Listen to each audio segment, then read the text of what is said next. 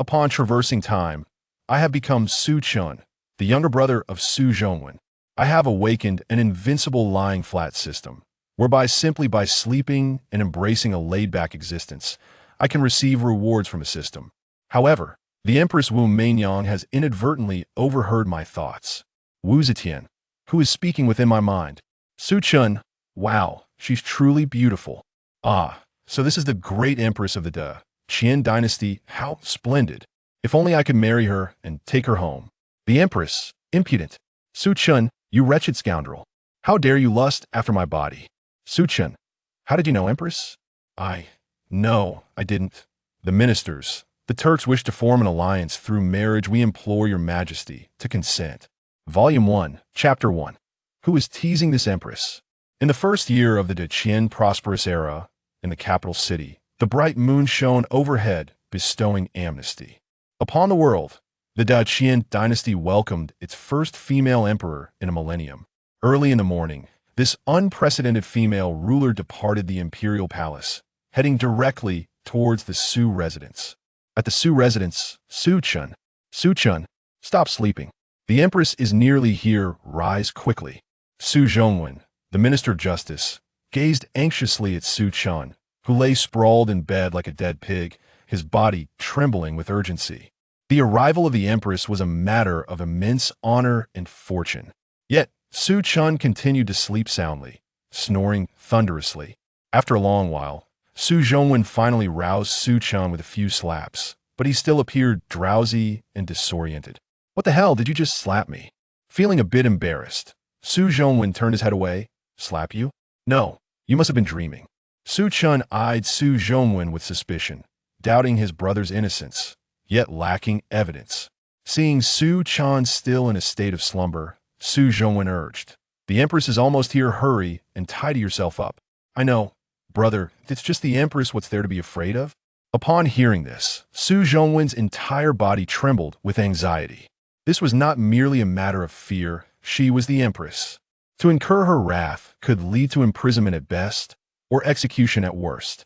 And besides, was this just a case of oversleeping? Wasn't he always like this? "You lot, come here and help Su Chen get dressed." Su Zhongwen stomped in frustration, hastily urging the nearby maidens to assist Su Chen with his grooming. This was no trivial matter. If it escalated, he could face the death penalty. Speaking of Su Chen, Su Zhongwen often found himself questioning whether this fellow was truly his brother. The brothers were so dissimilar that they could hardly be deemed related. Su Chen, aside from his handsome features, had but one great passion: sleep. The remarkable aspect was that he could fall asleep anywhere, a talent that defined him. Yet, despite this, Su Zhongwen had no recourse. Their parents had passed away early, and as the elder brother, he could only show tolerance towards his younger sibling. Turning around, Su Chen had now cleaned up and donned his attire. However, though he stood upright, he appeared ready to collapse at any moment.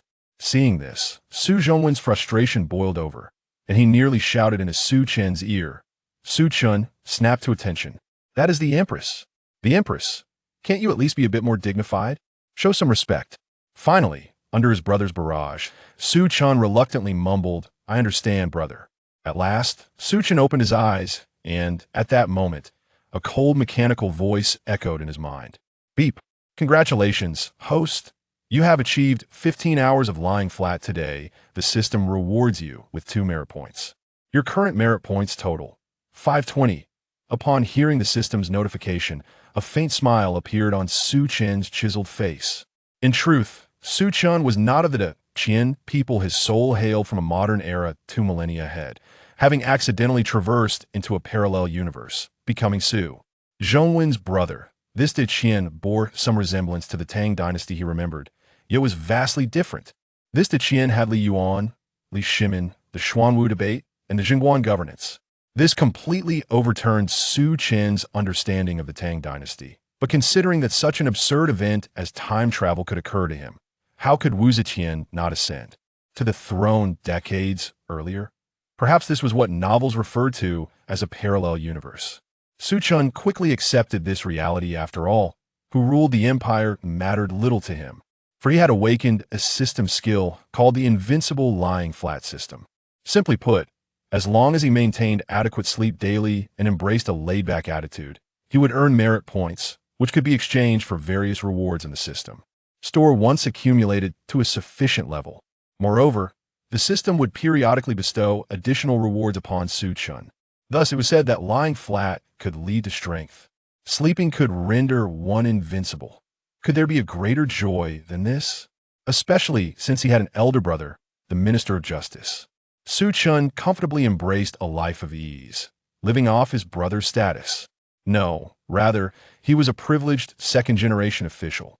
At the entrance of the Su residence, the Empress's procession was nothing short of extraordinary. The streets before the Su residence had long been cleared by soldiers. Numerous soldiers clad in golden armor, their expressions icy, stood like a bastion along the road. A dragon carriage approached, drawn by 6 magnificent horses, its body adorned with gold, silver, jade, and precious gems. The carriage bore intricate carvings of dragons and phoenixes, showcasing royal grandeur and luxury. Inside the dragon carriage sat Wu Zetian, the first and only female emperor since the 3 sovereigns and 5 emperors. I, Minister Su Zhongwen, pay my respects to your Majesty. At the sight of the approaching dragon carriage, Su Zhongwen hastily ushered Su Chen to bow in reverence. Though this act of bowing felt cumbersome, Su Chen was merely lazy, not foolish, and naturally performed the gesture with proper decorum. Minister Su need not be overly courteous. A cold yet commanding voice, laced with allure, emanated from within the dragon carriage. Then, the curtain of the carriage was gently lifted by the attending lady-in-waiting, Shangwan, and beneath the azure sky, the legendary first female emperor finally revealed herself to the onlookers. The Empress's features were exquisite, her face sculpted with clarity, and her elegant curves perfectly embodied her personality and charm, rendering it difficult to avert one's gaze. Even clad in a wide golden dragon robe, her proud silhouette was not obscured in the slightest. Between her brows lay an air of icy pride, her imperial presence commanding respect. Su Chen was instantly captivated by the awe-inspiring Empress. Wow, she's so stunning. This is indeed the legendary Empress Wu Zetian. Suddenly, the Empress's expression shifted, for a voice had unexpectedly echoed in her ear. Who is speaking? Who dares to utter my name so freely?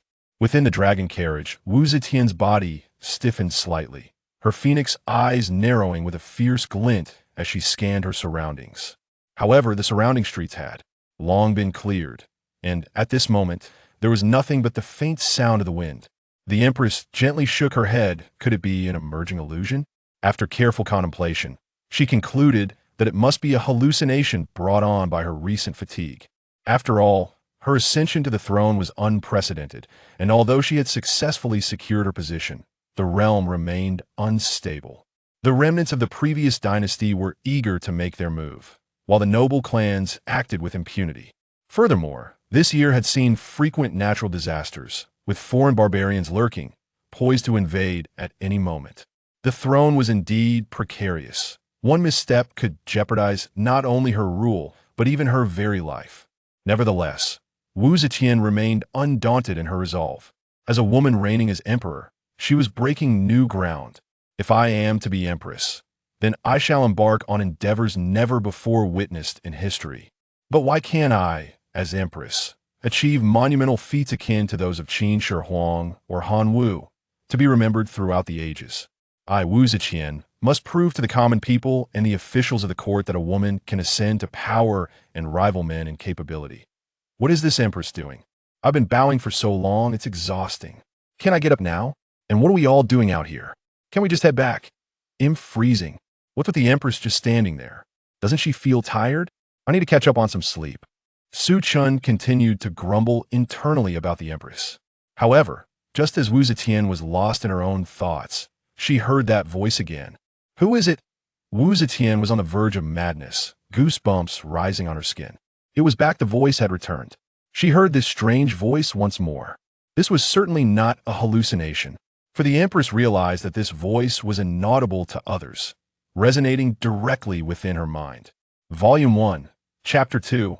Do not gaze upon me, or I shall devour you, your majesty. What troubles you?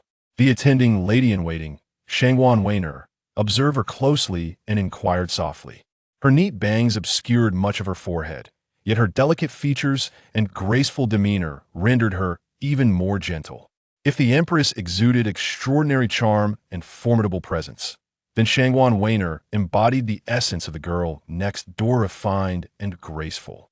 Both possessed enchanting beauty, yet they were starkly contrasting, akin to ice and fire, for Weiner was anything but cold. "It's nothing," the Empress replied. "Minister Su, are you satisfied with the residence I have chosen for you?" Supported by Shangguan Weiner, the Empress slowly descended from her dragon carriage, her gaze still surveying her surroundings. That voice had inexplicably echoed in her mind, and it appeared not once, but twice. The Empress was certain she had not misheard. Yet one thing perplexed her. From where did this voice emanate? Who had uttered it? And why could only she hear it? "Thank you for your grace, your majesty. I am overwhelmed and unworthy," Su Zhongwen bowed, expressing his gratitude. In his youth, Su Zhongwen had participated in the Great Qian examination, excelling in classics, and had served as a local official, honing his capabilities, which led to his recommendation by the Grand Chancellor, Yin Liben. This spring, he was also appointed as the Minister of Justice. The Empress slightly shook her head, her thoughts still entangled with the bizarre voice. Judging by the tone of the speaker, it seemed he was unaware that she could hear his words. Thus, she must have been privy to the inner thoughts of the speaker. This was indeed intriguing. Moreover, analyzing the content, it appeared that the speaker was within the Su residence. Given that it was someone from the Su household, the scope for investigation had narrowed significantly, and the Empress's gaze shifted towards Su Zhongwen. As soon as their eyes met, Su Zhongwen hurriedly lowered his head and spoke in a deep voice. "I humbly welcome your majesty to our residence." The Empress nodded slightly, her gaze drifting away. If that voice had indeed originated from Su Zhongwen's thoughts, she found it utterly unbelievable. After all, such a loyal minister, one she had personally nurtured, would never harbor such disparaging thoughts about her. Just as the Empress was about to enter the Su residence, that voice echoed once more. "Damn it, this Empress is beautiful and alluring, but why does she seem so slow to react? Is she suffering from dementia? Well, at least I can finally get inside after that. This little beauty can chat with my brother as much as she likes as long as she doesn't disturb my sleep." The Empress halted her steps as she ascended the steps to the Su residence, then turned to glare at Su Chen, who had been feigning innocence beside her but was secretly criticizing her. At that moment, Wu Zetian shot a fierce look at Su Chen. "If I am not mistaken, you are the one who just slandered me. How dare you imply that I am slow to respond, you shameless wretch? And to suggest I suffer from dementia, although I do not fully grasp the term's meaning, I understand its implications from the words alone. How dare you call me old? Where am I old? And to refer to me as little beauty, you audacious scoundrel. It's over. I feel like I'm in deep trouble." Seeing the Empress gaze shift towards Su Chen, Su Zhongwen inwardly lamented. His brother was notoriously lazy, and if it weren't for the formalities of the Su residence, Su Zhongwen would not have roused Su Chen at all. Given Su Chen's relaxed demeanor, he could easily offend the Empress. Having finally seen the Empress enter the residence, Su Zhongwen felt relieved, but he had not anticipated that Su Chen would catch the Empress's attention. "Your Majesty, this is my brother Su Chen. He is honest and simple, though his character is somewhat Su Chen. Quickly pay your respects to Her Majesty," Su Zhongwen hastily said. However, how could an elder brother openly criticize his younger brother's laziness? Su Chen was bewildered only upon Su Zhongwen's reminder. Did he bow deeply to the Empress? Commoner Su Chen pays respects to your Majesty. Su Zhongwen was the Minister of Justice, a significant official in the Great Qian dynasty, while Su Chen held no official title or accolades and was merely a commoner. Though Su Chen was bowing to the Empress, his inner thoughts flowed ceaselessly. Is this Empress foolish? What's her issue? She's clearly on the verge of stepping inside, but suddenly turns to look at me, still staring at me. Just try it, I might just devour you. At that moment, Su Chen was reminded of a rather amusing advertisement slogan. Yet, on his sharply defined face, he maintained an appearance of utmost respect and reverence. Though Su Chen and Su Zhongwen were brothers, they were strikingly different in appearance. Su Zhongwen was portly, exuding the aura of a bureaucrat, while Su Chen stood tall, handsome, and athletic. Yet, Regrettably, the public perception of these two young gentlemen from the Su family was entirely opposite. The handsome Su Chen lounged at home, idly awaiting his fate, living life as a mere slacker. However, the portly Su Zhongwen is indeed a rare and extraordinary talent in this world. The Empress gazed sternly at the honest and straightforward Su Chen before her, yet within her heart, a tempest of fury raged. Had it not been for my ability to hear your innermost thoughts, I might have truly been deceived by your seemingly upright demeanor. The Empress seethed with indignation despite her familiarity with the treachery of the court. Su Chen's disguise had shattered her perception of reality. How can one be so shameless? How can one descend to such depths of shamelessness?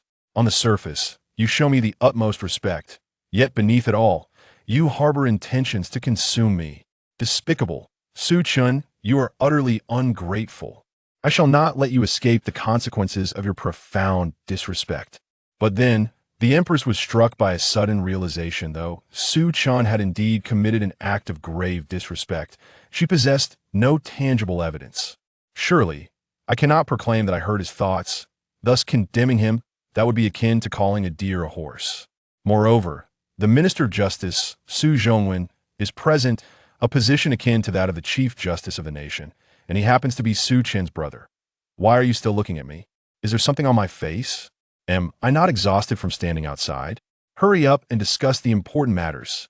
That said, the little maid beside the Empress is quite beautiful. How delightful it would be to marry her. Su Chen maintained his facade of innocence, yet internally, he couldn't help but voice his incessant complaints. However, this time, Su Chen's thoughts were genuinely sincere after all. Shangwan Wanner appeared gentle, graceful, and understanding, the kind of woman one would wish to bring home. Volume 1, Chapter 3. You're interesting. Your whole family is interesting, Your Majesty. Su Zhongwen inquired once more at that moment. Even he found it difficult to discern the Empress's thoughts. His brother, so unremarkable and seemingly lazy, what was there to admire? It is nothing. I was merely reflecting on certain matters. However, your brother does possess some intriguing qualities. A faint smile graced the stunning visage of Wu Zetian, yet within her heart, a simmering resentment festered. Ah, Su Chen, I never would have imagined that beneath your seemingly honest exterior lay such thoughts. Your disguise is masterful. Had I not heard your true intentions, I might have been led to believe you. Yet, you likely cannot fathom that I have grasped your thoughts with utmost clarity. Interesting. You are the one who is interesting. Your entire family is interesting. Damn it. Who asked your entire family to be emperors? Your father is an emperor. Your husband is an emperor.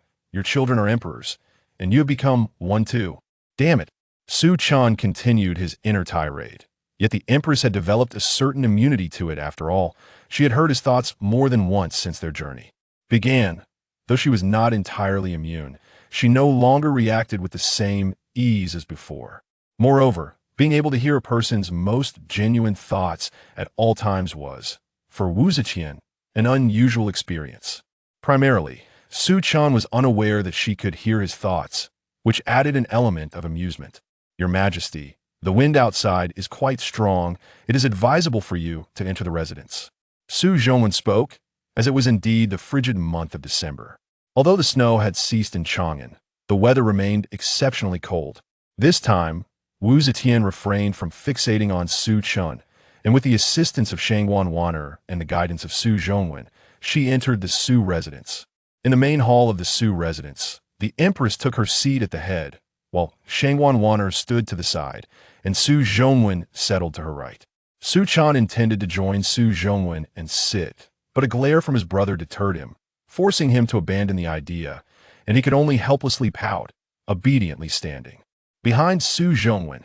As a mere commoner, Su Chen held no right to sit before Empress Wu Zetian. Yet, as he stood, Su Chen's posture became increasingly languid.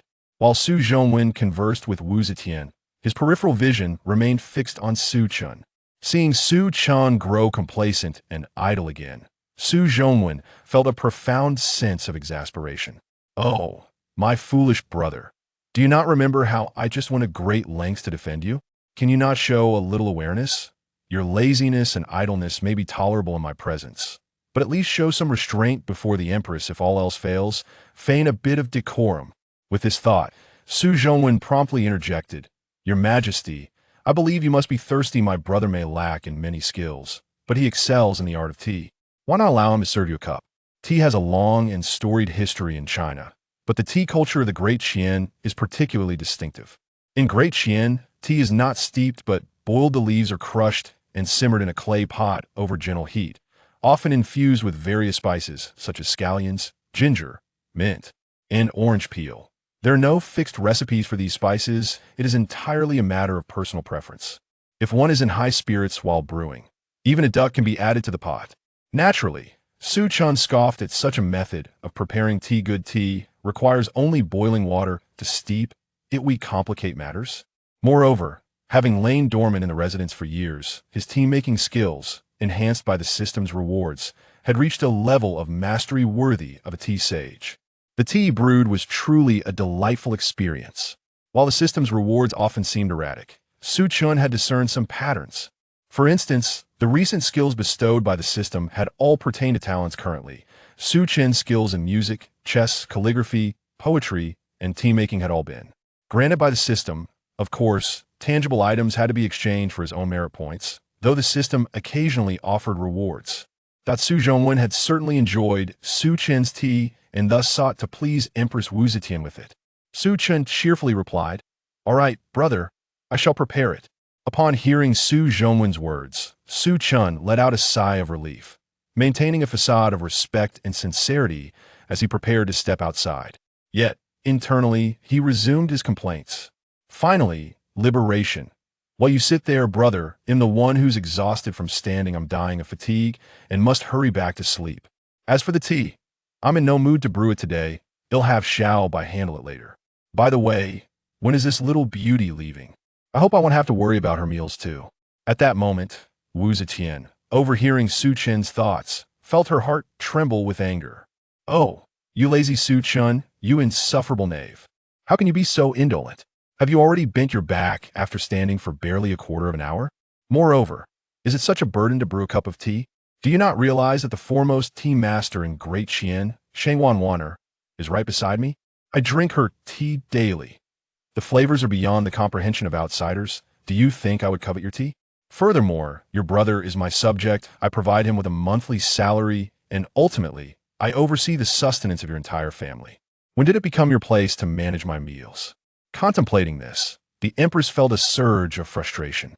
Yet, a faint smile graced her lips as she turned to her trusted attendant, Waner, and said, "Waner, please assist young Master Su and prepare a pot of tea for me. In this frigid weather, I long to savor a cup of tea brewed by your skilled hands." Waner replied softly, "Yes, your Majesty." She then approached Su Chen and gently requested, "Young Master Su, might you lead the way? I shall brew tea for Her Majesty." There was a hint of pride in Waner's tone, for as the Empress's most trusted female official, she was both knowledgeable and exceptionally skilled in the art of tea-making. Renowned throughout Chang'an. At that moment, Su Chen was momentarily taken aback, gazing at Waner. Though he refrained from voicing his thoughts, his mind was rife with unspoken critiques. "Wana, is this indeed Waner, the most talented woman of the Great Qian? How breathtakingly beautiful! She is truly remarkable. But what does this charming lady imply? Is it merely to brew tea? Why send Waner to keep an eye on me? Do you fear that I might poison the tea? This Wu Mainyang is rather overly cautious, yet perhaps it is warranted. A woman reigning as an empress is unprecedented, akin to a hen crowing at dawn. However, Waner's position is undoubtedly precarious. With the passing of Emperor Taizong, the title of Heavenly Khan has lost its significance, and the barbaric tribes stir restlessly. A single misstep could invite border invasions. Moreover, the political landscape is unstable, with old ministers from the Jingguan era, aristocratic clans, and the common folk each harboring their own ambitions. The throne must feel like sitting on a bed of needles. Yet what concern is this of mine? I shall simply remain a diligent slacker, content to be a laid-back prince, and let the burdens fall upon others. Enough contemplation, I feel weary. When can I return to my slumber? Volume 1, Chapter 4. Indeed, Waner brewed an exquisite pot of tea. Although Su Chen still harbored some inner complaints, he dutifully accompanied Waner to prepare the tea. At that moment, Empress Wu Zetian ground her teeth in frustration, wishing she could dismantle Su Chen piece by piece. You wretched Su Chen, how dare you slander me so? Am I truly that petty? And when did Shangwan Wanner become the foremost talent of the Great Qian? However, upon hearing Su Chen's last two remarks, the Empress's thoughts surged like a tidal wave. Just from that single statement, it was evident that Su Zhongwen's younger brother was no ordinary individual. Su Chen's words encapsulated the multitude of dilemmas the Empress currently faced. The notion of a hen crowing at dawn signifies a usurpation of the rooster's role. As an empress who had overstepped her boundaries, she indeed faced numerous challenges. Foreign barbarians, loyal ministers from the Zhongwen era, aristocratic clans, commoners, and even her own Wu family members, all had ulterior motives. Her throne was precariously unstable. That scoundrel Su Chen, were it not for my ability to hear your thoughts, I might have been deceived by your facade of humility and simplicity. It's all a ruse. You are nothing but a silver-tongued charlatan, a traitor masquerading as loyal. The Empress seethed internally. Su Chen clearly understood everything, yet he chose to remain a layabout, consumed only by thoughts of slumber. Did he possess no ambition at all? Such brilliance wasted. She had never encountered such a wasteful and shameless person before. At this moment, the Empress had never loathed anyone for their lack of ambition to this degree. It transcended mere ambition. It was a singular focus on lazily consuming resources without contributing. What was worse, he was a slothful idler who neither engaged in wrongdoing nor committed any crimes, one who could not even be caught in a transgression. Fortunately, Su Chen's musings ceased as he led Shangwan Wanner to brew tea. In the main hall, only the Empress and Su Zhongwen remained. The Empress composed herself and then inquired, Su Chen, do you know the purpose of my visit today? At this juncture, Su Zhongwen adopted a serious demeanor, buoyed by the fact that Su Chen had departed, alleviating any concern over inciting the Empress's ire. However, what Su Zhongwen could not fathom was that Su Chen had already left an indelible impression in the Empress's heart, one that could not be easily erased. Your Majesty's visit must pertain to matters of the Ministry of Justice, Su Zhongwen stated gravely. Although he had been promoted to Minister of Justice, he was acutely aware of the gravity of the issues before him. Within the Great Qian's bureaucratic structure, the Ministry of Justice governed legal judgments. Yet the Dali Temple and the Censorate also held similar responsibilities, albeit with slight variations in focus. The Dali Temple dealt with civil matters across the realm, while the Censorate primarily scrutinized officials, its members being the most vocal critics in the court. The Ministry of Justice focused on imperial relatives and nobility. While their powers were comparable, their emphasis differed. If Su Zhongwen's role as Minister of Justice paralleled that of a Supreme Court Chief Justice, then the Censorate resembled the Prosecutor's office, and the Ministry of Justice could be likened to the Public Security Bureau. In cases of extreme significance or complexity, the Emperor would order a joint hearing by the three departments, namely, the Ministry of Justice, the Dali Temple, and the Censorate. Indeed, the previous Minister of Justice had acted indecisively, resulting in a backlog of cases that had incited public discontent. Thus, I have appointed you, Su Chen, as Minister of Justice, hoping you will administer justice fairly and enforce the law with integrity. The Empress regarded Su Zhongwen with keen anticipation. Despite the current chaos in the court, resolving the issues would require a meticulous and methodical approach. The most pressing matter before the Empress was the accumulation of numerous cases within the Ministry of Justice, many of which were entangled with high-ranking officials, members of the Wu family, or imperial relatives. Each case was extraordinarily complicated, involving court officials, Wu clan members, or princes and princesses. Consequently, such matters were beyond the capabilities of ordinary individuals. In just this year alone, nearly 1,000 cases had piled up in the Ministry of Justice, a situation unprecedented in its history. Does Your Majesty truly wish for me to deliver fair judgments and uphold the law? Su Zhongwen asked with utmost seriousness. Although he had yet to officially assume the role of Minister of Justice, he was aware of the ministry's current plight, and many in the court were eager to witness his downfall. I wish for you, Su Chen, to restore justice for the people. I hope the words clear as a mirror are not merely ornamental. I desire for you to embody righteousness and transparency. The Empress declared with grave intent. I understand, Your Majesty, but the situation is complex, and my actions may offend many. Su Zhongwen replied soberly. He recognized the challenges of the Minister of Justice position, yet knew he must confront them head-on. Upon hearing Su Zhongwen's declaration, Wu Zetian promptly expressed her unwavering support. You should proceed without hesitation, Su Chen. as long as you act according to the law and with evidence. I shall wholeheartedly back you. In the main hall, the conversation between Wu Zetian and Su Zhongwen was fervent, while in the side chamber, Shangguan Wanner and Su Chen began their distinct tea brewing techniques. In this parallel universe of the Qian dynasty, the art of tea preparation was quite prevalent, especially in the northern city of Chang'an during the frigid winter season. A steaming cup of brewed tea could indeed warm one's insides. In the side chamber, a small stove held a teapot, bubbling away with the tea infusion. Shangguan Wanner retrieved a small wooden box containing an array of dried spices, ginger, garlic, orange peel, flower petals, lotus seeds, and more, a veritable cornucopia of flavor. With deft fingers, she danced as she added the various ingredients into the teapot, sprinkling them in as if casting flowers. After emptying nearly all the contents of the small wooden box into the pot, she finally paused and covered it. After this flurry of activity, a light sheen of sweat adorned her forehead. But upon noticing Su Chen's astonished expression, a smile crept upon her lips. "See, you rustic fool. Have you ever witnessed such an exquisite method of tea preparation?" Despite her disdain for Su Chen, her demeanor remained unruffled. "Sir, do you find Wanner's tea brewing skills to your liking?" Su Chen promptly raised his thumb in approval. "Indeed, Miss Wanner brews an excellent porridge. Tea." Volume 1, Chapter 5. The young lady's appetite is rather impressive. Shangguan Wanner felt a surge of annoyance. It seemed the second son of the Su family was not particularly astute. Tea is tea, and porridge is porridge. How could they be considered the same? With this thought, Shangguan Wanner's eyes glinted mischievously as she addressed Su Chen. "Thank you for your kind words, young Master Su. Earlier, Lord Su mentioned that your tea-making skills are exceptional. Might I be granted the pleasure of witnessing them?" Though Shangguan Wanner wore a charming smile and appeared demure, inwardly, she was seething. How could her unparalleled tea-making prowess be dismissed as mere porridge by Su Chen? After all, brewing tea is hardly a complex task.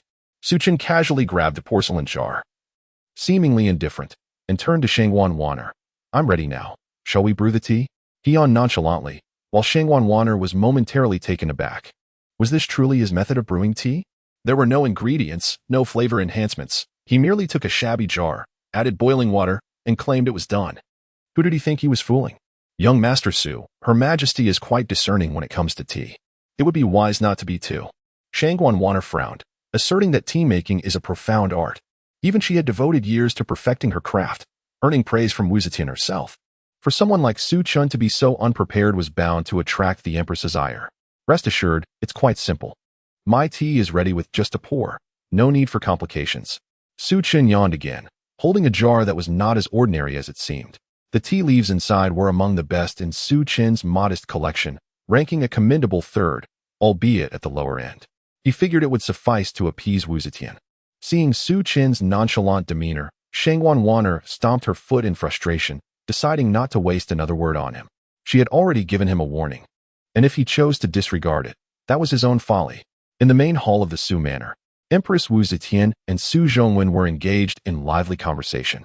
The Empress sought to re-establish judicial authority and was intent on taking action against royal relatives.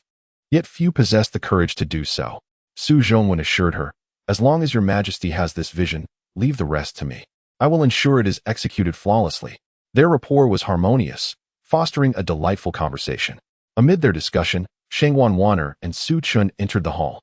"Your Majesty, the tea is ready," Shangguan Wanner announced, beaming as she presented 2 steaming cups of tea with the utmost elegance, first offering one to the Empress. Wu Zetian, observing the tea brewed by Shangguan Wanner, wore a satisfied smile.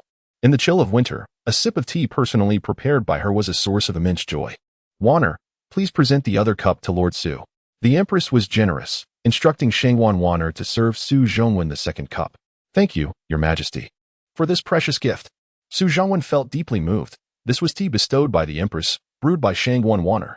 The Empress took a delicate sip, exhaling softly, as if her entire being had been elevated by the tea.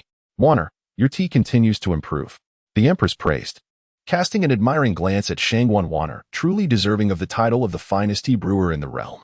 Humph, this woman merely drank some porridge. And look at her exaggerated reaction. What a display. Moreover, the tea brewed by Shangguan Wanner lacks any true tea flavor. It resembles a hodgepodge. If warmth is the goal, why not just have hot pot? Su Chen continued to grumble inwardly, Not that he disdained Shangwan Wanner's tea artistry, but rather, what she had prepared bore no resemblance to tea, resembling instead a bowl of laba congee. At this moment, the Empress was relishing the tea brewed by Shangwan Wanner. Typically, these moments were when Wu Zetian found her greatest relaxation and enjoyment, yet today, her brow furrowed slightly. It was tea that Shangwan Wanner's tea was lacking in aroma. But rather, it was that insufferable Su Chen whose inner thoughts had resurfaced. I merely praised Shangwan Wanner, yet he calls it exaggerated. Where's the exaggeration? Wanner is the finest tea brewer in the realm. Does he possess no discerning taste? Can her tea be compared to a mere hodgepodge? And what is this hot pot? Is it truly more warming than Wanner's tea? The Empress pondered, casting a glance at Su Chen. You rascal. Su Chen, earlier. Su Qing mentioned you would also brew tea for me. Where is your tea? The Empress spoke coolly, firmly believing that no one in the current era could surpass Shangwan Wanner in tea-making prowess. This woman has quite the appetite. She's already had 2 bowls of that hodgepodge and still isn't full. Very well, this pot of chrysanthemum tea shall suffice for you. Fortunately, I still have superior tea at home. Su Chen thought, grumbling internally, but his handsome features remained earnest. Your Majesty, I shall brew tea for you right away. Wu Zetian raised an eyebrow slightly. This impudent boy dared to harbor such thoughts about her? Moreover, he clearly had better tea at home. Yet he chose to present her with a mere pot of chrysanthemum tea. This rascal was utterly detestable, appearing honest while being cunning beneath the surface. Surely even Su Zhongwen had been deceived by this little scoundrel. As they spoke, Su Chen had already poured the chrysanthemum tea from the jar into the teapot, then quickly steeped it with boiling water, producing a fragrant cup of chrysanthemum tea in an instant. Your Majesty, my tea is ready, Su Chen declared earnestly. Yet both the Empress and Shangwan Wanner exchanged incredulous glances. Was this his idea of brewing tea? Simply pouring boiling water over the leaves and calling it tea? How could this be deemed acceptable tea-making? And how could Su Zhongwen consider it commendable? Did he truly lack such basic discernment? Your Majesty, Su Chen's tea is uniquely styled. I implore you to give it a taste. Su Zhongwen, feeling a sense of urgency, seized the teapot from Su Chen and poured a cup for both Wu Zetian and himself. Although the most prevalent method of tea drinking in Great Qian was still boiling tea, Su Zhongwen had grown accustomed to enjoying the tea Su Chen brewed at home. After experiencing the flavor of Shangwan Wanner's tea, he found it difficult to describe, as it was simply too overwhelming. In the meantime, Su Zhongwen eagerly awaited the tea that Su Chen had prepared. Volume 1, Chapter 6. The Empress became anxious. Knock, knock, knock. Su Zhongwen drained 3 bowls in quick succession. Wu Zetian observed Su Zhongwen as he downed 3 bowls in quick succession, momentarily taken aback. The tea brewed by Su Chen must have been insipid and unpalatable, yet Su Zhongwen drank with such gusto. Suddenly, Wu Zetian's body trembled as realization dawned upon her. It must be that Su Qing was reluctant to dampen Su Chen's confidence, thus feigning such enthusiasm. Wu Zetian comforted herself with this thought, for she could not fathom any other explanation. Why would one forsake the exquisite tea brewed by the eminent Shangwan Wanner to indulge in this coarse concoction? Su Qing's beverage was not merely tea. It was an expression of affection for her younger brother. Oh, Your Majesty, why do you not partake? This tea possesses a unique flavor, distinct from that brewed by Lord Shangwan, each with its own merits. After downing another 3 bowls, Su Zhongwen wiped his mouth, exclaiming that he had finally tasted something remarkable. After all, his brother was notoriously lazy, spending his days in slumber. On ordinary days, even if Su Zhongwen wished to savor the tea brewed by Su Chen, it was a rare opportunity. Although Su Chen's tea-making skills appeared rather ordinary, merely pouring water, it was this very simplicity that no one in the household could replicate the distinctive taste of Su Chen's brew. At that moment, Wu Zetian was slightly taken aback, gazing at the amber liquid in her bowl and then at the fervent Su Zhongwen. The Empress found herself in a predicament. It would indeed be ungracious to refuse. Very well, I shall sample the tea crafted by my brother. Wu Zetian nodded, though internally she felt a twinge of reluctance. Having experienced the exquisite tea brewed by Shangwan Wanner, she was not particularly inclined to try the bland concoction from Su Chen, especially given its rudimentary brewing method. However, Su Chen's inner voice echoed once more. This woman, if she does not wish to drink, she need not. Yet she still chooses to act haughty towards me. I have not forced her. If she cannot enjoy my special chrysanthemum tea, that is her loss. And yet she still remains unsatisfied. The Empress's delicate brows furrowed at Su Chen's thoughts. Despite his cleverness, his character left much to be desired. This was what one referred to as knowing a person's face but not their heart. As Wu Zetian pondered, she took a sip of the amber tea. To her astonishment, her expression subtly transformed. Initially, her brows were slightly knitted, partly due to her aversion to such a crude beverage and partly due to her disdain for Su Chen's thoughts.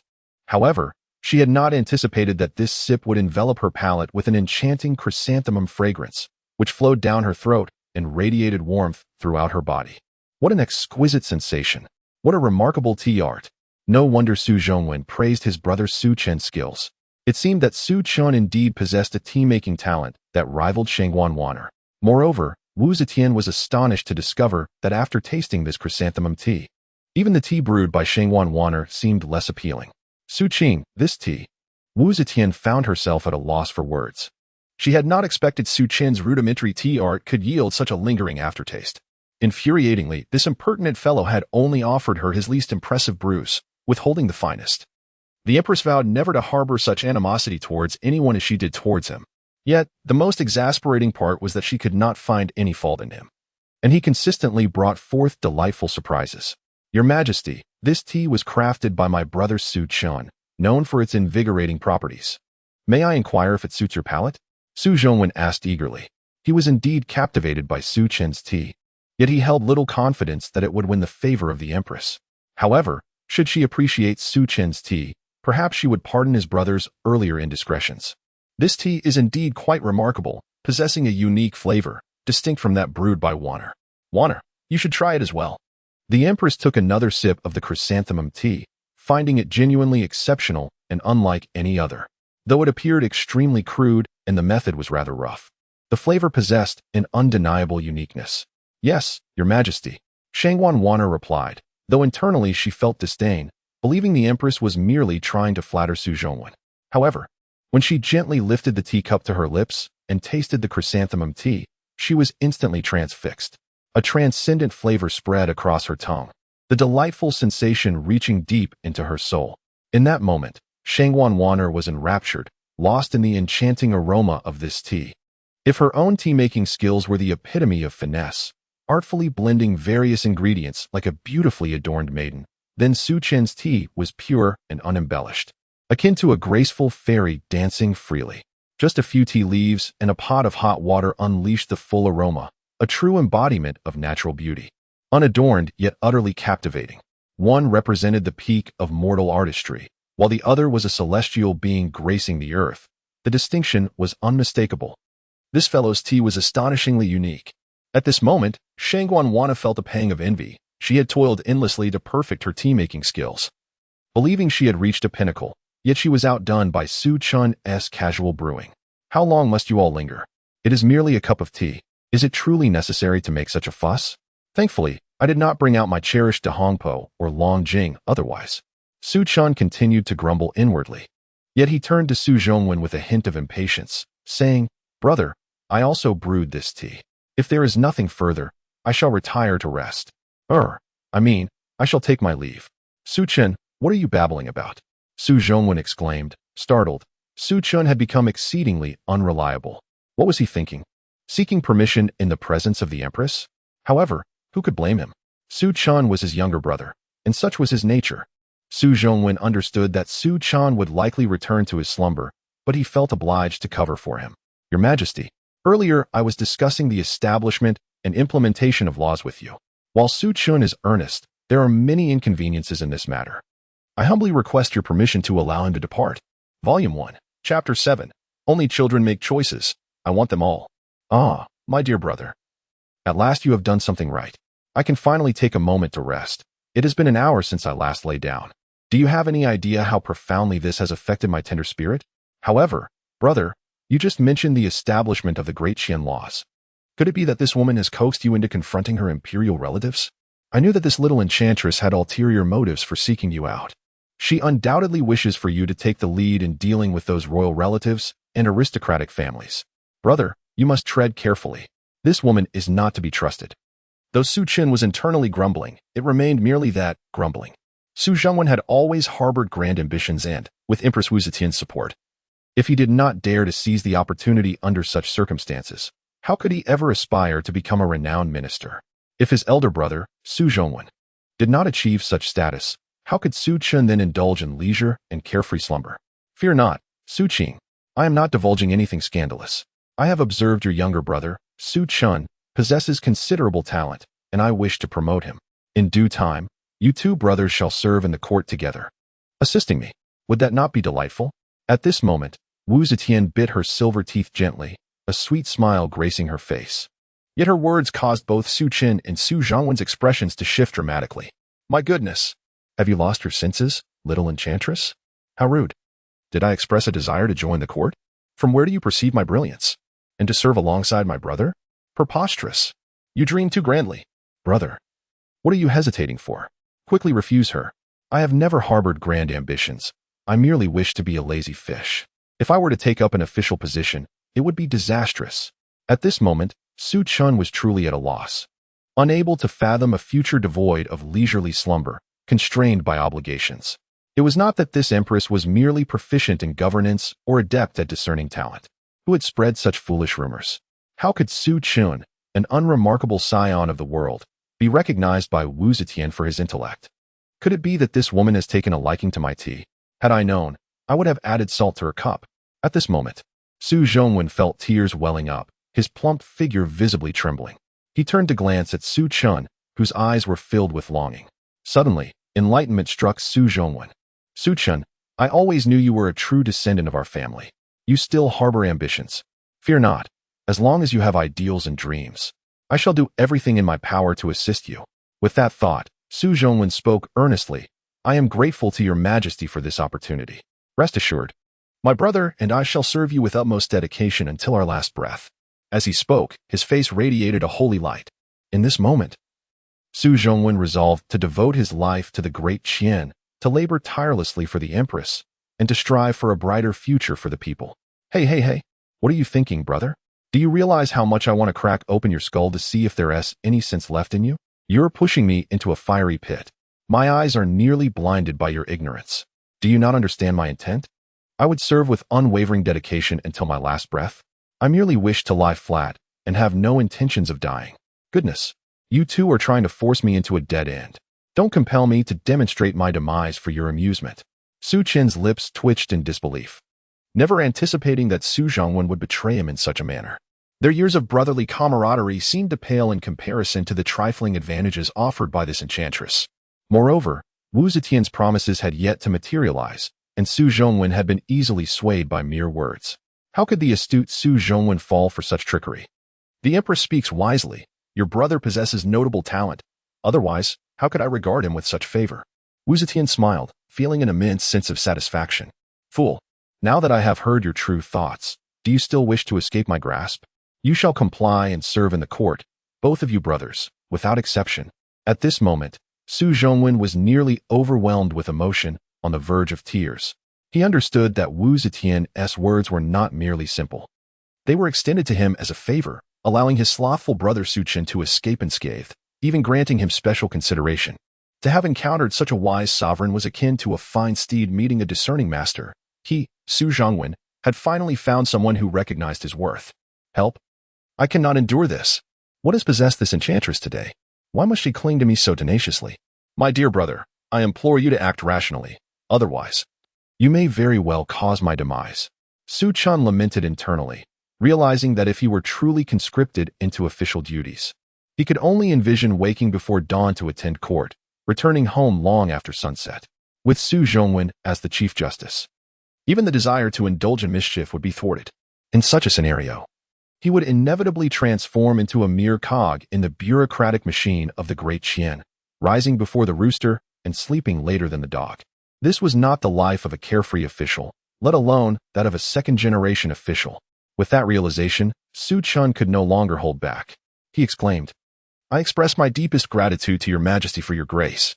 However, I am but a humble individual, lacking in skill and talent. I am merely idle, possessing neither the strength for even the simplest tasks nor the literary prowess to fulfill such responsibilities. Should I take up an official position, I fear it would tarnish my brother's reputation and fail to meet your Majesty's expectations. It would be best for me to remain an honest commoner. At this juncture, Su Chen felt compelled to refuse, knowing that if Wu Zetian and Su Zhongwen collaborated, he would undoubtedly be assigned a position, likely a minor one. Thus, he resolved, under no circumstances would he accept such a fate. Chapter 8. The Shameless Empress Harms Me. Meanwhile, the previously perturbed Shangguanwaner, who had been left reeling from the bitter chrysanthemum tea, now covered her mouth in astonishment with her cold little hand. Her eyes wide in disbelief as she gazed at Su Chen. The lineage of Shangguanwaner is indeed extraordinary. She is the granddaughter of the current Prime Minister, Shangguani, which marks her as someone of noble birth. How else could she have caught the eye of the Empress and become her trusted lady-in-waiting? However, despite her prestigious background, she has never encountered someone as ungrateful as Su Chen. The Empress, recognizing Su Chen's potential, invited him to serve in the court, only for him to audaciously decline. My heavens, could the second son of the Su family truly be a fool? At this moment, Shangguanwaner felt a buzzing in her head. Upon hearing Su Chen's words, Su Zhongwen quickly grasped the situation. The Empress's unprecedented favor towards the two brothers from the Su family was indeed a rare occurrence, which deeply moved Su Zhongwen. For anyone else, such an opportunity would be unparalleled, considering the multitude of officials in the Qian dynasty. Yet only a select few are remembered by the Empress. Typically, when someone is favored in such a manner, they would bow in gratitude and vow unwavering loyalty to the Empress. But he is Su Chen, a man who, regardless of the storms or tribulations, insists on enjoying a full 8 hours of sleep each day. How could he accept an official position? With this thought, Su Zhongwen began to hesitate. After a lengthy silence, he finally spoke. Although the Empress's favor was immense, out of concern for Su Chen, he felt compelled to firmly reject the Empress Wu Zetian's gracious offer. Your Majesty, my brother is quite simple-minded. I fear he may not grasp the intricacies of court politics. Furthermore, I hold the position of Minister of Justice, which is already an exceptional elevation bestowed upon me by your Majesty. Should you appoint my brother as an official, I fear it may raise eyebrows among the other officials. I humbly request that your Majesty rescind this order. At this moment, Su Chen's heart began to revel in joy. Su Zhongwen's words were eloquent indeed. How marvelous it would be to see how the Empress would counter such a statement. I truly cannot believe that this stubborn woman would still consider me clever after hearing my brother's words. Is she not deluded? My brother has declared that I am too simple to serve in the court. The Empress, whose brows had initially relaxed, now furrowed once more, not due to Su Zhongwen, but because Su Chen's inner musings were incessantly critiquing her. This extraordinarily beautiful Empress silently ground her teeth in frustration. This insolent fellow was utterly intolerable. I extend my kindness to elevate you, to allow you and your brother to support one another in the court, and you show no gratitude. You even resort to self-deprecation to diminish your own worth. Su Chen, you scoundrel, do you think I cannot perceive your intentions? You claim to be honest and upright. But compared to you, your brother is the true virtuous one. You likely have no idea how many years you have deceived him. Yet, escaping my grasp will not be so simple. At this juncture, Wu Zetian spoke again. Su Chen, rest assured, while I select candidates for the court without bias, I also consider their abilities. In the upcoming spring, I shall hold the Imperial examinations, and you may allow Su Chen to participate. There are 2 months remaining until the examinations. During this time, you should guide your brother well. I believe with Su Chen's intelligence, he will surely excel and stand out. At that time, I will promote him, and it will be entirely justified. Furthermore, if I recall correctly, you were once a successful candidate yourself. Do you not wish for Su Chen to achieve the highest honor? The Empress's words resonated deeply with Su Zhongwen. Although Su Zhongwen's current talents have been validated, and he holds a significant position among the 6 ministries, he did not achieve the highest honor during his own examinations. The Qian Imperial examinations consist of 3 levels: the Jinshi, the Xingyuan, and the Zhuangyuan. The Zhuangyuan requires mastery of difficult policy strategies, poetry, and prose, while the Jinshi focuses more on easier subjects. Those who achieve the Zhuangyuan often look down on those who merely attain the Jinshi. Su Zhongwen had merely passed the easier Jinshi exams, which remains one of his few regrets in life. Wu Zetian's remarks struck a chord in Su Zhongwen's heart, directly addressing a sensitive issue. Wow, this little minx seems to know my brother too well. It's clear she has plotted this all along. Su Chen's heart screamed with fervor, urging, Brother, you must stand firm. You cannot bow to this woman. You are Su Zhongwen, a man of integrity. So what if you did not achieve the Zhuangyuan? You are destined to be the greatest prime minister of Qian, forever remembered in history. Yet, there was nothing Su Chen could do as the Empress was present. He could only observe the gradual shifts in Su Zhongwen's expression. Su Chen, you scoundrel. Do you truly believe you can escape my grasp? And do you think I would harbor ill intentions towards your brother? If it were you, no. It wouldn't work either. However, what was this detective Su Zhongwen? Wu Zetian pondered silently. At this moment, she felt a deep-seated resentment, yet her face radiated a warm smile. Su Chen, I must convey this. Although Su Chen is your brother, can you shield him from the storms of life forever? A fledgling bird must eventually soar into the vast sky.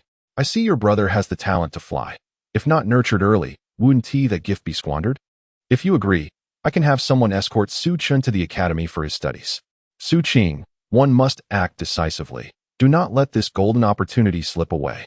As Wu Zetian concluded her remarks, Su Zhongwen's eyes visibly sparkled with excitement.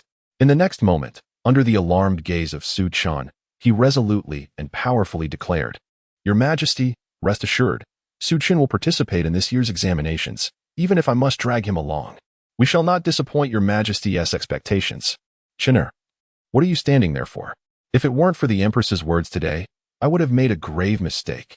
Rest assured, Chener, your innate talent. Your honest nature has been recognized, especially since the Empress has granted you the opportunity to study in the Inner Academy. You should express your gratitude for her grace immediately. At this moment, Su Zhongwen truly embodied the authority of a head of the family. He had come to a profound realization. The Empress's words were undeniably true. Su Zhongwen understood that he could not shield Su Chen from life's storms forever. Moreover, how could a man of the Su family be so ineffectual? In the past, he had allowed Su Chen to act recklessly, idling away his time, but now, faced with a remarkable opportunity, Su Zhongwen resolved to correct Su Chen's waywardness, determined to transform him into a pillar of the Great Qian. Su Chen inwardly cursed.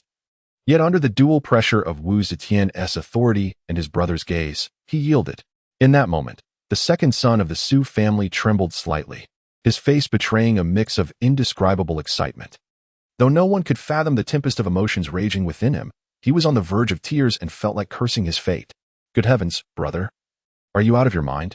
Are you being sold while counting the profits for someone else? This woman clearly has ulterior motives. She is not benevolent at all. Can't you see that? To attend the Inner Academy? With my unparalleled intelligence, do I need their lessons? Are they worthy to teach me? And participate in this year's Imperial examination? I'd rather not. Commoner Su Chen, I thank Her Majesty the Empress. Despite his silent lament, Su Chen was dragged by Su Zhongwen to respectfully pay his respects to the Empress, gritting his teeth. Oh no, standing properly to give his salute. Fear not. Su Chen, I can see your younger brother possesses great talent. Do not let personal grievances hinder Su Chen's future. The Empress smiled, though she was inwardly annoyed by Su Chen's silent mockery. Chener, I have something to impart to you.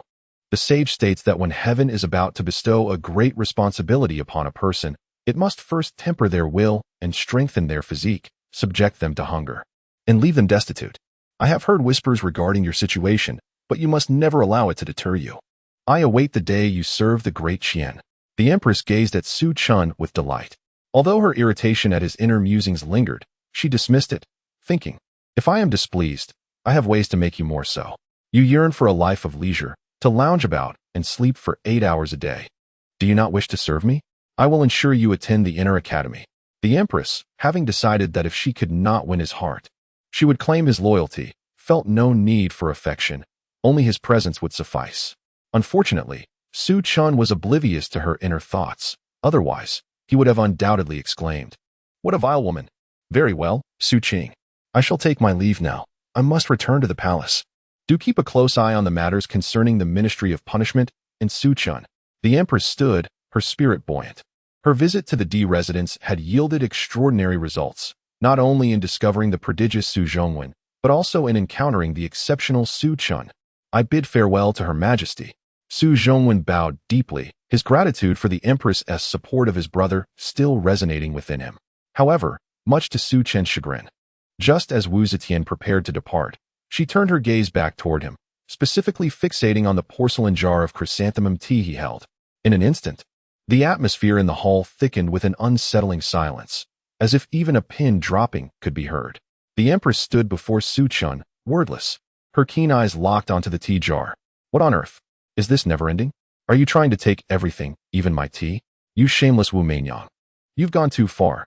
But Wu Zetian was indeed Wu Zetian. As long as she felt no embarrassment, she would act with complete confidence. After a brief moment, Su Chen finally succumbed and respectfully presented the jar of chrysanthemum tea with both hands. Your Majesty, if it pleases you, I humbly offer this tea. Ah, thank you, Chener. I shall not refuse. At that moment, Su Chen thought to himself, polite? How infuriating.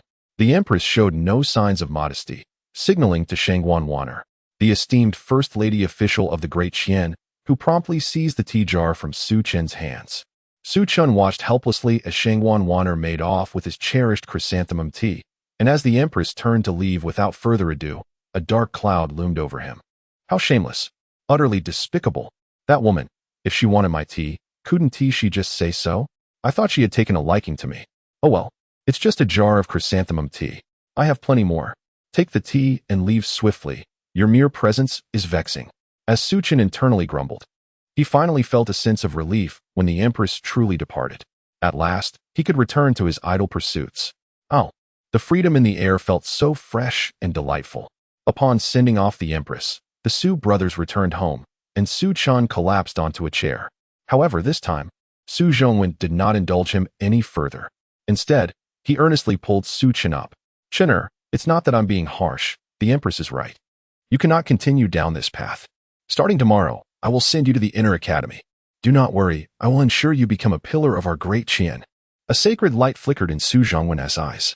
As Su Chen's elder brother, Su Zhongwen knew all too well that Su Chen was neither foolish nor dull. He was simply incredibly lazy.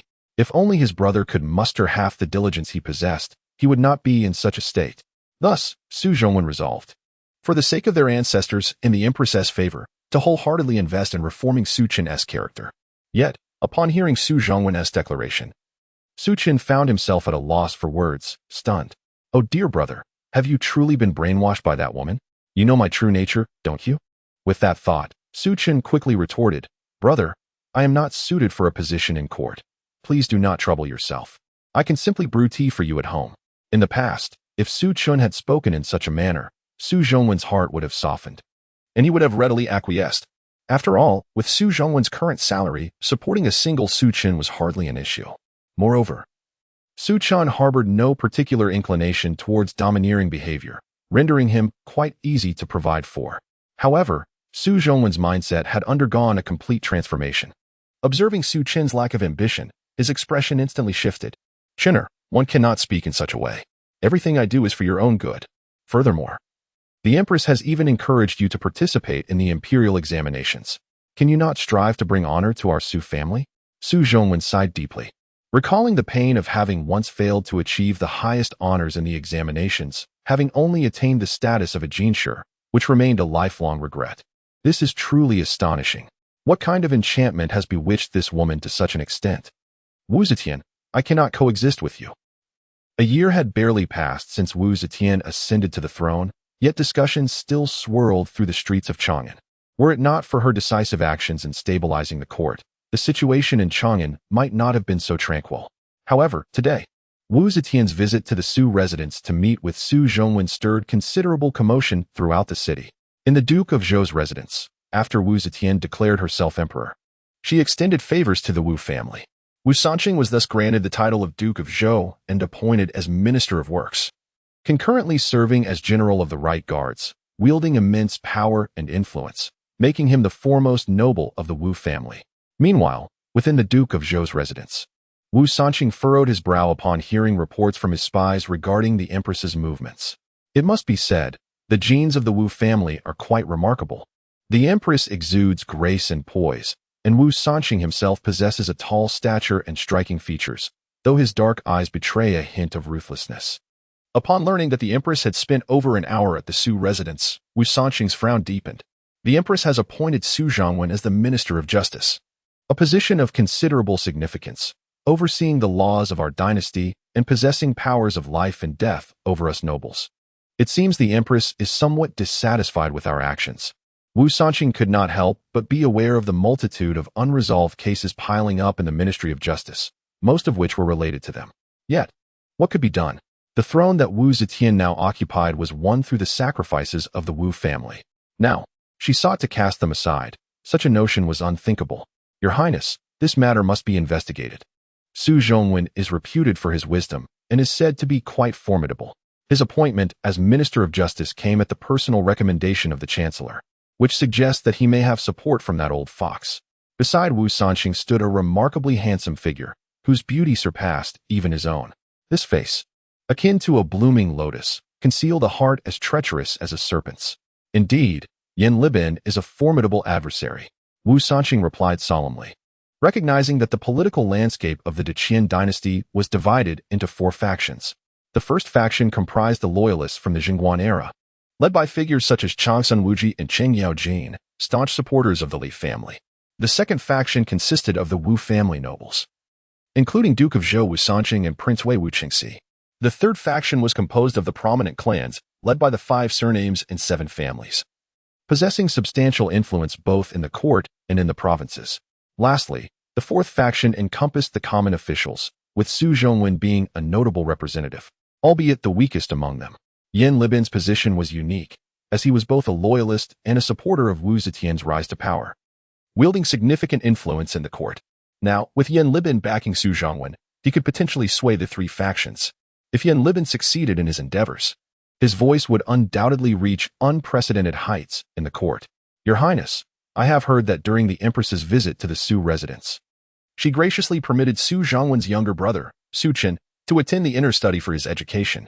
What is Su Chen's background? Wu Sanqing asked, his brow furrowing. Dealing with Su Zhongwen is already challenging. Adding Su Chen into the mix would complicate matters further. Rest assured, although Su Chen is reputed to be Su Zhongwen's brother, he is known to be idle and uneducated, posing little threat. I have a plan to embarrass him at the inner study. What do you think, Your Highness? Do not make it too obvious. Send a signal to Su Zhongwen, letting him know that certain matters are off limits. Wu Sanqing nodded in agreement, contemplating Yan Libin's intentions to support Su Zhongwen against them. I shall turn your weapon against you, old man, and see what you can accomplish. Yet, little did Wu Sanqing anticipate that the seemingly inconsequential Su Chen would later become a source of great trouble for him. Brother Zhang, I have always admired the intelligence of you 2 brothers.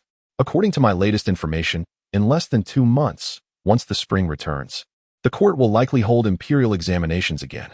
I hope you will seize the opportunity to achieve the highest honors, Wu Sanqing remarked, glancing at the Zhang brothers, Zhang Zongchang and Zhang Yizhi. Rest assured, Your Highness, the top position will undoubtedly belong to us. Zhang Zongchang, the one who had spoken, possessed a delicate and handsome visage, yet his appearance leaned towards the effeminate, enough to incite jealousy among women. Very well, as long as you secure the top position, I will wholeheartedly support you in becoming high officials in our Qian dynasty. Wu Sanqing exclaimed with delight, pondering how Yan Libin sought to cultivate alliances while he, too, would not remain idle. Meanwhile, discussions also flourished within the residence of Prince Wei Wu Qingxi, primarily regarding the Empress's unexpected visit to the Su residence, where she lingered for over an hour.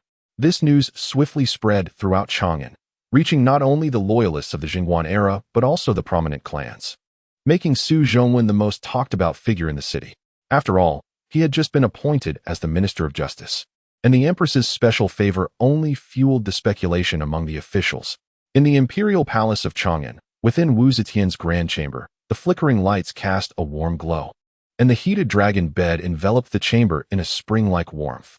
Behind the dragon desk, Wu Zetian, with her hair cascading freely, donned an expansive dragon robe, surrounded by a mountain of memorials awaiting her review. Nearby, a small stove held a brass kettle, where Shangwan Wanner busily prepared water, measuring out chrysanthemum tea into a purple clay teapot. Soon, the steam from the kettle's spout signaled that the water was ready. With deft hands, Shangwan Wanner grasped the brass kettle and poured the steaming spring water into the teapot, creating a scene reminiscent of a flowing galaxy. In an instant, a marvelous fragrance of chrysanthemums permeated the imperial chamber of Empress Wu Zetian. Observing the dried chrysanthemum tea leaves in the teapot, which blossomed with the infusion of spring water, it resembled vibrant chrysanthemums unfurling in the tea. Shangwan Wanner silently calculated the time in her heart. Moments later, she approached Empress Wu with the purple clay teapot and poured a steaming cup of chrysanthemum tea for her. Your Majesty, this is the tea brewing method taught by young Master Su, which I learned that day. I humbly invite your Majesty to savor it, Shangwan Wanner remarked, tinged with a hint of jealousy. Once, she had devoted 3 to 4 years to hone her tea-making skills to the pinnacle of the Qian dynasty, but unexpectedly, Her visit to the Su residence resulted in a stark comparison that left her heart heavy. It was only today that she realized brewing tea was far superior to merely boiling it. It turned out that to create a cup of tea with a lingering aftertaste, one need not add a plethora of seasonings, such as scallions, ginger, or star anise. It sufficed to unleash the inherent fragrance of the tea leaves with boiling water. Simply boiling the water and steeping the leaves produced a flavor akin to heavenly nectar, with an aroma surpassing that of celestial herbs, truly unforgettable. "Wanna, you have done well," Empress Wu remarked, her lips curling into a smile as she regarded the amber-hued tea, similar to that served at the Su residence. Su Chen, I must thank you for imparting such a tea-brewing technique to Wanner, for without you, I might never have tasted such exquisite tea. However, after just one sip, the Empress's brow slightly furrowed. Shangguan Wanner, ever observant, could not overlook the subtle frown of the Empress. "Your Majesty, is it that Wanner's tea has not been brewed properly?" she inquired, though her lineage as the granddaughter of Shangguan Yi, a man of status, did not shield her from hardship in her youth. Following her grandfather's downfall, she had been thrust into the inner palace with her mother, marked by a scar on her forehead, which explained her signature bangs. Nevertheless, after gaining the Empress's favor, she swiftly shed the identity of a mere servant, though the mark on her forehead remained. "Wanner, come and taste it yourself," Empress Wu urged. Allowing Shangguan Wanner to try the tea she had brewed, Wanner quickly poured herself a cup and brought it to her lips. Yet, after just one sip, her brow too began to furrow slightly. The flavor was not drastically different from the tea she had enjoyed at the Su residence, but something was amiss. It lacked that final touch that could elevate the chrysanthemum's fragrance to perfection.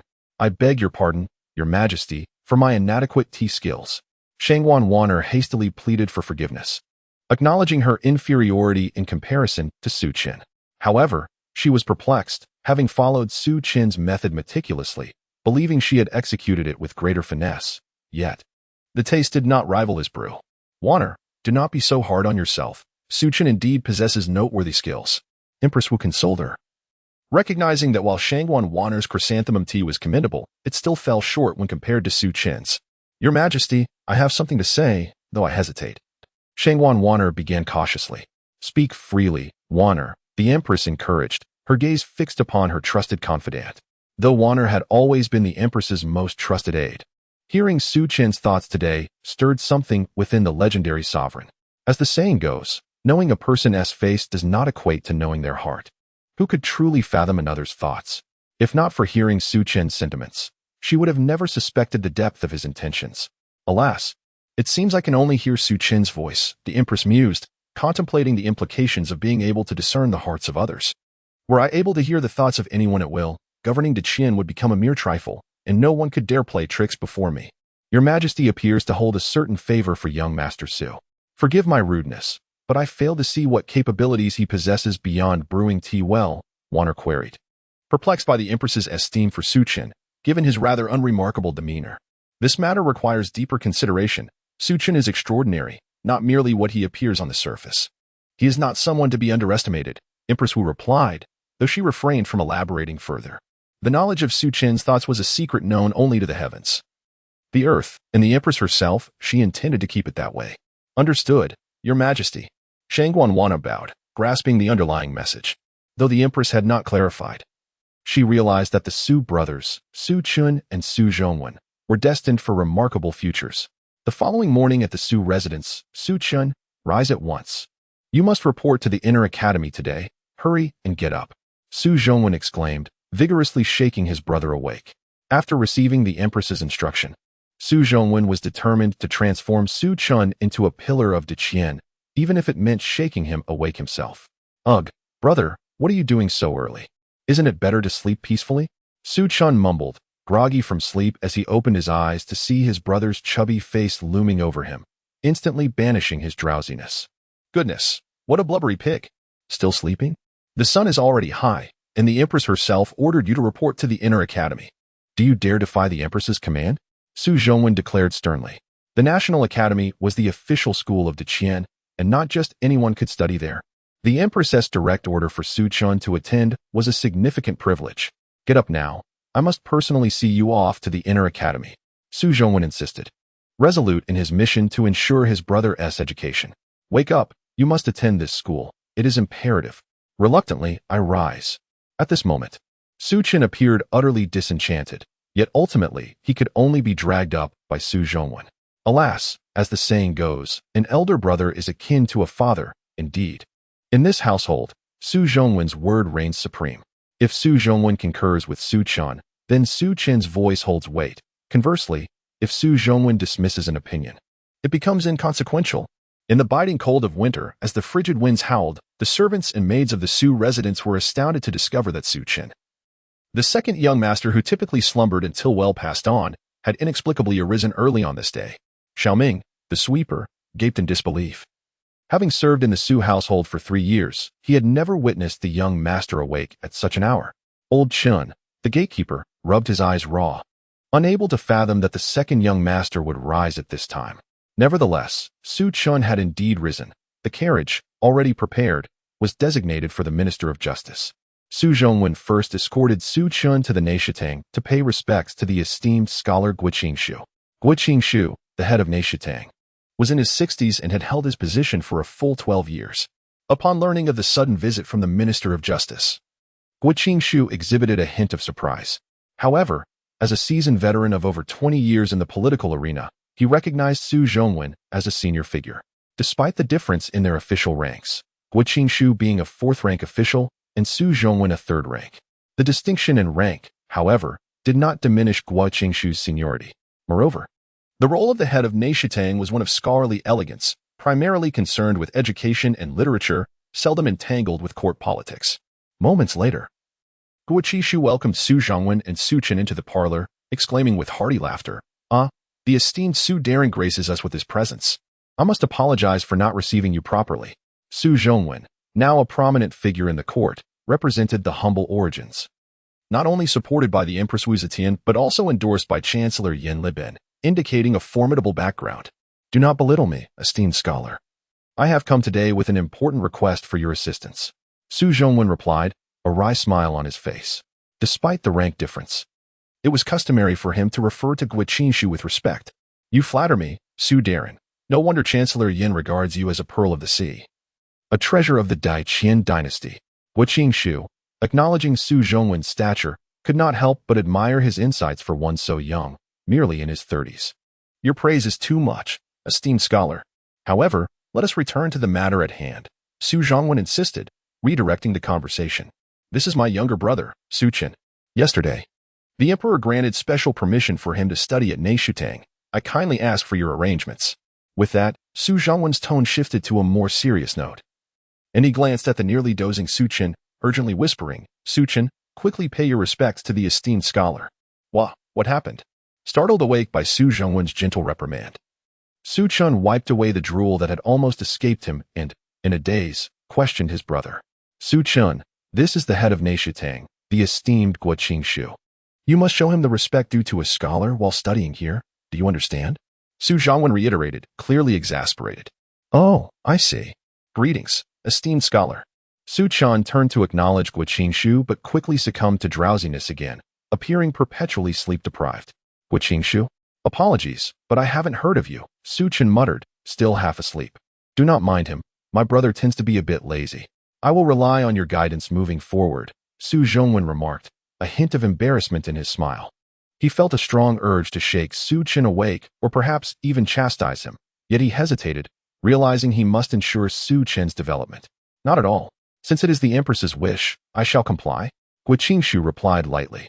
Although the teachers at Neishitang were esteemed scholars, the students were a mixed bag, predominantly comprising royal offspring and the children of dignitaries, who often displayed a haughty demeanor. "Thus, I shall entrust your guidance, esteemed scholar, as I must attend to my duties at the Ministry of Justice," Su Zhongwen declared, slightly anxious. The route to Neishitang and the ministry was not direct, but he made the detour for Su Chen's education.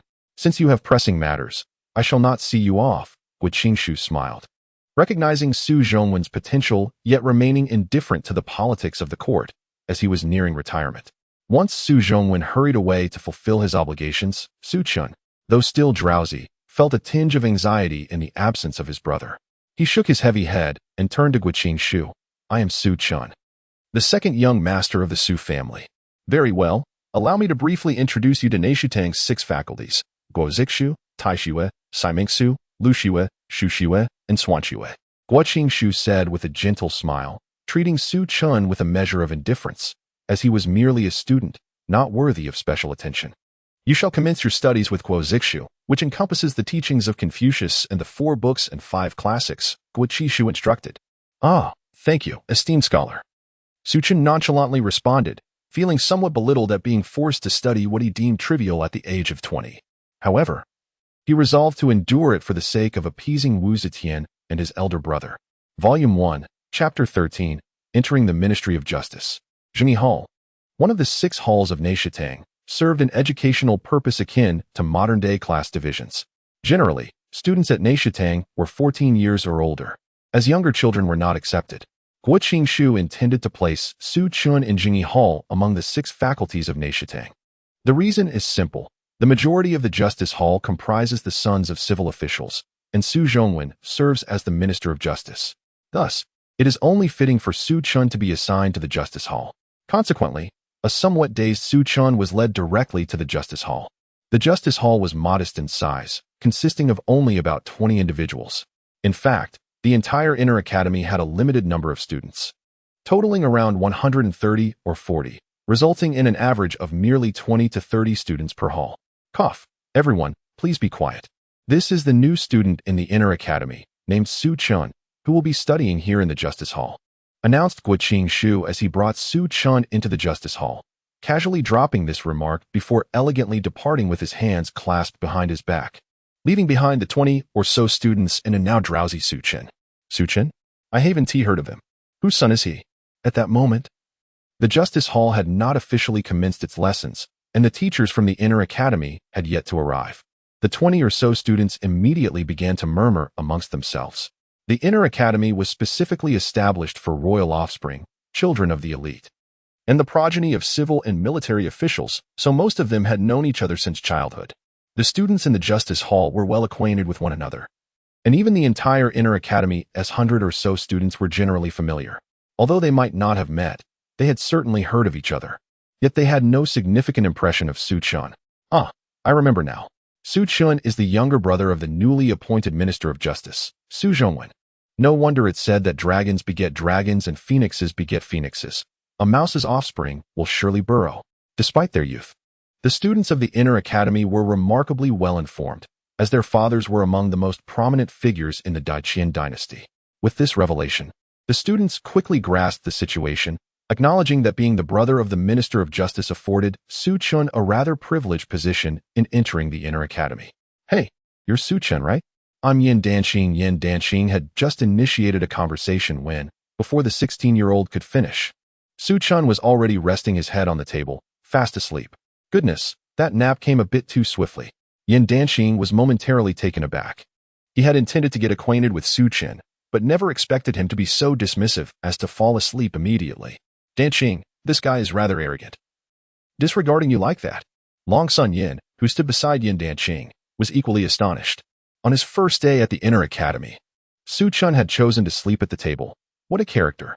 Yin Danxing and Long Sun Yin were considered the leaders of the Justice Hall, not without reason, for both hailed from illustrious backgrounds. One was the grandson of the Right Chancellor, Yin Libin, and the other was the grandson of the Left Chancellor, Long Sun Wuji. In the Justice Hall, or even the entire Inner Academy, few could rival their status. Yet, even they had not anticipated Su Chen's behavior. If you wish to sleep, why not do so at home? What was the point of coming to the Inner Academy just to sleep? After delivering Su Chen to the Inner Academy, Su Zhongwen hurried to the Ministry of Justice. The bureaucratic system of Qian was relatively lenient, as officials were not required to attend court every day. Typically, there was a grand court meeting once a month and a smaller one every 3 days, with officials summoned only for special circumstances. Under normal conditions, officials merely clocked in and out of work, providing a summary of their duties every 3 days and a monthly report during the grand meeting. At the previous small court meeting, Yin Libin had supported Su Zhongwen's appointment as Minister of Justice. The next day, the Empress had personally visited the ministry. Today, being the 3rd day, Su Zhongwen was officially reporting for duty, with a small court meeting scheduled for the following day to discuss his experiences on the job. As the Minister of Justice, one of the 9 highest-ranking officials in Qian, he was responsible for the adjudication of criminal cases, wielding considerable power. Today marked the inaugural day of his tenure, so all the officials at the Ministry of Justice had gathered outside to welcome him. Amidst the howling cold wind, the deputy minister, Ma Yuanbang, along with several deputy ministers and numerous officials, awaited the arrival of the newly appointed Su Zhongwen. Soon, the carriage of the Minister of Justice emerged from the icy gusts. Already somewhat portly, Su Zhongwen appeared even more so in his heavy official robes. However, this did not dampen the enthusiasm of Ma Yuanbang and the others. "Greetings, my lord. I am Ma Yuanbang, the Deputy Minister of Justice." Ma Yuanbang, holding the rank of 4th grade, was 2 ranks below Su Zhongwen, while the remaining officials held 5th and 6th grade ranks. The chief clerk, though essential, lacked judicial authority, merely assisting the officialdom with documentation. Thus, the primary officials of the Ministry of Justice were led by Minister Su Zhongwen, Deputy Minister Ma Yuanbang, and the other deputy ministers. Originally, there were to be 2 ministers of justice, but with the prior minister's dismissal, only Ma Yuanbang remained. There is no need for excessive formalities, for I have been appointed Minister of Justice by Her Majesty the Empress. I shall rely on your support in the days to come. Though young, Su Zhongwen was not a novice in the bureaucratic realm. He understood the adage that a clear stream harbors no fish. While the Ministry of Justice was indeed a place governing law and punishment, it could not operate devoid of empathy. Moreover, Su Zhongwen was not a rigidly unyielding individual. Otherwise, he would not have permitted Su Chen to languish at home for years without any endeavor. However, personal traits aside, his character would not compromise his official duties. In the main hall, as Ma Yuanbang and the others escorted Su Zhongwen into the ministry, they noted that the new minister was not as unreasonable as they had feared, relieving their concerns. It is commonly said that a new official ignites 3 fires. They had anticipated that these flames would likely be directed at them, yet thus far, it appeared Su Zhongwen had not unleashed any wrath upon them. Little did they realize, Su Zhongwen had indeed kindled those flames, but directed them where they were most warranted. "Master Ma, as I embark on my role as Minister of Justice, I have heard that there is a backlog of numerous cases. Is this true?" Upon entering the main hall and exchanging pleasantries, Su Zhongwen swiftly shifted to the matter at hand. After all, being appointed by the Empress was a significant opportunity, and he was determined to achieve results. "Indeed, my lord. All pertinent documents are stored in the archives," Ma Yuanbang responded, leading Su Zhongwen to the records room of the Ministry of Justice. The archives were designed with only a door and no windows, ensuring the safety of the documents. Within the ministry, only the minister and 2 deputy ministers possessed keys to access this room. Although Su Zhongwen was new, he was well versed in the relevant protocols. All necessary materials had been delivered to him, and with Ma Yuanbang as assistance, he located the key and opened the windowless archives. The document room is quite spacious, filled to the brim with files that have yet to be processed. These unprocessed files represent the highest level of confidentiality within the Ministry of Justice. Conversely, files that have been processed see their confidentiality rating drop by 1 level. As the outcomes have been made public, it suffices to ensure their safe storage. However, within these unprocessed files, every single word contains significant information. With over 1,000 cases still awaiting resolution, the archive room is overflowing. Although Su Zhongwen was already aware that the Ministry of Justice had become somewhat inactive, he never anticipated such a profound lack of action. "Your Excellency, this is the backlog of cases at the Ministry of Justice over the past year, totaling 1,138. Ma Yuanbang remarked with a bitter smile. More than 1,000 unresolved cases, all accumulated within this year, averaging 3 or 4 new cases daily. This alarming frequency is truly disturbing. Yet the ministry has been unable to conclude these cases, utterly disregarding the dignity of the law." As Su Zhongwen gazed at the multitude of files, listening to Ma Yuanbang's words, his expression darkened. What a disgraceful display from the royal relatives and the Wu family nobility. In less than a year, they have committed over 1,000 offenses. If this continues, what will become of the laws of Qian? Where lies the dignity of the common people? What of fairness and justice? What of the safety of the realm? Bring me the files. From this day forth, I shall restore the authority of the Ministry of Justice, rigorously adjudicating all cases without leniency. As he surveyed the overwhelming stacks of files, a fierce determination ignited within Su Zhongwen. In the Neishitang, the Justice Hall, Su Chen had barely fallen asleep when he was roused, for the day's lessons at the Justice Hall were commencing. The first lecture was to be delivered by one of the 6 esteemed scholars of Neishitang, Master Song Fang's Han, on the principles of the Imperial Academy. Neishitang boasts a headmaster, 2 deputy headmasters, 6 scholars, and various other distinguished lecturers, all renowned scholars in their own right. It is no wonder that royal relatives and high officials send their children to Neishatang. The assembly of such illustrious scholars naturally draws many willing to enroll their offspring.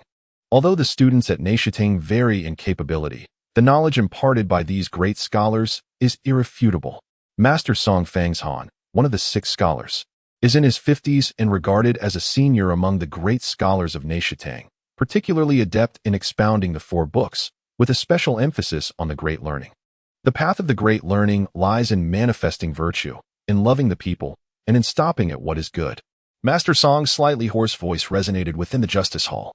In this era, teaching is conducted with such high expectations. Students first memorize the textual knowledge, then integrate it, and finally comprehend it, relying heavily on personal insight.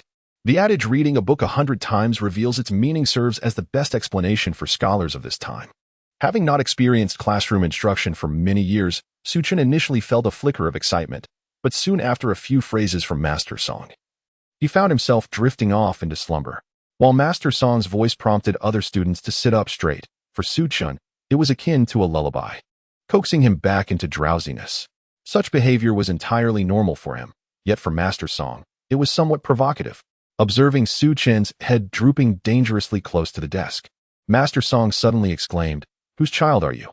How dare you sleep so disrespectfully in class?" Master Song is known among the esteemed scholars for his strictness and rigidity. Even the likes of Chang Sun Yen and Yin Danqing sit attentively during his lessons, let alone others. Never did he expect to encounter a student audacious enough to sleep during his lecture. Oh no, Master Song is furious. Please do not direct your wrath at us. The students in the justice hall, hearing the abrupt halt in reading, exchanged fearful glances at the fuming Master Song. Hey, Su Chen, wake up, wake up. As Master Song's face darkened, Yin Danqing hurriedly attempted to rouse Su Chen. Su Chen, being the younger brother of Su Zhongwen, had the favor of Yin Liben, who held Su Zhongwen in high regard, prompting Yin Danqing to lend a helping hand to Su Chen. However, all Yin Danqing could do was awaken Su Chen. Volume 1, Chapter 15. You scoundrel, wait for me. Huh, what happened? Is class over? Can I go home and sleep? Su Chen, still groggy, blinked his eyes open, having risen far too early that day and feeling exceedingly fatigued. Yet, upon opening his eyes, he was met with Master Song's face, darkened as if he had emerged from a coal mine. Su Chen, while studying at Neishatang, how dare you fall asleep openly in class? Master Song's complexion was not only grim, but also appeared as if he were about to erupt. Especially upon noticing the book on the desk, half soaked with Su Chen's drool, Master Song's anger intensified. Su Chen, the sacred text of the sages, how dare you defile them? Extend your hand. Without hesitation, Master Song grasped the long dormant ruler in his hand. When did I defile the sacred texts? I didn't do anything. As Master Song's ruler was about to come crashing down on his palm, Su Chen swiftly seized the impending strike, hastily explaining, I did not defile the sacred texts. It was merely punctuation. Nonsense. What punctuation? This is the sacred text of the sages, the words of the sages. You doodled on it and defiled the sacred text. And you dare to deny it. Master Song, now thoroughly enraged, grunted and attempted to retrieve the ruler from Su Chen's grip. After several futile attempts, he found himself unable to pry it free, exhaling 2 puffs of white steam from his nostrils, resembling a stubborn old bull in Su Chen's eyes. No, master. I truly did not defile the words of the sages. It is merely the punctuation. Please take a closer look. Su Chen, feeling utterly exasperated, thrust the book before Master Song's eyes. Indeed, he had nearly succumbed to sleep earlier. But to be accused of defiling the sacred text was a charge he would not accept. If such a label were to be placed upon him, it would not only tarnish his reputation but also adversely affect Su Zhongwen. As for the book, he had indeed doodled a few marks. But that was only due to his discontent with the absence of punctuation throughout the text. In that era, books did not concern themselves with punctuation. They were written entirely in words. The first lesson taught by the teacher is the art of punctuation, as only by mastering it can one truly grasp the reading of a book. Otherwise, even if one recognizes the characters, reading them blindly can lead to substantial misunderstandings. And as for the difficulty of reading unpunctuated text, it is akin to reading my current passage devoid of any punctuation. The absence of punctuation profoundly affects comprehension. Not to mention the ancient texts, some spanning tens of thousands of characters, which are entirely devoid of such marks, significantly impeding readability. At this very moment, within the Justice Hall, Yin Danqing, Chang Sunyin, and others stood in sheer astonishment, gazing at Su Chen, who clutched Confucius's ruler. Good heavens, Su Chen is astonishingly formidable. He appears even more fearsome than the warriors of the martial families. Is Su Chen's brother, Su Zhongwen, truly the Minister of Justice? How can he seem more impressive than a prince? He who knows. In any case, today promises to be a spectacle. Perhaps the grand scholar will arrive shortly. The students, with wide eyes, struggled to believe the unfolding scene. My goodness, this is remarkable. The scholars of the Justice Hall simultaneously exclaimed in their hearts, this guy is truly astonishing. The primary mission of the Inner Hall is to educate the students, and thus the events occurring in the Justice Hall swiftly reached Great Qian. At that moment, Great Qian, clad in a fur robe, was brewing tea and reading, for the Inner Hall is a sanctuary for self-cultivation, free from political affairs. Having spent 12 years in the Inner Hall, he had become accustomed to this life. However, when two instructors from the Inner Hall approached him with reports that the new student Su Chen had clashed with one of their 6 esteemed scholars, Confucius, Great Qian, who had just taken a sip of tea, spluttered it out. He could never have imagined that on Su Chen's first day, he would engage in such a confrontation with Confucius, who gave him the audacity. The Inner Hall is a place of high esteem, where even noble descendants and royal relatives adhere to decorum, yet Su Chen dared to confront his teacher. Quickly, let us go and ascertain the situation. The esteemed Gua, now unable to remain seated, realized the implications of Su Chen's actions could be significant, potentially affecting even Su Zhongwen. Although the Inner Hall does not concern itself with court politics, Guo Qingshu shared a deep friendship with Yan Libin and was aware of the current machinations surrounding Yan's influence in the court. As he perceived that Yan's plans were on the verge of being disrupted by Su Chen, Guo Qingshu felt an urgent need to act. Little did Guo Qingshu expect that the matter would escalate so swiftly. The Inner Hall is not far from the palace, separated only by a wall. Consequently, the events transpiring in the Inner Hall quickly reached the palace and the ears of Empress Wu Zetian. At this moment, within her chamber, she was still inundated with an unending stream of memorials. However, Shangguan Wano had ceased her tea preparation and was now assisting Wu Zetian in organizing these documents. Shangguan Wano had become Wu Zetian's most trusted confidant, not merely for her tea skills, but also for her exceptional talent and virtue, making her an invaluable aid in handling state affairs. Yet, when Wu Zetian heard from a maid that Su Chen had confronted Confucius in the Inner Hall, her expression momentarily flickered with barely contained agitation. As for Shangguan Wano, she covered her mouth in disbelief, her eyes wide open, filled with 2 enormous question marks. Has Su Chen lost his mind? On his very first day in the Inner Hall, he confronts his teacher. How extraordinary. However, upon hearing that Su Chen had been called out for sleeping in class, her astonishment diminished. Sleeping in class is indeed unfathomable.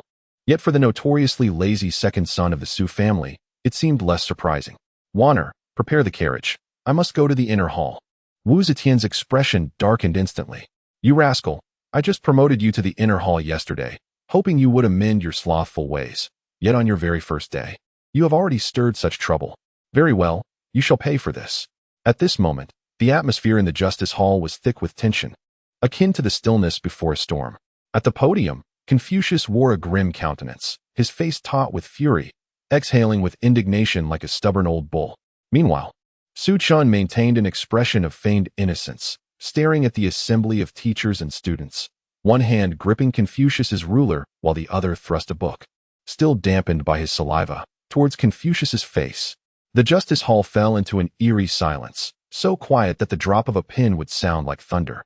As the atmosphere grew increasingly bizarre, just as the tension became unbearable, Guo Qingshu, the grand scholar of the Inner Hall, finally arrived on the scene. Bold Su Chen, what mischief have you wrought? Release him at once. Guo Qingshu, witnessing Su Chen clutching Confucius and forcing a book upon him, felt his temper flare. Su Chen was verging on insubordination, disrespecting his teacher. Ah, esteemed scholar, you are here. I will let go, but on one condition. Confucius, you must not strike me. Su Chen replied warily. Impudent. What conditions are you discussing? Release him immediately. Such behavior is utterly unacceptable. Guo Qingshu was beside himself. The audacity of Su Chen was staggering. How could he display such insolence before both Gua and Confucius? Fine, I will release him, as a favor to my brother. Su Chen huffed, reluctantly loosening his grip on the ruler. However, he did so too abruptly, causing Confucius to stumble backward, nearly falling to the ground. Confucius, humiliated in such a manner, felt his face flush with rage and indignation, rising to his feet, trembling with fury as he pointed at Su Chen. You dare to disrespect your teacher. In ancient teachings, a teacher is revered as a father, which is why the esteemed scholars in the inner hall commanded such respect. Yet, with Su Chen's actions, Confucius's dignity was in tatters. I did not intend for this to happen. You were simply unsteady. Su Chen protested, feeling wronged as he turned to Guqingshu. You told me to let go. How can you now blame me? At this moment, Guqingshu felt overwhelmed, pondering what misfortune had befallen him to encounter such a troublesome situation. Just then, a singular voice echoed from outside the justice hall. Her Majesty the Empress has arrived. As the sound echoed through the halls, a multitude of young eunuchs and female officials swiftly rushed into the inner study hall, adjusting their ceremonial attire. Suddenly, the captivating and regal Empress Wu Zetian appeared before everyone. We humbly welcome your Majesty. Long live the Empress. The unexpected arrival of Empress Wu Zetian startled all present in the inner study hall, but fortunately, the Grand Scholar Guo reacted quickly, promptly bowing to her. However, Su Chen found himself in a state of bewilderment. What on earth is happening? Why is even Xiaomenyang here? Has she set her sights on me? Just as I encounter trouble, she appears? Su Chen was utterly flabbergasted. Logically, the inner study hall was not a place where the exalted Empress should be. Yet, here she was, leaving Su Chen with no choice but to ponder further. At that moment, as Wu Zetian stepped into the hall, she inadvertently caught Su Chen's inner thoughts. Her step faltered for an instant. Is this rascal doing this on purpose? How dare he provoke me? I hesitated for a moment, but indeed, he must be trying to annoy me. I, the first Empress of the Great Qian, would not travel here for the likes of him. My esteemed ministers need not be overly formal. I have come to the inner study hall to review some documents and was drawn here by the commotion, Wu Zetian stated, biting her lip internally while providing a rare explanation. The onlookers were taken aback to discover that the Empress had come merely to consult documents. Yet, the timing felt rather coincidental. Grand Scholar Guo, what exactly is happening here? Wu Zetian's gaze turned sharply towards Guqingshu, the master of the inner study hall, demanding an explanation.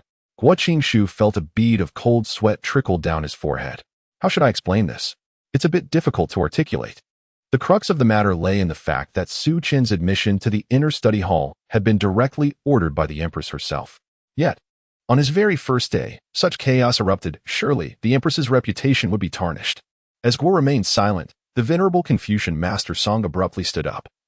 Addressing the Empress with a stern tone, Your Majesty, this young man is unruly.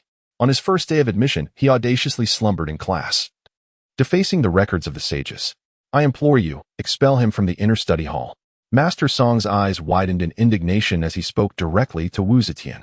At this moment, the students within the hall were utterly perplexed, including Yin Danxing and Chong Sun Yen, who could scarcely comprehend the unfolding events. The arrival of the Grand Scholar Guo was one thing, but now even the Empress had come. What a fortuitous turn of events. Is this true, Grand Scholar Guo? Wu Zetian inquired, her gaze now laced with discontent, freezing in intensity. It appeared that Su Chen's predicament within the inner study hall might involve more than mere misbehavior. Reports indicated that Master Song maintained close ties with Prince Wu of Zhou, as two of his most distinguished students currently resided in the Zhou Palace. Furthermore, the intelligence received by the Empress revealed that a guest had visited Master Song's home the previous evening. The coincidence of such events occurring today raised eyebrows and warranted suspicion. Your Majesty, the situation appears to be, generally, as described, although further investigation is needed, Guqingshu stammered, beads of cold sweat forming anew.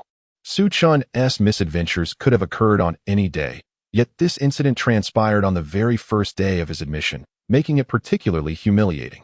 Meanwhile, Su Chen, waiting for his fate, suddenly felt a spark of realization. You old scoundrel! How dare you report me to the Empress in front of Xiaomenyang? You treacherous wretch! You dare betray me like this. However, I must admit, if you manage to have me expelled from the inner study hall, I would be forever grateful to you and your ancestors. This wretched place is truly unbearable. Had it not been for that woman's misguided insistence that I attend the inner study hall, I would never have wasted my time here. Su Chen's internal monologue continued. Moreover, What nonsense is this inner study hall that cannot even grasp the concept of punctuation? No wonder they cannot cultivate any talents. Yet, amidst his inner complaints, Su Chen stepped forward and, with a somewhat foolish expression, declared, "Your Majesty, I acknowledge my mistakes. I should not have defaced the sacred texts, nor should I have openly defied Master Song. He is correct. I should not be in the inner study hall at all. I beseech your Majesty to expel me from this place." Su Chen's face was one of regret, yet his words rang with fervor, leaving those in the hall utterly confounded. Was the second young master of the Su family truly a fool? How could he so readily incriminate himself, particularly when Guqin Shu had attempted to defend him? However, Su Chen did not hesitate to accept the blame, creating the impression that he was almost eager to exit the inner study hall. Before the assembled crowd, Empress Wu Zetian struggled to maintain her composure, ensuring her expression remained neutral. Yet, beneath the flowing dragon robes, her body trembled with indignation. The audacity of this young man. Had she not been privy to his innermost thoughts, she might have been deceived by him. How dare you? I graciously allowed you into the inner study hall, and you dare to scheme against me? Despicable. You wish to tarnish my reputation, but I shall not allow you to succeed so easily. A smile graced the exquisite features of Empress Wu Zetian, radiating an ethereal beauty that captivated all in attendance. Yet, the astonishment did not end with Su Chen's bizarre behavior. The next moment, the actions of Empress Wu Zetian left everyone in a state of disbelief. "Bring me that book," Wu Zetian commanded with an air of authority. The crowd's eyes widened in shock. "Which book? Is it the one that this impudent boy sullied with his saliva and reckless scribbles?" Su Chen may be deemed eccentric, yet today, it seems even Her Majesty the Empress has lost her composure. The onlookers rejoiced silently, for it was expected that at this moment, the Empress would maintain her frosty demeanor, seething with rage, and expel Su Chen from the inner academy. But instead, she took the book, dampened by Su Chen's saliva, into her hands. Did she not find it repulsive? Amidst the crowd's bewilderment, Shangwan Wanner momentarily paused, then gracefully swayed her body to retrieve the book from Su Chen's grasp. Thereafter, she reverently presented it to Empress Wu Zetian. However, it was evident to all that even as she held the book, she carefully avoided the saliva-soaked corner. The Empress's gaze fell upon the tome, and in an instant, her expression froze.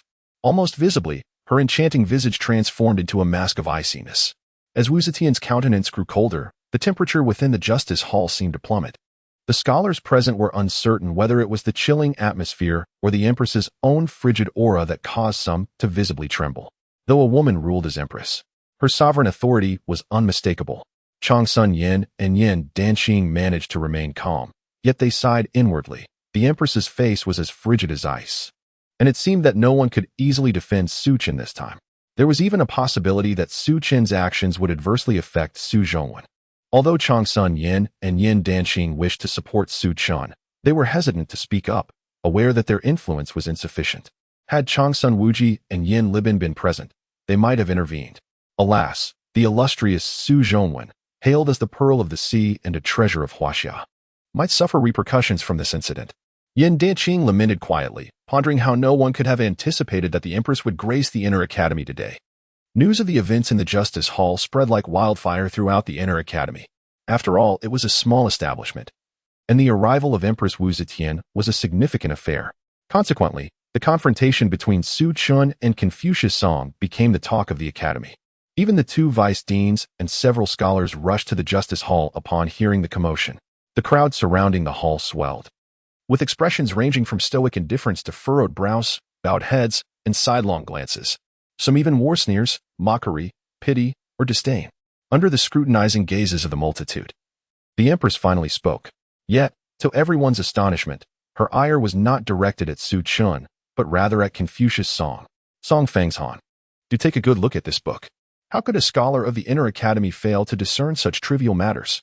With a forceful motion, Wu Zetian snatched the book from Shangwan Wanner and hurled it towards Song Fang's Han. The Empress's wrath ignited fiercely. Yet no one anticipated that it would spare Su Chen while targeting Song Fang's Han instead. Was the Empress attempting to salvage her dignity by distorting the truth? After all, regardless of the circumstances, Su Chen's transgressions, sleeping in class, showing disrespect to his superiors, and openly defying his teacher, were indisputable. Nevertheless, the source of the Empress's fury was indeed perplexing. Chapter 18. Such a tangle. What is the meaning of this, Your Majesty? Su Chen's behavior in class was defiant. He slept on the lectern and disrespected his teacher. Am I to be blamed for this? As the book struck the floor, Song Fang's Han was momentarily taken aback. This venerable scholar, having lived nearly 60 years, felt a wave of humiliation wash over him. He, Song Fang's Han, renowned across the land, was now faced with the prospect of being scorned by Wu Zetian, who had casually thrown a saliva-stained book at him. If this matter were not clarified, he would become a laughingstock among scholars. Thus, Song Fangshan's anger flared. Even in the presence of the Empress, he felt compelled to present a rational explanation. After all, a scholar's life is dedicated to reputation. To lose it is akin to a fate worse than death. As his indignant voice rang out, a myriad of perplexed glances turned toward Wu Zetian. Since ascending to the throne, she had exhibited considerable cunning, adeptly maneuvering situations to her advantage. How could she possibly defend Su Chen with such an ill-advised tactic? At this moment, no one believed there was anything noteworthy within Su Chen's saliva-stained book.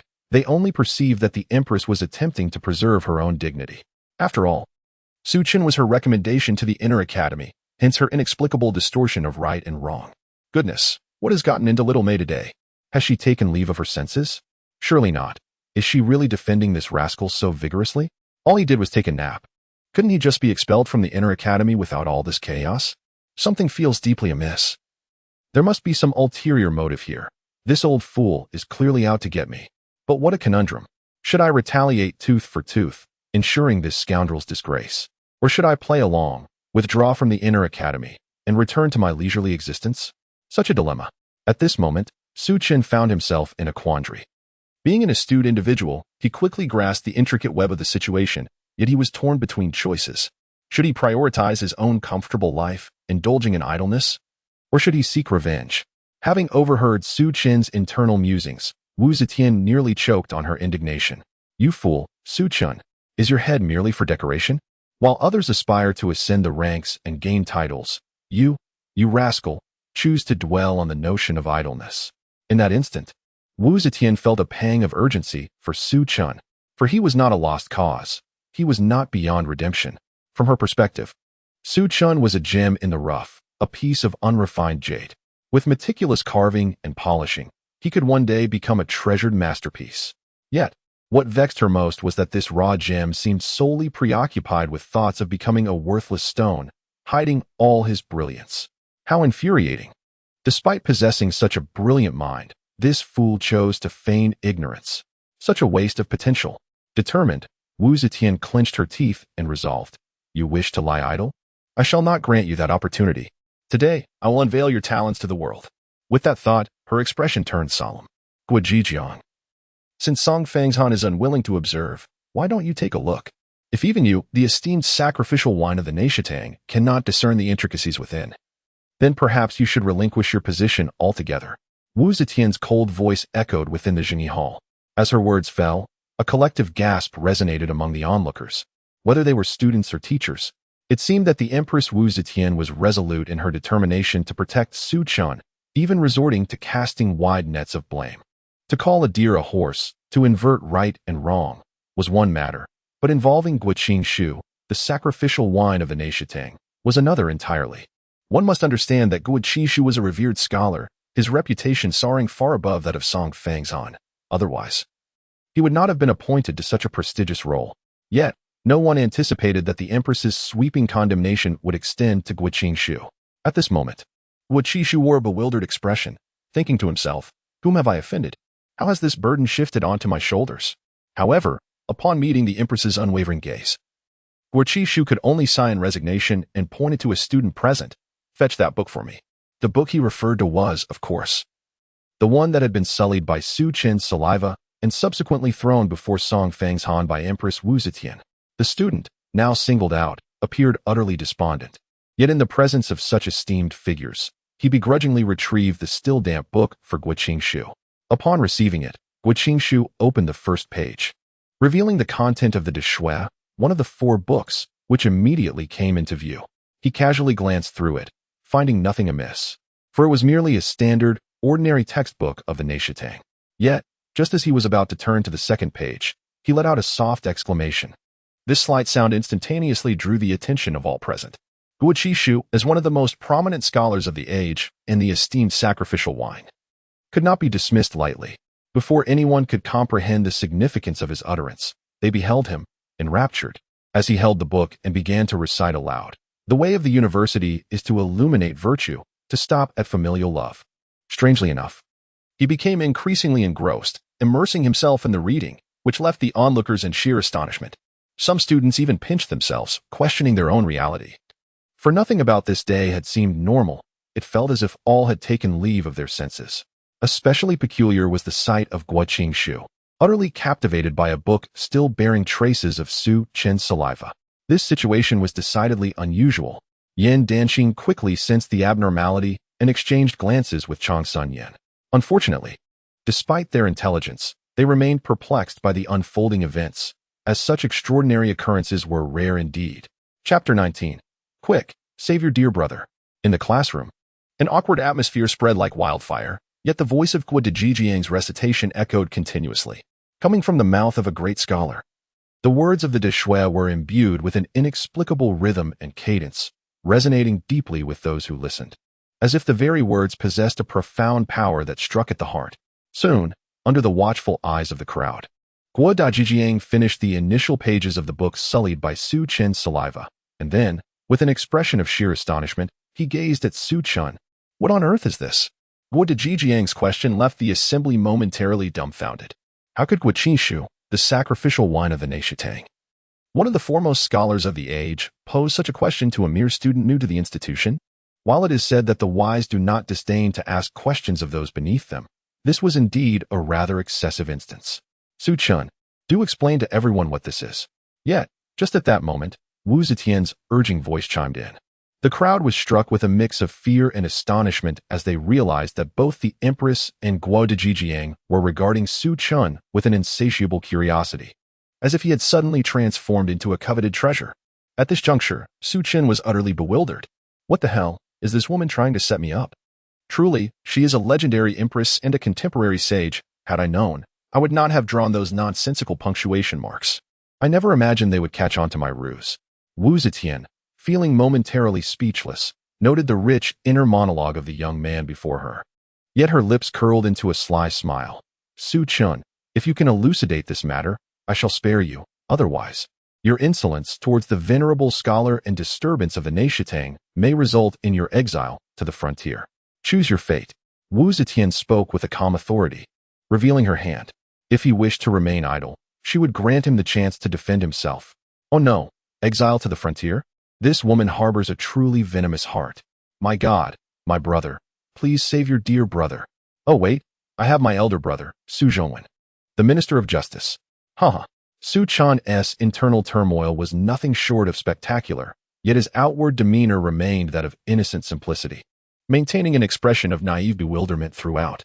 However, under the pressure of Wu Zetian's inquiry, his facade began to melt away like ice, revealing the sharp contours of his handsome features. Your Majesty, esteemed sacrificial wine, and honored lords, this is punctuation. Su Chen pointed to the dampened pages of the textbook.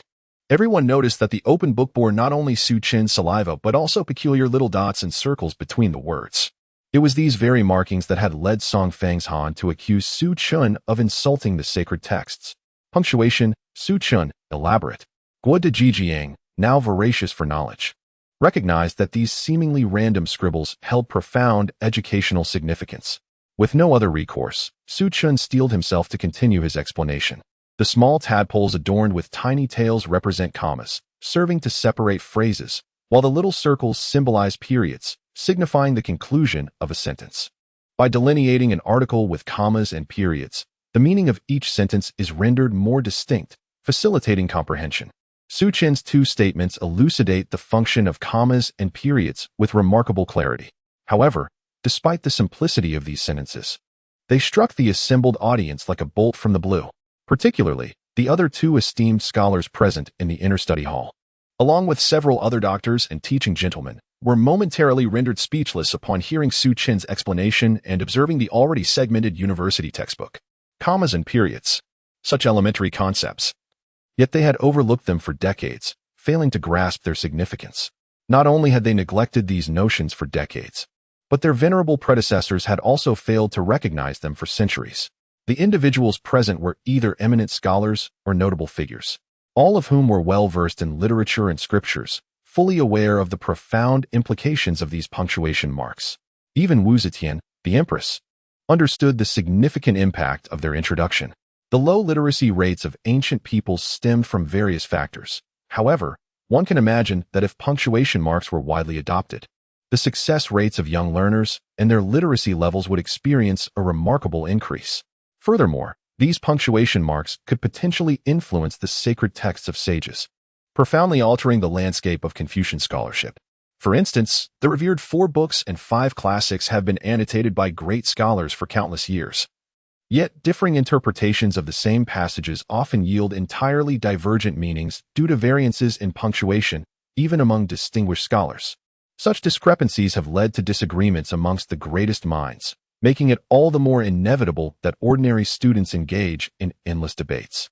Yet, with the introduction of punctuation marks standardizing the reading of sacred texts, one can envision a future devoid of such disagreements, significantly reducing the likelihood of misinterpretation. Thus, one must not underestimate the humble comma and period. Their significance and impact are irreplaceable. How could this be? How could it be possible? Punctuation is not difficult to comprehend. And following Su Chen's elucidation, both the venerable scholars and the students of the Justice Hall now fully grasped its implications. Yet, the previously steadfast Song Fang's Han now bore a countenance transformed, visibly filled with trepidation. Su Chen's explanation had transformed these ink stains from mere insults to sacred texts into potentially indispensable components of those texts, enhancing their resonance with the populace and facilitating their understanding, precisely the lifelong pursuit of these esteemed scholars. Without a doubt, any new editions of the 4 books and 5 classics published by Qian would surely incorporate these punctuation marks. In time, Su Chen's name might be forever entwined with that of the sages, achieving eternal renown, while the once revered scholar Song Fang's Han could become the villain obstructing the dissemination of sacred teachings, risking infamy for eternity. How could a man of Song Fangshan's stature endure such a fate? Yet, at this moment, no one cared about Song Fang's Han, for it was clear that from this day forward, his reputation would be irreparably tarnished, leaving him with no hope of redemption unless he could contend with the entirety of the Confucian system. Chapter 20. You disagree? Then bite me. It seems the matter has reached a conclusion. Esteemed scholars, what are your thoughts on punctuation?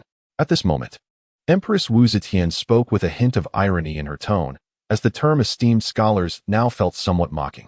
After all, a multitude of scholars had proven less impactful than a single Su Chen. It was indeed a source of embarrassment for the scholarly community. In that instant, the assembly could not help but bow their heads in shame. It turned out that it was not Wu Zetian who was mistaken, but rather they, who had failed to recognize true brilliance. A collective of scholars mistaking white jade for mere rock.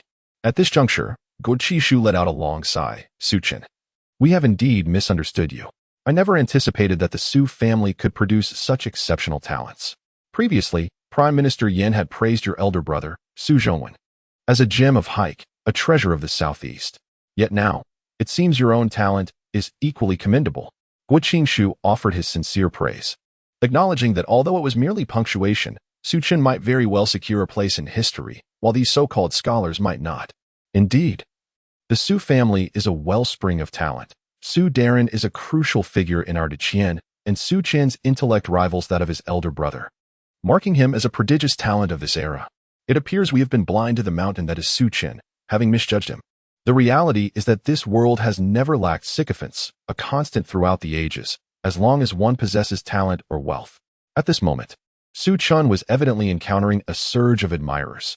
Yin Danxing and Chang Sun Yin gazed at the group of so-called aristocrats, utterly dumbfounded, their minds racing with disbelief. The speed of this turnaround was astonishing. It was an abrupt shift that left them breathless, especially for Yin Danxing, who had clearly observed that Su Chen's first act upon entering the classroom was to sleep. Had he not roused Su Chen, the lad would likely still be ensconced in slumber. In the span of mere conversation, Su Chen was on the precipice of historical acclaim. Shangwan Wanner was also taken aback. Although she had previously picked up the book, she had harbored disdain for it. Yet now, watching the text, still bearing Su Chen's saliva, circulate among the esteemed scholars without a hint of concern for its state, She felt a pang of jealousy, her stomach churning with bitterness. Ahem, Su Chen. You won't hold a grudge against me, will you? I apologize for the previous misunderstanding. This is on me. Guo Dajizu looked at Su Chen with fervent enthusiasm, then extended an invitation that left everyone feeling envious. Su Chen, although you have entered the inner study hall, you have yet to take a master. I, Guiqing Shu, though lacking in talent, am nonetheless regarded as a scholar of repute. Would you consider becoming my esteemed disciple?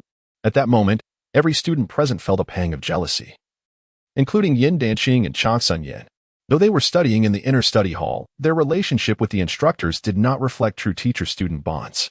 Only by genuinely apprenticing under these eminent scholars and receiving their recognition could one truly claim to possess a teacher-student relationship.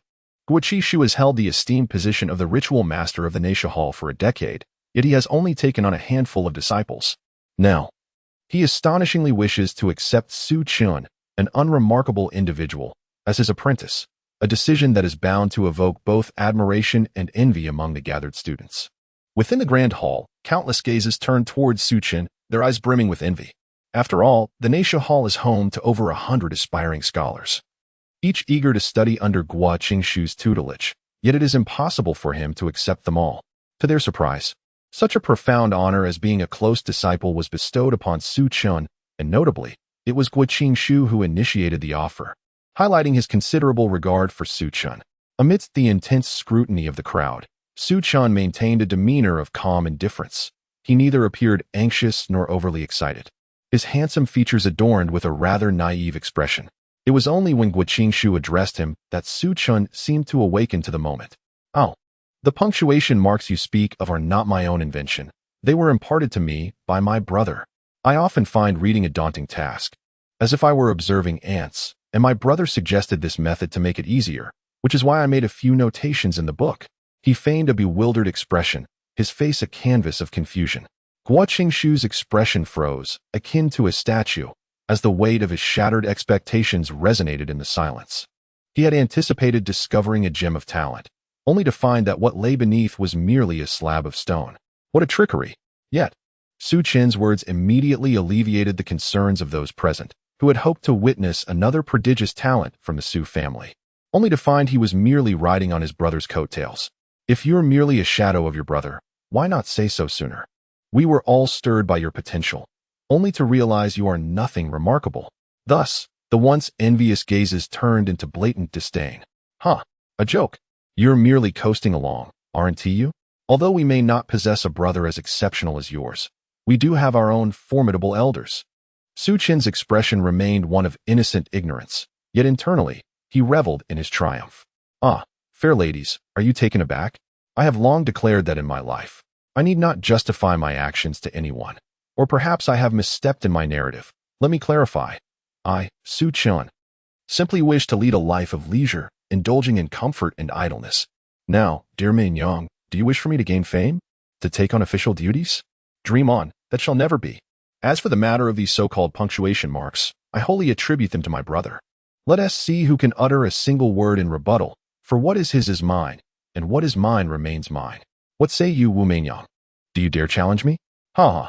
With this, you shall surely perceive me, Su Chen, as an unremarkable figure, a mere second-generation official. Wrong. I am merely crafting an illusion of idleness for you all to perceive. I must commend my own intellect. How astoundingly clever I am. You could never fathom that you have fallen into my cunning trap. In the end, not only did Liang Yirong attend, but several elders from Taichu Academy also came, alongside curious mentors eager to witness the spectacle. Yiling's sole purpose was to seek a sparring partner to practice her sword techniques. Boom. Gu Yunzhe placed the ice crystal upon the dry street, his form reverting to its original state. The sorcerer in the air observed Gu Yunzhe emerging from the water and retracted the hurricane, leaving only the swirling vortex of the cold pool to continue its thunderous rotation. In the realm of the Carler's infinite restraint system, the absence of a system poses a greater threat. You may possess any system, yet I shall dismantle it regardless. In Huajian Valley, each and S courtyard remained as lively as ever, with numerous ethnic maidens gathering to observe him, particularly Ji Ku Xiu Yuan, who had become even more enthusiastic, treating the place as her own home. To celebrate their miraculous escape from death, Xie Yuya prepared a lavish feast that night, featuring dishes such as spicy fish head, braised fish, and a plate of savory pig trotters accompanied by yellow bean duck soup. While they may lack knowledge of such delicacies, for those who have never ventured beyond Qingzhou City, the village chief represents the highest authority. Despite the rapid growth of his own strength, he still finds it challenging to withstand direct confrontations from the formidable figures of prominent families. Lin Su was at a loss for words, but his instincts hinted at a connection with Shun Ruonian, as he had observed Zhou Yan's recent attitude towards her. Until the final moment of the competition, he believed that the eastern side truly desired to triumph over the western side. Hence, he exerted himself in defense until the last second. Other warships submerged, accompanying the flagship as it glided smoothly towards the ocean depths. Zhang de Biao glanced around, noting that only the flagship maintained its magical barrier to ensure air circulation, while the other vessels had completely submerged, with soldiers of the sea swimming with unmatched agility. Li Feng, Tank, and Old K had arrived at the enemy's missile base. Witnessing rows of missiles being launched into the sky, the Flying Eagle needs no introduction. The other 3 units of the Armed Police Forces, Snow Leopard located in Beijing under the jurisdiction of the Beijing Armed Police Corps, Wolfang stationed in Chongqing under the Chongqing Armed Police Corps, and Lightning, which belongs to the Special Forces of the Armed Police Headquarters, were also on alert. Aljans quickly awoke and joined the fray, as Apat's projection was once again battered by 3 ruffians. Look, Betalins extended his left hand, revealing a platinum ring adorned with jade on his ring finger, shimmering brilliantly. It was peculiar. The others were baffled by the concept of secondary scanning, yet the combat prowess indicated that Zero and Tiandao were nearly matched in strength. Moreover, that area was a hub for universities. Aside from Zhongtian University, there were no less than 6 other institutions in the vicinity. The purchasing power of today's students far surpasses that of the past. Merely catering to the student market could yield substantial profits. Before them, a massive river suddenly emerged, flowing quietly from the rift in the sky, meandering gracefully towards the land. Yet, there was no riverbed on the ground, only a gaping chasm of indeterminate width and depth. The great river cascaded into this abyss, silently disappearing. After delivering gifts and securing a deal with Long Jingxing, Chen Weizhong felt it was time to rest. Awaiting the new year. Is that your boyfriend? Jingjing, not one to be easily deceived, ventured a guess when Zhou Lanlan remained silent. Thorn Talisman. Yang Zipei shrieked as the soul piercer struck, intensifying her frenzied assault on Yuan Fan. The room was not particularly large, merely 30 or 40 square meters, and was circular in shape. Lu Meng embraced Aguna as they approached the edge, extending his hand to touch the wall. Zhu Ming, initially burdened by a profound sense of guilt, aspired to rebound swiftly after the new year and embark on a new phase of development. However, he soon discovered that circumstances often elude the control of human will. Present were predominantly individuals of Chinese descent who held tradition and hierarchy in high regard, necessitating that everything proceed in a logical manner. Reflecting on his position, Zhu Ming bore the title of a city lord, issuing commands to the leader of the entire island of Sumatra. Over time, such a dynamic was bound to yield complications. Mark, having long recognized Lu Meng's formidable prowess, earnestly mused to himself that this individual was no mere human, but rather a veritable prodigy. This battle was of utmost significance. A defeat would plunge the situation of our holy sect into a dire state. He both sighed deeply. In truth, this operation was akin to a death sentence for Lin Xiaofeng. Li Linpu successfully set a trap within the emperor's palace, brimming with delight as he awaited the downfall of Su Wan. Father, can Elder Su suppress the opponent? Yu Jummo asked tremulously, already shaken by the mere presence of the fiery giant, leaving him unable to compose himself. The forces of Yin and Yang surged into the Yin-Yang formation, causing the celestial tower to shimmer with 2 additional hues, black and white. Yang Tsong had initially intended to penetrate directly into the Spirit Island, but fortuitously encountered the island's formidable array. Rogue, you have finally arrived. I thought you would not come, remarked Dongfang Aoshue, embracing Mu Chun, her cheeks flushed and the scent of alcohol wafting around her as she spoke earnestly. The violet mist surged magnificently upwards, ascending into the heavens while simultaneously diffusing in all directions. Jiang Shuihan wore a sinister grin, contorting his features into a more grotesque form.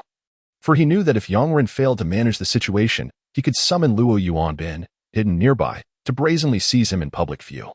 Just as the convoy was about to burst forth from the valley, an unforeseen anomaly struck.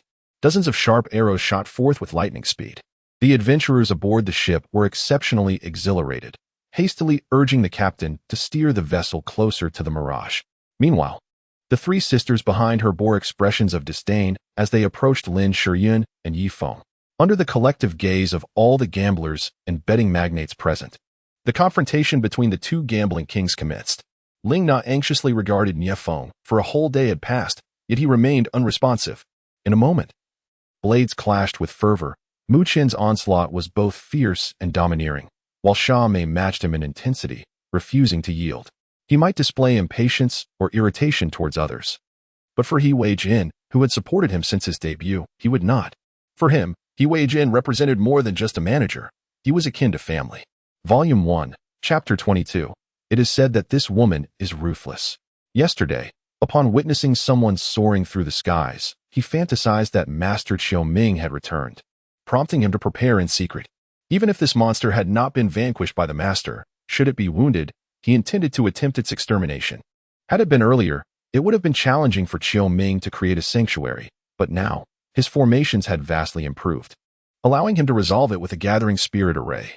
Song Huifang perhaps felt fortunate, relieved that she had not seen the marks on Zheng Chenhong's back, nor the signs of affection on Su Chen's body. Otherwise, she would have been utterly horrified, driven to madness, and on the brink of collapse. Had it not been for the previous Duke of Simisai resisting the Vampire King's rule and conspiring to rebel, causing a rift between the Simisai clan and the Vampire King, it is likely that the Simisai clan would now dominate over the other 12 clans. Yet, the worry displayed by Gu Yi had not entirely dissipated. Upon raising her gaze to Pashi again, her calm and gentle voice resonated once more. It's Zhao Qihai again. It was he who obliterated all our happiness, he who snatched everything that rightfully belonged to us. Now, I have become the sinner. Upon hearing her words, he was momentarily stirred by emotion. Tang Ye's remarks stirred something within Wu Lipsing. It seemed she did not wish to speak falsely. He glanced at Chen Tianyi, offering a slight smile, as it seemed Chen Tianyi intended to oust Tang Ye to negotiate matters of collaboration privately. I worked as an accountant in the United States for a while. Tang Ye hesitated to declare herself a financial expert. But the profession of accounting also belonged to the financial realm, ensuring she would not raise any suspicions. I have long warned them that coercive interrogation holds no significance for you. Yet Director Fry still ordered a complete rehash. Carlson remarked with a hint of exasperation. Showa. No. Gong Qianzhu's cried urgently, seeing the glinting blade aimed at Showa's heart. Without a moment's thought, she rushed forward to embrace Showa. The next instant, the icy blade plunged mercilessly into her body, leaving her mind blank, momentarily devoid of pain. Before the sun had even risen, the arena was already teeming with people, rendering access nearly impossible. After a brief self-introduction, Shishio scanned the electronic resumes of the 500 individuals, ensuring she was well-informed. Sterilization drug? Kuan-Tai murmured, his eyes filled with disbelief and despair. Qing Hemming dispatched these images, along with video footage captured by robots, to Qing Zhishuan, following it with a barrage of question marks. Although the identity of the Wish Grand Tailleur persisted, there was no longer concern that he would threaten the safety of the Dragon of God. For Qin Hongjun, that ruthless individual, had transformed all the sentient beings within the 4-star systems into immortal machines.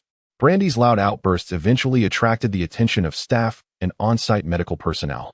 After effortlessly dealing with these nuisances, he remained drenched in sweat, for the crisis in Longshan was far more terrifying than he had anticipated. Gazing up at the blood-red full moon, he felt an unsettling presence, as if an unknown entity was observing everyone and everything within Longshan. Deng Sefi, possessing a sharp intellect, required no such modesty. Shang Li Yuan observed Deng Li, who spoke of humility yet exhibited none, and felt a twinge of admiration for her. Upon seeing that Yao Zhouwang had heeded her words, Yao Dai felt a measure of relief. As long as Yao Zhouwang took it to heart, the matter would become manageable. However, Wei Yangyang had a penchant for the creations he crafted, regardless of how bizarre the clothing or jewelry. She was willing to don them without concern for others' gazes.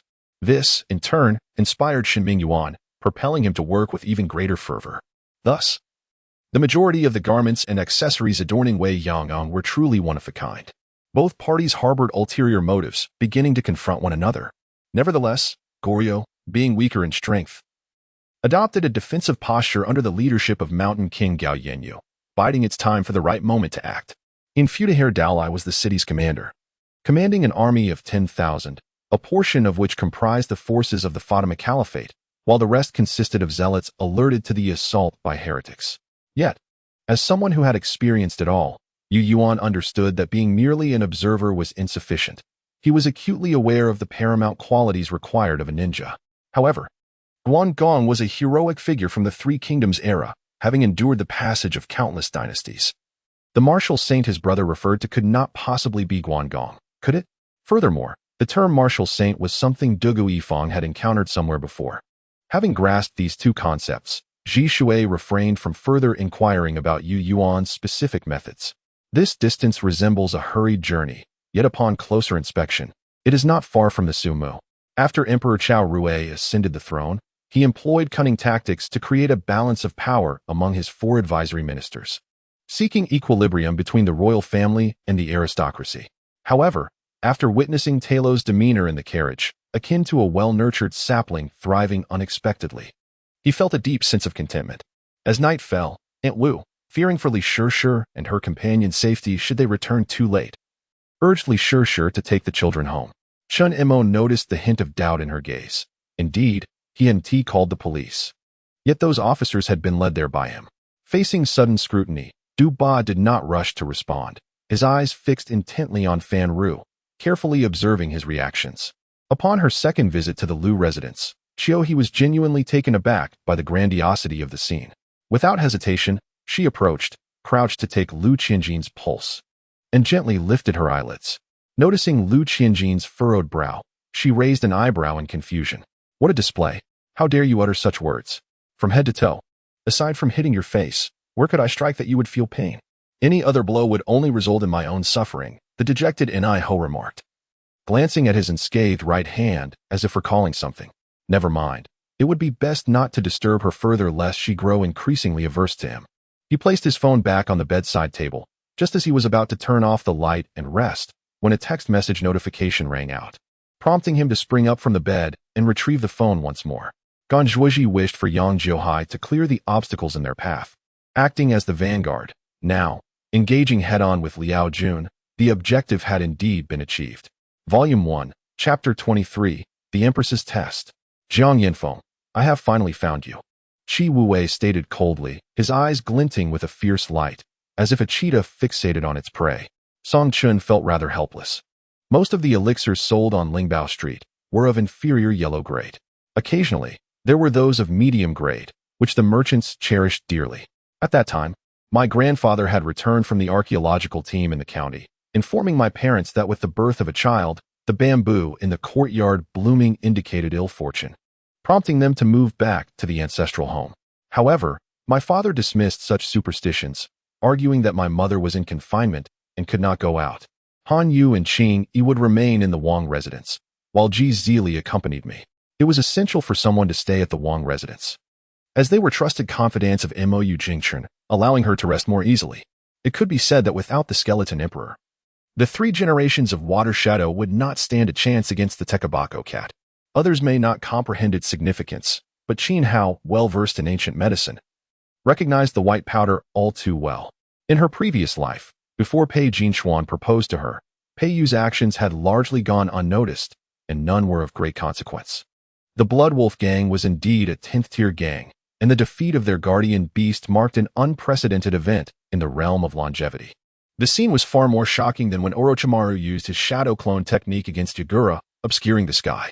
The company compensated him for his losses, covering 3 months' salary, and assured him that the incident would not involve him further, as the company would bear the blame.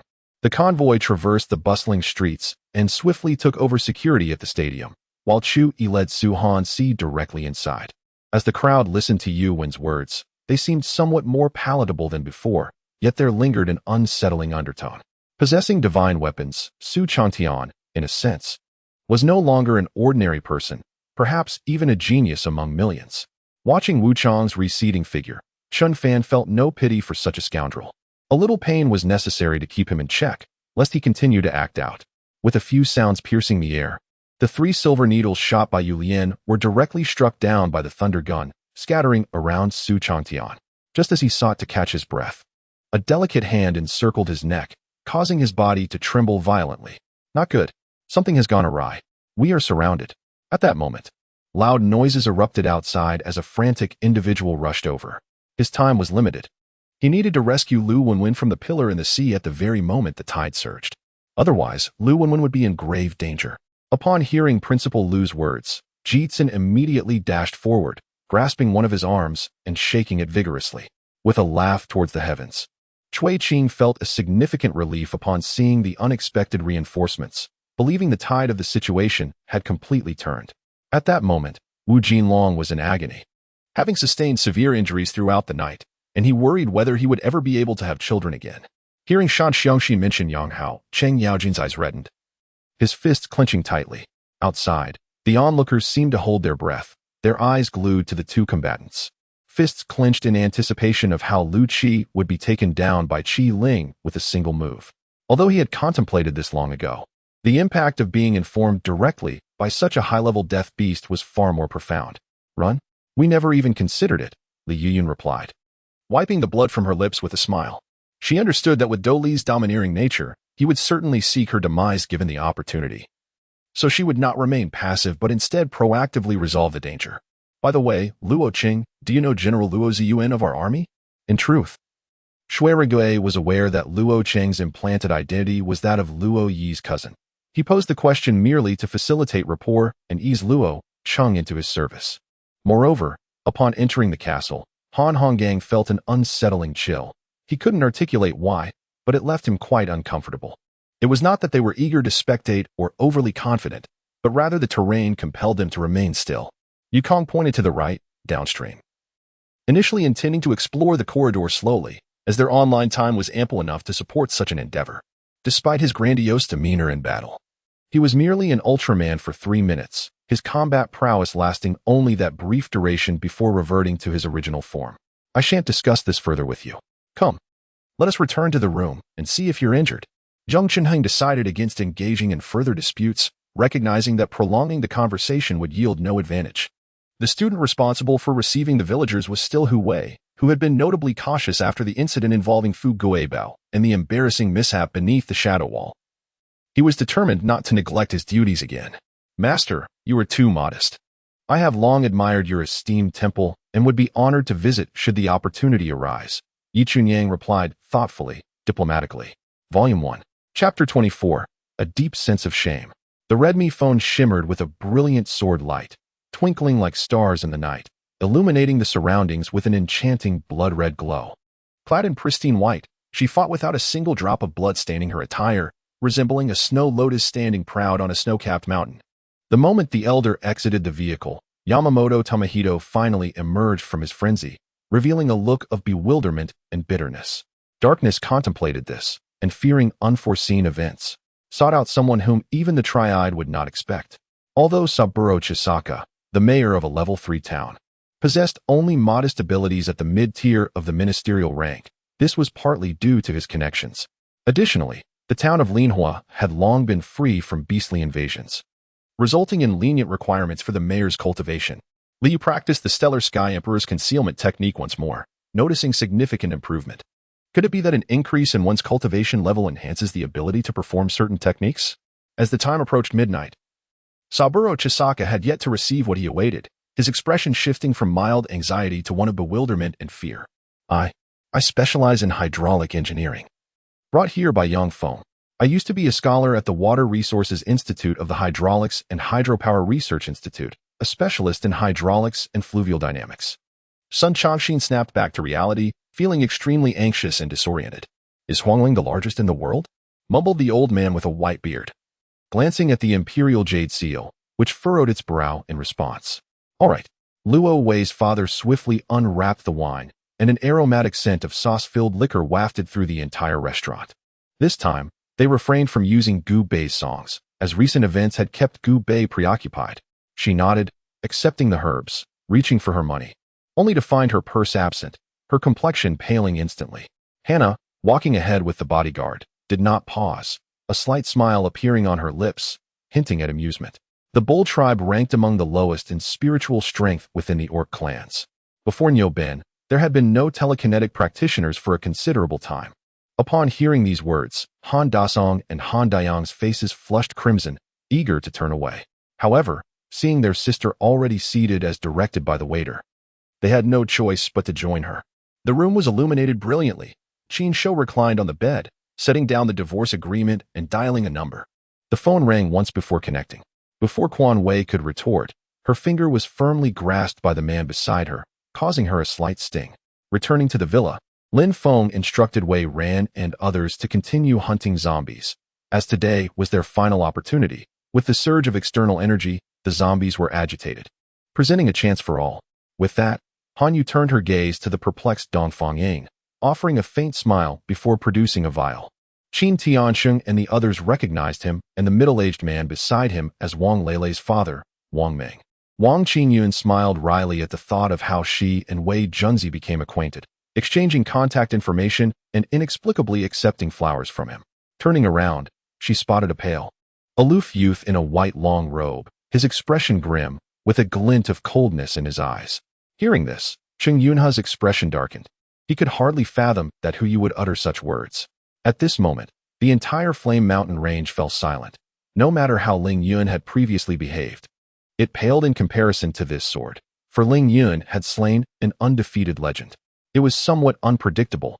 This Ling Yun seemed peculiar, as if a mysterious force obstructed his true nature.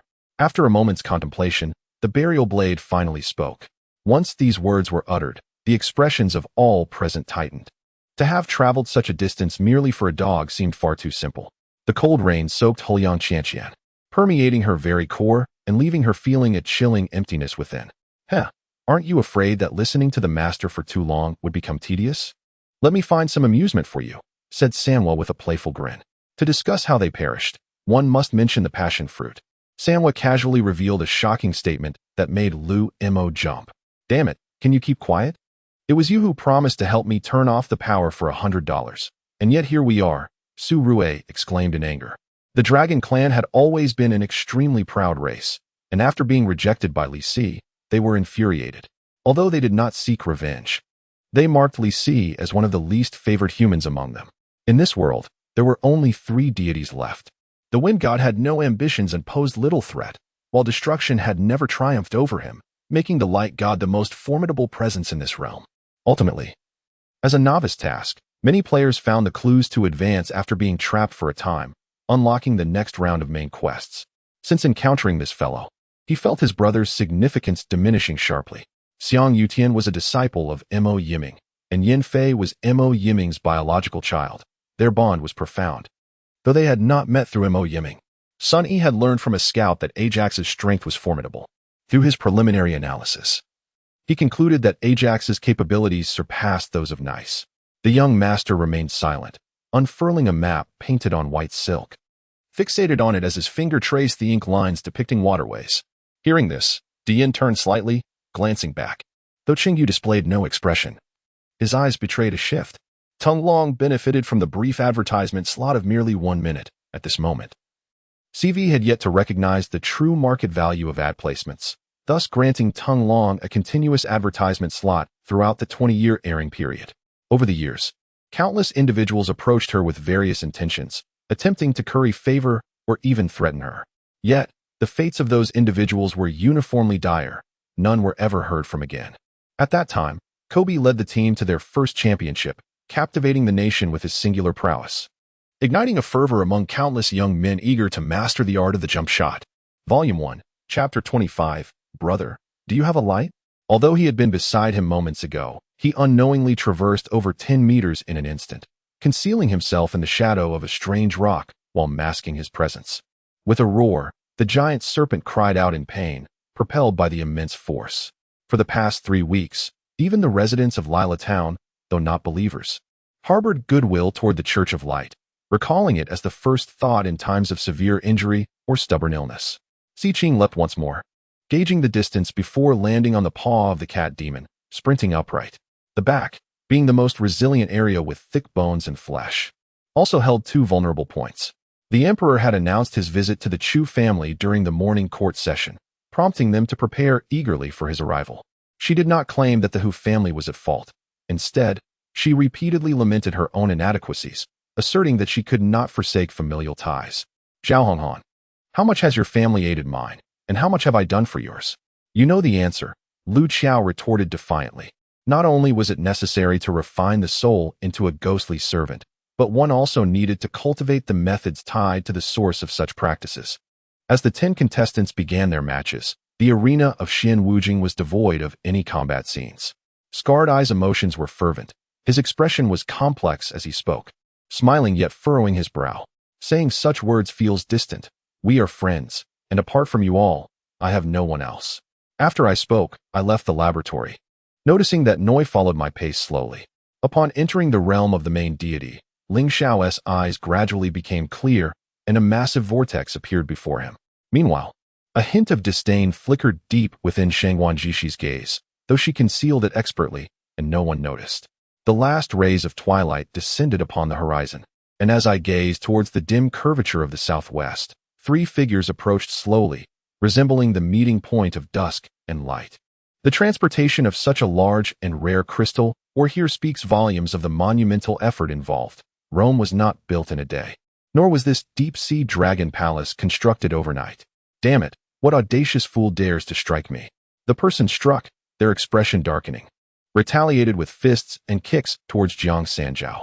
At this moment, the esteemed figure before me sighed, an unusual silence enveloping him, and this sigh, imbued with a profound melancholy, resonated within the cavern, causing even the true dragon's remnant soul, merging its will, to stir slightly. I am indeed a master of mid-level dark energy. The strength of dark energy is not something an ordinary person can rival.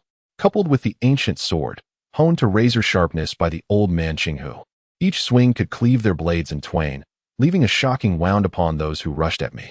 Yi Jun cast a hurried glance at Jin San, gulping down several swigs from the gourd before respectfully returning it. As for Zheng Xiu, he did not stand on ceremony, promptly leaving with Chang Hu to return to Zhou Tian's side. Just as he prepared to retort fiercely, he was silenced by the Wang family guard who had spoken earlier. The chef, tasked with preparing meals, found himself unexpectedly responsible for feeding a larger party than anticipated. That day, the clouds appeared akin to a boiling pot of soup, with countless mortals and cultivators trapped within, with no path to heaven and no door to the earth. Silence suddenly spread, neither spoke, yet an unspoken understanding passed between them. She also noted that although Chu Li had become the recognized captain of the Zhangzhou team, he seemed to trust Chu Xian's wisdom, perhaps believing that such a rational approach could better equip the Zhangzhou team to survive within the main deity's space. After speaking, she directly poured the medicinal powder from the bottle into the pot, stirring it with a wooden spoon hanging nearby, her delight swelling with each turn of the spoon. He did not doubt Zhou Tian's character, but hastily relocating the Zheng family to the Imperial city might inadvertently stir trouble. Xian Gao was stripped of any defensive capabilities. Liang Fa's palms drove Xian Gao's right arm, which had been used for defense, forcefully against his chest. Amidst the exclamations of the Wudong and Shaolin disciples, Xian Gao was sent flying like a broken kite. Zheng arrived outside a hotel, which appeared magnificent, with his target residing within. The chef's innate ability allowed him to heal at a rate surpassing ordinary cultivators, while the Silver Ghost's gift transformed him into a weapon. Upon returning, he briefly shared his thoughts with the Firebird Demon Lord, who responded with a look of realization. Mei Gongqin heard voices behind him but failed to notice anyone approaching, startling him into a swift turn. With a thud, 2 bloody heads rolled at his feet, those of Wu and Zhang, who had left earlier, their eyes wide open in death. Fear etched upon their faces. Chapter 26. Su Chen smoked signal. He understood that if even Yuan Hao could not accomplish this task, he would have no means to resolve it either. Thus, he could save no one. Although Ghost Valley is the most concealed boss in the Super Beast realm, its strength pales in comparison to that of the King of Hell. And Ghost Valley only acts when the King of Hell and the Snow Emperor are locked in a mutually destructive battle, their energy nearly depleted. At that time, he and the warriors had surged unstoppable into the Western Finals, expecting a fierce battle with the Grizzlies, only to be unexpectedly subdued by them. The man in the black robe was none other than Hong Yan, one of the heavenly colorful eyes, sent to seek out Meidong. Without further ado, he added, "It's getting late. Everyone should disperse and return home early. I informed my senior sister of the training notice I received that morning and my current practice at the Internet CAF. Every day, there's flirtation and silent exchanges at the company. I can hardly stand it. Wei Kei exclaimed excitedly. After news of Lin Hong's impending journey south reached Dongwu Manor, Wu Shiqing was greatly troubled. After consuming a millennium-old ginseng from Changbai Mountain, paired with comprehensive treatment from Western medicine, Wu Shiqing's health improved significantly. She knelt behind me on one knee, clutching her chest, blood trickling from her lips to the ground. The terrifying pressure seemed to push her to the brink of collapse. After dispatching the Zongzi, Erpang quickly turned to strike again. The spine of the Zongzi, which had been locked in a stalemate with the cheese, was mercilessly crushed by Erpang's knife. Poisonous liquid splattered. Without a gas mask, contact would surely lead to death. These various species of strange fish, rather than being edible, were more aptly described as predators. Zfa's expression darkened upon viewing the photograph in the newspaper, particularly when a new recruit approached him with the paper for inquiry. After some thought, I reassured him not to worry. This matter should not be too difficult to manage, even if it required some intimidation. If he could commit such heartless deeds without a hint of remorse, could he still be considered human? I suddenly felt rather petty, indeed, incapable of making a choice. Count me in. After Nie Tian's declaration, Lu Rinjia resolutely expressed his determination to stand alongside Nie Tian. Insha devouring souls. Could such a phenomenon truly exist? Ancient Moon's visage displayed shock for the first time. Do not be disheartened. Your strength is already astonishing. I managed to bestow upon you a grand title purely by chance. Qin Long passed the basketball to Li Yao with a faint smile. Very well. Huang Wei, the eldest son of the Huang family and current vice president of the Huang Group, was indeed a promising figure in the business world. Unfortunately, apart from me and Ouyang Feier, no one else knew he was a coward. The destruction occurring in Chun Yin's office was audible even in the corridor, shaking the entire building. The loud crash and tremors caused the office staff to become tense, some fearing a terrorist attack, while others suspected an earthquake. Chaos erupted both inside and outside the company. Villagers often borrowed mules from the village chief for their errands, the chief, being generous, obliged, especially since those borrowing were usually heading to town for urgent matters or shopping, likely only Murong you had borrowed before. Strangely, despite this, their bond not only remained intact, but seemed to grow stronger. Zhang Ran, having traversed time, understood deeply that in the face of true disaster, private assets would be of little use. Only public strength could provide support. If they were not in the streets, he would have raised his fist to teach that disrespectful commoner a lesson, forcing him to kneel and beg for mercy. Certainly, constrained by brevity, everyone merely introduced their life's achievements in a single sentence. Lu Jinyao gazed at the evaluations with an unruffled demeanor, yet he still expressed his gratitude to Shin Xinlaw. After numerous attempts, he finally began to accept the reality of the situation. The original narrative could not be altered by a mere villainous pawn such as himself. It was indeed not a simple circle, but rather bore unique patterns reminiscent of a chip's design.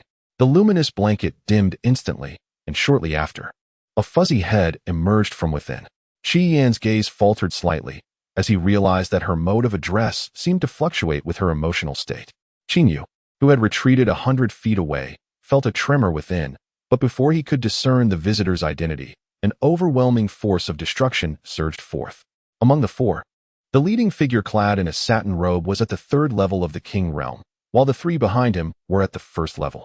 Just as during the reign of Emperor Guangwu, when the northern Xiongnu seized the opportunity while Wang Mang was assassinated, and the protector of the western regions, Li Chong, lost contact with the central plains, allowing the Xiongnu to dominate the western regions.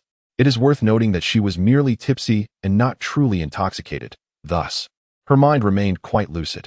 She was fully aware of the weight of Li Erlong's promise, which made it impossible for her not to feel moved. Observing Aunt Huang's expression of self-doubt as she departed, Sun Qian couldn't help but chuckle from his place on the sofa, carefully covering his mouth to avoid being overheard by Aunt Huang. Qin Mingyao nodded, feeling too shy to introduce Sun Buqi to her sister after failing to do so on the way. As they walked, she found herself halted not by fatigue, but rather by an unexpected courtyard obstructing her path. Indeed, I did not witness you losing the quilt, but did you see me strike him? Did I strike him? I slapped the short one twice, delivering a reprimand with each slap. In front of them, I declared that if they wished to engage in shamelessness, I would match their audacity. This, how could I possibly know? Yel Tuyu felt helpless. It was his first visit to the Central Plains, and he regrettably had no time to admire the land he had longed to see, as he was preoccupied with ensuring his master did not stray off course. In Volume 1, Chapter 27, was this truly difficult? It seemed the old fox's magical prowess was sensed as the lotus lamp trembled and emitted a gentle glow, instantly dispelling the old fox's power. Silence enveloped the group as they deferred the decision regarding the treatment of Nai-Ao ancestor to the venerable Buddha Ding. Watching the figure of the empty-hearted gentleman retreat, Su Ming shook her head, and with a thought, a vortex slowly materialized before her. Viscount Ivan Laze felt a flicker of inspiration as a rather mundane, yet passable idea flitted through his mind. He turned to Ren, who awaited anxiously. "How old are you?" he inquired. While Yang Huiran and the Wuda army were preoccupied with battle, the merchants busily gathered manpower to capture crocodiles. Although Yang Huiran was unaware of the precise numbers, his close aides informed him that at least 10,000 crocodiles had been ensnared. Behind him, the young wizards of the Yozue hunting team, who had been whispering amongst themselves, ceased their chatter, casting anxious glances at their captain. When the time came, those relying on their family or background would find Yang Huiran had his methods to deal with them. However, before that, he must thwart Sal's forces to prevent them from disrupting his plans, with the aberrant worms being crucial to his strategy. The elder felt deeply aggrieved that the divine sovereign had so unjustly belittled himself. The divine fetus had safely emerged, and with its cooperation, the sovereign could once again ascend to the pinnacle of the 9 realms, eternally unyielding. Count Bogdan displayed a faint smirk, arrogantly surveying Count Stephen beside him. The latter sank heavily into his seat, turning away coldly. After a fruitless day, having seen not even a hare, they occasionally glimpsed a few dolphins surfacing. After informing Lu Renyuan that catching dolphins was prohibited, Qian Huan and the others returned to their rooms to rest, lamenting their failures as pirates. "No, the first time was in front of the mirror in your dormitory. Do you recall my first outburst? I brought you clothes and pushed the door open to find you standing before the mirror, grooming your hair, looking quite charming, like a lady, with your fingers raised. I thought you were teasing me." Wei Xiao recounted. The fire dragon's form lacked the ability to speak human language. Zhang San communicated through the art of eloquence, suggesting that at that moment, Mu Zhen had indeed replicated the skill of persuasion.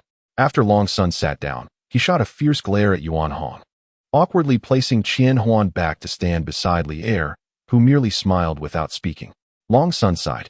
Once the gunpowder atop the Su Nen city wall was ignited, the war would signify victory. As for whether this capital would be set ablaze, that was beyond Qian Huan's considerations. He merely wished for more soldiers of the Tang dynasty to survive. Qian Huan turned to leave, yet all the traders in the market gazed enviously at Ji Lamu, regretting that they had not presented precious gifts like he did. Meanwhile, Ji Lama remained prostrate on the ground until Qian Huan's figure vanished from view. "You sure, Ong? Are you satisfied with my actions?" Shun Mu inquired with a slight smile, wiping the beads of sweat from his forehead with a tissue handed to him by Chen Qishui. Though it is often said that the best way to move on from a relationship is to start another, Luo Xia felt in her heart that Mu Shui would not. Luo Xia mistakenly believed that 50,000 was a significant amount for Luo Zhishuan. However, compared to Luo Zhishuan's monthly salary, it was but a trifle. Chen Qishui finally found a piece of meat, picking it up along with a few vegetable slices to deliver to Mother Qiu. Had it not been for Rong Yoshin's desperate efforts, it was likely that they would have been carried out by the likes of Man-Air. Or perhaps both would have perished there. The divine emperor revered the master and the city of Ryu, crafted by Chun Baihe, with deep admiration. As the elevator doors opened with A Ding, the first man to step out was clad in an exquisite black suit. After bidding farewell to Wang Han, Gao Peng did not undergo any other transformations. His affection for Lan Rue remained unchanged. At this moment, some martial emperors laughed maniacally, while others glared with resentment at the spot struck by heavenly thunder. Chasing after the garbage truck to dispose of the trash, Qi Jinfeng turned back, as a crimson Lamborghini slowly came to a halt beside him.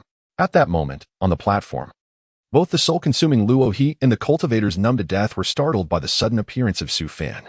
However, due to the limited numbers on the Long family's side, they could not compare in momentum with the 4 great martial alliances. Just then, the 5 slain celestial emperors emitted wisps of green smoke as they were completely absorbed by the command flag. Furthermore, spending an entire night in the time-space chamber yielded little in terms of cultivation results. The Daluo divine staff radiated a rich golden light, standing out in the slightly dark maze. In that instant, I felt a surge of anxiety for Yi Xing, fearing that the assaulted Yang Kursin might suddenly retaliate against him. Yet unexpectedly, Yang Kursen refrained from striking back, though it was evident her emotions were running high, as her body trembled violently throughout her speech. Gu Sun appeared to be infuriated, and an overwhelming power erupted from him, instantly pushing Yun Mo back. Wu Liangfu followed suit, chuckling. For the palace's consorts who failed to win the emperor's favor had only this Jin Gij and the prince of Xiang's consort to bring him joy. As long as the emperor was pleased, he, as a servant, would find it trivial to be reprimanded. She donned a delicate green long dress today, resembling the ethereal Chang'e of the Moon Palace, gracefully floating as if she were a celestial being. Among the teachers, she appeared strikingly youthful and conspicuous. Luo Jingong released her. Watching as she hurriedly darted into the bathroom, the corners of her alluring lips curving upwards, exuding an intensified affection. I slipped on a pair of flat shoes. And under Zhang Minglang's watchful gaze, I was compelled to theatrically knock on Lin Qiqing's door. In Chapter 28 of Volume 1, a sense of exasperation enveloped me. When do you plan to return? Shen Ruolin inquired of Chang'an during the banquet. With Shui Hongyao and his companions present, he was utterly unconcerned about her absence. Besides Shi Yi, Hong Jie persistently swatted at an inappropriate hand, but her efforts proved futile. The group collectively congratulated Shui Hong, insisting he must treat them, to which he cheerfully acquiesced.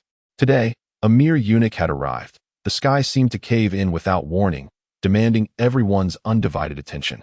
Unbeknownst to all, Yi Xing had stealthily approached Duoluo from behind, wielding a blood-stained crimson spear that glimmered ominously. This uncertainty weighed heavily on Chang'an.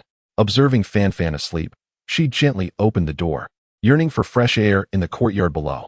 However, as she stepped out, she spotted Morong Hong leaning against the railing of the corridor, gazing at the distant night sky. Turning his head upon hearing the door creak, it appeared that Luo Baishuang struggled to accept the sudden appearance of her eccentric father. Yi Xing squinted slightly.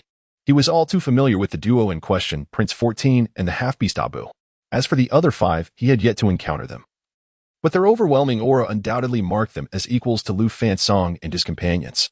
Today, I shall conquer this mountain, Tsuyoshi exclaimed joyfully as she caught up to embrace Qibai's arm. Upon entering the city gates, they were greeted by bustling streets lined with shops and stalls, merchants vociferously hawking their wares. Mr. Li's skills were truly impressive. It was unexpected that he was also a martial arts expert. Han Chun's eyes lit up, shedding his prior disdain and beginning to flatter. Yet, as he observed by Shuming's delighted expression, the imposing figure in the background mused, "Fool, if you weren't the heir of SK Telecom, would I praise you so?" Unbeknownst to him, Wang Yu's true motive for avoiding conflict with the Jin Kingdom was to eliminate them in one fell swoop, leaving no room for survival. The continuous damage from Da Bao and Air Bao, coupled with the ancient 5 elements pearl, barely exceeded 3 digits, rendering it negligible. Consequently, Jin Fei had no choice but to consolidate his forces, uprooting the entirety of the Qin family's troops and relocating them to Qin City. Lin Fengyu, slightly taken aback, boarded a taxi bound for the airport at his mother's wave. After Jin Hyun'e concluded her speech, the photographer trailing behind Park Ji-ho and Jin Hyun, it couldn't help but marvel at the beauty of the scene before him. The sight of Park Ji-ho and Jin Hyun nestled together, watching the fiery clouds at the entrance of Idol Village, resembled a picturesque painting. Blending seamlessly with the scenic backdrop of Yuziri Mountain and the fields, a beauty beyond compare. In the realm of skilled combat, even a moment's delay could reveal a fatal flaw.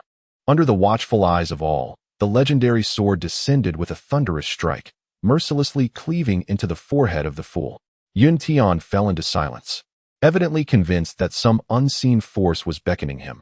Otherwise, he wouldn't have ventured here solely on instinct. The familiar roulette reappeared before Shui Bufan, who, disinterested in controlling his strength, carelessly nudged the wheel, causing it to spin rapidly. Accepting this item today might lead to his demise tomorrow. Moreover, if the formidable artifact had been forcibly taken from its original owner, who bore the surname Luo Wei felt a twinge of anxiety. If it were indeed a remarkable relic, would Dong Pangpang not execute him upon the 3 Kingdoms reset for failing to return it? Fang Jian glanced at Yukai, noting that she was quite fair-featured, unlike the common, unattractive individuals. He wondered if this child was merely a placeholder picked up by Yukai. Simultaneously, a portion of the cosmetics industry market share was consumed, inciting furious condemnation from some companies. Mudan, this matter does not concern you. It is a conflict between her and Tian Chong. If there is no resolution today, none shall find peace. Judicial's brazen demeanor rivaled Tian Chang's. With unparalleled medical expertise, no ailment poses a challenge before them, Chu Wei stated. The robust man's arm was reattached, and to prevent mishaps, the nurse secured it with a bandage. As the villagers of Ma Wei and Kaiwa supported each other, the last of them suddenly extended a phone, their awkward posture exuding an air of pretense. Although Mu Tugue recognized the act, he refrained from exposing them. Having said that, he pressed the intercom, instructing Guan Cheng to emphasize the words "take good care." Pu Tao paused. Though the space measured just over 50 square meters, it was a home he had built with his own hands. "You wish to kill me?" Wang Yi raised his head, his resolute expression embodying a questioning demeanor, the imposing aura of a long-standing authority immediately pressing down. His demeanor was too conspicuous.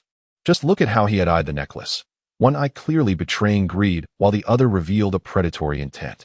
Suddenly, Yunhao bellowed, delivering an even fiercer punch to the tortoise shell of the Xuanwu celestial sovereign. They were evidently deliberating something. The shrill cries were noticeably different from usual, rising and falling in a cacophony, one wave ceasing as another surged forth.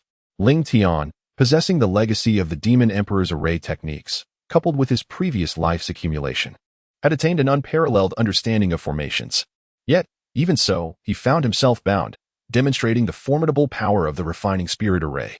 Save your breath. Your forces have been vanquished. No one will come to your rescue, Yi Xiu sneered, kicking Yang Xiong to the ground as he addressed the flustered Hottis. In Chapter 29, how did you arrive at that conclusion? Qing Dai stood straight, her gaze meeting Qin Shu's, who shot a glance directly at Hua Xiaoyan. The haunting and sorrowful look in her eyes was indeed heart-wrenching. Turning to face Hua Xiaoyan, she discovered him staring back, his deep eyes radiating a mesmerizing warmth, causing her heart to race. Perhaps her turn had provoked him, or perhaps he could no longer contain himself as the youth adorned with a jade pendant rushed toward her. Undoubtedly, this elder was one of the masterminds, for he had been able to locate them promptly. Before the overwhelming magical assault, only a handful of thieves managed to utilize their sole opportunity to evade the attack, only to be obliterated in the ensuing thunderstorm.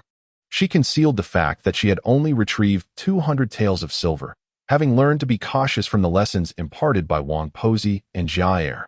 The ghost hero speaks wisely. If one harbors no intent to harm, one must remain vigilant against others.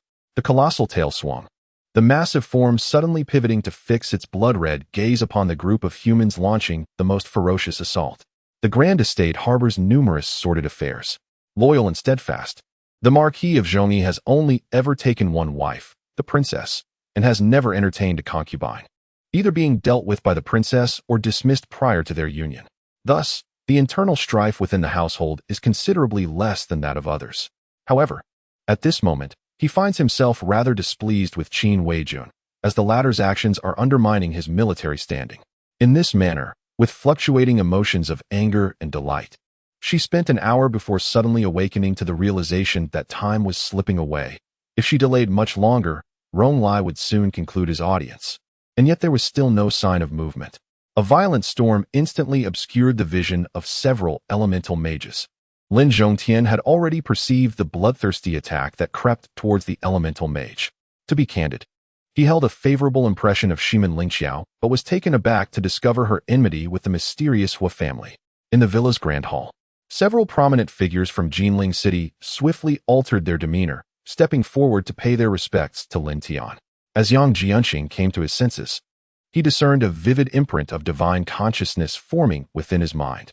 With a gasp, a white figure raced towards the direction where Wang Yuetian had fallen. After relentless efforts over time, and driven by the desire to keep pace with Di Wuyo, he found himself surrounded by rare treasures from the Mu family and self-crafted elixirs. The onlookers struggled to grasp the intricacies of the chess match unfolding before them.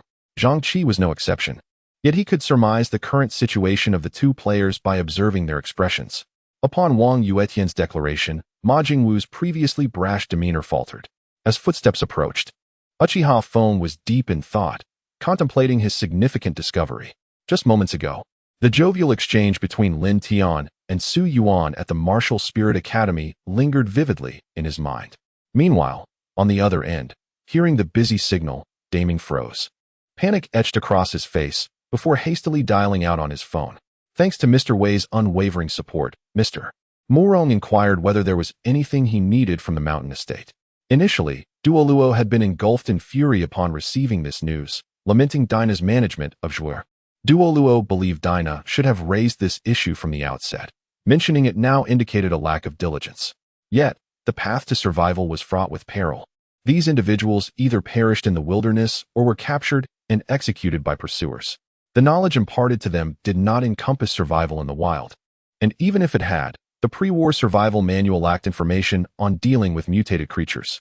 Amidst a cacophony of shouts, the sound of galloping hooves intensified, clearly indicating that the cavalry was charging forth, directly towards Duoluo.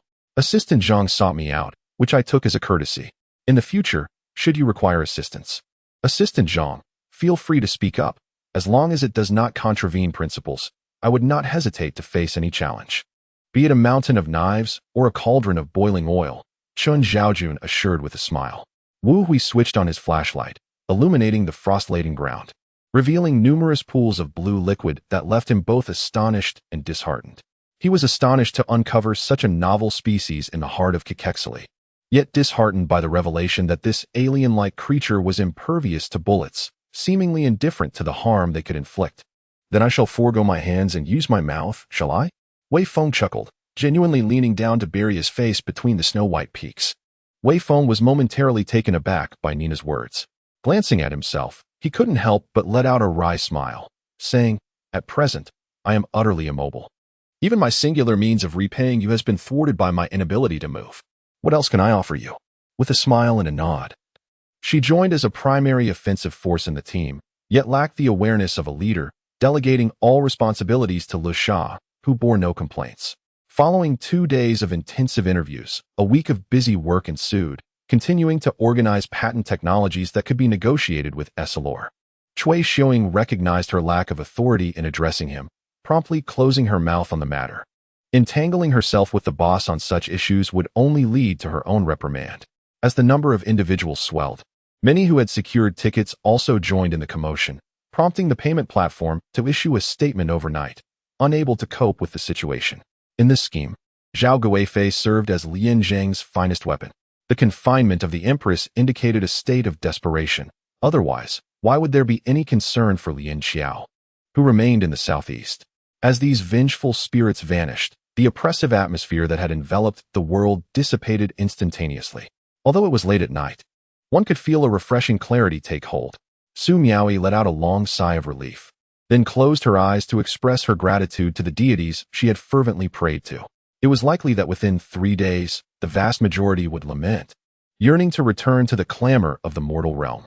Li Heng chuckled, sensing numerous presences drawing near, some of which posed a potential threat, seemingly the forbidden weapons of the Multiverse Alliance. Upon reaching the mountaintop, the elder descended, forming hand seals that conjured a golden gate in the sky, adorned with myriad celestial swords. The second phase of the experiment involved analyzing the purity of the polypeptide he had just synthesized and composing a report. If it proved insufficiently pure, he would need to investigate the reasons. Based on her understanding of her wife, it was evident that any opposing sentiments had likely dissipated. Through her inquiries, Raymond discovered that Ming's Hilton was the nephew of Baron Ormond Hilton, the lord of the Black Ring City. Chapter 30.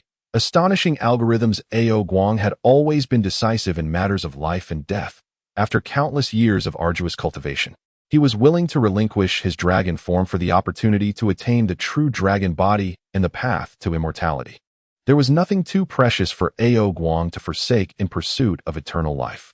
Initially, upon seeing the two emerge from the restaurant still wearing masks, one might wonder. But once they removed their masks, revealing the Phoenix legend, astonishment erupted among onlookers. However, while the governor appeared most respectful, Lin Hao sensed an underlying issue. Although he could not pinpoint the exact problem, he had a hunch. Upon arriving at He Zhongliang's hospital room, he found He Zhongliang lying on the bed, bruised and battered, with his limbs encased in plaster casts. Ji Chuyan roared, summoning a white jade wine flask that radiated with celestial brilliance, exuding the aura of a top-tier magical artifact.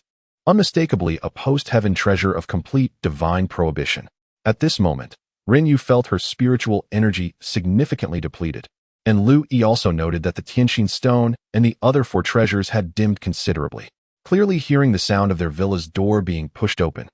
followed by the thudding of footsteps ascending the stairs. They were unprepared for the fact that the gem was not easily subdued. With a gentle tremor, it sent Kong Xian's hand reeling back.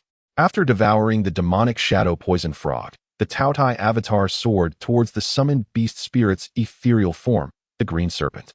After subduing the black dragon pool, their forces swelled once more, reaching a total of 10,000. "I will assuredly seek you out," he declared, releasing her wrist and taking her hand instead, their palms intertwined. On the bridge, onlookers gathered to observe, noting that the guards' attire had transformed. They were no longer ordinary soldiers, but had been replaced entirely by personnel from the Northern Pacification Department. Bai Zhaozi and Mao Tsang followed the sound, spotting a relatively concealed cave within the rock wall of the sinkhole, where a golden light shimmered, yet the contents within remained unseen. The 7 treasures of Buddhism. Do you know which they are? At this moment, he was directly gazing at himself, and Tong Fu wished to feign ignorance, an endeavor that seemed futile. Bai Zhaozi remarked, "What you say is indeed true, esteemed elder. I shall take my leave at once." Upon finishing his words, he led his 7 disciples away. Tong Fu, however, could hear the distant sound of galloping hooves, faintly accompanied by hurried footsteps, desperately suppressing a sense of panic. Zhang Yinqi, upon seeing Li Songhai clad in a white robe, instantly felt a surge of joy. As Li Songhai walked past Zhang Yinqi, he offered a gentle smile and a nod, both of them exhibiting restraint in such a setting. Utilizing wave guidance to investigate the surroundings, attracting powerful spirits, and possessing sufficient strength to lift a Gyarados. How immense must that power be? The crow leader perched beside her, drawing Suzuki Yuko's attention, prompting her to turn and express her gratitude to Natalie once more. After all, these secret realms had emerged upon the sea, and it was only natural for Manify to be privy to certain insider information. "Go wild if you wish," Nightblade retorted, carelessly tossing a sniper rifle into the fighting pit, as if you fear others deeming you foolish. When Qin Shi Ci appeared in the CAF, cradling the four-tailed fox, Qin Shi, all eyes were drawn to him. Tang Yuan, startled, immediately dashed upstairs, losing both of his slippers, one of which tumbled down the stairs. He indeed understood the heartache of Song Yanzhao. Princess Ming Hui and Prince Song quarreled daily, and he simply wished to avoid marriage, not wishing to endure a life akin to that of his parents. In the dense forest beneath Lotus Flower Peak, Song Yanzhao stood with his hands clasped behind his back, gazing indifferently at the person before him. The military restructuring plan he had meticulously devised was unexpectedly appropriated by Cheng Lin, filling Mu Qingfeng with indignation. His previous stance, manipulated by Lin Lang, had allowed him to gather some strength to avoid collapsing. Without a second thought, Lin Lang, too, understood that these corpses were likely the remains of cultivators slain by the old monster Wu Ji, or the remains of demonic practitioners, which he had then transformed into puppets using secret methods. Upon hearing that Luo Qinyan had fallen ill, Han Mu convened with the shopkeepers to discuss matters, only to faint mid-discussion. Wei Feng carried her back to her room as doctors arrived one after another. In a state of panic, he hurried to check on her. Wu Ziqing opened her mouth, contemplating, yet ultimately decided against revealing the truth. After all, it is through shared pitfalls that their profound friendship could be demonstrated. Reflecting on this, Guolin chuckled, "But 10 may not suffice. Grant me 20. Upon uttering this, he immediately regretted it, noticing Ming laughing at him, as if he were staring at a pile of heavenly coins. Yuan Xiao Yuan stammered a few words, but his countenance changed as Zhong Li whispered something in his ear. Unbeknownst to Zhao Gan, still embraced by the motherland, a massacre was poised to descend upon him, representing merely the calm before the storm. June he felt a flicker of realization. This must be genuine news from Chu Tao. A spark of determination ignited within him. He finally understood what actions he ought to take. The northwest signifies the Qian land, representing the heavenly formation. The southwest signifies the Kuan land, representing the earthly formation. The southeast embodies the Sun dwelling, associated with the wind formation.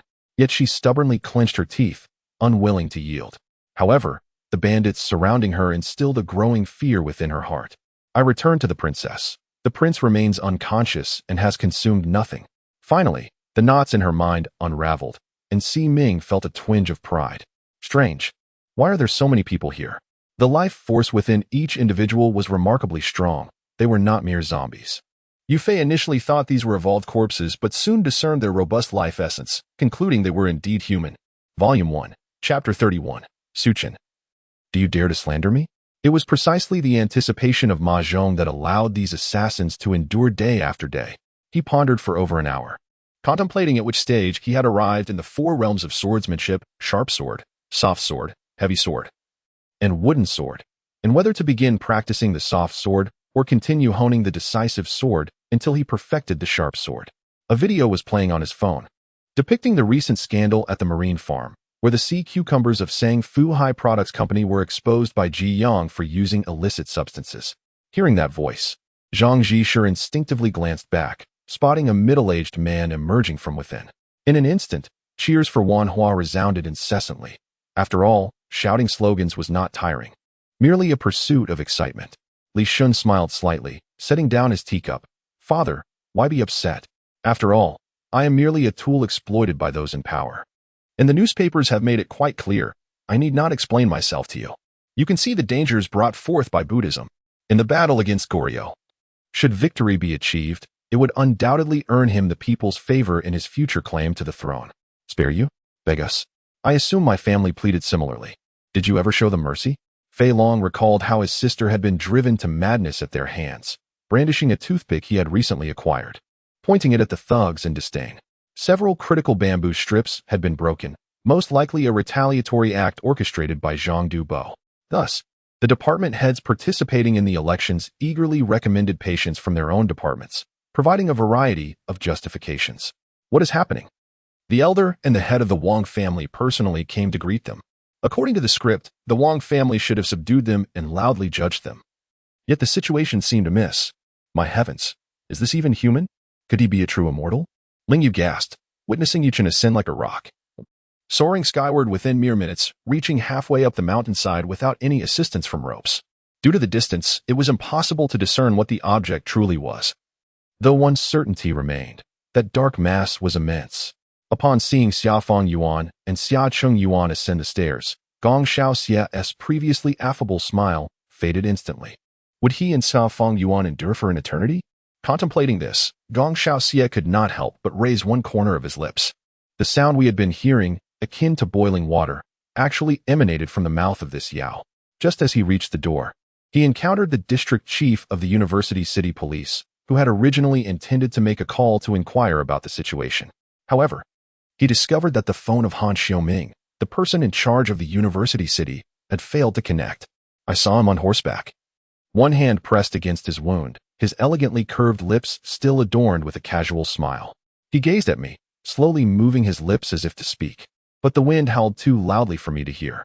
Xiacheng Yuan, expressionless, inquired, "What brings you here?" His tone and demeanor made it clear he did not welcome Gong Qian. With Liao Yuan's words, Ivan Vanko felt an overwhelming dizziness, collapsing onto the ground. Glancing at Tony Stark, who had followed him, Liao Yuan couldn't help but chuckle. Chun Feng, momentarily distracted by the earthen haze, uttered a command to kill. Instantly, the surrounding earth dissipated, and in the blink of an eye, the multiple barriers ahead crumbled, causing a deafening explosion outside the courtyard. Relevant reports have once again flooded the scene. However, this time, the response has not been as overwhelming as in previous instances. After all, Su Tian has merely registered a new company without making any substantial investments. And the absence of several billion in funding renders the impact of this announcement considerably less striking compared to earlier entrepreneurial news. Yet, Dao Wujia approached with a smile, placing a hand on Lu Ofeng's shoulder. Lu Feng had not considered that they might plan to escape while Indoma and Chatia were transporting treasures. The foundation of Dali could not be forsaken, and thus he was willing to sever ties with Emperor Ling of Han if necessary. Upon crossing over, Yu Zhou had already surveyed his surroundings, discovering he was in a deserted ancient temple. Gu Sujin stowed away her silver-gloved hands, perplexed by the actions of the other party. Yet she refrained from inquiring further. That night, he reserved the largest tavern in Fuzhou, Yufan Tower, hosting a grand banquet and inviting the 13 most esteemed and powerful underworld leaders from the entire Fujian province. When discussing old acquaintances, Jiao Zhouijin, a master of swordsmanship, exhibited a brief moment of discomfort, but quickly concealed it. When one possesses the power to obliterate everything, this world holds nothing that cannot be grasped. Xiao Luo let out a furious roar, realizing that his rage was reaching a boiling point, and his murderous intent was driving him to the brink of madness. Hee. Brother Jia, you are too modest. Might you share with us the whereabouts of the Undying clan and your brother's requests? Heisha squinted his eyes, donning a shrewd smile. The heavenly knowledge bird is indeed endorsed by the Jade Emperor. The rest are merely clever tricks of the bird. I am ashamed. It is not worth mentioning. The 8 immortals stated with a serious demeanor. After finishing her words, Xiang Yi approached the vanity to check her reflection and tidy her hair before turning to leave. Someone remarked, "What is the Minister of Guests doing in the court?" I replied, "The Minister of Guests is merely a bystander in the court and may not even have the right to speak." The last time Xiao Luo encountered Ziqiao, she was merely an 8th-level spirit master and managed to defeat Lin Shi. At this moment, Xiao Luo could no longer perceive her realm, yet when had he ever truly discerned Ziqiao's level? Everyone, Dong Yong began working in late May, precisely when the seedlings were flourishing. In the blink of an eye, the 100 days have passed, and it is now time for harvest. Thanks to Dong Yong's diligent efforts, the landowner this year did not need to hire additional laborers. Hearing of their united front was indeed a good sign. At least there would be no disruptions. However, how could the perfectly intact gold simply vanish? If this gold truly existed nearby, where could it possibly have gone? Yuanxing. At that moment, a thunderous voice from outside interrupted Yuanxing's impending words. Zhui Yifan and Yewi soared into the grand hall. In the first volume, Chapter 32, Old Bastard, the location chosen by Gyue was precisely outside the isolation zone of the human race, on a large island. Here, spiritual plants flourished, long untouched by human feet, accompanied by various untamed beasts, making it an excellent place for honing one's skills. Olaf was an exceptionally powerful practitioner within Freljord. Upon receiving a prophecy from a master diviner that he would die peacefully, he refused to submit to fate, unwilling to accept a coward's demise. Thus embarking on an extraordinary path, Guo Ziqiang placed his hand on Du Chuanhua's shoulder, gently urging her back to the Guo family to discreetly inquire about a few matters. "Get out of here," Lan Hua exclaimed, leading the others, who had found their bodies, out of the ascending emperor's platform. Gyue's lips twitched. Clearly, the person had fainted from fright. What should be done now? Should they directly send the individual back to that realm, or should they simply eliminate the threat? The Demon Lord of Yangshan and the Demon Lord of Yihai, upon sensing the arrival of Demon Emperor Qisan, placed their hopes entirely on him. Yuan Meng was currently in the hospital, chatting happily with Yuan Chong, when she spotted Chen Zhan entering, and her gaze instantly brightened with uncontainable joy. Lei Lei's words of gratitude transformed into an eye roll. Reluctantly, she escorted Yang Linglan and Lei Chitian to the boundary where the upper and lower celestial realms met. As Lei Lei observed Yang Linglan and Lei Qingtian enveloped in a pale green light, vanishing from sight, she finally believed that they had truly departed from the upper celestial realm. "Let's head back," Shun Ying commanded solemnly, turning to activate something, instantly creating a rift beside them, through which familiar room furnishings could be glimpsed. Seeking death, the young man clad in black, witnessing his companion being thrown to the ground, erupted with fury, rushing forward to throw a punch at the middle-aged man. A massive hammer of spiritual consciousness, controlled by Su Mu's will, swiftly descended upon the adversary's head, obliterating their consciousness in an instant as myriad scenes of their past shattered into dust. Sun Yinan remained in the grip of the menacing figure, unaware of what negotiations had transpired between him and Huang Mao, resulting in her release. As death approached, the feeling of helplessness engulfed Su Mu, akin to a drowning person. Regardless of how he called for help or struggled, it proved futile. Gazing into his mind, where the soul of a practitioner morphed into a colossal maw, relentlessly consuming his being, Su Mu felt an overwhelming fear. Qiushuan refrained from sharing the existence of her jade pendant with Wen Ai, who remained completely oblivious to Qiushuan's possession of a similar item. Under the catastrophic and destructive force extending from the center of the Blood Ghost prison, a large pit had formed in the celestial graveyard. Looking at Li Mingxue, Su Mu was unconcerned, retrieving another pill from his storage ring to consume. After several hours of healing, his wounds had stopped bleeding. Had he possessed higher-grade medicinal pills, they would have healed much faster. Qin Mukin's voice was gentle, appearing particularly soft after being washed by the rain. His forehead warm and cheeks slightly flushed, yet his strength remained astonishing, as a Ninshu could not pry his hand open. She glanced at his mother and smiled, nodding. Although she did not particularly like Insignian, she held some affection for his mother, who had provided her with a sense of maternal warmth. However, she could not bring herself to call her mom.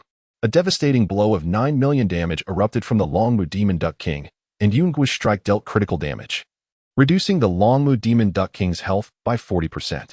As for the youthful bravado of 30 years in the east, 30 years in the west, do not underestimate the youth in poverty. He had long since shed that sentiment. After 20 years of exile, the dragon's thoughts were as sharp as lightning. Yet he had learned to conceal all intentions, wearing an expressionless mask that hid untold secrets and emotions from prying eyes. Very well, we shall follow her when she departs. Once we locate her nest, we can act then, Lianqing resolved firmly. Haha, splendid. I have never enjoyed a conversation so much. Let us continue tomorrow. Lianqing replied with a smile. The figure who opened his right eye thrust the MOCS sword into the body of an otherworldly soldier, sending him crashing into the crowd, while his other hand swung the sword fiercely, severing the spear and the accompanying arm that had aimed to impale him. The world shattered, molten lava surging everywhere. A torrent of searing heat suddenly rushing towards Linyu. Indeed, no matter how formidable Morong Jinyun might be, he remained merely a mortal, unable to surpass the prowess of the esteemed Lu Dage. However, it was not long before the Taowu sensed a familiar aura emanating from Sui. In Chapter 33 of Volume 1, titled Preparing the Car, I must visit the Su residence again. Luing initially believed that Hua Tian would find himself in dire straits, if not dead, under his assault. Yet, when he felt a tremendous pulling force from his hand, Lu Ying's expression changed dramatically. He turned to prepare fish and meat. Although Wu Fan might be a talent in the realm of dark culinary arts, in terms of knife skills, few chefs in this world could rival him. The Victorian products from Earth were not overly expensive, priced reasonably, but here in Jiutian, a high-end approach was adopted. Given the company's recent establishment and insufficient production capacity, it was impractical to capture the market with affordable offerings. Thus, the strategy leaned towards premium products, with plans to venture into the lower market once scale expanded. With a whoosh, the soul fire was drawn to the revolving disc and subsequently plunged into a black hole it had opened, ushering it towards the afterlife. To be frank, Jiutian had no intention of conducting classes. It was not a matter of pride. He understood his own limitations. Mastering a skill and teaching it are two entirely different matters. After all, not every seasoned driver is a qualified driving instructor. Zhao Shishir and I stealthily returned to the military base, observing for a while before tossing a few stones into the open space. Upon hearing a murmur from nearby, Jiutian paused, his eyes narrowing slightly. After a moment of stomping about, Qingming finally calmed down, glancing ahead to find himself on the edge of Qingxi village. Without a second thought, he turned to retrace his steps, believing that returning to his elder brothers would be the safest course. Wu Fan gestured towards Nagiata atop a distant skyscraper. The earlier shots had been supported by Meng. Of course, the one who had taken the game console did not count, as he was not of their kind. Not part of the system clan. Lin Yin, could you at least pretend to be concerned?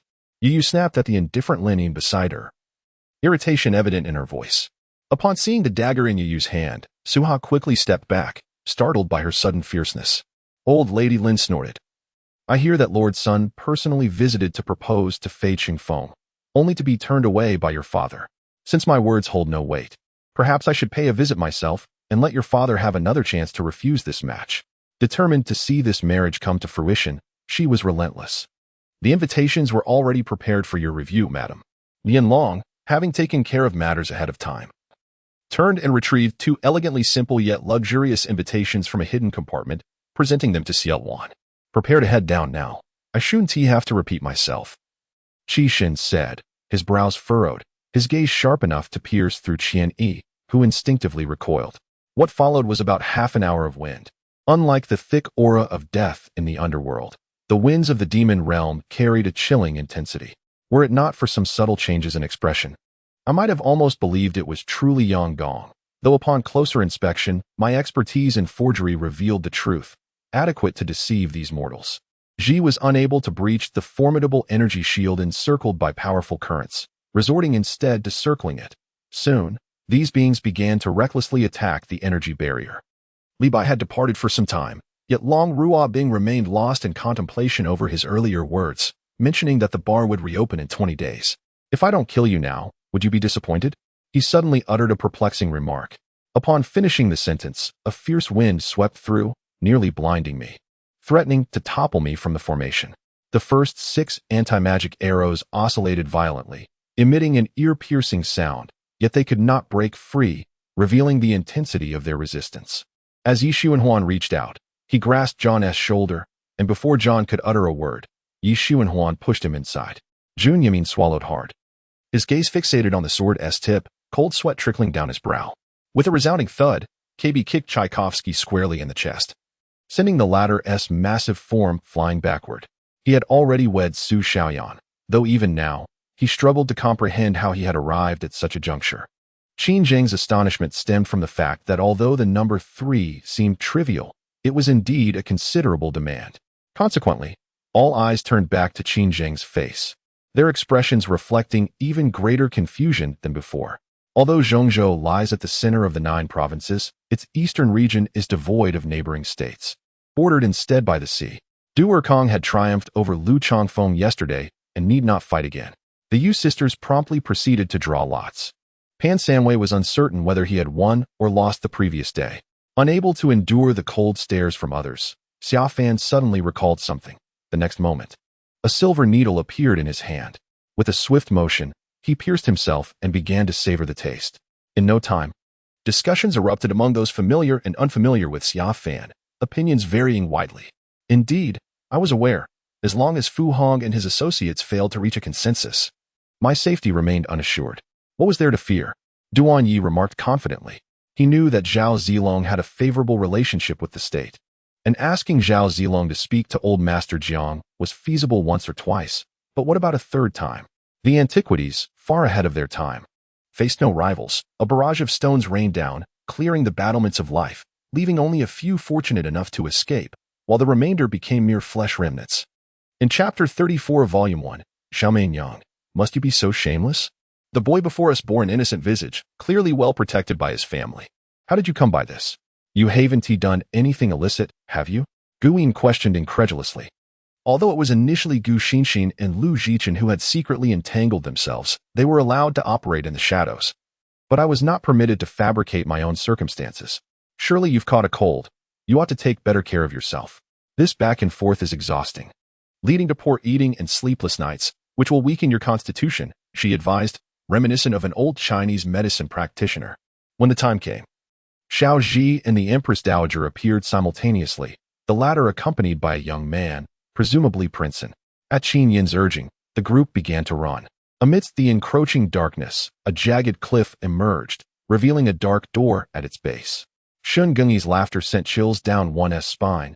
Death is preferable. Let them all perish. Her own struggles bred a desire for shared suffering. As a mother herself, Gu Mian wished to avoid inflicting further harm upon this innocent child. This seemingly casual gesture belied the immense pain that caused Chu Yunling's expression to waver. This assault, fortunately, passed without major incident, and that evening, double sentries were arranged. Everything would have to wait until dawn. Su Bo is the spirit of the Tai Su Temple. Previously, Ling Xiao perished on Ling Xiao Mountain, leading to catastrophic damage to Ling Xiao's heart realm. However, as the Tai Su Temple remained within the Tai Su realm, both the temple and Su Bo were merely severely wounded, not entirely obliterated. Had it not been for the ineffectiveness of his poisonous slave, Yu Fei would not have found himself in such a predicament. Nevertheless, Ming Jianfeng is his subordinate. It would be unwise not to defend him. Should blame be laid, it would not only bring misfortune to Ming Jianfeng, but to himself as well. The two engaged in casual conversation as they traversed the stone corridors of the courtyard, entering a room with a somewhat heavy aesthetic. Eventually, they summoned a master of yin and yang. Upon entering, the master immediately scolded them, for the placement of the deity's statue was directly upon the 3 killings position. Deming Ji she nodded in satisfaction, and soon, a visage of a human face ignited in the celestial expanse, flames of vibrant colors forming wings as the esteemed Feng Qiu Huang descended from the heavens. It is worth noting that during the Qin and Han dynasties, 1 stone of grain was approximately 31 kilograms, or around 62 jin. A battle-ready soldier typically required about 2 jin of sustenance daily. He exhaled deeply, feeling as though his body had ignited, far more intense than the indestructible fire. As a man, one could endure many remarks, but one must never be deemed inadequate, especially by someone of dubious character. And Ping Jun seized the collar of this lascivious individual, pulling him closer, and asked through gritted teeth, The 5 figures that stood motionless in the void instantaneously disintegrated into dust, scattering with the wind. She had no idea how to acquire this Qin Yuan. In her understanding, dragon energy was exceedingly rare. Not only her sect, but even the other major sects possessed few dragon pills. Feng Manhua briefly recounted the events, and Yu Sheng realized the gravity of the situation, leaning against the door to listen intently. Songyun's sect prided itself as a leader of righteousness and thus would not admit that the sword techniques passed down within were derived from malevolent energy. Yet, he clearly saw in the ancient texts that the North Dipper's divine vanquishing indeed drew upon the malevolent energy of the earth to unleash its formidable power. My dear wife, you must not drink alcohol. Allow me to replace it with warm milk, Shen Shuriwa said as he poured Gu Shirshan another cup, his meticulous demeanor eliciting playful banter among the onlookers. As they agreed to depart, Wuliang Emperor directly bid farewell to Zhuge Ziyun and set forth on the path out of Zhongzhou. Of course not, but I have something to discuss with Aoyang, Qiuya said, wrapping her arm around Wu Juanliang's. The village was unnaturally quiet, devoid of even the faintest sound of insects, shrouded in thick fog that obscured the view of the outside world. With a wave of his hand, a server approached with a tray, and Nangong Zheng took 2 goblets, pouring drinks for himself and Shimin Qinshui. A wave of relief washed over me. I had previously feared taking the stage, knowing that someone might inadvertently expose my inner darkness, which would be disastrous. The middle-aged man's face was like polished jade, exuding a steady demeanor. As if with a mere gesture he could shatter mountains and rivers. That overwhelming aura rendered Gu Tianxiang devoid of any will to resist. Yet she understood that the more daunting the moment, the less she could retreat. We are cousins, having fought together through thick and thin. They are people I trust. I brought them out of Silver City, Qin family village, and they followed me to Nanhua. I carry the responsibility and obligation to plan for their future, Qin Feng declared, a surge of responsibility and mission swelling within him. Are you unwilling? An unmistakable sense of disappointment flickered in Yun Si's heart. He had not anticipated that the typically gentle and yielding Chu Xiu would so bluntly refuse. Yet, he chose not to speak further, restoring a facade of calm as if nothing had transpired. This corpse belongs to Xiao Zi. He has finally met the end of his lifespan, utterly deceased. Xiaopa remained seated, calmly sipping wine, for he had prepared in advance, using a protective talisman before his spiritual energy was cut off. What good news? Lu Hong inquired, observing the joy on the students' faces within the classroom. The youth beside him, seemingly waiting for Lu Hong's question, eagerly recounted 2 pieces of delightful news. Zhao Xia knew that Lu Ernyang had come to her room to inquire about matters concerning Jiangling Prefecture. Although she was reluctant to disclose that she was the person involved, she would not evade the inquiry as Lu Xianger and Lu Hong had. Yet, he felt that this was still better than being an orphan without parents. Chen Lengyu sighed, removing the overweight boy's clothing and collapsing onto the bed to sleep. Ming Ying remained engulfed in astonishment, scrutinizing Chu Xiu from head to toe, internally questioning, could there truly be such a striking resemblance in this world? The lady before her was breathtakingly beautiful, and she firmly believed there was no one else like her. But hadn't Ti Hanchu been dead for many years? How could she become the head matriarch of the Yun family? That meal was perhaps the most sumptuous yet the most unpalatable I had ever experienced. Chapter 35 of Volume 1. Does this Empress harbor feelings for me? He instinctively felt around his body, unexpectedly retrieving a transparent bottle containing more than half a jar of yellow-green liquid. Upon seeing it, he eagerly uncorked it and took a sip, alleviating his thirst and the discomfort of excessive perspiration. Within Chao Chao's encampment, heavily guarded as if surrounded by a mountain of soldiers, there was a palpable aura of dragons and tigers soaring within the camp. Chao Chao stood solemnly, gazing into the distance towards Zhonglin Pass, his eyes shimmering with inscrutable intent.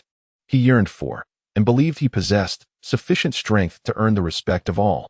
His opinions and thoughts deserved recognition. Wu Ju pays respects to the Hall Master. Upon recognizing the Hall Master's arrival, Wu Ju did not dare to act carelessly, immediately bowing deeply with utmost reverence. Just as he departed, Yue returned, drenched in sweat, carrying a stack of geographical records. Seeing this, Shisheng narrowed his eyes, contemplating deeply, while Qi Ming's expression was fervent, though his eyes revealed a heightened wariness. Qin Lang, have you broken through? Upon realizing the significant elevation in Qin Lang's realm, Ling Er gasped in astonishment. Her eyes filled with incredulity, as if unable to fathom it. The identity of the citizens of Qi held immense honor in the eyes of the natives. Regarded as direct subjects of the celestial master, a supreme glory, this status was vastly different, potentially freeing them from the fate of mere cannon fodder, transforming them into the official army of Qi. As Feng Bao perfectly controlled the Jinyue, and the commander Lu Shou acted as if he were a servant. Even though Feng Bao despised Yu Maoshua, he only sent the Jinyue to block the door last time. Of course it's real. Would I deceive you? Li Ning spoke with calmness, though a smile graced his lips. The following morning, upon waking, the ice blade remained enveloped in a layer of white mist, resembling cotton candy. 3 earthy bear beasts soared through the air, their immense fists like mountains, the force of their punches creating a cacophony of explosive sounds, compressing the surrounding air until it felt as heavy as a mountain, akin to the Buddha's 5-finger mountain, crushing everything in its path.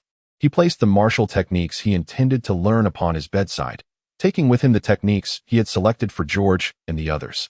Shen Muyu remarked. The white divine dragon let out a thunderous roar, its voice reverberating throughout the universe, causing all livestock within a radius of several dozen miles to prostrate in fear, not daring to move an inch. Even those powerful beings far away in Yanjing felt the might of the dragon. The other elite troops observed the situation before them and swiftly took action, causing chaos at the city gates. At this moment, Zheng Xiao smiled and remarked, "How could we ever doubt you? I was merely jesting. Besides, I have no time to waste on you." After this, Ling Tian also chuckled. To act recklessly naturally incurs a heavy price. Initially, I wasn't in such a hurry. At this point, Luo Yun's expression grew increasingly grim. Jones, witnessing the scene unfold, found it quite astonishing. He had not anticipated that Shen Muyu's performance would shine so brightly, resulting in his plans being thwarted before they had even begun. Little did Ko Lei know that as he entered the room, members of a special operations team and police had already arrived outside the youth palace, preparing to find him. The sun extinction operation disrupted the gravitational balance within the star, leading to the collapse of the second star in the orange star system, which erupted in a helium flash just within the critical point. Ye Kai also smiled slightly. This Hu Shiqing was not as treacherous as others, but rather quite hospitable. Thus, he often inquired about certain matters from Hu Zhicheng rather than from Yao Shuai or others.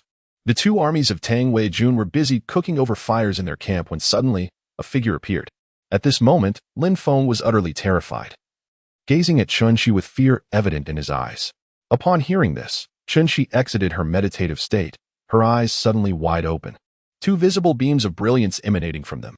Situ Kong simply packed up his belongings and ventured into the desert. Without bringing the prepared items, survival would be nearly impossible.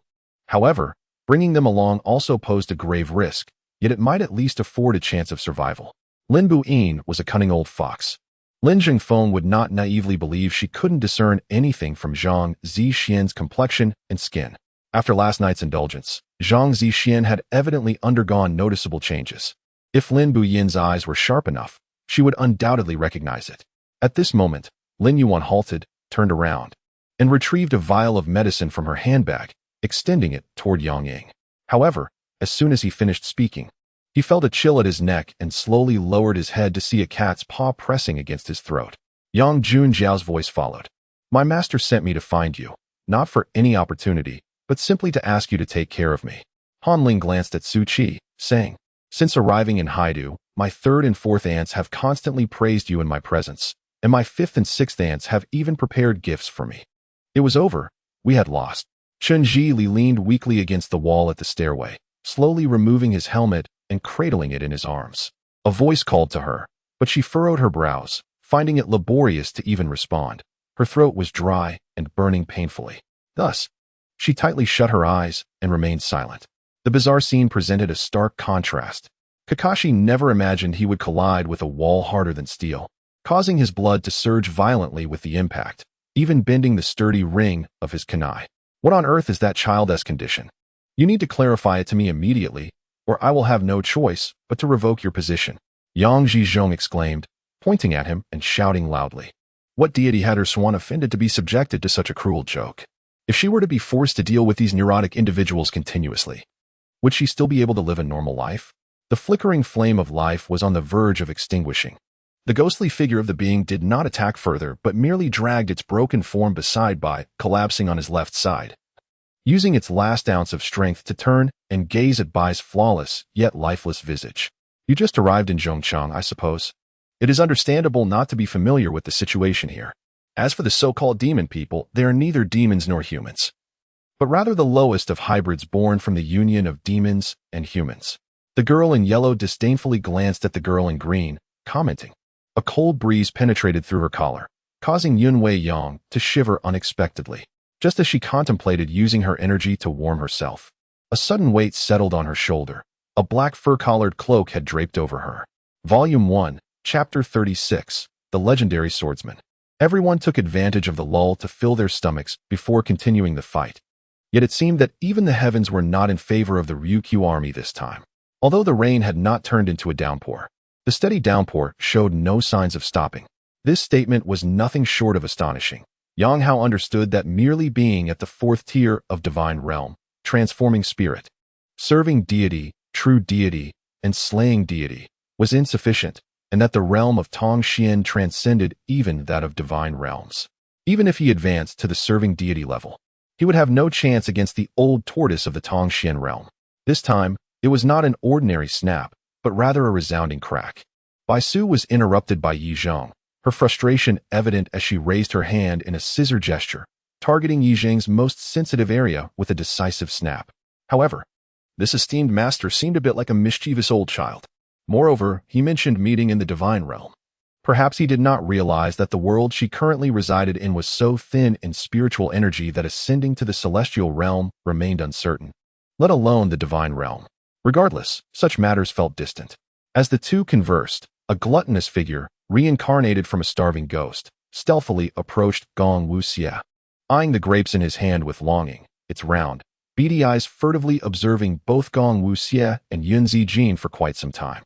Though he had achieved the pinnacle of the 9th level of qi refining in a matter of days, the meridians throughout his body remained exceptionally fragile due to the absence of the true qi refining process. Thank you, Zhang Meigong. My wife and I will consult our son's opinion before responding, if that is acceptable. Su Mu received the portrait and then sent Zhang Meigong out. The princess of the South Pole was so astonished that she jumped up, leaping 3 feet high, instantly reaching the side of the bathtub. On the stage, Sima Nuo could clearly hear the discussions among the disciples below. He paused momentarily, allowing Leng Yan to take the opportunity to knock him off the stage. During this match, one must not be distracted. A moment's lapse could lead to failure. Thus, he bore no blame to others for his loss this time. A swordsman must always maintain an undistracted mind. The barrage of comments before him continued to surge, unsurprisingly. They were all deriding him for cheating in front of the entire nation to win against Dr. Chen's unfavorable review. The thought of having fought against Chu Bingming due to the mental domain attack from the motherworm filled him with dread. In contrast to the scheming Di Jun, it was the silent Tai Yi that truly instilled fear within her. The powerful internal energy had already formed a vacuum membrane around his body, creating a current as it surged forward. Instantly, the aura of creation emanating from the willow tree stump ceased, plunging the entire willow grove into silence. One could faintly discern the avatar of creation within the stump, continuously manipulating the incantations in an attempt to refine it. Their movements synchronized perfectly, showing not a single discrepancy. Save for their physical differences, Wu Tianxue observed in astonishment, showering them with praise. The visual pleasure and impact brought about by their simultaneous practice were unparalleled compared to ordinary drills. With each sound, the tentacle extended to over 30 centimeters in length, appearing particularly eerie. Yet, would Mr. Moriarty be concerned? Sakata looked on with unease as Conan climbed into the back seat. Long Jingyu felt a deep concern as he witnessed Si Ming's overwhelming ambition for fame and fortune. If he were an ordinary person, testing his martial prowess might not be an issue. However, being an anomaly, should he encounter any mishap during the testing, it would lead to unforeseen complications. On one of the islands, a waterfall cascaded vertically to the ground, marking the source of the Blue River. Long Jingyu remained in a state of deep slumber, his soft snores interrupting the unfinished words of the white bat. In the presence of a man who, despite lacking any blood relation, had genuinely embraced him as a son, Fire Fist Ace shed tears for the first time upon the execution platform. The solemn expressions of the warriors from various nations reflected their understanding that the Supreme Command would resort to violence to suppress the situation.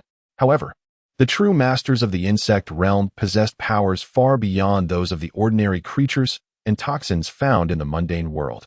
None would be spared from this place. Kill. The blood peacock regarded the countless ants below with disdain, her crimson robe swirling as a dense mist of blood enveloped the area. Yet, during her moment of hesitation, Shen Yufan had already grasped Demo Wen's hand and descended the elevator alongside his grandfather, Chen Xiao. It was evident that the photographs had been captured by someone with a mobile device from a distance, likely a passerby. Although Chen Yin's spear had penetrated only an inch, the contraction of Meyer Ganiz's muscular form rendered it unable to advance further. Nevertheless, Chen Yin's spiritual weapon was not limited to mere direct damage. Without the source of quantum energy, many advanced devices became mere decorations, leading to rapid environmental degradation and ultimately heralding the end days. The ancient humans were compelled to concentrate all remaining crystals to construct spaceships for their escape. The lesser beings of the divine realm had limited encounters with the palace masters. And after some discussion, it boiled down to the Lord of Thunder. Though unfamiliar with this individual, one could immediately discern that he was a significant figure within the divine realm. Zhou Ruomin's frustration was palpable, her exposed cleavage becoming increasingly alluring. When Feng Zhu appeared before the crowd, his aura was overwhelming, his charred form resembling a demon risen from the depths of hell. As time passed, the grains had fully grown, yet the weeds intertwined with the crops, and the medicinal herbs bloomed alongside the flowers, making it impossible to distinguish the edible from the inedible. The harmonious Taoist, comparable to a saint, commanded attention with every word and action, sending shivers down the spines of the assembled celestial beings. This figure, known for his solitude and disregard for heavenly matters, now seemed poised to assert dominance over the saintly sect. Wei Fu felt a twinge of surprise. Their supernatural abilities had not been sufficient to eradicate the demonic creatures, as the environments of the underworld and demon realm ensured that the miasma would not dissipate, giving rise to new fiends over time, necessitating only their suppression. Volume 1, Chapter 37, Left-hand shovel, right-hand kitchen knife. Kill. The sudden battle cry reverberated across the battlefield, as if a signal had been received, prompting both factions to charge forward en masse, closing the 100-meter gap as players surged onto the field. You have awakened. Bao Bei found herself momentarily at a loss for words, realizing she had nothing to say. Even Xie Shan showed no irritation, his face instead radiating pride. The expression was enough to make those present feel as if they had swallowed a shiny green fly. Utterly repulsed, she lifted her gaze to Feng Hao, the ceiling lights casting shadows across her forehead, obscuring her eyes and leaving him uncertain if those large, expressive orbs were brimming with tears. The source of her melancholy extended beyond mere reflections on the landscape. It permeated the atmosphere of the entire court city, deeply affecting everyone's emotions. The demon spoke suddenly, revealing his title, Doug, Vice Commander of the Demon Legion. The current Heavenly Society, bolstered by the combined strength of its various branches, had grown excessively powerful, particularly with the recent emergence of over a dozen territories rivaling NPC-controlled towns, all constructed in strategic locations, awe-inspiring in their fortification. I simply desire sushi. What business is it of yours? Lin Xiaoxiao shot an irritated glance at Feng Hao, her full lips viciously stuffing a piece of sushi into her mouth, only to choke and burp in response. Li Lin smiled broadly, though his grin appeared more devilish in the eyes of Er Yiji. In terms of strategy, you possess some skill, but compared to the Prince of Longevity, your tactics are ultimately inconsequential. You, a toad aspiring to eat swan meat, are not worthy. Huang Yun spoke without mercy. Lin Ning glanced back, took a few steps, and bent down to pick up the short knife dropped by the brown-skinned man on the deck. He walked a couple of steps toward Gusan but suddenly halted, pondering briefly before turning and entering the cabin. Upon hearing this, Feng Tun's expression softened slightly. If this were the only reason, it was not a capital offense. He mused that serving alongside a powerful individual was akin to being in the company of a tiger. Although the man before him appeared gentle and refined, one could not overlook the temper of someone capable of commanding such a vast force as the Heavenly Punishment Troops. Initially, Hu Huoming had maintained a calm and composed demeanor, perhaps out of concern for the opinions of others, given his position as a military strategist and one of the operations leaders. However, as Hu Jijun recounted events in his ear, Hu Huoming's expression began to betray his growing agitation, perhaps due to preoccupations weighing heavily on their minds. Zhou Sun and the others, including Zhang Yanxi, could no longer focus on appreciating the grandeur and uniqueness of the splendid palace built atop the divine tree.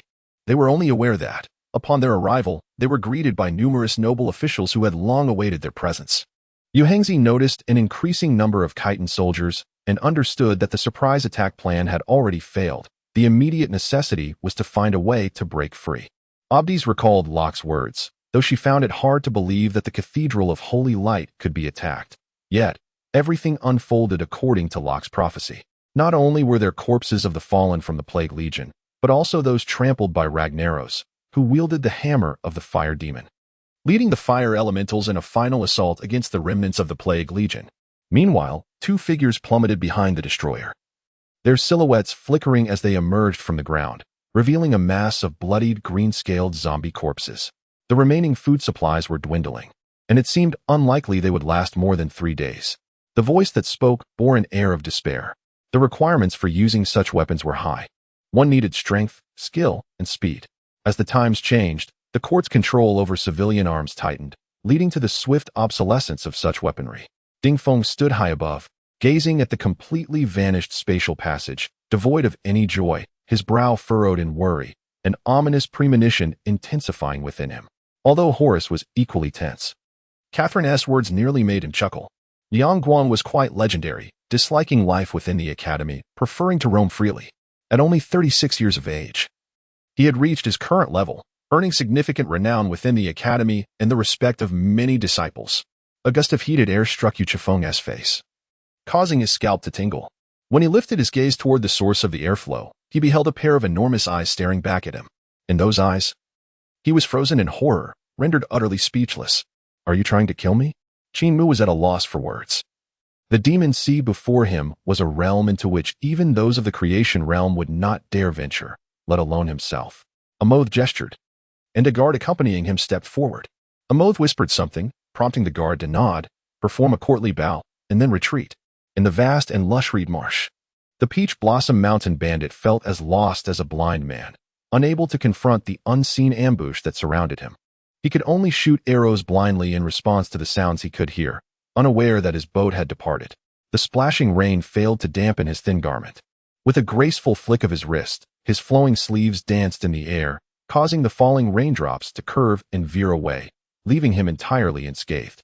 However, for Li Aichuan, despite having attended numerous such banquets, he remained utterly ignorant of the fundamental etiquette involved. Thus, when the server passed by him with a tray of drinks 3 times, he merely assumed they were passing through and paid them no heed. Volume 1. Chapter 38. Son of a Thief, Bring It On. Enough of the tears. Look, even those monsters are starting to laugh at you. Don't listen to your brother Ouyang. He is a wicked one. Wipe your tears away, and let us continue slaying monsters, Fangxing reassured Yin and as she approached her side. At that moment, the young boy closed his eyes tightly, his brow slightly furrowed as he formed a seal with his hands, his internal energy swirling and pulsating rhythmically as he breathed. A fragrant aroma wafting through the air. Just as King Nito forcefully pulled the dazed flower towards him, Elika issued another command. After Shinji landed on the island, he directly made his way towards the distant building atop a high mountain. As he drew nearer, he began to hear the faint strains of music. He recalled that the master of the Yuzu dojo was a remarkably young man with a sister who favored dancing as a means of training Pokemon. Mind your tongue. Do you wish to tarnish the reputation of the Jiang clan? To defy our oath in such a manner is not what the Flame Lord desires. Jiang Xian shouted at the assembly. The meaning was grossly misinterpreted. Ambiguous words caused Lan Rongyue's earlobes to flush slightly. She took Yin Kanglin's hand and boldly strode towards the Jia family estate. I shall assist you in breaking the curse. After saying this, she left Cui Weiman, who remained in a daze on the ground, and exited. It was only when Yu Jianba entered and saw the dazed Cui Weiman that she realized her actions. Embracing him tightly as she began to weep loudly, a mixture of joy and sorrow overwhelming her. When Yuko heard him suddenly mention the death of Jiao Yu, she discreetly frowned. The two were strangers, and their initial meeting was fraught with mutual suspicion, their intentions misaligned from the start. She could not comprehend why the third prince had suddenly advised her against investigating the cause of Jiao Yu's death, urging her to cease her inquiries. Shall we go to Hongying Chong for grilled fish? Lan Lan suggested from the side. Gao Qing wholeheartedly agreed, deeming it both delightful and cost-effective. Seeing that he was unharmed, She momentarily relaxed, casting a grateful glance at the man before her. His long hair flowed gracefully, and with every gesture, he exuded an air of refinement. At that moment, his gaze towards her evoked a sense of familiarity. This unintentional discovery sent a jolt of alarm through her. It turned out that her master was not entirely indifferent to her, but rather, his reserved nature rendered him unable to express his concern. After Chu Wurong spoke, she shared a meaningful glance with Chu Yizhu before turning and walking towards the palace entrance. Her feelings were not directed specifically at Chu Yizhu, but rather a perplexing sense of emotional turmoil. The old man glared at old Su like a defeated rooster before listlessly exiting the door. Inside, old Su barely had time to revel in his excitement before an enthusiastic shout echoed from outside, leaving no doubt as to the identity of the shouter. Fu Yuanzhou had thought he could endure, but the words spoken by Lian Jin during the day nearly caused him to spew blood. Faming finally breathed a sigh of relief, his gaze intense as he prepared to escape the restraint, ready to take a bite out of her. To his dismay, the more energy he expended, the more his body felt numb. Lei Hu's expression was filled with murderous intent, and the other divine beings shared a similar sentiment, seemingly unable to restrain themselves from charging forward. Due to Du Chang's solitary venture into enemy territory and the betrayal from their Sand Ninja village, they could not even confront him for an explanation. Dongfang Tani disregarded the fleeing individuals, fixating instead on his third brother. After Yin Chafeng acquired what he desired, he fed me the 7-day powder. I feigned death to escape and fortuitously encountered General Liu, subsequently taking refuge here. Lin Yunran briefly recounted the events that had transpired during this time. She traveled to a scenic area with her family, feeling increasingly paranoid, as if someone were watching her. Consequently, she captured numerous photographs that, from a photographer's perspective, were quite amateurish. As the collection of these images grew, her unease intensified. At that moment, Rong Di remained unaware that he had fallen into a meticulously orchestrated trap. A raven watched them intently as they departed, a creature dispatched by the devourer, observing their every move. Should Han Zish discern their anxious intentions, he would surmise that they did not possess as many individuals as they claimed. Unexpectedly, Uncle Liao, unable to contain his laughter, looked at him with a face full of admiration. A series of orderly system notifications rang out, blue beams of light surged forth, causing the unprepared young elite team to stumble and sway. At this moment, Yao Qing drew closer and brushed past Jinshin, distinctly catching the scent wafting from him. The room contained few possessions. As a consort, Long Zhaohua's mother lived rather frugally. Although no one had attempted this method before, and it remained a mere possibility, Jinshin believed that Wu Huang had not deceived him. As the malevolent cultivator fled frantically, he noticed Yi Lin's sword energy pursuing him. With a startled cry, he accelerated while unleashing a burst of bloodlight, attempting to thwart Yi Lin's advance. Suddenly, a high-pitched and impassioned song resonated through the commoner's district, accompanied by a slow, deliberate march, as if it were a melody emerging from the realm between heaven and hell. Volume 1, Chapter 39. Come, beasts, I am ready. Ah, it seems we have more guests arriving. Baumeier peeked into the hall, noticing Feng Wei entering once more. Typically, Feng Wei's presence signaled the arrival of visitors. As they came to report, behind him, dozens of shadowy arms fanned out around me like a peacock displaying its plumage. One of the shadowy hands, under my command, tightly bound a long pole that rose above my head. The tips of the arms entwined around the pole, resembling dried kelp, their elongated forms fluttering in the wind. The Realm King God transcended all Realm Kings, even the Supreme Realm Kings, with a divine stature that vastly eclipsed that of a mere short flute. Tiangua, upon hearing the commoner's inquiry, blushed furiously and quickly hid behind Yu Xiaotian. Yun Longzi chuckled awkwardly, releasing a wisp of spiritual energy, which then manifested and began to play. He bowed respectfully and presented a storage ring. Tiangua received it and handed it to the blind old woman, who probed it with a sliver of her divine consciousness, discovering a trove of spiritual coins and various medicinal pills, magic crystals, and essences within. At that time, only the over 10,000 troops of Yuan Chonghuan from the Liaodong army had received funding from the treasury. The remaining border troops, including the capital's garrison, were devoid of financial support. The third family immediately complied with the elders' orders, but just as they set down the task of feeding the pigs, they picked up the responsibility of feeding the chickens. The entire family was restless, for they felt more secure the busier they became. Later, Frisia and his father arrived on Earth, and I obtained their cells. Cell chuckled. What nonsense are you spouting, you little brat? Do you believe I, old pig, won't thrash you? Zhu Beiji exclaimed. Qin Kuan and the others felt helpless. Fortunately, testing their talents did not require their direct involvement, as the local government would assist. Otherwise, the four of them would have been overwhelmed. Yuling and Xiaoyang were both taken aback, and even Lu Xiao, who was currently immersed in the sea of consciousness, was greatly astonished. The three of them leapt back to the demon-catching division, heading straight to the grand hall on the second floor. Master Zhang tore open the cloth covering, and with a series of actions, Li Mi merely stirred slightly, as if still in a deep slumber, eager to witness the spectacle. The stage was soon surrounded by a throng of onlookers, yet the central seat remained unoccupied. Reserved for the esteemed head of the Xiao family from the eastern part of the city, Xiao Bai, regardless of his presence. It was precisely for this reason that the government, during the raid on the Duke of Fugua's estate, ensured that Zhu Jiao was left with sufficient jewelry and wealth to secure her peace for the rest of her life. Suddenly, Patriarch Bai Xiu felt an overwhelming force surge back at him, mistaking it for the work of Cheng Shuer. With a cold snort, he unleashed his full aura, sweeping towards her like a flood. It was speculated by the two that Yu and Wan Liang's qualifications would require more than just a few foundational pills to break into the initial stage of foundational establishment. Due to the unique nature of his battle spirit, he already possessed the ability to fight beyond his level, and with the addition of Yin Lei, it was akin to adding wings to a tiger, not to mention the third-level talismans he had already attempted to draw during battle. Lu Xiao's heart trembled. Although he was being pursued by the Ghost King at that moment, he had not anticipated the need to seek out the opponent and that black nascent soul. Su Li had spent an entire day in meetings and hurried home, as Hongji Enterprises was facing a project issue, leading him to endure 2 consecutive sleepless nights.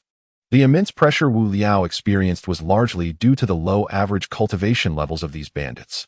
He was aware that as the Emperor of Kanglan, Qin Yu would never be one to easily show weakness. He was simply adept at manipulating others' psychology and exploiting their vulnerabilities.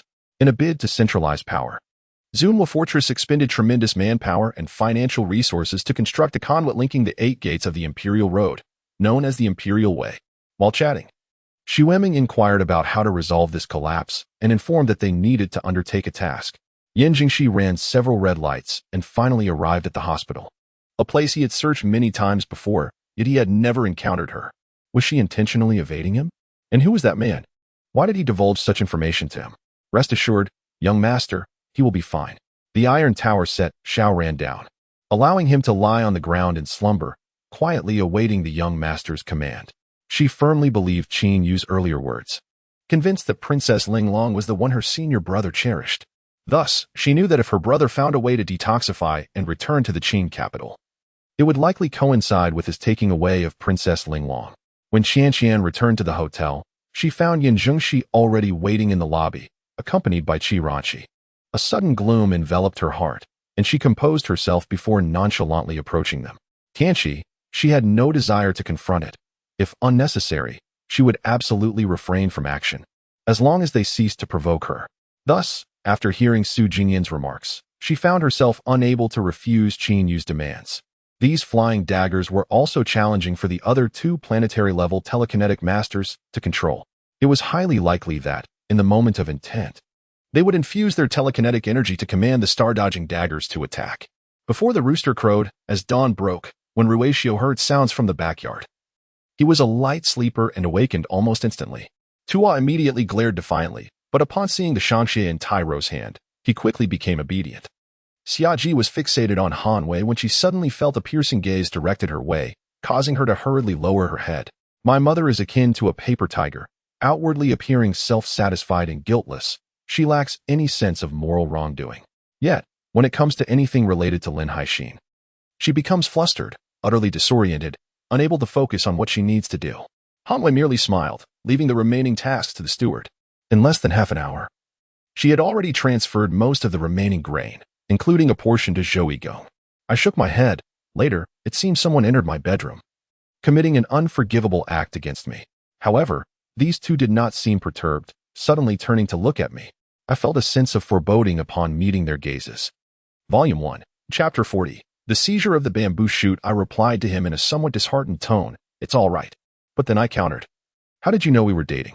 Have you been following me? I gazed at him with intensity. Although being adopted is not a glorious past, it is not something to be ashamed of either. Given the degree of affection we later shared, I believed he had come to regard me as a significant person in his life. Yet, why, at this stage in our relationship, was he still unwilling to reveal his true background to me? Zhu Xiuqing forcibly suppressed her impulse to pinch Shen Lang's ear, gently pulling the somewhat anxious Tian aside to speak in whispers. The boy awkwardly smiled, not dwelling on the matter, simply expressing gratitude before taking his seat from the previous night. In the dream, Dong Shen was enraged, issuing a decree that not only commanded the villagers to deliver Xia Anren to the shrine, but also labeled Lin Shangnan as a child of evil, instructing the villagers to burn her alive, truly malicious. This was a semi-finished spirit medicine, due to the inability to approach it closely. I could not ascertain the exact potency of this herb. It now appeared that it required at least 300 years of nurturing to transform into a true spirit medicine. Sighed Uncle Chun. Qingjie, this car is yours now. Can it take me home? Zhang Fan said lazily, handing the keys of the Audi to Yao Qingsha, completely ignoring Zhang Zhe, who was on the verge of exploding. When you thrust the gun's blade in, it can similarly unleash a torrent of hormones for a cathartic release. She envied Si Zhen for her height. Not only did she look slender and graceful in her attire, but she also held herself straight while riding, exhibiting particularly beautiful posture. That morning, still in a secret base in Chicago, Mr. Ku Shui, an elderly overseas Chinese, was attentively monitoring the divine ranking while sipping green tea. Just moments ago, Qin, who had appeared frenzied, became lucid upon seeing the young man's arrival and quickly exclaimed, "Who gave you the audacity to resort to violence in the city of dusk?" Proxyu's gaze swept over the crowd, his expression dark and foreboding. No one would be in a good mood if interrupted during their cultivation. At this moment, the Star Demon's third master was liberated, brimming with ambition and vigor, ready to showcase the might of the Star Demons from the Star Demon domain. Wu Fan received a supply of 200,000 purple spirit stones, and combined with the remaining 20,000, he now possessed over 400,000. This made Wu Fan feel extravagantly wealthy. When utilizing purple spirit stones, it was no different from when he had 1,000,000. As for the fire stingers, I believe they wouldn't regard them highly either. Among our Sting Dragon Kings, few could achieve monstrous battle prowess, and most excelled in ranged combat. Although they had merely 2 weaknesses, they indeed possessed inherent shortcomings in overall combat strength, making exceptional cases exceedingly rare. Moreover, the mutation of the fire system made their deficiencies even more pronounced. Luo Yi's ferocity genuinely intimidated those elite goblins, which was precisely what he desired. As long as he could daunt those elite goblins, the battle would become significantly easier. Her guest room faced the street, and she heard the sound of hurried hoofbeats outside, followed by the noise of someone hastily ascending the stairs. Joe preferred to negotiate a box office revenue share with the publishers from the East. Yet the astute individuals from the East remained unconvinced of the film's potential, failing to reach an agreement, even with Dowley Film willing to cover all marketing expenses. Their reluctance persisted, deeming the proposed 5 million RMB distribution fee excessively high. What are your thoughts? Unable to contain himself any longer, blood trickled from Baiyu's lips as he gazed toward the distant sky, where he perceived 2 dark figures hastily approaching. Mu Fan's heart sank, his complexion paling. He was acutely aware of his limitations. While he could manage an ordinary first-tier transformation, confronting a formidable opponent like Du Yi was far beyond his capabilities. Simultaneously, Wan Liang had irrevocably resolved to abandon hope. Recognizing that a genius capable of breaking through to the Qi refinement stage in the Eastern Divine Continent was far too exceptional for their Tai sect to accommodate. Su Guoren did not wish to rely solely on firepower for victory, but the prolonged delay made him anxious that the enemy's naval artillery would recklessly open fire, which would be disadvantageous. Did you not hear?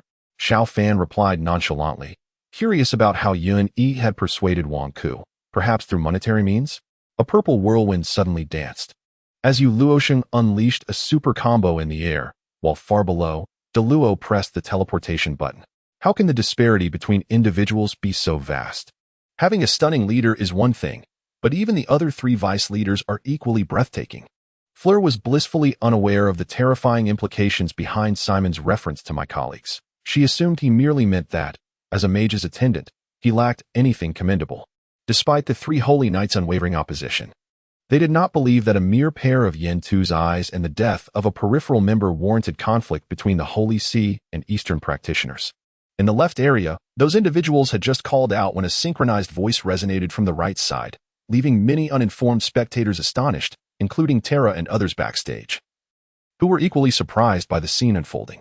I have brought the Jing sword. Return our Su family's genealogy, and I shall present it to you. Su Tian shouted loudly. Indeed, that must be the reason. Hence the three realms work permit alerted me. Cold sweat streamed down Li Chang's forehead.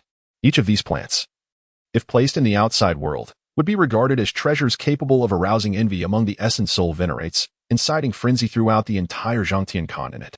After the vitality of the banana leaves was siphoned away, they turned a dull yellow, indistinguishable from ordinary banana fans. In Volume 1, Chapter 41, it was unexpected that the Empress possessed such a cruel heart.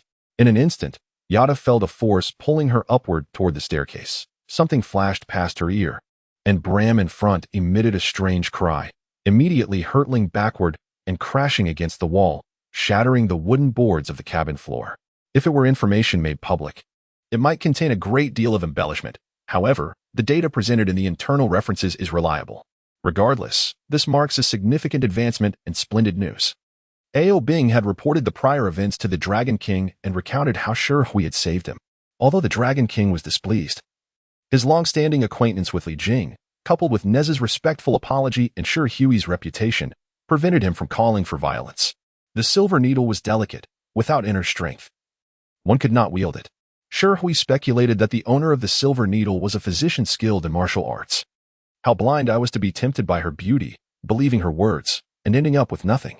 This is because before the holy weapon was forged, a complete set of prohibitive spells had been inscribed within it, granting it power rivaling that of an emperor. However, at that moment, Yishu summoned the pair of winged birds that had been soaring above the beast-taming garden since their release, declining Tai Sheng's assistance to avoid further delaying his time. The explosion produced effects that could only be described as a world wonder, with dazzling clouds forming in the sky. Yiqian felt a stir in her heart. Her eyelids fluttering, slowly awakening, it was high time to rise. As she called out, the nearby students quickly vacated their positions. For those in front had already seen the true faces of the men in black and were filled with dread, fearing they might offend someone. The competing voices of reporters grew increasingly loud, each fearing she might select another reporter's question. Guo Songtao was retained at the Chuyong camp by Jiang Zhongyuan due to his military recommendations and did not return to Xiang. Just wait. Your grandson is of no use to us now. You will see him, the man in black said with narrowed eyes and a smile. Had it not been for Wu Jian sending letters from Long Yixian every month, she would have been oblivious to her son's delinquent behavior outside. Yet, knowing he was well brought her comfort.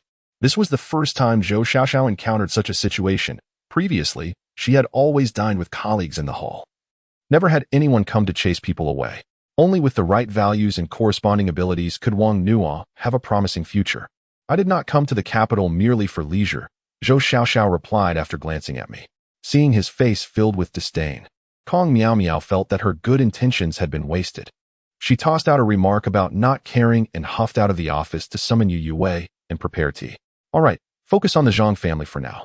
When you have time, come to the company, and without waiting for Yunxi's response, he hung up as if the call were a hot potato. Xiao Nung's expression darkened instantly. His wife had flown halfway across the globe with her former lover, not merely her first love, but a past romantic partner? Just the thought of it suffocated him. Hua Jin glanced at the injury on his arm, and suddenly thought that if he were to injure himself severely, he would not need to go. With that in mind, he hurried upstairs to change into a short-sleeved shirt before heading out. As Chun King got straight to the point, Yifeng decided to skip the pleasantries, cleared his throat, and said, early the next morning, to avoid drawing attention. The two of them left the city just as dawn began to break. Since it was still early, of the boats on the water, only one with its lights on had begun trading.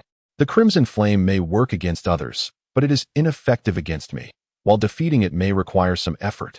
Victory is assured. Yao seemed to intuitively understand Qinyun's thoughts. Yamamoto Jiangxi nodded slightly. The relationship between the Huaxing Society and the Yamamoto Group was quite amicable, and they should speak the truth. The Yamamoto Group had collaborated with the Huaxing Society for decades, maintaining a relatively close relationship. How difficult can this be? Gao Yuanzhai turned to his steward and issued a few instructions, which the steward promptly obeyed. Rest assured, your elder brother will be fine. He may suffer some physical torment, but that Lu Chongxing will likely face inhumane torment. Chen Yun reassured Lin Yu, urging him not to worry. After all, they had merely confined Lin Xian and had no intention of harming him. I am weary. In a few days, I shall return to my homeland to recuperate. Although I have preserved my life, my injuries are severe, and I must return for treatment. You may leave now. Ling Jingyu feigned great effort as he waved goodbye to Rick, before being escorted into the military base. If she were to argue with him as she did on the phone, Shen Shijun might not bother to explain and would continue to sulk. However, Mo Luo's demeanor was simply too pitiful, rendering him unable to bear watching any longer. After Shang-Chi departed from the Luo family, tears streamed down her cheeks. Her heart lay in tatters, shattered by Luo Yichen's actions. She could not comprehend why he had forcefully kissed her and yet felt justified in doing so. This man showed no regard for her feelings, acting solely on his own whims. Especially in front of others, he treated her as a mere object of his display. Imagining the small details of their daily life together filled Chu Di with warmth, but the moment he heard Yi Yin mention his father, his smile vanished. Xiao Han wore a teasing smirk, leaning closer to whisper in my ear, "If you dare to remove that mask again, next time I shall kiss you." He promptly placed the mask back on my face. Fang Qing recalled vividly that he had received 60 yuan in tutoring fees from Fang's father, making the memory particularly sharp. She discovered that within the body of Igniru, alongside the energy and pressure emanating from its primal bloodline, she could also sense the flavor of the chakra fruit, specifically, the energy of chakra mingling within the dragon's essence. In Volume 1, Chapter 42, unexpectedly, Wu Zetian exhibited a rather peculiar taste.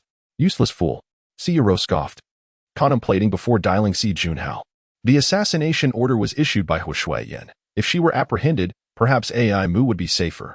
How audacious for this amateur to harbor thoughts in the presence of seasoned professionals, oblivious to the disgraceful retreat of Deputy Minister Ji Si.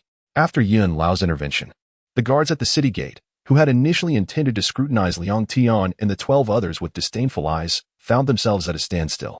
The group of 13, despite their grand entrance through the imposing city gates, experienced an exceptionally smooth passage.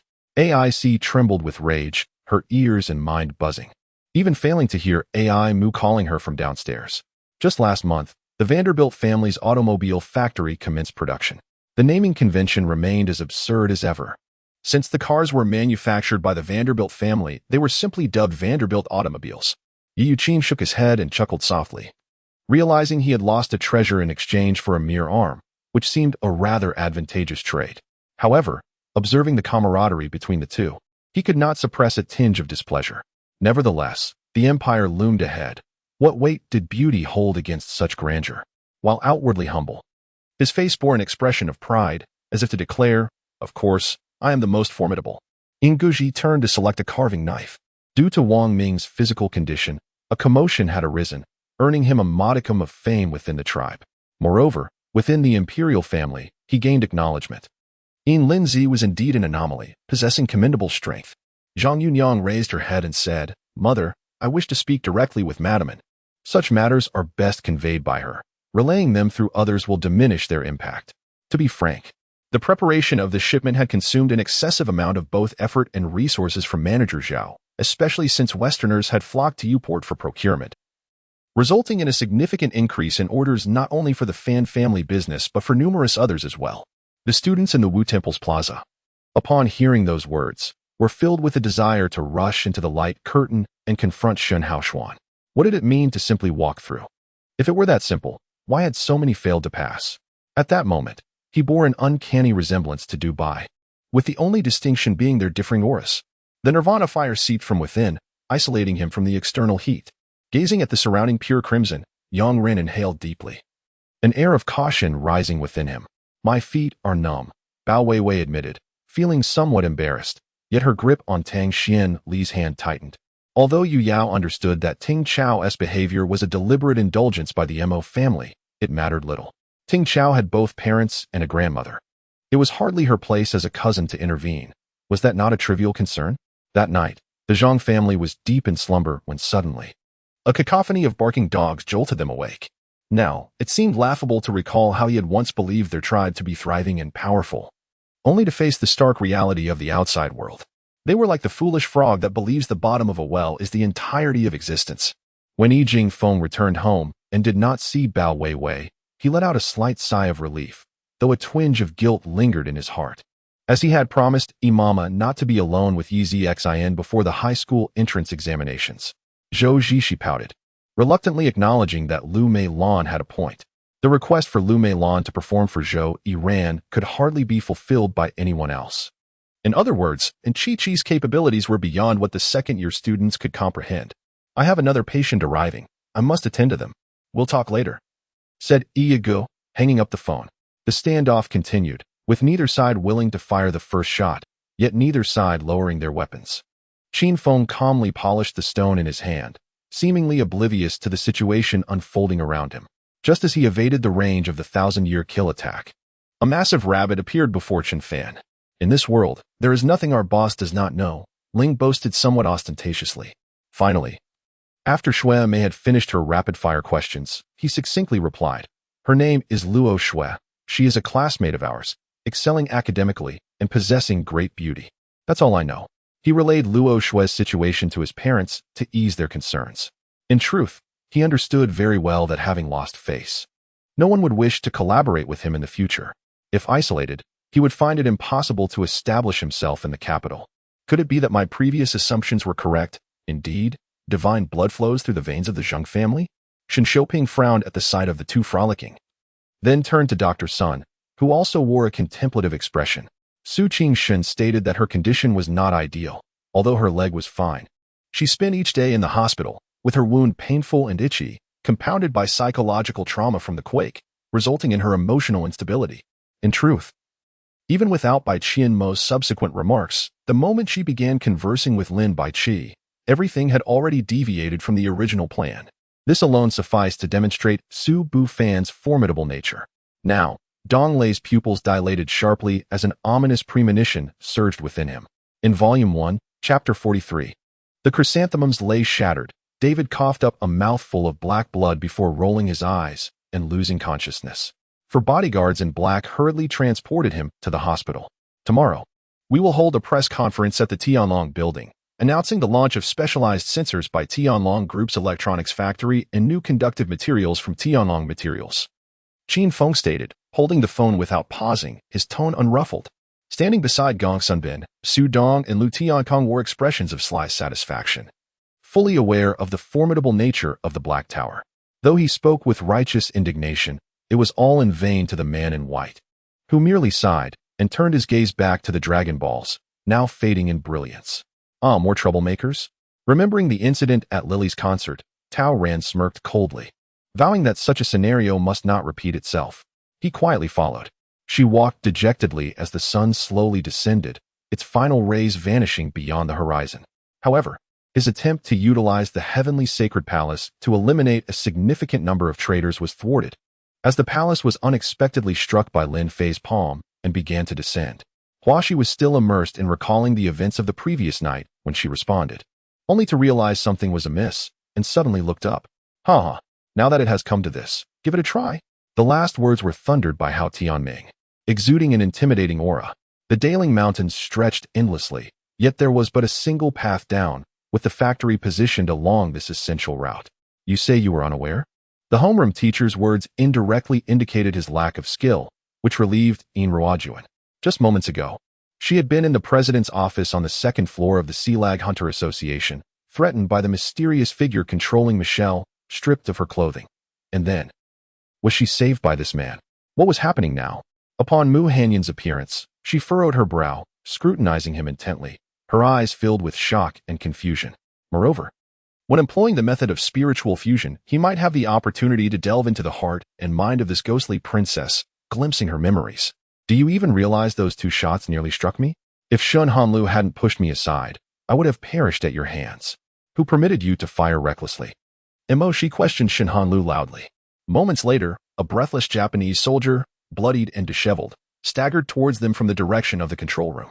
Yu Fei seemed taken aback that Xiahou Ying would indeed relinquish the scroll, momentarily stunned as he instinctively reached out to catch it.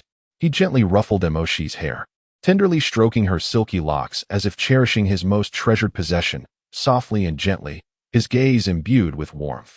Qin Baozhen clapped her thigh, finding the term particularly fitting for the dance she was performing, deciding it would henceforth be called square dancing.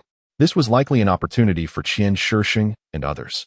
Although they had little chance of entering the court, the Donglin faction always managed to penetrate the court's affairs. However, ever since the company launched its intelligence software, he soon discovered anomalies, notably that some individuals attempted to infiltrate the company, which heightened his vigilance, prompting him to reinforce security measures that intercepted numerous intruders trying to breach the company or force their way in. We must find a way to break free. If we can first lead humanity out of the labyrinth and reach the mountaintop, we shall obtain the primordial treasure of chaos at the summit. At that time, my cultivation will elevate to the 6th level, giving me the confidence to slay that deep-sea king, the ancestor bellowed. It's Zhang Cici, not dirty Cici, you rustic fool. Do you believe I won't call upon 100 or 200 people to turn you into meat paste and toss you into the Huangpu River as feed? Zhang Cici's disdain for the toad far surpassed her aversion to Chen Ergu, which was tinged with taboo. Soon, footsteps approached, and a figure emerged from behind the hall, balancing a tray in hand. Behind him, his elderly centaur parents cried out, desperately urging their son, their expressions of anguish vividly alive.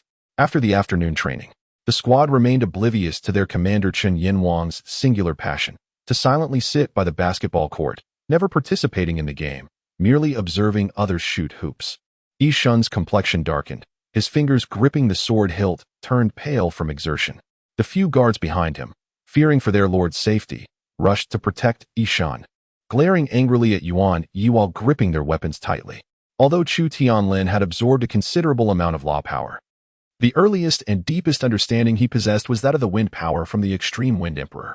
The gentleness of Yun Yi and her ethereal charm, her supple waist, and the faint fragrance she exuded added a hint of intrigue to Zhuo Yu's eyes. While Song Lingyu had also received a portion of the primordial essence from the great celestial venerable Zhan Xiao, the quantity was limited, given her cultivation level. She required little time and did not need to enter a serious seclusion to process it. Su Zheng's eyes brightened instantly, directing his gaze towards Diana as if seeking her approval. There was no other choice. He did not wish to be late. But his biological clock was unyielding. He could not force Mick to rise. Thus, a grand catastrophe concluded, though it paled in comparison to the ancient wars. It could undoubtedly be deemed the most resplendent battle of the current era. You foolish creature, do you even know why I'm hitting you? You, a pathetic nobody. Dare to mention the Ling and Su family? Mo Kuang sneered disdainfully at Su Dong. The crowd trembled in shock at Su Zheng's commanding opening. Though they knew not the difference between a kindergarten and a nursing home, it simply sounded impressive. If true, wouldn't they be walking into their demise? Volume 1. Chapter 44. Elegance never goes out of style. Lu Chongqing gently set Shuer down. Upon entering the room, Shuer noticed Shueru's furious glare, which she chose to ignore as she walked directly into the living room. In this expedition, all 800 tiger and leopard riders accompanied the army under the command of Xiahou Yuan. Moreover, the number of Gao Shun's vanguard unit had now been restored to 1,200, and Zhang He's great halberd soldiers had also been replenished to 3,000. He bore great burdens and had much to accomplish. If forever trapped in this abyss, what would he do? Perhaps one day, when those burdens and shackles dissipated, he would willingly return here and never leave. Ma Jingfeng's objective was clear. First, to cleanse Lu family village in blood, and once he seized the family's power, he would then assault He family village, avenging his deep-seated grievances while solidifying his own position. Witnessing her anguish tore at Zhuo Junlin's heart, he felt immense resentment, questioning why he could not bear her pain in that moment, pondering what she had endured to instill such fear of wolves within her. Do you have pork stewed with vermicelli? Wu Di closed the menu and looked up at the nearby waiter. The enormous claws were unimaginable, aptly described as obscuring the sky, covered in menacing, protruding dark yellow scales, with a single claw tip resembling a grand mountain tower, descending with an aura of destruction and rebirth. On this day, the kingdom of Yang was filled with joy, and the city of Luoshui was breathtakingly beautiful. A gentle breeze caressed the flourishing hibiscus, its vibrant red flowers swaying gracefully. A sight that captivated the heart. Wang Jun's lips twitched. Could he not smile? Was it too much to ask for a little courtesy? Did it have to be this way? Tian Pei dismounted and took a sip of water, then spat it directly at the coachman, who slowly opened his eyes, pleading for mercy. Chen Xiao also remarked, yet his heart grew heavy. Bai Yuan Yue appeared exceedingly mysterious in his eyes, and naturally, he contemplated his every action, especially those targeting him. This was a monk and a Taoist. The monk was plump and held a rattan staff, his earlobes cascading over his shoulders, laughing heartily, embodying a serene demeanor, while the Taoist was slender, his beard and hair cascading to his chest, with a spirited gaze. One hand forming a seal and the other bearing a sword, exuding an air of transcendence. Why is it so terrifying? Tu Ming was completely stunned, believing that his formidable physique could easily surpass these individuals. Yet unexpectedly, his appearance triggered a tremendous upheaval in the Bayou celestial realm, elevating the pressure at least tenfold. This battle, though not a result of inadequate strength, left Gao Wan feeling deeply ashamed. In the present moment, with the past grievances of Xie Gong being so casually revisited, his tolerance was pushed to the brink. Come, let us see if this defeated foe can vanquish you. With a roaring cry, he leapt into action, striking downward with his palm. Left Xiao, known for his free-spirited nature, naturally attracted many who deemed him arrogant and unsociable. This was his first time utilizing the star refinement technique since departing from Jialan, and the celestial energy absorbed here was far more abundant than that in Jialan, infused with a well-structured force of order, rendering the refining process quite arduous. The remaining three were tasked with voting, and each could cast a ballot for themselves. The one with the most votes would ascend as the leader of the Righteous Alliance. Initially, Jiang Han was unaware of the Black Dragon's existence, mistakenly believing it to be merely a form of restriction or something else entirely. Indeed, Pucello respectfully accepted the command, though Martin's cultivation was inferior as the wrongdoer. He dared not express the slightest dissatisfaction. However, what astonished Zhang Lelong even more was that old Shui had vanished. One moment he was raising his fist in self-punishment. The next, he inexplicably disappeared. At this juncture, the scholar rose again to refill the cups of each guest. He approached Madame Tu first, pausing momentarily, hesitant to pour for her. This pause served to gauge her intentions, and she offered no sign of dissent. Su Chen, can you truly guarantee me a fivefold profit? Su Chen murmured softly, her gaze lost in contemplation. Jin Hong, our entry this time was much to Chong Kong. Once I transcend the tribulations, I shall truly unleash the might of the ancestor dragon. Surely, the witch sect could not have anticipated such an anomaly as my existence, Ao Kun remarked.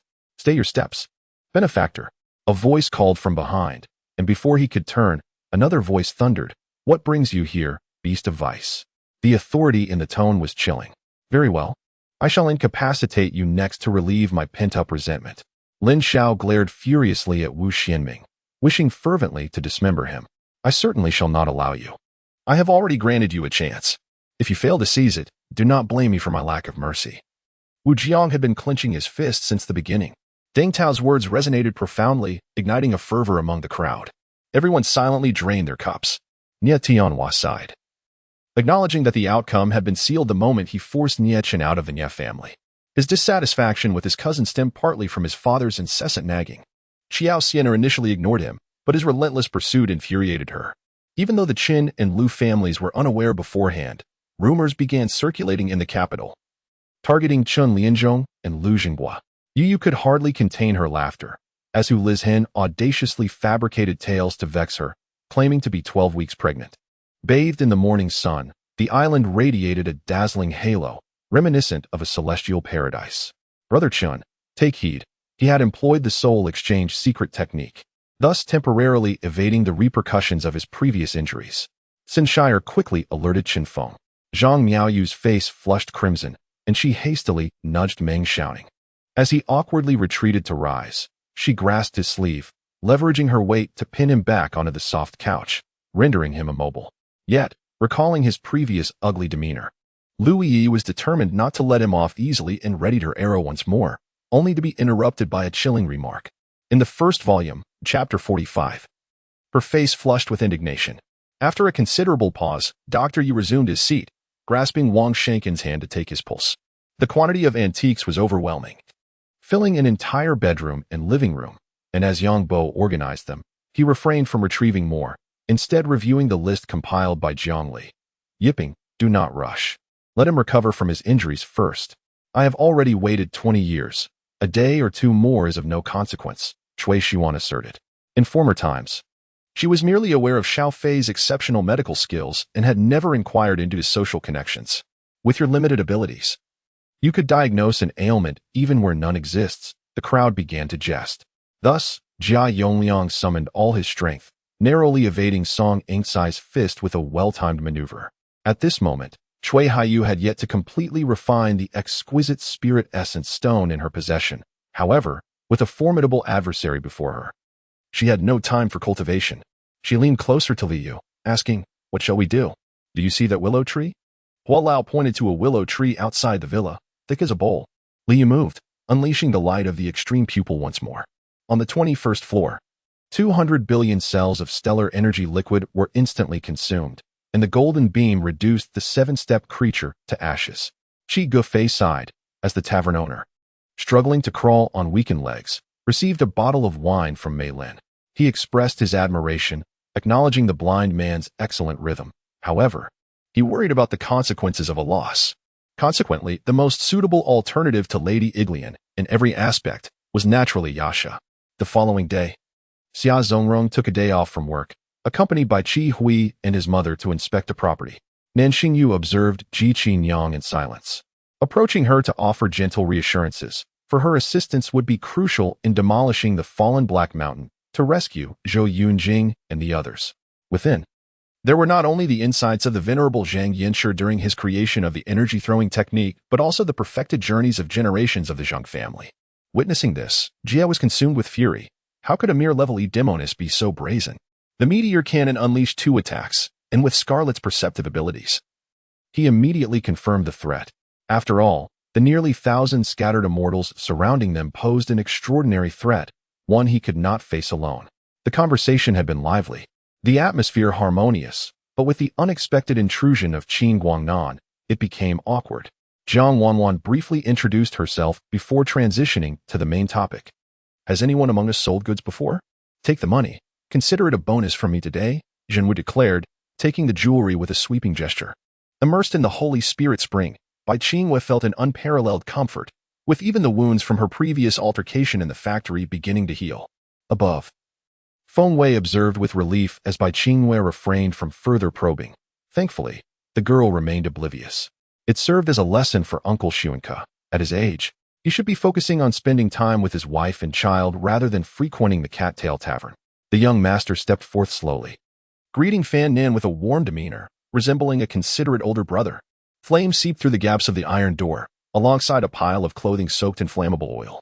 On her way back, Bai Qingwei learned about the VIP card system at the Nangong auction house, which functioned much like a bank card on Earth, allowing for deposits and transactions. There were 6 types in total, and the golden card she possessed was a sacred VIP card. The Dream Demon had encountered such a thing before. Having tasted it once, he found the peculiar flavor overwhelmingly spicy and never touched it again. Ganyu's expression of surprise and confusion was directly captured by Zhongli. He cleared his throat and spoke in a calm tone. Initially, they had hoped that meeting an old classmate would bring some joy, but now they all felt that the atmosphere was utterly repulsive. How could this be possible? The Wu family must have moved here not long ago. My great-grandfather and his peers relocated to this island during the War of Resistance, at which time the Wu family's ancestral home had just been completed, and the head of the family was already 30 years old. The duplex is splendid, facing south, and looking out the window is quite refreshing. I suddenly feel as if I've won 5 million. Engaging in the life of Guanjian, I realized how exhilarating wealth could be. Damon broke out in a cold sweat, for this predicament stemmed from his own careless words, and he feared the ensuing trouble would be inescapable. A sharp crack echoed as Phil's neck was abruptly snapped, his grotesque face twisting backward. Upon returning to the hotel, Li Ying appeared somewhat relaxed. But the moment she entered her room, that ease vanished. However, Zhou Zhongyi voiced the concerns lingering in the hearts of most, indicating that, given the current circumstances, it was indeed a possibility. Is Mr. Ning from room 86 privy to some secret, with such unique insight? Jiang Shuyan mused with a smile directed at Ning Tao. Fan Min regarded the resolute Zhang Qiguang with newfound respect, regretting his earlier decision to protect Zhang Qingze, fearing it might sow discord between him and Zhang Qiguang. Volume 1. Chapter 46. Brother, I realize my mistake. I am Lin Yu from the Xintian sect, seeking an audience with the esteemed Dao Yi. Please relay my request. Lin Yu proclaimed loudly. As if recalling something, a gentle smile appeared on the aged face, and suddenly, Hu Gui, clad in a dark green robe, opened his eyes wide. His gaze sweeping towards the entrance of the mountain, speaking softly without turning his head, his tone tinged with a rare hint of remorse. Lin Feng, what are you doing?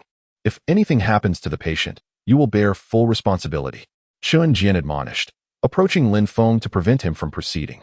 Before Wang Zhiwan could comprehend the situation, the Avenger leaned in, attempting to press his lips against him.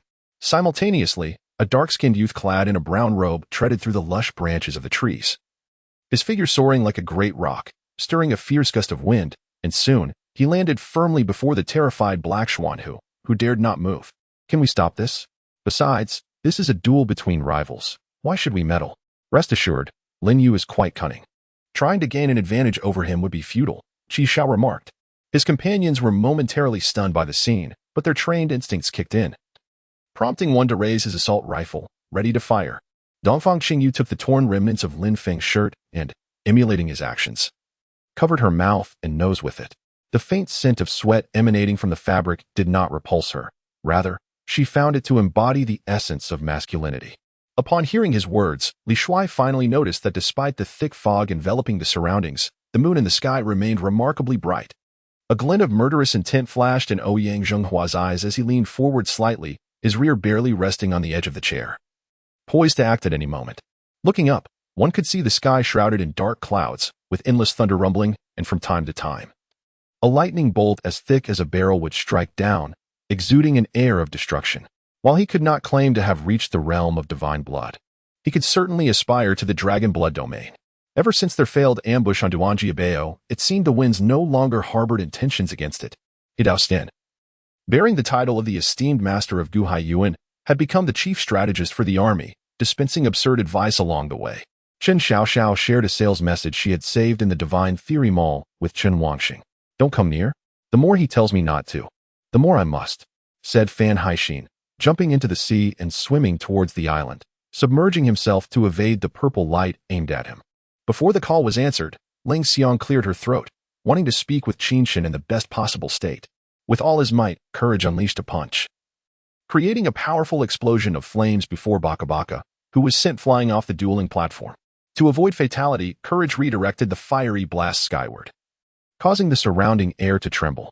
At that moment, he achieved the feat of subduing Danfeng Mountain, undoubtedly elevating his standing in the eyes of the emperor. This might not be wise, Hong Yin thought to intervene, but Chui was already stirred with fervor. With another spell, Fiona forcefully obliterated several nearby zombies, then pivoted her sword to confront the massive, retractable centipede tail approaching from the side. In the next instant, countless phantoms erupted from the ground, lunging at Fiona and Riven. So you all brought handguns, Mu Qingxue exclaimed in astonishment, incredulous that anyone would carry firearms while out shopping. Meanwhile, Long Yuqi stood frozen, gazing at the teary-eyed youth before him, unable to regain his composure. Its consciousness is gradually returning. Perhaps I should utilize Kronos' stomach, came the voice of Lux's father, Marquis Klonga. Du Huiding was merely a bit too outspoken, not foolish. And he knew He Wei was clever enough not to pursue the matter endlessly. Regarding the issue of positions, Jian Yu shared the same view as Jian Dan. All the family's fortunes belonged to Jian Jing. While Jian Yu was also a boy, he paled in comparison to Jian Jing. Scattered around, Qi Bao found herself unable to leave, lest the heavenly laws of this world punish her master. The weather is unbearably hot. Let us buy an air conditioner and then a washing machine, Nie Jingchen suggested. Pondering for a moment, she decided to head to the kitchen and prepare a couple of dishes for the old man, hoping to bring him some joy. Xing Shiji continued to craft her characters, becoming so engrossed that she completely forgot about her trial, as the first layer's time was about to expire. Yen's father, mother, and Yen Xingyi kept vigil over their grandmother throughout the night.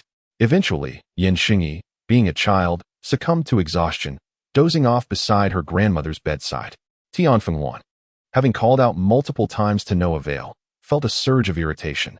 Surely this person wasn't still upset over yesterday's events? Yen Xingyu smiled innocently, for he had purposefully acted in such a manner to amuse Shang Wanlin. Jiang Mingshan held more shares than Lu Kunho, but as he was older, he held a nominal position, leaving all responsibilities to Lu Kunho. The accommodations at the military district corresponded to those at the school, thus Shi Zhang Shui, and Li Weiwei shared a dormitory. As soon as the servant spoke, Su Luo hastily tucked the necklace back into her pocket, her expression reverting to its usual coldness, showing no intention of responding. As soon as Yi Xinwan's words left her lips, she regretted them, realizing her tone sounded as if she were reproaching Su Luo for not giving her money to spend. Volume 1, Chapter 47. Hee, I'm about to strike it rich. Su Zhong pondered further, finding no justification for his thoughts. As everyone in the court knew that Qinjing was his father-in-law, they would be eager to curry favor. So how could he possibly coerce him? This signifies that it is undoubtedly a place filled with countless remains. And the sanctity of this location arises from the fact that these remains belong not to mere mortals, but predominantly to divine beings. Although their numbers are few, their extraordinary efficacy is undeniable. At the moment when Wang Lingfu witnessed his master collapsing on the ground during the tribulation, he resolved that in his lifetime he would ensure the celestial realm descends once more to the mortal world, sparing all cultivators from the arduous challenges posed by the formidable upper three tribulations. The scene of the two weeping in each other's embrace deeply moved Yuer, who, after a slight bow, quietly exited the courtyard. However, the path to breakthrough was not so simple. Refining one's essence blood within a short time frame was a daunting task, and attempting to break through with external forces proved equally challenging. Thus, Zhao Zun, who had been dispatched to heed her commands, was instructed to await Zhou An's return in Qianjing and report the situation to him. The decision to refrain from sending Zhao Zun directly to find Zhou An stemmed from the fact that Zhou An was on the move, making him difficult to locate. As time ticked by, approximately 5 minutes passed, and some individuals began to grow impatient. Consequently, the spider devised every conceivable method to win the favor of the colorful butterfly. However, the butterfly ultimately chose to bond with another beast, leaving the spider in despair, devoid of any will to live. Leading to a decision to end its life by leaping from a cliff, it ignited itself, using its feeble flame to dispel the enveloping darkness, ultimately meeting a fate akin to that of a melting candle, yet remaining unperturbed. This exemplifies the courage and conviction of those who stand for righteousness. Nevertheless, Xue Shursen had yet to depart. Suddenly, the sky darkened, and thunder rumbled, the overwhelming pressure reverberating through the earth. This time, Li Xiangang summoned his uncle Li Changji from Qifeng, not for the sake of Li Xiankuan, but in fact, prior to Li Xuankuan's return with news of the fourth uncle, Li Xiangang had already sent a message to Uncle Seven. A melodious and harmonious song resonated from the cross, with resplendent golden light suffused with a sacred aura racing toward the ancient ink seal. However, when contemplating the final 3 alchemical furnaces, he paused, his gaze settling on the Tianqian Huandi furnace he had employed for many years. Upon hearing Wu Guiqiang's words, all eyes turned towards him. Even Zhu Qinggong, who had just attempted to dash out of the surveillance room, turned back to look. Luo Tian approached the stone wall, examining it closely, only to discover that it was adorned with numerous vividly depicted murals, featuring soaring eagles, 9-tailed firefoxes, 3-headed giant pythons, crashing waves, and vibrant clouds floating in the sky. Moreover, Wang Qingfu now seemed to have vanished into thin air. No matter how the police searched, they could not find a trace of him. Jiang Qing meticulously disinfected the silver needles and returned them to Lu Yuqing's medical box, then stood up, pacing before the vividly colored orchids with a grave expression. Blood spattered onto the snow, not having a chance to disperse before it froze into ice. Another snowfall covered it all, erasing any trace of the events. What? You want me to beg for alms? Xin Yuanpa felt somewhat reluctant, as he considered begging to be the most humiliating act. Additionally, being young and impetuous, he was quite unwilling to undertake such a task. The scene shifted to a dark swamp, where withered vines and ancient trees intertwined, entangled on either side, leading to a dense forest ahead, with thick marsh gas rendering the direction indistinguishable in the white haze. The following day, Su Baiong remained at the Bai family home to instruct Bai Chuanfeng and Lei Dongtian in their training, while Bai Liyan busied himself with contacting shareholders to discuss the press conference. It is worth noting that this was only his 3rd season since entering the league in 2011. Although, during the latter half of the previous season, Reggie Jackson had shown brightly due to Westbrook's injury, he had not gained significant recognition while living in Westbrook's shadow. This juxtaposition rendered him both elegant and crude, wise yet barbaric. In contrast, D'Antoni trailed behind him, clad in a white athletic t-shirt and gray sweatpants, resembling a high school gym teacher. Regarding the tense atmosphere on site, Coulson did not intervene. Rather, he welcomed the prospect of a duel, having some understanding of Xian Han's strength and possessing confidence in the outcome. Suddenly, a black spatial rift appeared before him, revealing a gloomy realm of spirits, shrouded in malevolent energy, precisely the domain of the underworld. However, this is the allure of the NBA court. There are no absolute divides between teams. and the one performing exceptionally always holds the chance to triumph over the underperforming. Just as the last-place team can defeat the first-place team in the NBA, every team possesses formidable strength. He believed that as long as he elevated himself to a sufficient level, no martial artist below him could inflict harm upon him. As for the protective imitation Fan Tianyin, his uncle would surely assist him in reclaiming it once he emerged from seclusion. This would undoubtedly be the most arduous battle since my entry into the turbulent void. Lin Feng's eyes sparkled with determination, his fighting spirit ignited. At that moment, Zhuo Suyin tilted her head, her inky black eyes shimmering with a hint of provocation, as her pale and slender hand raised her thumb and pointed at herself. Given Wang Dong's awkward demeanor, Xiao Ling, being in a foreign enterprise, naturally grasped the situation and deftly shifted the topic, guiding Wang Dong and Miao Miao into the car. Volume 1, Chapter 48, The Dali Temple. Xia Yunfei was somewhat surprised. Why was transportation so underdeveloped? He had assumed that with the speed of the high-speed train, he would arrive on the same day and return that evening, only to find he had to transfer to so many vehicles. Su Xiaoyu and Yi Shang left almost no footprints, indicating they had been utilizing internal energy to elevate themselves, not fully pressing down, hence leaving no traces. The profound Taoist techniques erupted forth, enveloping Mo Fan in a vast azure light, with 4 azure swords orbiting around him. As he called out, the individual soared towards them. The onlookers gazed up in astonishment, for the newcomer was none other than Kong Ren of the Gonggong clan. Zhao Qiaozhen felt deeply embarrassed, akin to being harshly slapped by Zhang Donghai. Jiang Tianyu, being impulsive, paced restlessly, prompting Bei Yanbin to roll his eyes. He flew out of the Tianyuan Valley's private room, directing a palm strike towards Mo Fan's room. The moment he did, he regretted it, for that was a private chamber of the Qing Shui sect. Father. Based on my investigation, he is quite the playboy, with several romantic interests. Are you pushing me into a pit of fire? Yenri Keiko remarked. Zhongren. According to our original plan, you were to lead the team to take over Chang'an Street, the cash cow of the Qinglong gang. Inform the brothers in advance. Disseminate the news of Yu Qinglong's demise to minimize their injuries. Chen Fei urged Chen Zhongren passionately. Of course, besides these individuals, there were numerous others confined as well. Over 100 lawless individuals were present, and among them, the Buddha appeared rather insignificant. The creature wielded a magical staff and, upon reaching the shore, attempted to seize the Bodhisattva, only to be thwarted by Huiyan wielding an iron rod, who bellowed, "Do not flee." The creature then brandished its staff to confront. The two stood at the edge of the quicksand river. After calling out twice with no response, they assumed Warina was not home. However, at that moment, due to a remark from Cui Jian, they heard footsteps emanating from within. Fortunately, he had a modest appetite, as long as he wasn't hungry. He could avoid consuming the unpalatable leaves as much as possible, due to the shadow of a previous crash. The Shenzhou stock market exhibited extreme caution regarding the issuance of new shares. Only when a wave of stockholders clamored to purchase shares did the Shenzhou Municipal Committee reluctantly increase the issuance by 500,000 subscription certificates. But discussions on this matter were still ongoing. Without a word, Shilu Wei began to undress, yet a hint of a charming blush appeared on her icy, delicate face. Zhuer unexpectedly addressed the cold king as consort, Lingyue as sister, which struck He Huan as peculiar. When had Zhuer and the consort become so intimate?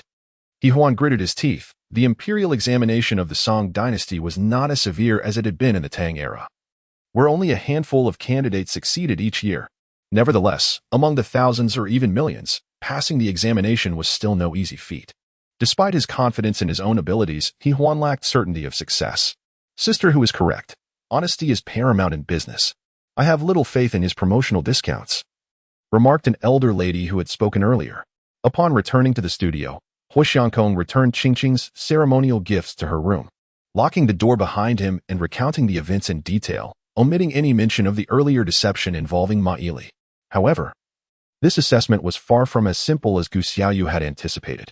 After evading a second wave of arrows, an increasing number of projectiles surged toward him. Following the official announcement, a graceful figure ascended the steps, turning to reveal Xinyuan Rue, who opened his fan to obscure his smiling visage. Such a prodigy was rare. He had to seize this opportunity.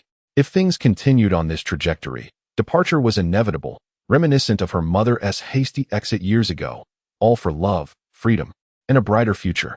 After dispatching the fragrant fish, removing its entrails, and scraping its scales clean, one could simply skewer it with a steel rod, season it with salt, and roasted over an open flame.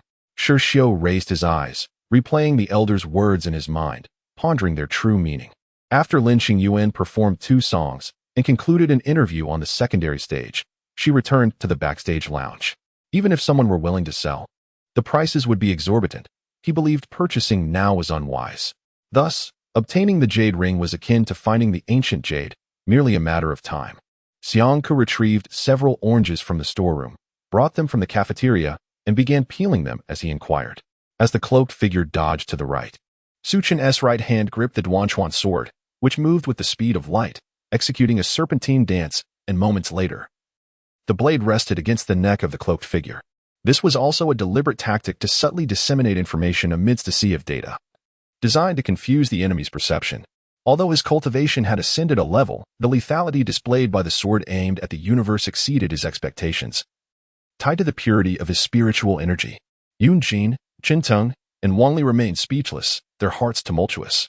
Among their generation, Feng Anlong had reached such heights. Was it not terrifying? Was he even human?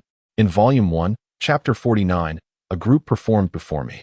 In this 4-story villa, Jing Zhongmin, a man in his 40s wearing gold-rimmed glasses, exuding the aura of a business magnate, was currently clad in an apron, cooking in the kitchen, while several servants looked on with bemusement. What is the matter? Are you idle? Do you know who he is, to speak so frivolously? Shuiqi was genuinely upset, no longer merely concerned about her brother, with whom relations were strained. Mingse and El had arrived. None of their company were sane, and he could hear the final bell for their last morning class, signaling the end of the meeting. Brother Zhang Yu, Yin Xiaoxiao's voice carried a hint of hesitation. Her shoulders trembling, was she weeping? The crimson-eyed Niushi glared at the bird-like figure, drenched in seawater, its consciousness frozen in contemplation. Diju and Taibai harbored deep resentment towards the Eastern Prince, and today, several factions had gathered here. Both sides were aware of each other's intentions, merely seeking to seize the primordial purple qi of Hanyun. Originally calm, an oppressive aura now suffocated everyone present. Xiang Duanmu, the Duke reported. The opponent is a monk of the Golden Core stage. While I aim to uphold my dignity, the adversary's accomplishments were indeed unfathomable, as the subordinates explained. He could only speak in whispers. Xiao Qihan extracted a blood-stained cloth from his pocket, its rough edges torn from a forceful grip. He slowly crouched, meticulously digging into the soil with his hands, the pale red earth exuding an unusual moisture. At that moment, he seemed to have lost all sensation, mechanically pushing the clumps of soil before him. Mo Xian demanded a compensation of 2 million, and it was then that she met Ai Shi, her elder brother. As September approached, a tense atmosphere enveloped the empire.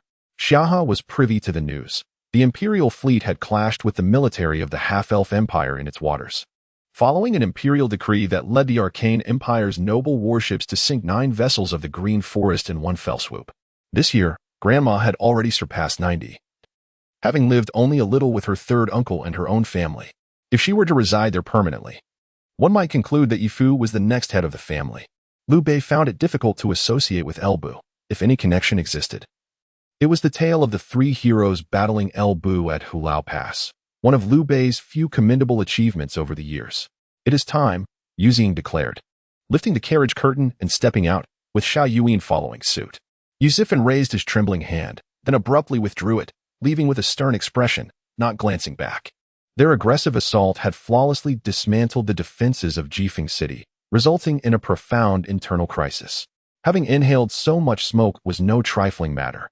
Luo Qinghan's endurance was commendable. Xiao Yuyin did not look back, understanding that after the palace banquet came the family dinner. Regardless of Nailan Heng's aversion, he would remain for the Empress Dowager's sake, and she truly wished to leave. As the gentle breeze from the fan wafted over, the lingering scent of sandalwood faded, and she finally roused herself. A tremendous roar reverberated through the heavens and earth as a towering phantom of a tiger materialized in the arena, vividly alive, emanating a terrifying pressure that instantly shattered Lu Yun's protective energy, sending him crashing away.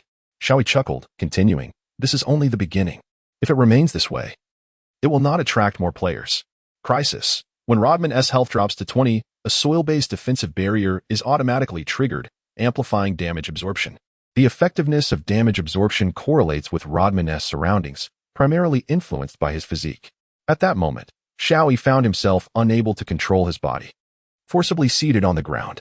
The pinnacle of the 10th layer of the 8 trigrams realm could depart without leaving a trace. 2 fearsome jailers had exchanged their fierce demeanor for a humble smile, gratefully accepting 2 once bright gold bars from Lin Xiaodang, bowing profusely before quietly slipping into a nearby alley. I have met the 2 elders. Wu Hao addressed Ma Chun and Luo Yuan respectfully, casting a cold glance at Lin Xiao in the center of the hall. Lin Ruoxing pondered as she sat on the ground, gently leaning against the tree trunk, a self-deprecating smile gracing her lips. She had witnessed her own beauty. Yet fate had played a cruel trick, imparting flaws that rendered her less than perfect. Impossible. This is utterly inconceivable. The heart of the man in black immediately dismissed the absurd notion. What on earth is going on? I noticed a graveyard on my way here. But it doesn't seem to belong to our village, Li Muyu inquired. Moreover, she was aware of his formidable abilities. Yet to speak of usurping the imperial power so nonchalantly might be deemed overly audacious. Zhao Shiyu casually extended her hand once more, a naive smile gracing her face. Her hopeful gaze tinged with a hint of unease. Despite the soldiers' grievances, they remained steadfastly by the king's side, advancing toward the undead army shrouded in the rain. Subsequently, after much effort, I finally discovered the precise location of this pet shop, making my way here today, within the confines of the Shanhai sect. Voices abounded in a cacophony, from the reclusive elders to the outer disciples guarding the mountain gate. All eyes converged at the horizon's edge. At this moment, an E possessed 11 token points. She was uncertain if this quantity was considerable or scant, having never engaged in conversation regarding it. However, if calculated against the total, it amounted to 1/10 of the total count, which seemed quite substantial. Furthermore, due to her family's affluence, He Saifei generously waived the herbal fees for certain patients each year, even thoughtfully providing fabric and provisions for the new year. A shadow loomed over Mi Er's delicate face as she witnessed her master's gesture. She neither dodged nor flinched, closing her eyes, willingly bracing herself for the impending moment. Yet, such submission only intensified by Li Wuxiang's ire. Although the ingredients were limited, they encompassed a diverse array. I deduced potential dishes Zhao Shiyu might enjoy based on her usual orders and began to busily prepare. Her eyes bore neither despair nor hope. Devoid of joy and naturally absent of sorrow, resembling an animal frozen in ice, devoid of any semblance of humanity. As the sound wave spread, the thunderous roars manifested irregular ripples upon the colossal waves. In Volume 1, Chapter 50, Brother, how about a smoke? At that moment, Yang's father, Li's father, and the elder generation of rascals arrived in Shijing. Indeed, after the elder coughed for a while, his complexion improved somewhat, and soon he could sit up. The crowd erupted in applause upon witnessing the rather eccentric doctor's gesture that saved a dying elder, including several flight attendants. Observing the gray-clad elder's demeanor, Jiangchen couldn't help but smirk coldly. If the Xianbing stone was as elusive as a master craftsman searching for a lantern, why would it still be piled here? How disgusting. If you wish to come, then come. What a pitiful excuse to frighten me, Chun Yi Dao scoffed over the phone. Hearing this, the bespectacled youth quickly covered his mouth, daring not to utter another word. Meanwhile, Long Hueting, after consuming the vitality-restoring medicine provided by Lu Yijing and resting for 2 more days, found not only his power restored but also significantly enhanced. That evening, seizing the opportunity while Jin Yang was absent, he donned a set of dark attire, masked, and stealthily exited the royal residence. The old rascal shook his head, thinking to himself that the individual indeed held a principle, yet he mused that without such principles, he would have likely been swept away by the tortoise's relentless advances. Returning to the guild, Yunguo entrusted most of his spoils to Wu Zifan for processing, retaining some divine-grade gemstones to embed within his equipment, thereby augmenting its attributes and enhancing his strength once more. The crazy blade could not possibly outrun Yunguo. With a swift execution of the level 15 Lingbo Weibu, he instantaneously caught up to Crazy Blade and struck off his head. Crazy Blade dropped 4 items, 2 pieces of level 80 purple equipment, shoe edging, and 3 gold coins. Brother Yunguo, ahead lies our hometown, Shanhai Village, under the jurisdiction of the Li dynasty. Yang pointed ahead. Loki's eyelids twitched. If one wishes to fight, just say so. Why concoct flimsy excuses? Is it amusing? Even in poverty, they remain princes and princesses, their family lineage stretching over 5 centuries. Bearing noble titles of knights and possessing their own territories, Van Helsing explained. Of course, upon completion of this task, the accounts must be clarified, debts settled. And it must be determined who owes money, who can repay, and who can afford to wait. Seeing that his objective had been achieved, Yin Sui did not wish to linger any longer. While Yin Qing had yet to make his next move, he had already prepared to make his escape. However, to transform the holy flower into a shade of purple, he must await the opportune moment to reveal his trump card, meaning this timing could not be rushed. Chong Lin's body lurched forward, a bloom of crimson erupting from his back, his upper half submerged in an unknown sanguine fluid that had appeared on the floor. The mid-stage Hedan cultivator seemed to have finally lost patience. At this point, he gracefully retreated to the side, swallowing an enigmatic pill before commencing to form hand seals. Kanai shifted slightly forward, her fingertips dazzling with a plethora of jewels, leaving one in a daze, uneasy. You cannot blame me. Qian Shui Cheng suddenly revealed his true nature, coldly gazing at Zhou, exuding a bloodthirsty aura, and with a swift motion, struck a palm towards Zhou. However, a prominent scar marred her face, running from just below her left eye to the upper side of her right eye, fortunately avoiding her eyes. TSK. Truly punctual. Li Qingtong could not only contact the other party through a communication talisman, but the power of the spirit cauldron continuously locked onto that party. A professional merchant with whom he had transacted. The super bubble water had been previously introduced. The subsequent two items were purchased by Yang Yu during her leisurely stroll in the subspace service area. Yudan turned to see an elderly gentleman with silver curls, wearing a cowboy hat and an old long leather coat, appearing quite gentlemanly, leaning over to inquire with Yudan. The individuals at this table were well versed in various matters, yet their unfamiliarity with the hospital system left them somewhat astonished. Yu Zhiqian chuckled while landing the drone, the very drone that had blocked signals. Once it touched down, all signals in the vicinity returned to normal, including the clouds that had gathered in the sky. The large tree's initial foray into the wild relied on the characteristics of its offspring, requiring no tanking and incurring no losses upon deployment. Beside him, Wang Ergo observed Yu Zhiqian eliminate a Japanese soldier with a single shot, his mouth agape in astonishment. They relied on luck when targeting Japanese soldiers, and only with good fortune could they achieve a one-shot kill, whereas with ill fortune, they might miss even after several attempts. This level of tempering compelled Li Qingtong, now utilizing the starry sky shifting seal, to fly while contorting her bones in frenzy. Awakening, of course, means returning.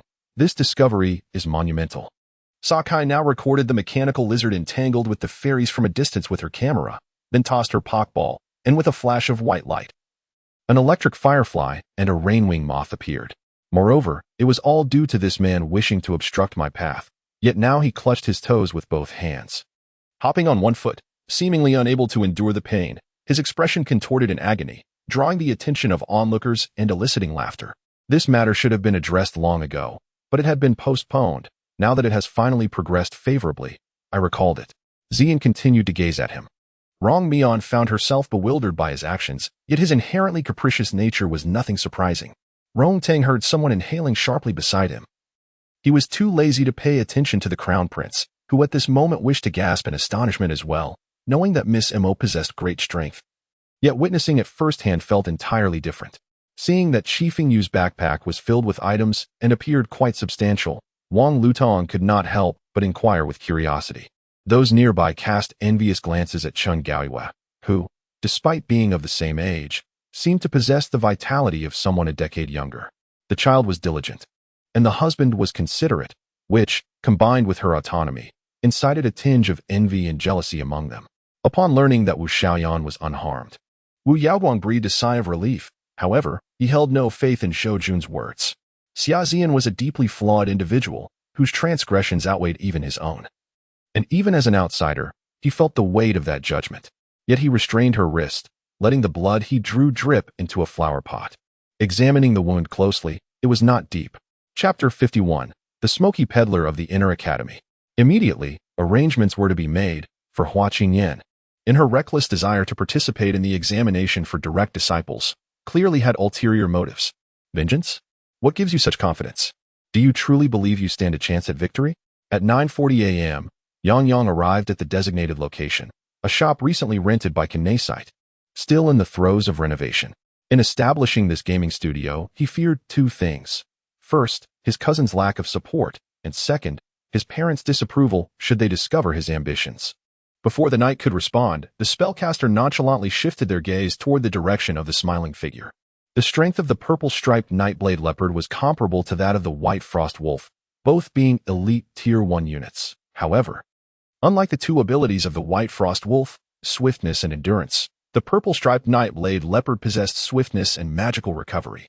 Despite the looming threat, Zhang Yin remained unperturbed, as the surrounding environment gradually conformed to the hidden recesses of his mind. At the same moment, the stone gourd flicked its hand, sending a green glow towards Yin Ruhui, intent on distracting her from her assault on Qin. No, I must continue to practice, Chai Lang sighed, appearing despondent. As the two conversed, one of the Dark Elves' archers suddenly called out. For instance, Zhang Ranji was an ally of Prince Liu Bian, in league with Empress He and Uncle He. Chu Huayu and Dashi Lingyu were engrossed in pleasant conversation, oblivious to the fact that Bai Mo was quietly simmering with resentment. In the depths of his gaze lay a profound darkness, tinged with a subtle urgency and unmistakable tenderness, causing me to momentarily falter, though not with joy. Upon hearing this, Lin Feng frowned.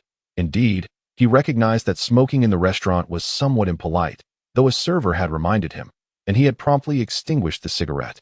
Yet, it was disheartening that others would meddle.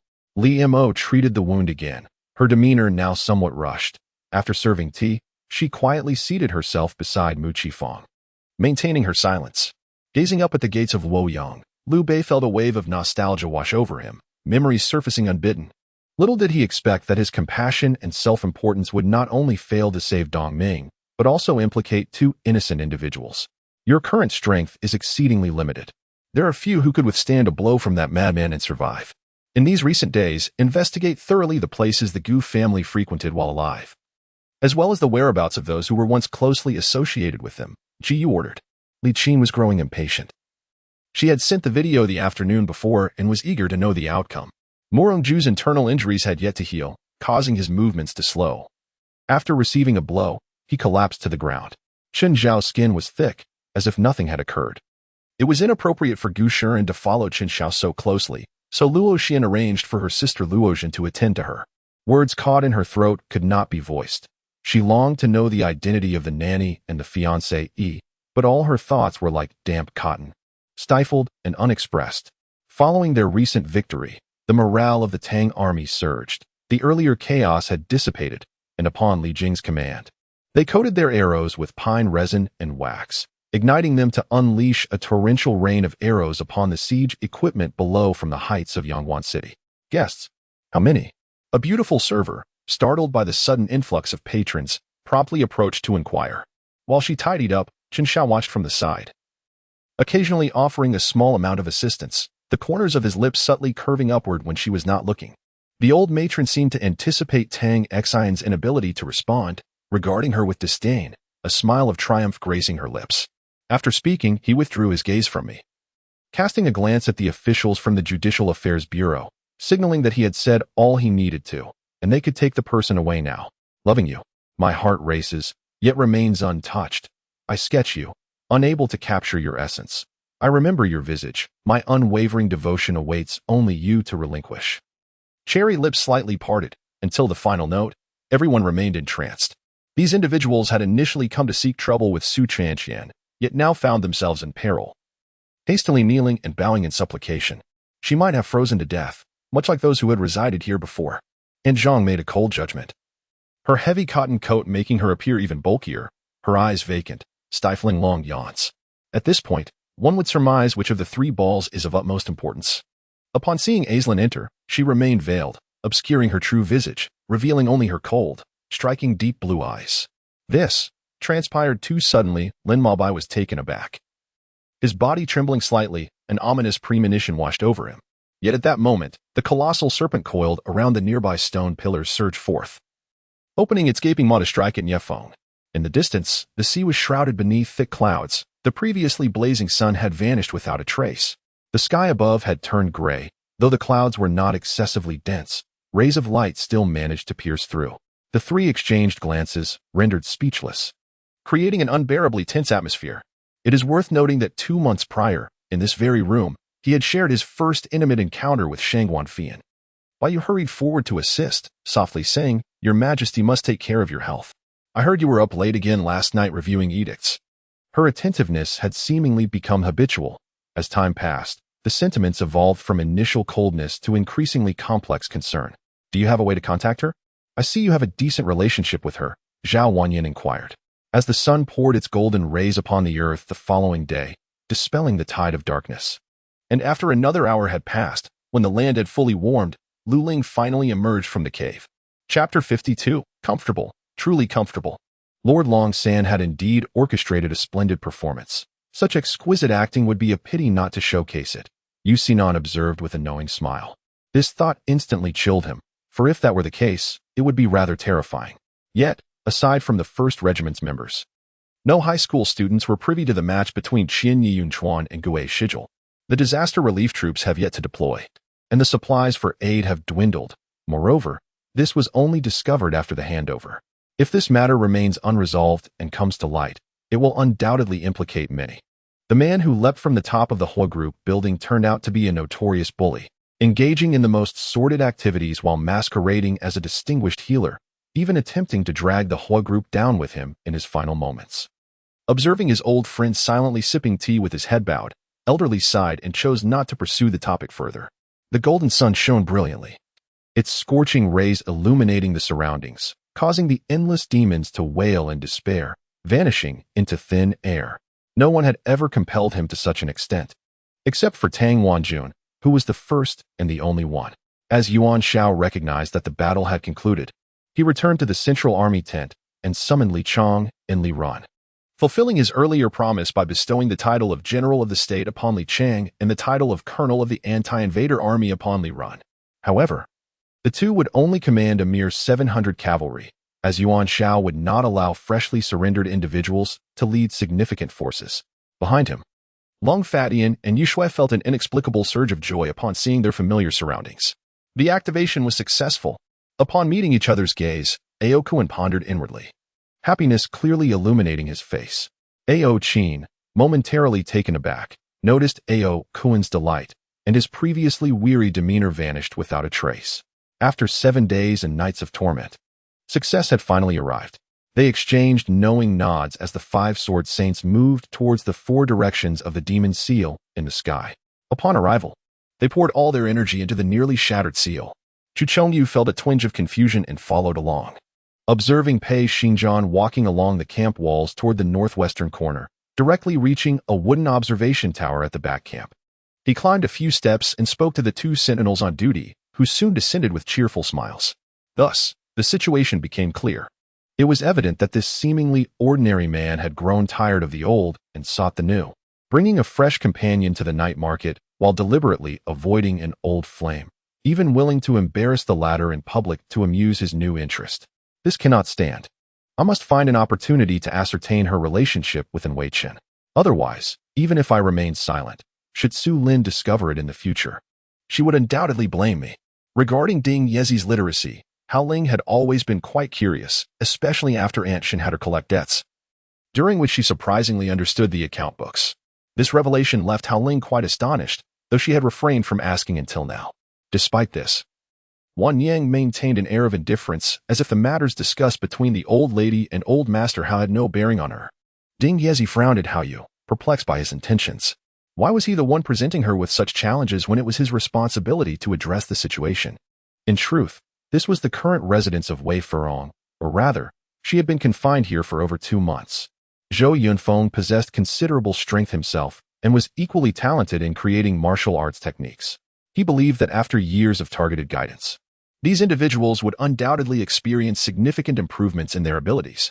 Witnessing the scene before them, Ye Kai and the others were utterly stunned, with Ye Kai even uttering a curse.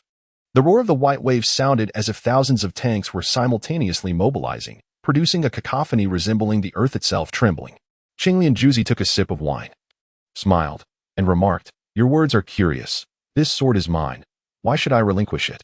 At Tianyuan Demon Sect, Lan Hongshan expressed admiration for such a remarkable individual. Lan Hongshan bowed to Song Li.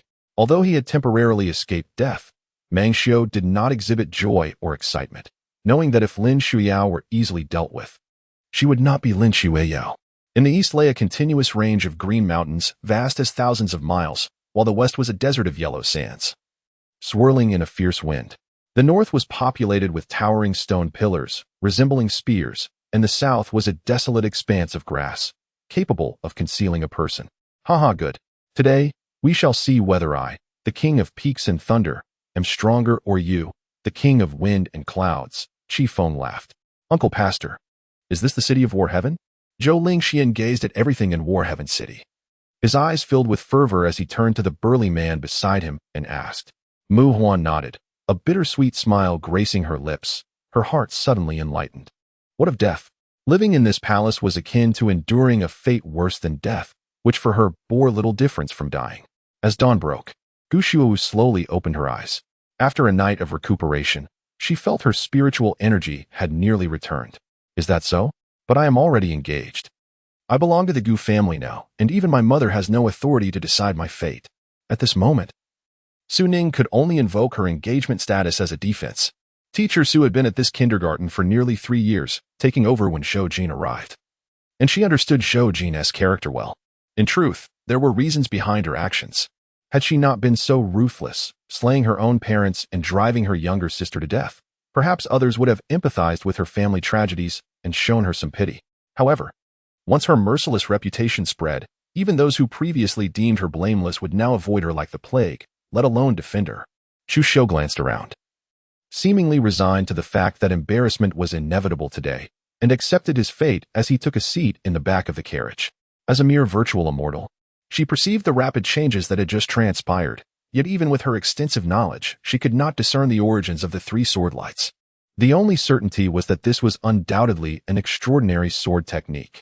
Yi Chun had intended to inquire further, but before he could utter a word, the person departed. Oh well, he would wait for another opportunity. Just then, the Dragon Emperor spoke. After his words, the Dragon Emperor's figure vanished like a mirage, only to reappear 100 meters away. Upon the banner of the divine prison, a once-lost deity now bore a hint of life, becoming quite vibrant. Following his battle with Shi Longxiang, his swordsmanship had experienced a breakthrough. He sensed that the gap between himself and the solitary sword demon had diminished significantly. Volume 1. Chapter 53, The Trade of Cigarettes. As El Rico fell, the dark red barrier in the sky shattered like broken glass, and in less than a second, Yagumo Z burst forth from the black crevice. Still pondering the implications of his gift, one might wonder why he sent these. Why overthink it? Since he has already sent them, just accept them. Amin urged Teresa, her gaze fixated on the diamond on the ring, which dazzled her eyes. Unaware of the external circumstances, oblivious to the police's actions, and feeling despondent about his future, Li Qisong endured tremendous suffering. Yet, just as despair threatened to engulf him, a man appeared, Gu Li, a foreigner capable of helping him evade police pursuit and the searches of Feng Yifeng.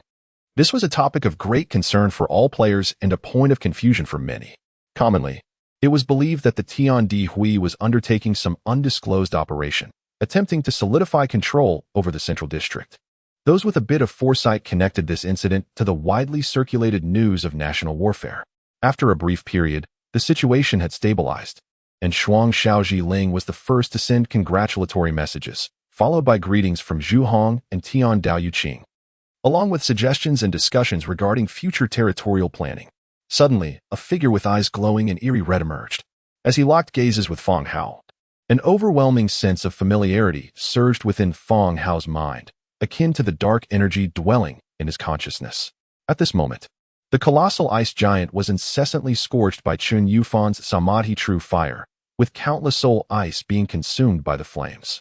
Witnessing the sudden display of this skill by the jazz musician, Chunin couldn't help but marvel. Indeed, the death-related professions are formidable, capable of utilizing the remains of living beings to conjure undead creatures under their command. Humph, why should I care if my dear aunt wishes to indulge in sushi? Lin Xiaoxiao shot a disdainful glance at Feng Hao, then opened her luscious lips and aggressively stuffed a piece of sushi into her mouth, only to be choked and burp in response. Not only did he harbor this thought, but others gazing at the exquisite blade of the dragon hunter knife also conceived various ideas. As for Zheng Yi, buried underground, who could have imagined? Amid the tense atmosphere, a spatial wormhole materialized approximately 20 meters behind Yifu and Himu. The previously modest track that could barely accommodate a dozen large trash bins was now equipped with hundreds of them, both in front and behind. Jiang Tang maintained a stoic expression. She had heard such remarks numerous times over the past year and was indifferent to them, even less so now.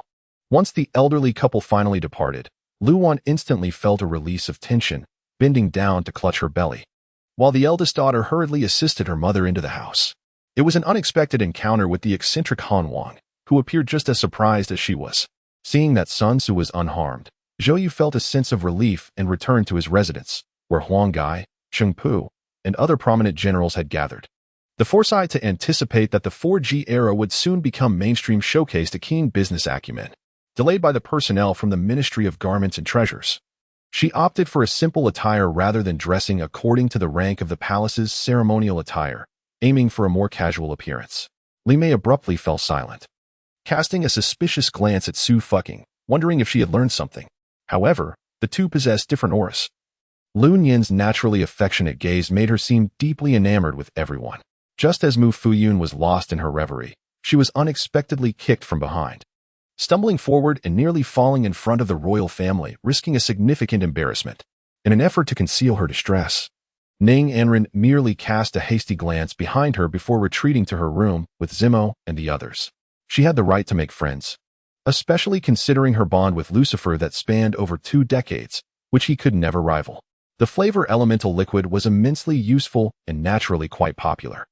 The initial supply had been completely snatched up. She had just received a task from the Shanqing sect, urging her to distribute as much flavor elemental liquid as possible in a timely manner. Shun Yi lifted his gaze, his serene eyes gazing towards the horizon, as if he had not fled here due to serious injury, but merely sought the warmth of the sun for a nap. Jian Dan ignored her. After all, she had not specified who should stop, and besides, why should she heed her request? The matter of the Hunyuan Sutra remained a secret known only to her husband. She had not disclosed it to anyone else. Who in the cultivation world lacked 1 or 2 trump cards? She needed to keep her cards close to her chest for critical moments of self-preservation. After purchasing an adorable plush doll and a bouquet of roses, she resumed her journey. Upon hearing that Ne Gongyi and Bai Yorua had returned, Duge Qingye promptly brought Lu Muchuan to meet them. At this time, the other 3 members of Qingyun also arrived in succession. Upon noticing this, Lucian hurriedly cast Purify and Blink, positioning himself behind Kanan to assist Zoe and Kanan against the sword demon. She appeared exceptionally obedient, and for some reason, simply looking at her provoked an irresistible itch in his heart, as if he couldn't help but tease her. Upon returning to the tall building, Yi Ling was preparing to find a way to climb through the window on the 2nd floor when a shadow suddenly darted past behind the building. Without a moment's hesitation, he chased after it. Even someone as composed as Rong Rong recognized the need to worry about Wu Zhizhen's cold demeanor when delivering her coat, while Zhang Zili on another vehicle chose to avoid her. As a direct participant in the incident, Lin Yi, despite not being the perpetrator of the boy's demise, was responsible for administering the drug, and the situation arose from her actions. Even if criminal liability was not pursued, the institution could not withstand public scrutiny and ultimately decided to dismiss Lin Yi. Volume 1, Chapter 54. My pursuit is not noble. Had it not been for that bothersome younger sister, Feng Yueshi might have considered the pros and cons, but once this younger sister appeared, any lingering hesitation Feng Yueshi had vanished entirely. Thus, the saying if you don't court death, you won't die holds its merit. Lu Ming pondered for a moment.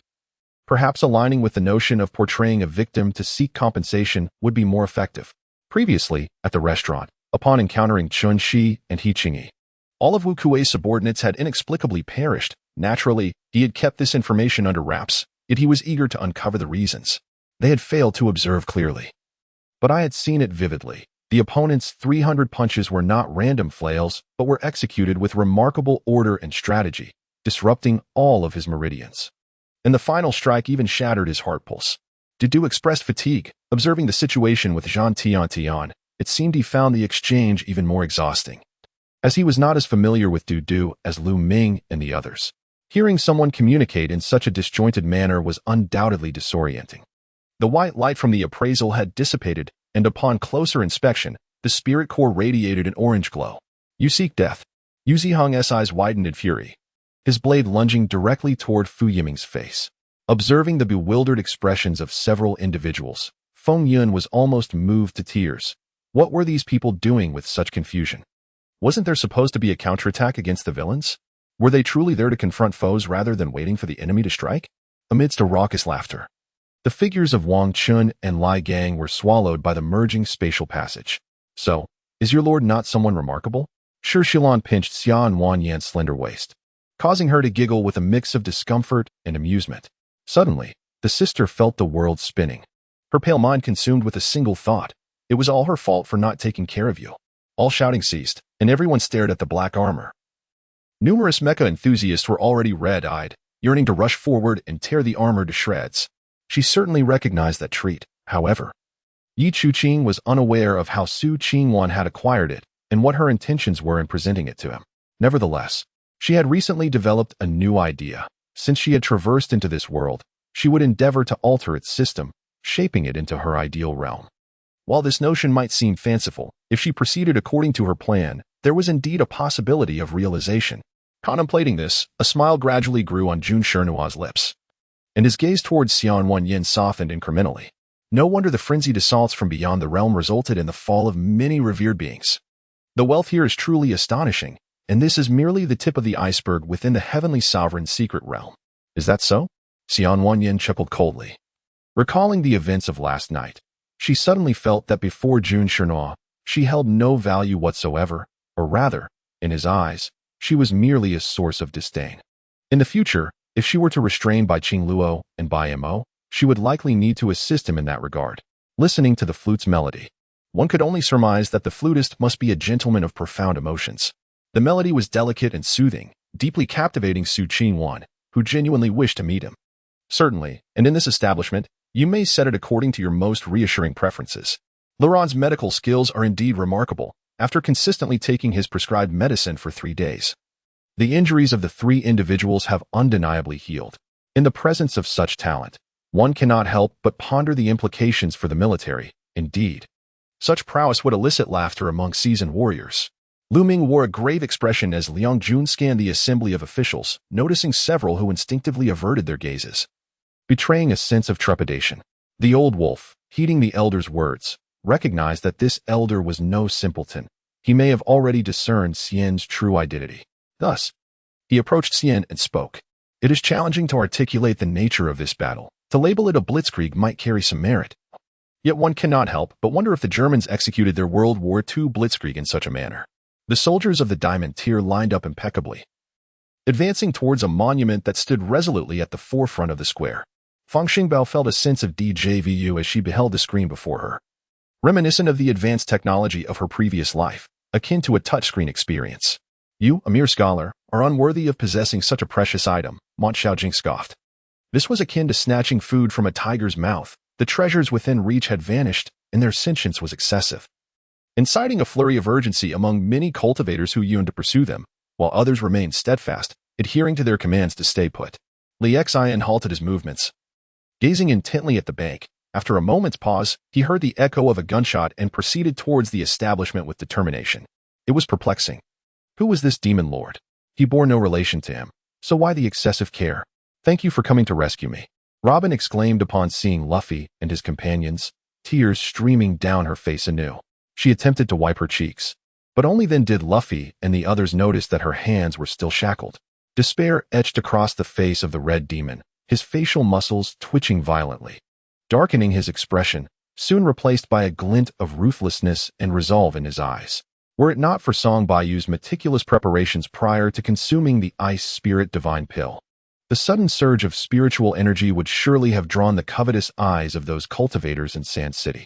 Regardless, since the inception of these 2 ninjutsu techniques, this marked their first direct confrontation.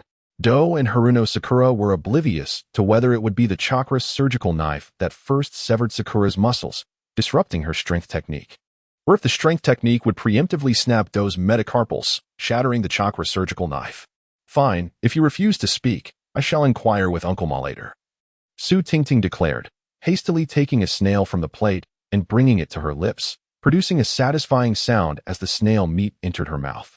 After 2 years in Sand City, Hua Yurong's physique had notably become more voluptuous compared to her time in Jinyang, her skin fairer and more radiant, her attire exuding an air of elegance and intellect that effortlessly attracted the attention of men. Feng, you did not summon me here merely to engage in idle chatter, did you? Feng Qianqi interjected lightly, interrupting his discourse. In the first volume, chapter 55, Wei Qi, you have gone too far. Su Yun grasped the general idea of why her father was concerned. The charity gala they attended yesterday had attracted numerous reporters, and she was well aware that the events would be reported. Thus, she had prepared a response. However, this very concern overwhelmed Gu Shiyan, who found the inexplicable attention far more unbearable than the previous cold indifference. Glancing at the champagne glass in her hand, she gently swirled it, harboring no doubts, and brought it to her lips. Unbeknownst to her, two elegantly dressed young men in a corner were intently observing her every sip. As the drink had been meticulously crafted for her, Yan Mo looked up at Nangong Yao's perfunctory greeting, "Hello, Uncle Yao," before quickly returning his focus to his toy. Gu Shiyan contemplated whether there existed a solution that could yield both financial gain and personal integrity. After a night devoid of events, Zhao Qingxuang arrived early the following morning, accompanied by O Karen, a Hong Kong special police officer who blushed slightly upon first laying eyes on Yi Qing. The traffic police station nearby had initially seemed distant. He merely assumed they might be stopping temporarily for some reason. Yet, after observing for a considerable time, he noted that the vehicle remained parked inappropriately, prompting the officer to approach for an inspection. It was only when Junli pulled me away that I realized I was the sole observer among Gu Yijuan, Yun Jing, and Gu Yicheng. Junli had not spared Gu Yijuan a single glance during her entire appearance. In the span of a month, Tianmen had begun to find its footing. Bolstered by the support of prominent families in the state, as a multitude of engineers flocked to Tianmen, rapidly expanding the original site of Mount Shu 100-fold, transforming it into a classical city. Meanwhile, Qian and Neza were also beginning to discern a victor in their clash. After a prolonged struggle, Qian gradually gained the upper hand, while Neza found himself retreating, the ferocity of Qian's delicate fangs proving mightier than Neza's red-tasseled spear, leaving Neza pallid with fear. The once jovial assembly of esteemed figures from the cultivation world now wore expressions of shock as they rose in unison. The three formidable corpse emperors, capable of dominating the entire Blacklock realm, emitted tremors of disbelief. As for Fu Zijing, Meng Wu felt no trepidation. It wasn't that he believed he could withstand Fu Zijing, but rather that he was merely following orders. If Fu Zijing sought him out, he was confident that the Qin dynasty would protect him. I redirected my gaze, forcing a smile to mask my awkwardness, and swiftly unveiled the two soul vases from my pocket. At that moment, the two souls, a dog and a cat, burst forth from the vases like lions and leopards, immediately positioning themselves before us. Truly, as disciples of the Jixia Academy, their skills were commendable. Yet, as someone whose cultivation surpassed theirs, how could I possibly be defeated? Louis mused inwardly as he summoned the bloodbath bell. Long he soared into the sky, astonished at the terrifying being that resembled a mountain range, rendered speechless. Now, as he entered the realm of martial arts through the melody of the zither, his punches began to transform. With each strike, the vast landscapes he manifested grew increasingly distinct, ultimately materializing into reality. This martial art, conceived after the first emperor unified the realm, was known as the Qian Kuan Yuan Haotian Divine Fist. Two streams of true energy surged forth like two frenzied dragons, sweeping towards the dozen silver-armored warriors. This star, radiant like a sun, radiated boundless light and warmth. However, Ji Tian's formidable consciousness quickly discerned its true nature. Beneath the guise of an ordinary star, it was, in fact, a vibrant celestial body brimming with spiritual energy. Yi watched the hurried departure of the crew, a sound echoing in her mind. The koi system had been activated. The circumstances were largely similar. Their past lives had been fulfilling, residing on Bodhi Mountain and enjoying a healthy existence. However, the quality of life had plummeted recently, and Bodhi Mountain no longer possessed its former magic. It was only at this moment that the sword god suddenly comprehended. He finally understood why Chen Yang had previously remarked that surviving a calamity was a blessing. With all eyes upon her, Ying Wushuang raised her chin, her nostrils directed at Yi as she reveled in the spectacle. Yi, who had skyrocketed to fame after her performance on the Variety Singing King, was now the center of attention. The sound of hooves always evoked memories of a distant past, causing faces of those gradually forgotten to resurface in her mind. The village chief's home was at the village's edge, and Shi Hui could hear the sounds of battle from outside the village. The chaotic sound of hooves indicated that the invading soldiers had lost their formation. After diligently handling his work, Zhe realized it was already 4 in the afternoon. He leaned back in his chair, closing his eyes to rest. Having spent such a long time on the plain and working continuously since, his body could hardly endure any longer. Tang Bingyu was momentarily taken aback, uncertain why there was a sudden urge to visit the amusement park. especially since a single ticket reportedly cost over 600 yuan. Moreover, there would likely be additional expenses once inside, leading her to feel that her finances were somewhat insufficient. Chen Dingyuan, having collected the money, stepped forward to block the door, anger evident in his eyes. As a soldier, he appeared more brutish than a rogue, which was precisely the type of person Yi despised during her school days. The 5 chosen by the Hanlin Academy included renowned figures like Fang Songjia and Xiang Tingbai, as well as this year's top scholar, Zhu Jiban, alongside 2 others, Wang Lijun and Su Daqiang. Nangong Lingwei understood that worrying was futile. Some matters must be resolved. Thus, she hurried off to find the young Qin Mu. Did you not prepare another horse, or have someone send one? Peng Yu followed suit. Glancing around while observing the man's retreating figure, only the chirping of sparrows filling the air. Even if Jian Wudo persuaded him to take action tonight, he did not harbor much optimism. Yet, the reality was starkly presented before him. Could he truly stand by and watch as his disciple perished right before his eyes? Are you all right? The divine healer approached them, beads of sweat adorning his brow, expressing concern. He had barely regained a semblance of strength, and now risking the life of his fox spirit again seemed unwise. Lukai pondered that these matters were originally her concerns. She tugged at Yuabao, having more pressing matters to attend to, yet found herself accompanied by Zhongjingshu. As she spoke, Lukai retrieved a vial, sprinkling some potion over him. The pungent aroma of the liquid perplexed Amiao, yet he refrained from inquiring further. Volume 1, Chapter 56, Su Chen becomes the eldest. Lu Tiany's forehead glistened with fine beads of sweat. He had not drawn his heart's blood in at least 9 years, and this arrow had significantly drained his vital energy. He was reluctant to speak, his resolve unwavering. Fang Tianfeng observed their inability to escalate the situation and secretly unleashed the sword of illness, the sword of miasma, and the sword of slaughter. Stone, unsure of what to do, was pulled aside by Schumann, who sensed something amiss. However, Stone stubbornly refused to divulge any information and, when pressed, suggested she inquire with Chu Kuanyuan herself. Of course I am afraid. I am not a harbinger of misfortune. How could I not be fearful? Gu Feng responded candidly, showing no shame in his fear. As for gifts, he had not spent extravagantly, just like the last time he had come to barter. He found nothing particularly rare. What he could purchase, others could too. It was better to buy something trivial, considering the 2 children from the Dong family. The disciples behind Gu Yuicheng initially wore disdainful expressions, but as Fang Tianfeng finished speaking, their demeanor immediately soured. The magical crystal cannon stationed on the city wall began to fire, causing significant casualties among the night formations. The guards of the royal city, the Shoer Legion, commenced their bombardment from the high walls, surrounding the light knights with incoming civilians and defensive troops from the Shoer Empire. Mr. Fang, what brings you to Hulu Lake now? The construction team has even arrived, Zhuangzhen questioned, puzzled. When Artoria and Elizaphiel arrived near the harbor, the unnamed warrior spirit had yet to formally reveal himself. Yet his voice had already reached their ears. Bai Shui held the cold corpse, surveying her surroundings, feeling as if the world had grown vast and desolate. Tears streaming down her face. With his phone in hand, and Shan Yu replied to a series of encouraging messages, his expressions shifting from smiles to deep contemplation. Thus, you will never find a solution to your problems. That is the crux. If it were me, I too would be unable to forgive you. A man of my virtue would not.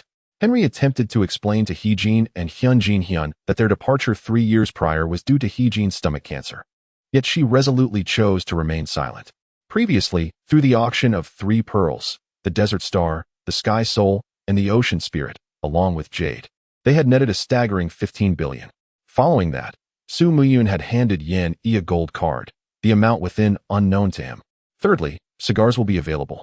Instant noodles too, and toilet paper will certainly be present. The lingering odor of fish and smoke in the guest room had irked Zheng Guang's wife several times. Evidently, he had learned well from his brother, fully aware of what that smell represented. One of the guys had procured a large wooden barrel filled with beer, while another had a long-preserved bottle of red wine, hastily stashing it away upon seeing the commotion. Others' watches ticked away, while yours remained frozen. The portrayal of Henry by Chang Yu was profound. His demeanor was gentle and sunny, exuding an air of nobility. Yet a flicker of sorrow and regret graced his eyes when meeting Lu Shijian's gaze. By the way, I hope today's competition remains confidential. Floated the words of Yi Chunhua in the air. Ro Shuang possessed no so-called spiritual power. Her self-awareness was merely a consequence of Lu Kehong's continuous growth, ultimately evolving through persistent development. Thus, her current task was to avoid such situations, draw from her experiences, and employ precise instruments for ongoing experiments. The officer's conjectures were nothing short of audacious. The implication was clear, questioning whether these coincidences were tied to Lu Cajon. "Welcome, Mr. Zhong. Please come in. Let us enjoy some afternoon tea before discussing work. Would you like milk with that?" Before Xingyang could sit, Mrs. Talon had already poured him a cup of English breakfast tea, inquiring if he desired any additional ingredients. Reflecting on this, Lin Xingchen chuckled softly, a glimmer of golden light subtly flickering between his arms. Nanku Rui was taken aback by Mo Fingdi's radical oath, sparking his curiosity about the immense benefits those holy blood crystals must afford them to warrant such a sacrifice. She hurriedly hushed himself to listen. He too wished to answer correctly, a deep-seated competitive spirit urging him to focus. Seduction? Xia Zhang raised an eyebrow, realizing that the demonic cultivator's technique possessed an extraordinary allure for the opposite sex. Beside him, Wang Quan chimed in, "Lord Chun, these pancakes are indeed delicious. You must try one." He then disregarded his elegance, grabbing a pancake and eating it with abandon. Yet, the seaweed monster king had evidently succumbed to his own fantasies, ensnared in a peculiar state of self-obsession from which he could not extricate himself. However, the next words from Su Fan plunged Luo Yin's heart to the depths of despair. Chen Fei could hardly believe that the countless scenes recurring in his dreams would manifest in this location in such a manner. Ignoring Li Shimon's peculiar tone, he suddenly knelt before him. "Master, are you jesting?" With her frigid demeanor, I would sooner embrace an ice block than harbor any improper thoughts towards her. At this moment, Nanku Rui spoke honestly, truly having no inclinations toward Mo Bingshuang. Chu Yang involuntarily twitched his lips, thinking he had seen many die from various ailments. Yet this manner of demise was unprecedented. However, deep down, she did not endorse such an emotional attitude. At the very least, one must possess the fortitude of a man. One ought to articulate their feelings instead of solitary smoking. It is not merely a family, it is a lineage. For now, you should focus on honing your skills and refrain from delving into these matters. If one day you become a formidable force, the truth will naturally reveal itself. Xian Shuang had no intention of confiding in Luo Yu. Thus she spoke in a nonchalant manner. Regrettably, the few singles released this year did not achieve remarkable success. While they stabilized at the sales level of a secondary artist, the distance to first-tier status remained insurmountable. "What flowers are about to bloom?" Song Weili listened, bewildered by his vague remarks, while Song Ziqing incessantly repeated the question, unable to inquire further. Fan Tiemann respected He Jiaxiang's opinion, as he had made it clear that the office retained its utility. Once the year-end inspection was completed, it could be disposed of at will. Huang Lei was utterly perplexed by the director's words, casting a puzzled glance at the two detectives behind him. Yet, he discovered that his subordinates did not even dare to lift their heads, rendering any hint from them impossible. Volume 1, Chapter 57. One must have distinction. Suddenly, a dozen elderly figures clad in green appeared before everyone, each emanating an aura of profound depth, rendering their intentions unfathomable. 3 months later, as the year drew to a close, and she had officially received her promotion and signed a 3-year contract, embarking on her journey alone, no longer collaborating with Jin Lian. Having set forth, she was now capable of independently managing a project, rendering her reliance on Jin Lian obsolete. The youth lifted the cage, and the parrot inside fluttered curiously, tilting its head to observe Lu Wanqing and Yi Fanqing, who had approached. Due to heightened nerves and having previously endured a series of brutal kicks, a tempest of frustration brewed within. Moreover, their earlier strategy to exploit the terrain to mislead the palace guards by releasing smoke had led them to realize too late the imminent charge of the cavalry. The name was indeed fitting for this environment, frigid to the core, surrounded by colossal icebergs. Initially, Chu Yu had managed to suppress her emotions, but after her father's outburst, her tears cascaded uncontrollably. Just after acknowledging, Nenshu heard her phone ring. Upon glancing at the number, her eyes narrowed, and she stepped aside to take the call. And Yuanjia, sensing the tension, discreetly distanced himself to avoid an awkward situation. He was filled with suspicion, feeling that the person ahead, Su Yifan, might soon undertake actions that he had previously deemed incomprehensible. In a moment of youthful impetuosity, the elder Qiu had intended to leave in a fit of anger, but Bai Ningshuang had specifically called him back and introduced him to the already esteemed master, Qin Maxing, thus forging their subsequent connection. Without Bai Ningshuang's intervention, he would have never had the opportunity to learn from Qin Mashing. However, the headquarters of the brothel was not situated in Tianqing State. It was merely a branch located in Zimua State. Damn it! Xianyi cursed under his breath. The poison was exceedingly potent, demanding a continuous 7-day ordeal. He glared fiercely at the disciple of Xiangmen nearby, his eyes ablaze with fury. Old Jean knelt in shock. Bowing his head, this was an amount of wealth that no gold digger could ever hope to unearth in a lifetime. Inside the tent, his stomach, numbed from hunger, suddenly convulsed painfully, his expression taut with the fear of losing composure or revealing an inappropriate display of joy. The icy spell of Yuan had been cast, and he turned to embrace Banksia tightly. An invisible hand seized the monstrous giant that the old man had transformed into. Lin Yuanfan observed as the comprehension platform was embedded within the protective formation of the spiritual energy lake. Behind the platform, a robust branch extended from the essence of cultivation, adorned with but a single leaf, upon which the platform was constructed. Upon learning that Qing Ji and Huang Yuan were to be publicly executed, it was impossible for the Navy to refrain from contacting Chu Yi, just as it was improbable for Chu Yi to avoid reaching out to the Navy. My mind erupted. My vision began to spin, and I staggered, nearly losing my balance. She pursed her lips, lowered the whip, and shot a venomous glare at Mo Shang, wishing to tear her apart. This was it. This group was undoubtedly habitual offenders, long entrenched at the foot of Wuling Mountain, their experience far surpassing that of Jing Xiang and her companions. For he had learned that entering the realm of transformation required the elixir of immortality, with exceedingly low odds. Heavily reliant on fortune, Yiling Long, knowing that Han Dong had safely extricated himself, did not linger but turned to board the vehicle. While Hu Chaoping eliminated a rival and returned to the Yi family mountain, Han Dong noticed her hesitance, as if she possessed knowledge of something unsaid, unsure whether to articulate it or remain silent. This was a singularly attributed spiritual vein, characterized by a high accumulation and explosive potential. In contrast, multi-attribute spiritual veins often resulted in a muddled and weaker state. From this perspective, the Wuxia sect indeed held an air of mystery, far exceeding that of the Tianyin sect, which resided in renowned mountains and rivers. The rationale behind this plan stemmed from the inspiration drawn from the collective assault on the steppes below, in his view. The might of the heavenly tribulation would undoubtedly impose pressure on the staircase, presenting an unparalleled opportunity for escape. Countless diners around him were momentarily stunned, their actions halted, as bowls and chopsticks clattered to the ground. She had just assessed the girl's innate qualities and discovered that she possessed an exceedingly rare extreme Yin physique, with a talent rating of 70%. Such a prodigy, she could not bear to entrust to her disciples for instruction. Indeed, Li Xinya, you are quite the oddity. The one who harbored a secret affection for you now finds themselves uninterested, yet you blame others, when the fault lies within yourself. Humph, don't involve me. It's none of my concern.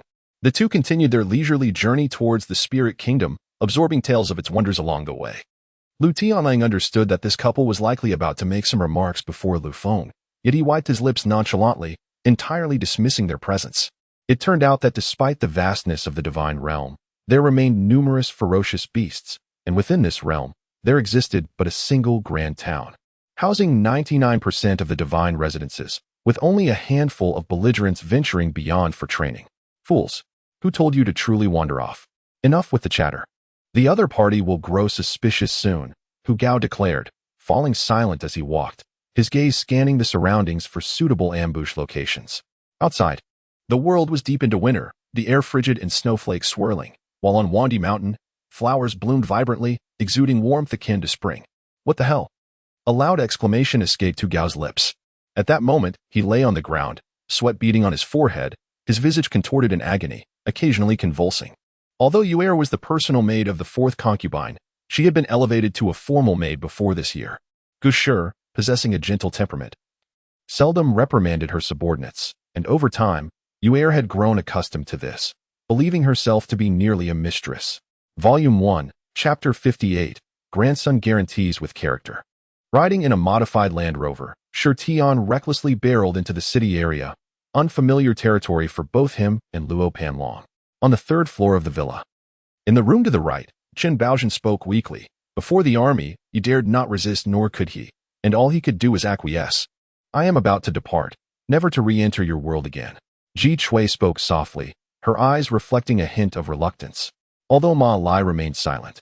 His demeanor was one of joviality, showing no intention of returning the Rongshui pearl. It was evident to all that the defendant's lawyer had resorted to desperate measures. Yet everyone understood that they lacked solid evidence, which resulted in this stalemate. At this moment, Shi Tian also left the gathering point once more, without a specific destination in mind, merely selecting a random direction to advance. Yang Ginzhao cast a cold glance at Zhang Yi, forcefully pushing Ying Xian back a few steps. He Wing strode towards the iron door, delivering a powerful kick that, while insufficient to break the door itself, easily shattered the lock. Although Song Qingxiang feigned resignation, he was diligently controlling the power within him, striving to quell the destructive force absorbed from the source of the virus. Qi Qingyu's lips twitched in confusion, wondering what was happening. Hadn't it been said that disciples of the celestial sect valued their factions above all else? Upon receiving the divorce decree from the headquarters, he observed her sign without the slightest hesitation, and in that moment, he had also called her by that name. Suddenly, Sun Shua acted on impulse, lunging forward to land a fierce punch on Dr. He's chest, panic evident in his eyes. It could be said that the corpse and the ancient tree had seamlessly merged, achieving a state of mutual coexistence, inseparable and nearly impossible to disentangle. I have stated that you may take charge of matters within the sect. Gu shot him a glare, questioning why he was asking her. As he was not her disciple, she pointed directly at the person beside her. In truth, one must witness Ares cleave the heads of enemies to comprehend the sheer shock it entails. Lu Bin shook his head, internally crumbling yet convinced he would not lose. Rationalizing, that fellow cannot dribble. His shots are off. If I maintain close defense, I shall prevail. Morong Rue went off to arrange the tasks assigned by Tang Xia, returning just in time to hear this exchange, his expression darkening as he took it seriously. The crowd visibly relaxed, promptly retrieving their storage bags to extract spirit stones, occasionally casting furtive glances toward the individuals in the center. Villager Zhang's affection for Zhang Aihua was not without purpose. He hoped to nurture her beauty for future advantage, and though she may not reach his lofty expectations, even recovering 50 taels would suffice. Her exquisite cherry lips glistened with a rosy sheen, their perfect curvature undeniably beautiful, even as they tightened in anger. Slightly parting in response to her fury, Tang Tang, held by Tang Qi, stiffened further.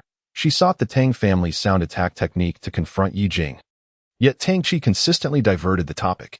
Su Feng offered no further explanation, expressing little inclination to understand those who neglect applicants even during office hours. The prince's residence of Lingjiu resembled an enormous tree house, appearing as an ancient tree thriving for millennia, with lush foliage. Yi Fantian's expression shifted, instinctively resisting, only to realize that his movements could not withstand the opponent's speed. Acknowledging the strength of this individual, he became acutely aware. The dragon prince's countenance darkened ominously, his demeanor so grim it could almost drip with foreboding. The lair of Scarface and his associates was not far from here, nevertheless. Su Feng pursued them for an extended period, his clothing torn by the wild grasses and tangled branches along the way. He wished fervently that he could don military attire, as it would make combat in this jungle exceedingly comfortable. This has always been the rule. His Majesty the Emperor is permitted to lead a multitude of formidable followers wherever he travels. A first-rate power would treasure a young saintly warrior, yet their prestigious families unhesitatingly dispatch them to the lower realms for missions. The advancement of modern technology has propelled human genetic and regenerative sciences to unprecedented heights. On the battlefield, prompt and proper surgery can facilitate the regeneration of vital organs or severed limbs, provided one has the financial means to support such endeavors. Her body maintained only the barest standard for survival, thus her reproductive system, offering no benefit for her existence, was consequently excluded. Currently, the combined strength of the three of them paled in comparison to ordinary individuals. 10 points represented the highest baseline for humanity, synonymous with the physical prowess expected of adults. The long-haired specter exclaimed, "Boss, what about that mysterious weapon? We have no idea how to use it. By the time Niotai finds that girl Fei Air, we'll be finished." After washing his face, Li Ming had already served porridge at the dining table, which also displayed various delicacies favored by Zhu Mui. Some cultivators struck by the water column exploded instantly. An elder watching nearby felt a shift in his gaze, realizing that if the ship were to be destroyed, he too would not escape unharmed. Steeling himself, the elder leaped into the fray. G-level martial arts? Lu Chifeng was slightly taken aback, inwardly lamenting that indeed. The Shinkong Academy possessed Qi-level martial arts. Although merely a copied text, it was still invaluable. Chu Xiaoying was a solemn individual, mirroring his father, Chu Mu, in this regard. However, this demeanor only applied to outsiders. With family or acquaintances, he displayed a different side entirely. Lei Yunting, a piece of bread clenched in his mouth, glanced toward the entrance with growing impatience. Upon seeing Yin Ziyue emerge, he stepped forward, saying, "It's been a while." Hee. "We're finally entering the final script," Yu smiled, uttering incomprehensible words. The prowess of a formal knight is thus, aside from weaponry and armor, it is merely a combination of physical conditioning and combat skills. As for skills, those devoid of extraordinary powers cannot employ them. Volume 1, Chapter 59, The Generations of Talent. This reassurance lasted but a moment before Ronro seemingly calmed down. Her eyes reddened as she lifted her gaze to him, finding his expression serene and composed, as if nothing had transpired. Just as he was a mere half-step away from her, a sharp blade plunged violently into his chest. At this moment, I truly absorbed little of what was said, as my mind echoed with the image of Jiang Yining embracing Song Chuwei. Bathing, in a sense, serves as an implication. As an adult, she ought to comprehend that. Remaining in the bathroom for such an extended period signifies reluctance. Fu Rui was thoroughly enjoying himself, his face alight with joy, while Fu Yu seemed equally pleased to accompany him. Beneath the slide, he tirelessly caught Fu Rui and lifted him up again, each time witnessing Fu Rui's gleeful laughter bringing an involuntary smile to his lips. I knew that the Jiang family, unable to withstand the pressure from online discourse and recent news, had temporarily arranged for Lu Yin and Jiang Yiran to marry. This statement was directed specifically at Yu Chuchu. The moment she entered, she had already been informed that Yu Song ultimately chose to employ their design for Yisan. What of Yu Chuchu being the wife of Shen Muqian? Under her coaxing and persistent persuasion, Shen Muqian would ultimately lean in her direction. The disparity of identity, a life sentence. And being trapped in a dark abyss devoid of hope, his endurance until today must surely be considered a limit. Chu Yin could already envision the outcome after he donates his corneas. These benefits were initially secured by his wife through negotiations with the esteemed General Tang. The Imperial physicians would only grow stronger, and their future would be nothing short of smooth sailing from then on. As expected, Lin Weiwei shot him a fierce glare, gritting her teeth as she exclaimed, "No." At that moment, the elevator doors closed, separating them into two distinct realms. More importantly, he discovered that someone bearing a striking resemblance to Shan Juanhao had taken control of the entire underworld, leading him to believe that everything was perilously at stake. Fortunately, night had fallen, and the children who had come nearby had departed, leaving the raging fire unseen by ordinary eyes. Yet, the sight still filled him with trepidation. She had not forgotten her earlier, absolute rejections, and now, recalling the scene of her impulsively leaping to kiss him, Qi Xian's expression grew increasingly difficult to articulate. She yearned to clarify her actions immediately, but feared she would only make matters worse. Ultimately, disregarding any further bombshells he might throw her way, she rolled her eyes and pretended to faint. Yang Xinda felt a peculiar mix of admiration and oddity. He dared not breathe in front of Master Qi Jiao, while this Master Qi treated him as though he were inconsequential, truly a person of exceptional courage and character.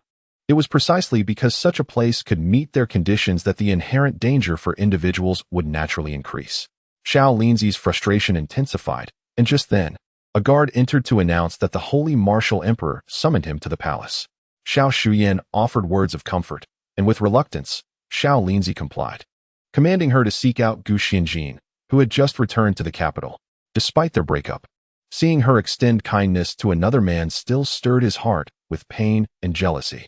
Gu Xianjin had only just returned, weary from travel. Upon arrival, he immediately succumbed to fatigue and took a nap, only to rise and refresh himself afterward. "Classmate, are you all right?" The dormitory supervisor hurriedly called out to Ning Yinyu, fearing that a tragedy might unfold. At that moment, Shi Jinyang, accompanied by the restaurant manager, rushed in, revealing that this family-style restaurant was under the auspices of the Shi family.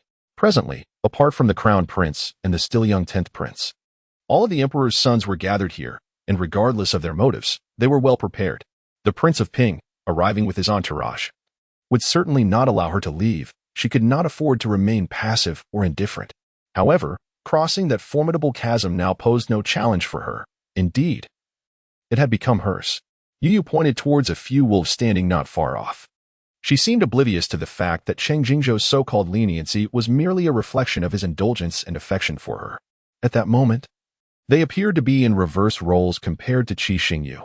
The well-traveled denizens of the stars seemed more like rustic bumpkins than Qi Xingyu, who hailed from a backward planet.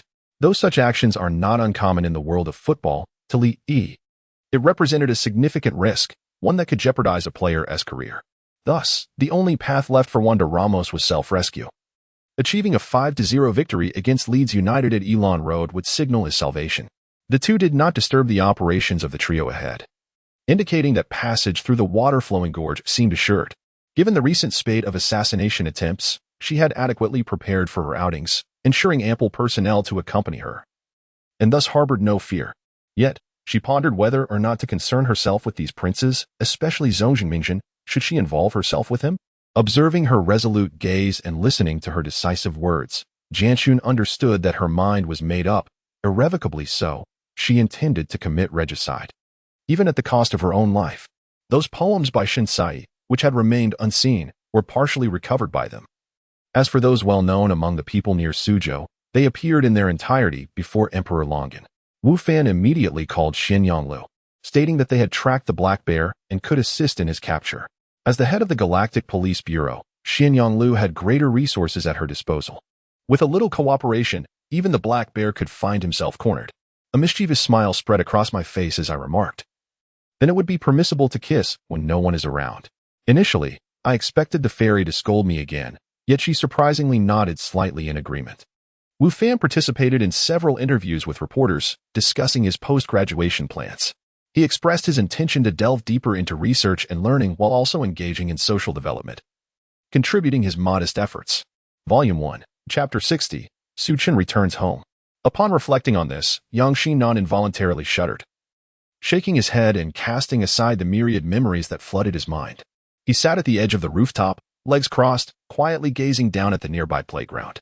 According to the original plan, the Ark served as a resting stronghold. Although it would take some time to return, the battlefield of immortals and demons was perilous, and remaining there at night would lead to disastrous encounters with ferocious beasts. Sun Shiren, watching the extraordinary rampage, suddenly conceived an exquisitely brilliant idea. A feeble voice trembled, perhaps still wishing to take a risk, to see if 6,000 was indeed his final limit, though it lacked any semblance of bravado. Observing the irritated expressions of those around her, Qinya promptly stood and addressed them. Following that, I placed down a card. Turn end. Cheng Jing then withdrew another card from her hand and inserted it into the magic trap card zone of the dual disc, revealing another card before her. As the first round concluded, Cheng Jing surveyed the battlefield she had arranged, feeling immensely satisfied. Ao Xingqiu remained silent, merely gazing at the card, his Danfeng eyes revealing their vertical pupils without reservation, emanating an air of overwhelming authority. Wei Xian and his subordinates did not exhibit any nuclear deficiencies. However, despite not needing to engage the meridians or earth veins for sensory perception, they still required access to channels. If Wei Xian's core remained uninjured, extending sensory perception to penetrate dimensions would pose no issue. Yet at that moment, his sensory distance was significantly reduced. Shortly after their calls, Hu Qiruan's phone rang. Reaching Chu Daophong. Never mind. Considering Brother Qian Sake, let's temporarily entrust your belongings to this esteemed Grand Marine Supervisor. He Xian instructed his subordinates. Huan Shi, however, was not in a rush to speak. She momentarily averted her gaze, her expression softening as she murmured, "I am truly lovesick. Longing is the lure, love the remedy. Only the Grand Commander can heal me." Her tone suddenly rose, her voice growing hoarse, and Zio slightly froze, touching the police badge on his shoulder. Recalling the excitement he felt when he entered the public security university, gradually learning the skills of a police officer. This also elucidated why those individuals had transformed into their current states. They likely encountered their deepest fears or most fervent desires. Thankfully, the ginseng's potency hidden deep within him had not entirely dissipated, saving Shenhaoren's life. That alone was enough to invoke envy. How unfair is heaven? Why can't I possess such an extraordinary treasure? Bai Jingxian lamented, prompting a roll of the eyes from Long Shui. After all, surrounded by vast stretches of desert. Renaming the inn to Dragon Gate Inn was quite fitting, and the associated stories were known only to the people of Huaxia, sparing any concern that the folks from the Meiji Kingdom might catch on. Lu Yu's eyes widened, and the two exchanged knowing glances, ultimately bursting into laughter in a moment of shared understanding. Upon hearing Lanlan's words, Yu Jianba wore a look of disbelief. Lifted out, Why must it be removed again? Just moments ago, I had finally conquered the fear within me to open the coffin, and now it must be taken out once more? Could this be a jest at my expense? In a narrow alley of the market, 3 early-stage Qi practitioners lay unconscious on the ground. Their cultivation levels were too low, and when the sinister melody played, they were rendered senseless.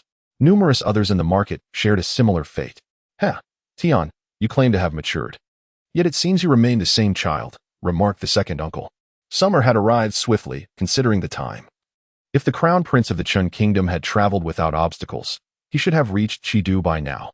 2 piercing screams echoed in the night sky, followed by Lu Xian witnessing 2 shadows plummet from the window. Do not preach to me. I comprehend the principles involved. If you believe my presence beside you will bring constancy, then I shall remain in the shadows, never to intrude upon your life, Xiang insisted. Having said this, he thrust an object into Chun Suchuan's hands and fled, an act witnessed by Li Wang. This was one of the more formidable formations of the Mourning family. The old Taoist had once remarked that at the height of the Mourning family's power, they employed the Heavenly Wind formation to banish an immortal island. In Suzhou, word had reached the 3 mountains and 9 palaces that the Qiyue mountain range had opened the second portal to the demon realm. However, due to the overwhelming demonic aura and Yi Yunxiao's warnings, none of the old ancestors dared to investigate the vicinity. Is Ran well? I wish to speak with her. Bai Yihan glanced at Bai Yanran, who lay lifeless in bed. In his dreams, he found himself in an extraordinarily beautiful place, shrouded in mist, reminiscent of an ethereal paradise. Observing Feng Yishan's expression, everyone erupted into laughter, dissipating the previously somber atmosphere. Na Tai also commended Long Zhantian's actions, although he was a warrior by nature. He still understood the balance of matters. Yet, Na Tai appeared unchanged from his initial demeanor, not even a wrinkle in his clothing, save for the palpable aura of menace surrounding him. However, Na Tai underestimated the ferocity of this individual, believing that in such a public space, the dwarf would refrain from aggression. Thus, he felt emboldened, especially since Mei Shuilian had already contacted those residing in Sanban Yangwei's household, and several out-of-body experts were en route. I must also express my gratitude to you for helping our company achieve victory. Ichus raised his glass once more. Volume 1. Chapter 61. The imperative to grow and strengthen. These being soldiers indeed possessed the strength of the Qi induction and blood coagulation realms. Yet they lacked any attributes of fortune or talent, and their physiques were remarkably frail, offering little defense. Enough. Do not speak further. This matter does not concern you. Nor do you need to feign concern, Feng Yao coldly retorted to Yin Wu. This is precisely what I wish to convey to Senior Yue, Mui chuckled. And the two shared a knowing smile before Yue departed. I would rather die than acquiesce to your desires. Zhang Yi spoke defiantly, raising his head to collide with the stones below, clearly seeking an end. Of course, I must find that audacious fellow who dared to disrespect you. If he has the audacity to act thus, he should prepare himself mentally, Mu Yi remarked with a smile. For Jiang, he held significant importance in his heart. The behavior of one named Li Xian towards Jiang Yi was infuriating. Had such an event not transpired, it is believed that the Divine Mother would not have sealed herself away or erased Tianying's memories, nor would there have been her endless reincarnation, enduring the turmoil of love and hatred. Only after thoroughly examining the Tontian riverfront did he realize that the situation was not as rosy as the battle reports suggested. To transport 100,000 stones of rice would require a convoy of ox carts and thousands of hands. Such a task was beyond private forces and could only be organized by the government. An explosive force shattered the colossal tree ball enveloping Brent, revealing his figure once more before Lin Wei and Ban Sani. I believe Long Ji has a considerable chance of victory, as he has been the reigning champion for several consecutive years. This time should be no different, remarked one of Long Ji's supporters. Zhao Mingxian was aware of this as well. Typically, after Xiao Xiaohua completed his experiments, he would call back any missed calls. Thus he smiled without speaking. He glanced at his wristband, which incessantly transmitted his physiological data. It had 1/3 battery remaining, just enough to recharge after dinner. I care not who runs the establishment. I merely wish to enjoy a bowl of rice noodles, just as I need not concern myself with the hen that laid my egg, Wang Chao asserted, his reasoning impeccable. Pang Tong, just wait. When Xiao Chao and Yuan Xiao clash, we shall seize the opportunity to stab Xiao Chao in the back, ensuring Yuan Xiao's victory. This morning, he awoke earlier than I, and upon opening my eyes, I found him turned towards me, one hand resting upon my waist. The crux of the matter was that I suddenly realized I was entirely unclothed. According to Yang Qinxi's account, her father had revived for a brief moment last night. Speaking before succumbing once more, she was equally bewildered by the events, yet she was certain she witnessed her father come back to life and heard his words. 14 could not accompany me for the day. Having not dined, he left to attend to matters. I sat rigidly on the bed, occasionally pacing about the courtyard, causing Wen Xiu to become tense at the mere sight of my movements, as if preparing for battle. Mr. Duan Wanshan epitomized the scholarly appearance. In the photograph, he donned a beret and a checkered scarf, perhaps accentuated by the black umbrella he held. Lin Chen felt he must have studied in England, exuding an air of refined academia that inspired admiration. Thus, those in the black market began to believe they were aligned with Hui Site, naively assuming that by securing his favor, they could fearlessly confront the court, exuding confidence in public. After such turmoil, only the secondary concubine and Hong Chun remained in the side courtyard, the secondary concubine feeling both gratified and lonely. Lin Jing's face flushed, unsure if it was due to the excitement from the film or something else, even appearing distracted when the waiter presented the menu. Though it was a simple gesture, the youth had already grasped the essence, quietly drawing a mouthful of life water from the mustard seed space, imitating the action as they began to devour the beef noodles served by the restaurant. Since the area had been placed under military control, the road had seen no one but soldiers patrolling with police dogs. Qing Ke recalled Sun Buer's respectful demeanor towards Zhao Woming. Feeling somewhat relieved, perhaps you speak the truth. I wonder if Sun Buo has arranged everything. As Qing Li searched for Mingming grass, she gathered dew from the 100 flowers. Although the autumn night was chilly and heavy with frost, she felt no fear, guiding her by Luo's sword through the towering mountains with swift grace. Xian Nua issued a royal wanted notice. Yet it was the esteemed ladies of the empire who felt the deepest impact.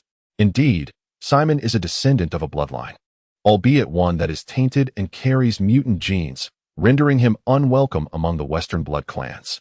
Consequently, he has sought refuge in America to make a living, and he has never dared to reveal his vampiric abilities.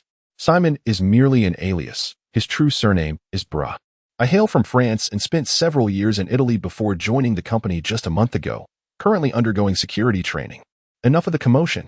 I have made my decision regarding this matter, Lu Fei, Lin Zhongyuan asserted, striking the wooden table with authority. You court death, Gao Xiong bellowed in fury, unable to restrain himself, as he charged towards Luo Wei, furious that this man dared to strike him. My doorstep? Su Yifeng's words caught Gong Qianqian by surprise, and upon realizing he might be there to pick her up, she responded, I'll be right out, please hold on, and promptly ended the call. In a fleeting moment, the two entered the medicinal courtyard. At that moment, Mu Shifeng drew forth the specialized tools of an alchemist and began transplanting the coveted herbs he had long yearned for. As the clock ticked towards 3 in the afternoon, he enlisted several laborers to move in the utensils and appliances, spending a considerable amount of money in the process. The foreigner has not withdrawn. Though he clearly does not comprehend the words, he is not oblivious to the language. Indeed, the young man appeared utterly unremarkable, clad in the most ordinary attire, and it was evident from the opulence of the estate that its owner was a person of wealth and influence. In this nocturnal setting, the guards would think nothing of slaying the young man. So, tell me, what are your thoughts? Lele's father flicked the ash from his cigarette into the ashtray and turned to fix his gaze upon me. The more I act in this manner, the less suspicion I will arouse. Everything is within my control, Li Munin thought confidently. By the way, aren't there still some A and B level tasks? We could simply submit the remaining tasks, couldn't we? Kadri inquired. Volume 1, Chapter 62. I shall leave the palace incognito tomorrow for an unannounced visit. She understood that Xin Liangma despised evil and held a strong aversion towards families like the Yu clan. She also harbored considerable prejudice against Yu Huatian, who traversed the gray areas of morality. Sometimes, certain statements ring true. Every wealthy individual is often accompanied by a sycophant or even a treacherous person. And Wu Jin fits this category, as the majority of the servants in the estate are well aware. He had not anticipated that after Tianyu met his demise by crashing into a wall, his sister would seek revenge on his behalf. Regret? Yushiro had been regretting her words the moment they left her lips. As he stepped outside, leaving an empty room behind, her remorse deepened. Yet now, what purpose does it serve to dwell on it? Rest assured, she will surely awaken. Did Su Chen not promise as much? Guandonger reached out and patted Xia Xinfeng's shoulder in a gesture of comfort. She knew that apart from herself and her biological mother, Everyone else in the Mu household had been dispatched to the borders, making her hesitant to speak freely for fear of arousing suspicion. However, Lin Qi's timely reminder instilled a sense of goodwill in Qin. After pondering for a moment, she retrieved her phone and navigated to the day's news. The Prime Minister Lin cast a glance, realizing that the individual before him was not a physician but rather akin to a wolf encountering a sheep. He could not feel at ease, thus he intervened but was pushed aside by the beggar, who reached out directly. With a slight blush, Mulan found herself in an unprecedented situation, as the man before her was completely unclothed, every part exposed to her gaze. Yet, she was merely bathing him, not engaging in any impropriety, though her eyes could not help but stray toward Yang Ding's impressive form below. Even the ability to engage in mental gymnastics, to shift concepts, and to reverse roles while maintaining internal logic is worthy of emulation. Jiang Shaniying was preoccupied with thoughts of rescuing her son, fearing for his well-being. Without hesitation, she rushed into Gu Si's vehicle, taking her son to the hospital at the earliest opportunity. The hospital director rambled on extensively, not to flaunt the rarity of their medication, but to convey their sincerity and the importance they placed on Chu Nian's treatment. She opened the door of a parked Range Rover, climbed into the back seat, and retrieved a mobile phone and a set of car keys. After all, they were the backbone of humanity, the first to charge into battle to defend their homeland against foreign beasts. Upon entering, I discovered that behind the Iron Gate lay the true airport, filled with numerous large aircraft, and this courtyard seemed endless. Individuals who achieve such realms of existence are exceedingly rare throughout history, and in today's world, only 3 war emperors among humanity can attain such heights. Hua Qishue's mouth fell agape, her microphone clattering to the ground with a resounding thud. Qin Mo, observing Jiang Shaniying's anxious demeanor, could not help but chuckle. Enough jesting here. This is for you. With that, Qin Mo produced an exquisite gift box from an unknown source. Ah, you are merely lacking in strength. You have traversed the trial path, destined for an extraordinary future, worthy of standing tall against the heavens. How exhilarating, indeed, Ryan declared, his eyes shimmering with light. Some matters, when overthought, are akin to worrying unnecessarily. Yi Tsungwei shook his head and turned to make tea in the outer room. With determination, Fian resolved to seek out Lin Mo in the courtyard to serve him tea and provide a gentle massage, while also subtly provoking him. Qing Ning, his most ardent admirer, despite studying directing, remained practical yet harbored a dream of becoming an actress. Upon seeing Hua Yingchuan for the first time, she felt an overwhelming desire to embrace him. The middle-aged man clad in a plain robe behind her bore an expressionless visage, seemingly devoid of emotion, and he did not wield a sword, merely hovering in the air. Neither too close nor too far behind Zhao Fangye. At this moment, Wang Yin'er finally re-evaluated her classmate, Nian Luan. Across the vast expanse of the land, powerful individuals struck the sky with a united fist, while a sword immortal, brandishing a blade of indomitable spirit, opened the celestial gate, and thousands of exiled immortals surged forth, seeking to shatter that gate. Another one. Zhou Kuan thought the tomatoes today possessed some magical quality. The bus had already made a remarkable turn, and now Chen Peng, Guo Wei, and Qian Lina were involved. Who else might appear? A gigantic python has coiled upon the road in the west of the village, necessitating someone to clear it away. Villagers reported losing an axe, possibly in the thorny forest to the north, but it was said to be teeming with monsters. They hoped someone would assist in retrieving it. Additionally, several cats from the village have gone missing, and a search is underway for them, among various other concerns. Though such words were spoken, what a pity. How unfortunate. With so many awaiting at the main venue, could they truly allow the honey tangerines from Nanwan to claim victory? You dare strike me. Blood trickled from Victoria's mouth, yet her expression remained proud and defiant. As they dined, a sudden cacophony erupted, and Su Yuran raised her head to see that Song Linshan had arrived. At a construction site in the western district of Paris, the roar of machinery echoed incessantly as dozens of laborers worked late into the night. Hu Wanshan reassured. Do not panic. While there are risks, it is not catastrophic. Things are quite well now. It is prudent to enhance one's strength in advance for added security. Accordingly, he distributed medicinal pills to expedite everyone's training. Volume 1, Chapter 63. Su Chen, what great authority you wield. Just then, a stunning beauty gracefully descended from a tree, casting a spell that enveloped Mu Wanfeng and drew him deeper into the woods. As her words faded, a broom materialized in her hand, and a winding stone staircase unfurled before her. The injury sustained during that incident took an entire year to heal, highlighting the severity of Ying's wounds. However, when she finally recovered, her cultivation had also returned to the mid-stage of the spirit infant realm, and Ziyu had always harbored a hint of interest, yet even his intentions could not shield him from the clamor that seeped into the room. Although Buer received his verbal promise, which felt somewhat dubious, it was still a gain, allowing him to provide some explanation upon returning to the dog Daixing. But it was too late. The ground beneath them erupted suddenly with countless crimson beams of light, followed by a resounding shockwave. A colossal pillar of malevolent energy, over 50 kilometers in diameter, shot skyward, engulfing everyone present, including Su Ruogu. He emanated a faint aura of oppression, not derived from power, but rather from a long tenure in a position of authority, indicating he was no ordinary individual. On the Ming army's side, losses were still under 20,000. The soldiers grew bolder with each battle, their attacks increasingly fierce, while the morale and will of the European anti-Ming alliance plummeted, leading to a marked decline in their resistance. The Ming forces faced fewer casualties as they defeated 10,000 soldiers from the anti-Ming alliance. Su Hao indeed recognized what a swallow was.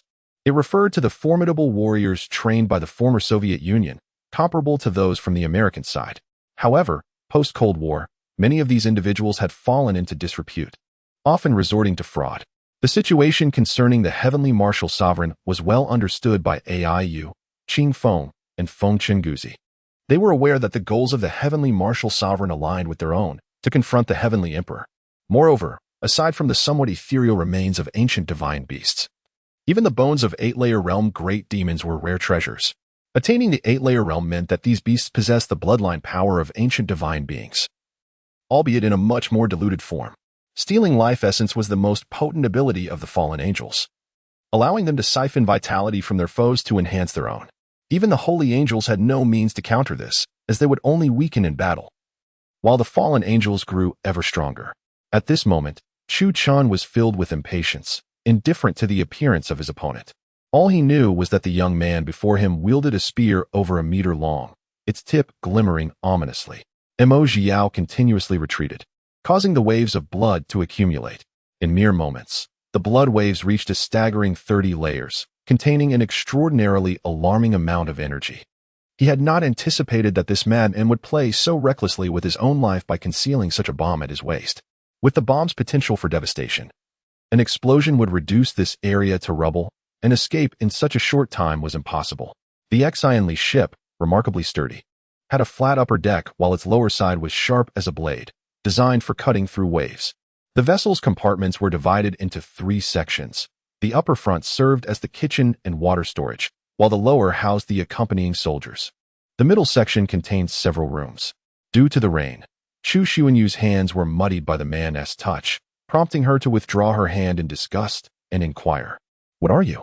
Of course, she had no expectation of a response, instead glancing back at the others.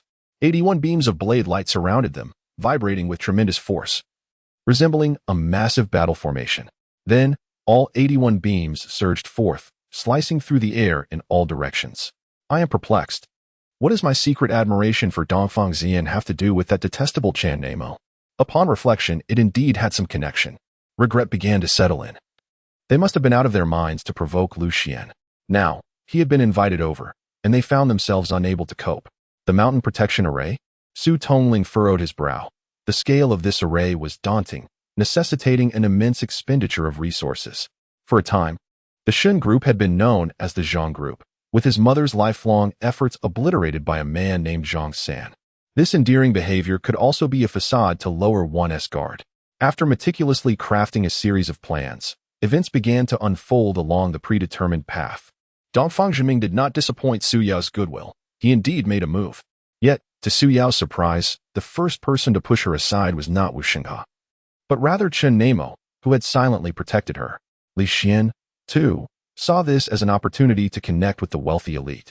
In recent days, numerous deals had been discussed, and now, dismissing her felt unwarranted. Thus, in a mood of suppression, I lifted the wine glass from the table. Ignoring the protests of the black wind, I downed a glass of red wine, only to hear the laughter of several men nearby. She was oblivious to the nature of the white walls and how they had come to be, but it was evident. You are unlike them. They cannot. cannot compare to you, in my heart. On Hao beamed at his words. Although I knew my brother could take care of me, it was not the role of a sister to rely on her brother perpetually. However, his words were enough.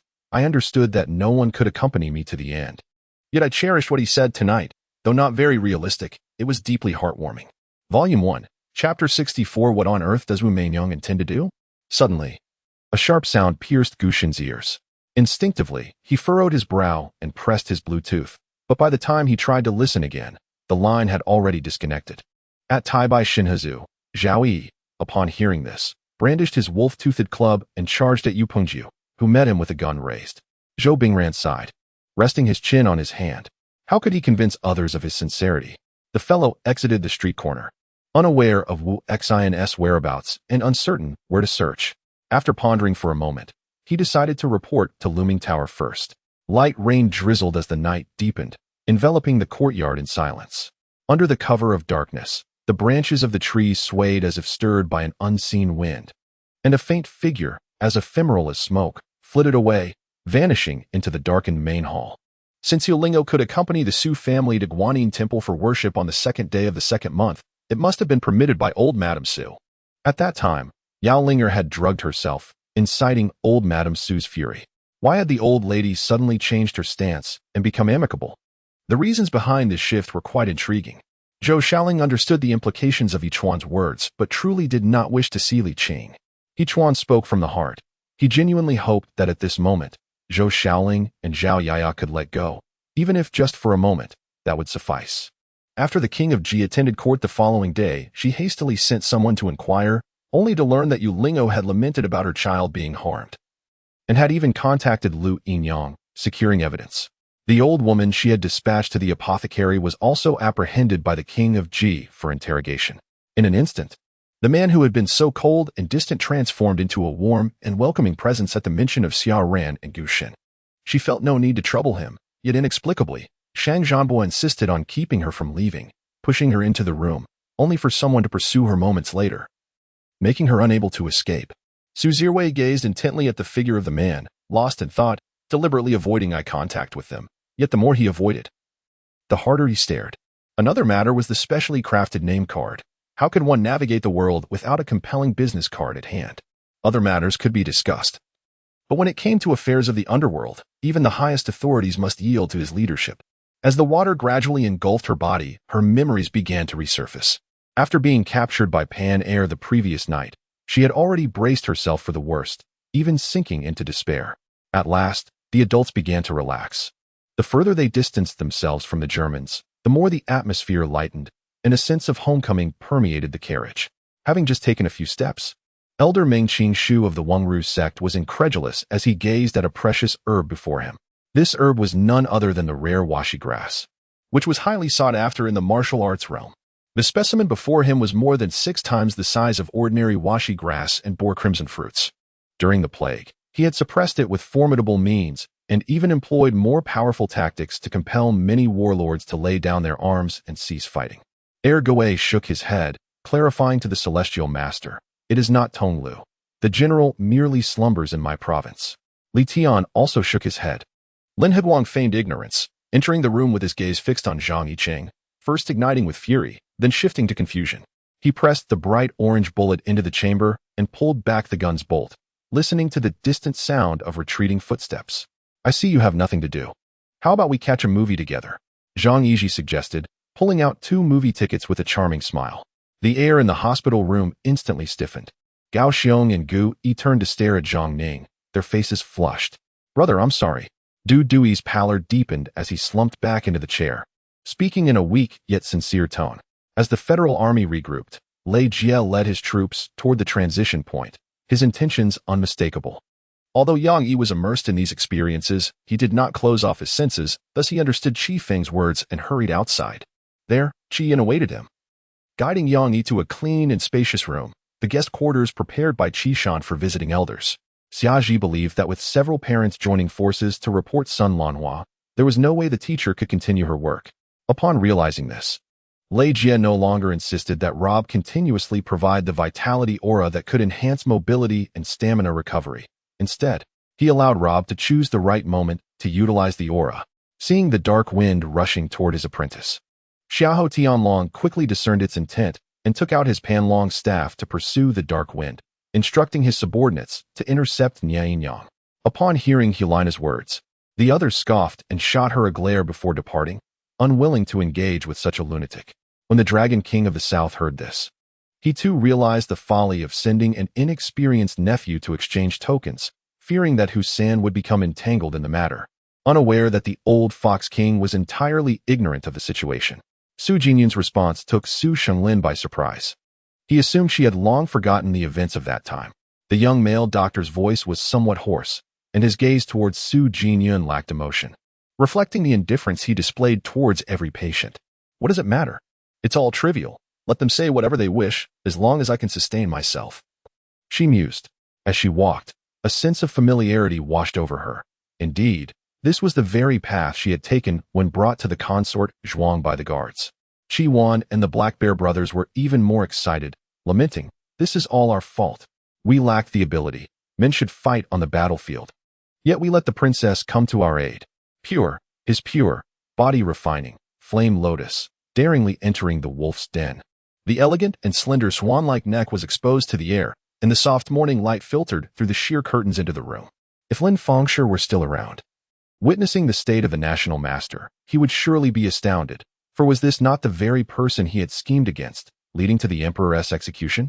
In the first volume, chapter 65, Shopping is a Woman's Nature, as the words fell, the yin and yang gazed upon Lin Yi, clarity washing over them. Yet their excitement remained palpable. Suddenly, a gentle force enveloped Lin Yi, and he felt his injuries begin to heal peculiarly. After Ji Kai's car drove away, Ji Lianyan approached me. Ji Kai glanced at us, seemingly irate, before finally entering his vehicle and departing. Your life may be frugal, but your temper seems to have grown harsher. Everyone says that after the Southern Empress fell gravely ill, her temperament softened, yet I have not observed such changes. Wei Shuiying remarked, her expression calm, her gaze penetrating as she studied Mo Huayuan, seeking to decipher something hidden within. Xiao Fang's resignation was partly due to Gu Sisi, leading Gu Sisi to feel somewhat guilty, wishing to assist Xiao Fang in finding employment. As for this outcome, Wang Nanbei appeared unfazed, as if he had anticipated this result all along, standing quietly and watching the crude performance of the other party.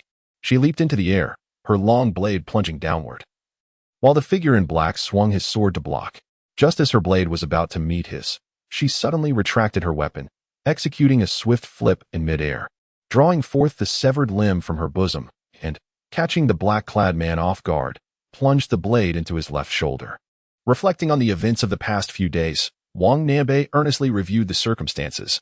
Overall, the handling of these matters had been somewhat inadequate. However, should he have the opportunity to choose again, he believed he would make the same decisions. The disciples present merely observed as Lin Yi's left hand waved through the air, causing Lu Yu to be sent flying backward, even losing her whip in the process. Although the mages of Comet claimed to pursue the highest truths of the universe, in reality, they held their own beliefs, faith in the three powerful mages, revered as the gods of magic during the age of magical origins. Then, with one hand in his pocket, he strode forward with an air of nonchalance, lightly shaking his shoulders as if his delight was visible even from behind. I caught a glimpse of our reflections in the glass window before me. My shadow was clear, while his appeared blurred. Although the Daobao Taoist made no effort to compete with Qiu Ming, nor did he mention it upon returning, it was clear to all that he was somewhat disheartened. This must be the essence of motherhood. Shun Yin had indulged in worldly pleasures, yet before her child, she instinctively embodied the role of a mother. Nonetheless, the wooden sword possessed limited lethality, and its effectiveness was quite restricted. Thus, Zhang Taibai had been awaiting the arrival of the custom long sword. Tian Ci shook his head, unable to comprehend why Zhang Yang would introduce him to such a person. At that moment, Tian Ci's phone rang. Seeing it was Zhang Yang calling, he knew it must be regarding Zhang Fang's situation. As the rickshaw advanced, the path grew increasingly dark. Unlike Dao Wai and Wang Gang Dao, where the affluent resided, this area was predominantly inhabited by the impoverished, who had yet to install electric wiring. The homes along the road relied on candles or oil lamps for illumination. The only distinction from the past was that the circles which once confined him and me were now intertwined, binding us together in a shared fate. I yearned for this bond to endure for an eternity. Lin Yu had encountered countless elders who cared for their juniors. Yet few could rival the warmth emanating from the one before him. However, to his surprise, as Gu Min began to speak, she was playfully chastised by the large cat, who questioned whether, as an older sister, she was unable to bestow a home upon her brother. To be forthright, I once immersed myself in the teachings of a prominent sect dedicated to spiritual cultivation. Thus I had indeed heard of this celestial maiden's renown. Luo Fan smiled softly and remarked. Jia Xiaobo offered a faint smile, then sighed gently, as if burdened by an array of unspoken worries. A wave of drowsiness washed over Tsang Wenyan, his eyelids growing heavy until they finally shut. In the distance, faint sighs seemed to emanate from the corners of the world, as if mythic beings witnessed this scene and began to lament, overwhelmed by a cascade of complex emotions. Had Mother Qiuqi initially articulated her need for the dragon's blood flower, neither party would have felt compelled to resort to violence. Nor would she have needed to sacrifice her life. Injuries could have been avoided. It was merely a matter of mending a severed tail, and the illusory beauty could have been achieved. After escorting Kim Tion to her dormitory, Wang William resisted the urge to accompany her upstairs. With a lingering gaze filled with reluctance, he drove away. By amassing sufficient data for the novice system and establishing a more comprehensive storage framework, it would surpass the capabilities of its current counterparts. Noticing the remaining individuals merely nodding without offering praise, General Shao felt a surge of discontent. These individuals must be envious. Envious of Ping An's beauty and skillfulness. Even if they internally approved, they refused to voice their acknowledgement. Although Jing Ku rescued Ziying, once Ziying regained consciousness, he remained indifferent, as though he were a stranger. What was happening to him? How could he exhibit even a modicum of hesitation or fear in the face of a demon lord from another realm? Volume 1. Chapter 66. The 12 Streets Resemble Vegetable Gardens. Zheng Wanlei and Zhou Liang exchanged tense glances and promptly set down their wine glasses, hastening towards the beam of light.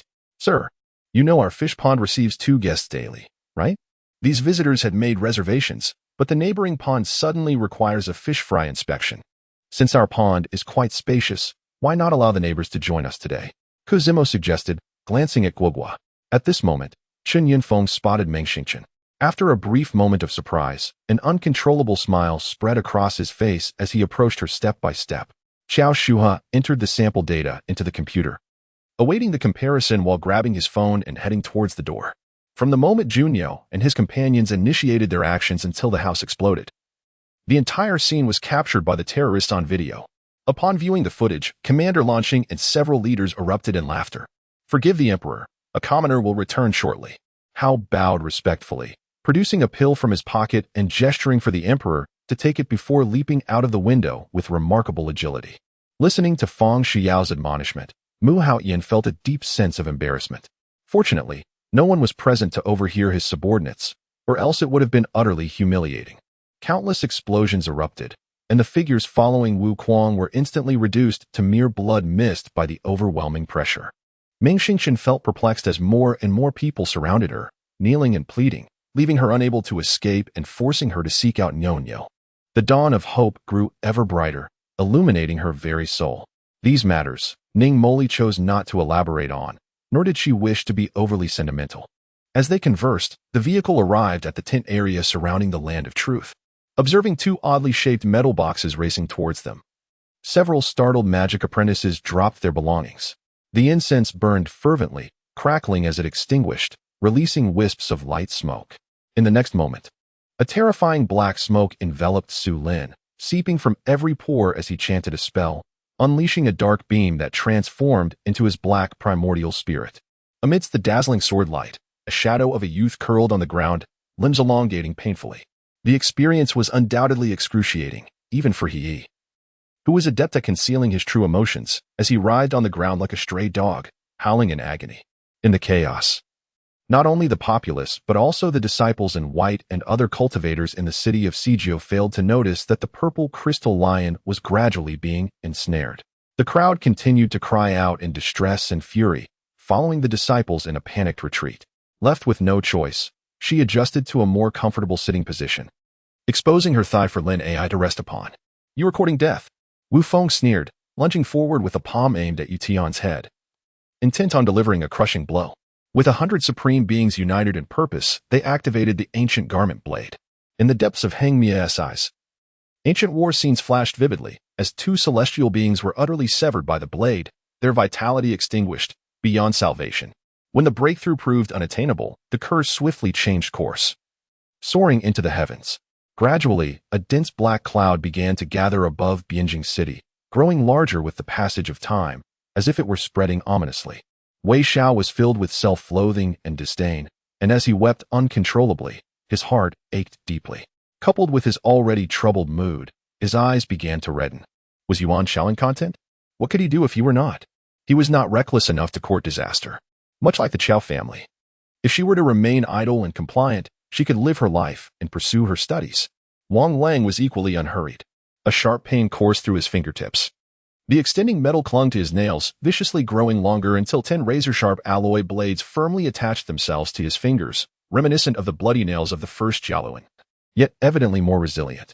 Thus, in the open space, the canopy of trees thickened, obscuring the sky. Should it be neglected, the entire garden would be shrouded in shade. Geng Sun's potential was exhausted. Had it not been for Zhang Yu administering a few injections, she would likely have faced death. Even so, she remained in a coma. And without at least 10 days to recuperate, recovery was out of the question. His heart raced wildly as he hurriedly looked down. And upon witnessing Chun Peng's devastating victory over the Earth barbarians with the aid of the heavenly soldiers, he could no longer contain his joy and burst into laughter. With their work concluded, everyone was in high spirits, making up for the drinks they missed during the last New Year's celebration. And Director Lu Mu toasted each one personally. Yinggu, which translates to valley, is surrounded by mountains, and the valley itself is quite spacious, with a road running through it connecting Lianjun to Yingchuanjin.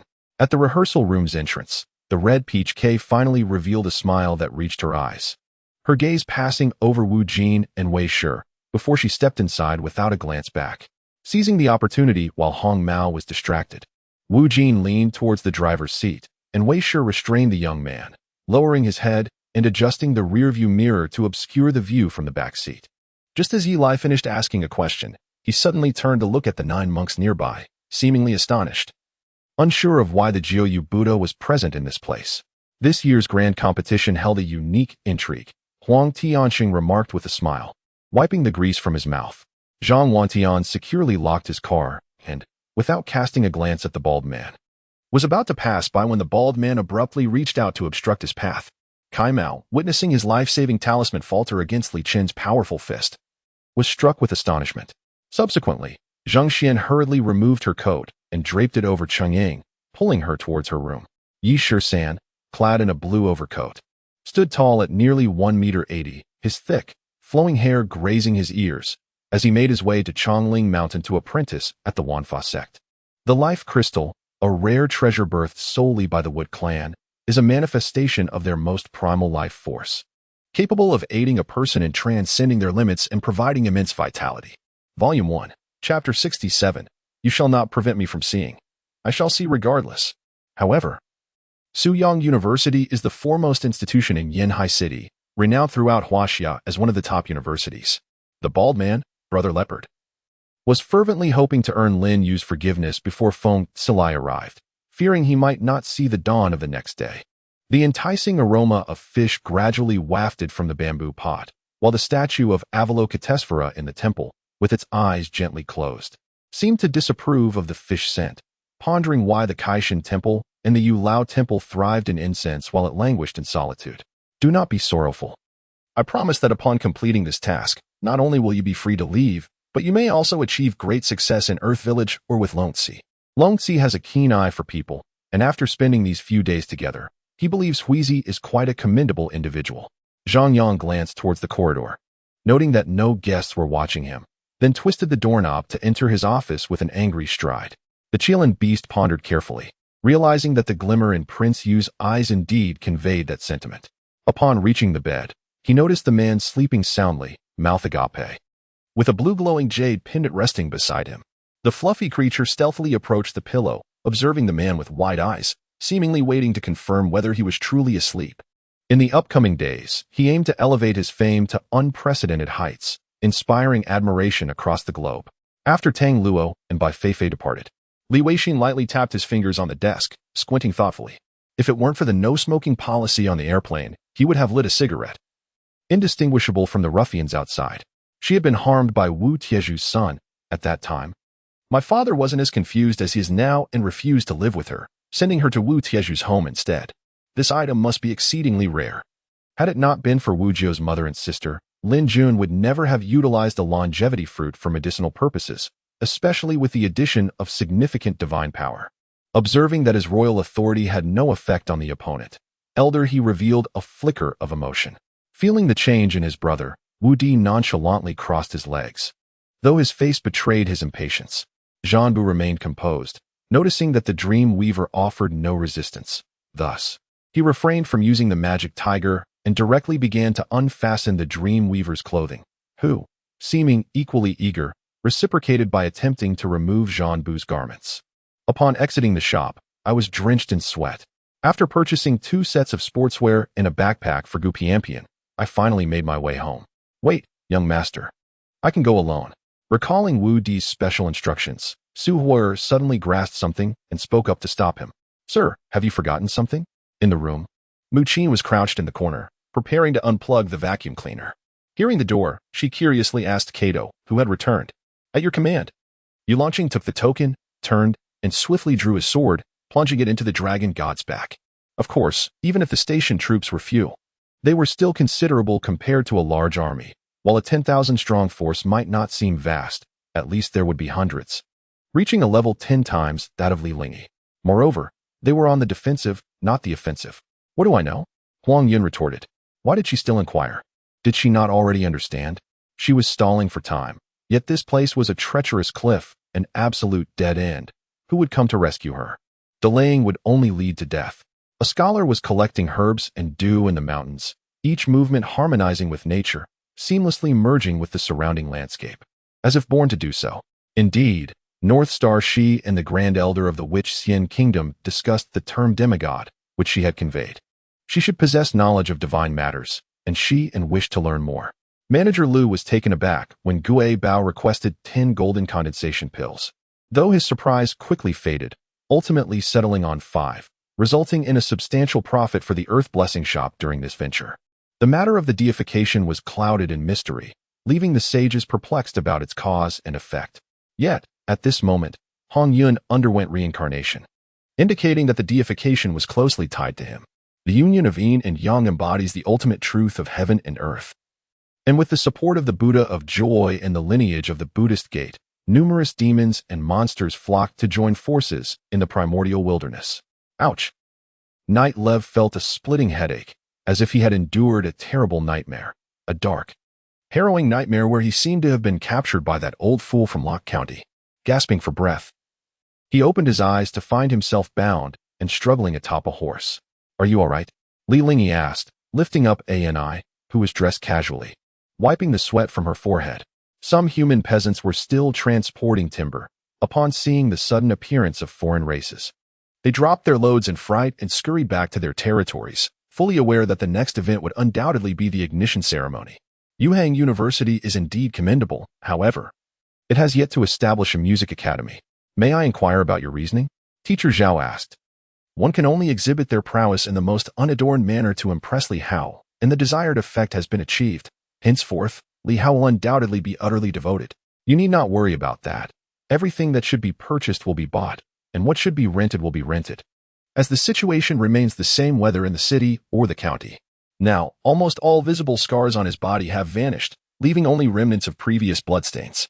Director Li regretted his choices, deeply understanding the wisdom of preferring to be a head of a chicken rather than a tail of a phoenix.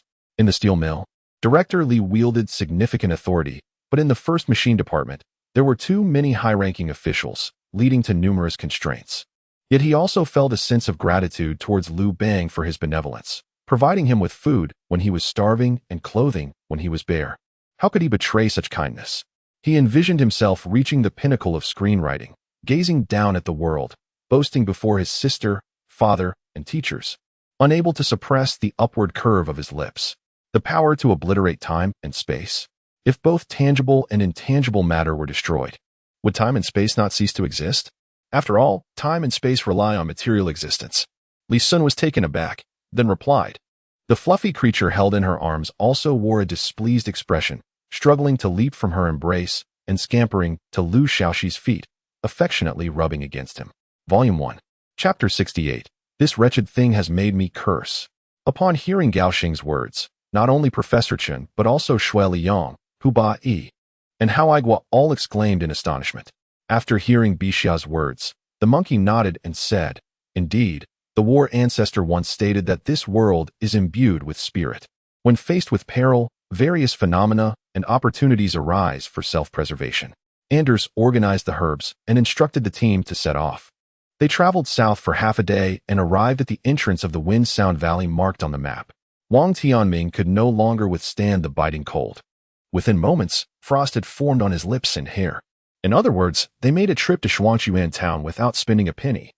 Not only taking a break, but also enjoying tea and receiving 10 pounds of large bullfrogs for free. The captain spoke up, and the team members nodded in agreement. They had never underestimated the magical beasts in the Kekalik forest. Even if they spoke lightly of it, they held every beast in deep respect. Outside the cave, the sky was as dark as night. Suddenly, several lightning strikes illuminated the cave, followed by the rumble of thunder and a fierce wind that brought torrential rain. Wind gusted through the entrance, causing the campfire to flicker, yet it did not diminish the warmth of the cave's atmosphere. Zhu Yuan and Mo Yao shivered in unison at the chill that crept up their spines. Heartache. Lu Dayo was on the verge of tears. Had it not been for Xiao Yan's prior knowledge of his actions, he might have been deceived. Su Ran affectionately leaned on Yun Ying's shoulder, saying, "Mom, you have no idea. My culinary skills now rival those of Aunt Wang back home." She exaggerated her cooking prowess to spare Yun Ying from fatigue. Su Jiang had lost his appetite, yet his wariness of Yu Ji intensified. Yang Sui's words were not idle chatter. Allowing Yu Ji to linger in Jiangling City all day was not a prudent choice.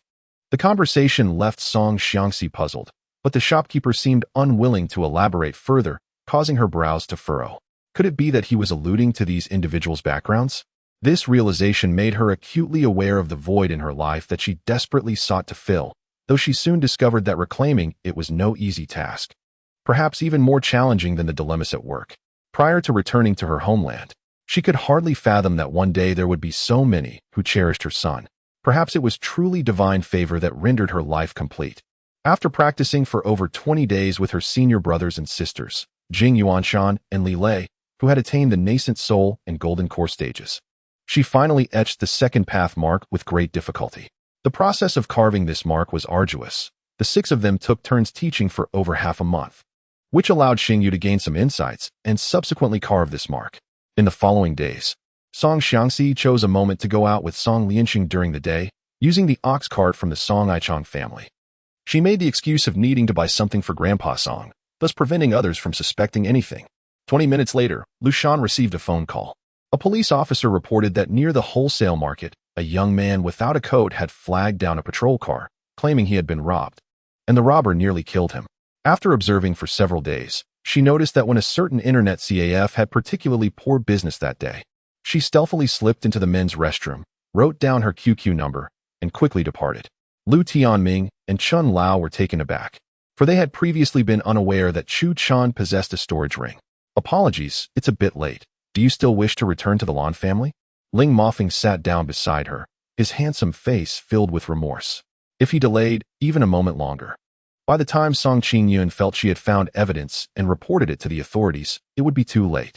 He had only established 2 celestial markers thus far, one in the Sopa Realm's Demon Abyss and another on Changchun Realm's Tsangpu Island. But the one on Tsangpu Island had yet to be activated, allowing only those from the Sopa Realm to access it. I understand what kind of person Shang Wei is better than anyone, and Chen Shen has reached a dead end, necessitating reliance on Shang Wei.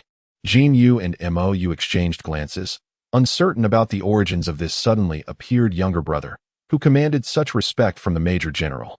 Qing, righteousness weathering storms together. Email, Alliance Leader Ning Gongzi. The first week of the new season has begun, and I'm here to deliver benefits to everyone once again. What about you? Zhang Qing pulled back the departing Qi Xiaoyao, her eyes filled with affection, while his gaze was tinged with urgency. What is all this commotion about? I wondered suspiciously. I had heard no news of distinguished guests arriving at the Shu Wang mansion.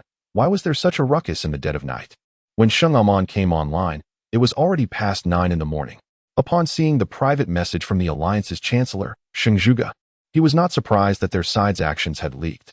The iron fist clashed with the fire palm of Iron Cloud Mountain, sweeping through the world, shaking the mountains and rivers as the two vanished into the void. With the restaurant staff continuously glancing over, Zhan Dong's uncle withdrew his hand and, with his wife, turned to leave, seemingly unwilling to spare me a glance. Mu Ancient sighed, clearly perceiving her tension. She was so tense that her body felt rigid. She usually favored wearing skirts, but due to her busy schedule, she had opted for more convenient trousers these days. It was better not to mention this matter. The moment it was brought up, Xia Qingxiao's feelings towards Xia Chujun shifted from disdain to hatred. Without Xia Chujun, she would be enjoying herself in Luo City. How could she find herself in such a predicament now? Bang! His punch struck Xia Luo, a firm sensation. How could this be? In that brief moment of surprise, Xia Luo retaliated with a punch, knocking him to the ground. Following that, Xia Luo charged forward, using his shoulder to ram, his fists to strike, or seizing his arm for a slam. Princess Minnan was a typical bully, fearing the strong while taking advantage of the weak. Everyone favored Wen Ruatio, so she dared not provoke Tai Ro and only felt bold towards Wang Wan, displaying her arrogance. I moved my lips slightly, and he stared intently at me, as if he could discern the truth of my words the moment they escaped my lips. Free maps are available at the window. Help yourself, said the middle-aged janitor, who was engrossed in reading the newspaper and waved his hand impatiently. After Chu Xiaoxiao strutted away, the chauffeur's car remained silent for a long time. Everyone felt disinterested. Volume 1, Chapter 69, How to Deceive This Old Woman. Upon closer inspection, I found that the person lying on the ground looked somewhat familiar. Just as I was about to step forward for a better look, Li Muxue was almost searching every household in the capital for Shun Hanqing's whereabouts. Anyone she found with even a slight connection was eliminated. At that moment, a host in his 40s stepped onto the ring and began announcing the schedule for the morning's events. What was going on with Su Shanshan, calling so late? Didn't she know I was busy? Just as Huan Yu and his companion were joking around, Wang Yang and his companion's attacks were already directed towards them. Yang Huan, seeing his classmates with eyes as fierce as wolves, quickly found an excuse to pull Yi Chen away. With her eyes cast down, tears glistening, her exquisite face, as pure as freshly fallen snow, flushed a delicate crimson, a beauty surpassing the blossoms of peach and plum. Embodying an enchanting shyness that even the fragrance of flowers could not convey, she resembled a water lily, fragile against the cool breeze. The 10 boys were left speechless, as if they had been brainwashed by Yu Bao and shared the same belief. Speaking of Wu Daxia and his companions, they took cover behind a large tree to shield themselves from machine gun fire, as they narrowly escaped the intersection of cars and gunboats. Their entire side exposed to machine gun fire, they hit the gas pedal to the floor, leaving a trail of black smoke as they sped away, finally shaking off the gunboat, their formidable foe. Observing El Shirji's demeanor as he mentioned Zhao Wang Lu Rui, a sense of doubt deepened within Lu Ying's heart. As both turned to depart in that fleeting moment, Huo Yin and Shui Yangzi launched a lethal strike towards each other as stanchions. Yang Xian lifted his gaze, coldly regarding the boundless black mist above, which exuded an ominous aura that was quite uncomfortable. Very well. Since it has come to this, I shall grant you your wish. However, now that you are no longer a major general, you must provide an explanation for injuring the descendant of an important national luminary. Old Master Feng declared. I glanced out the window, noticing the dawn had broken, and rose to ask Lin Ruetian to take me outside for a stroll. As Lu Yao was about to pursue, she suddenly gasped and retreated before even crossing the threshold. Now deep within enemy territory, the accompanying youths, though filled with trepidation, were more dominated by a sense of novelty and excitement. Lin Fan's soul erupted, colliding with the spirit of the divine mountain. As a tempest roared within the sea of souls, and Lin Fan felt a resounding thrum in his ears, the soul sea trembling. At that moment, Su Yin's expression turned grave, sensing her heartbeat accelerating. This is not the place for conversation. Carry him to the lounge, and bring me the ninja's corpse. I wish to examine it. Tang Bing approached, her voice icy. The strength of the Su family, being the strongest among the 3 great families in the top-ranking prefecture of Huangzhou, is unquestionable. Just as Lu Xing was about to rise from her pillow, Qian gently tugged at Lu Xing's sleeve. The Wang family praised Qiao Yingying without reserve, which left her feeling quite embarrassed, unsure of what to say. The mobile phone project is a key venture for Goulet. He must diligently arrange all aspects of the work to ensure the production line yields the factory own phones at the earliest. The dark mist enveloped Huazhenzi, transforming her into a spherical shape, resembling a massive cocoon. The mere inability to fly predetermined that Hulk would hold no advantage in his confrontation with Kara. Under the adept management of Cui Lan, the Shanghai Trendy Mall has meticulously planned its crucial operational segments, distinguishing itself with a unique approach compared to other malls. Near the mountain spring, a man clad in a black robe, his complexion ashen, sat astride a horse, wielding a long sword. The battle beside them had largely determined its outcome, yet after it concluded, the forms of the four transformed beings appeared significantly more ethereal. The demonic entities, upon noticing the luminous orb descending from the sky, fled towards its periphery. The materials collected by Luo Wanmei were sufficient for 5 refining sessions. Had it been in the past, Emoku would have lacked confidence, but after this period of refining Yuan Dan, her alchemical skills had notably improved. Brother Yuchue, can you now disclose which sacred ground is supporting us? Emoku inquired. Since the princess insists, all I can do is wait and see. Su Yuanda cast a deep glance at her, refraining from further persuasion, instead shifting the conversation to encourage Wuyo to rest a while longer. Everything previously witnessed felt like a dream. She rubbed her head, and the pain she had felt seemed to have never occurred. Yet she was acutely aware that it was not a dream. Having witnessed the terrifying power of the elemental blade, instead of retreating, she advanced, gripping the iron sword and charging towards Chi-san. Hey, I'm calling you. You're not trying to avoid the bill, are you? At that instant, Li Shui glared at Emoku, seething. Upon hearing Yimoyu's words, Su Zhongwen grasped his intent and was instantly startled, her eyes widening in panic. Tapping Han Qin's forehead, Mu Yunlan smiled gently, as she did not wish for any discord in the family of Zhou Yang, who was under Chu Qian's command. Volume 1, Chapter 70. That damn woman's nature. Xiao Daoyan wished to avoid idle chatter. He needed to resolve matters swiftly because lingering too long could lead to complications, risking the exposure of his identity as Su Ku. My lady? He is married?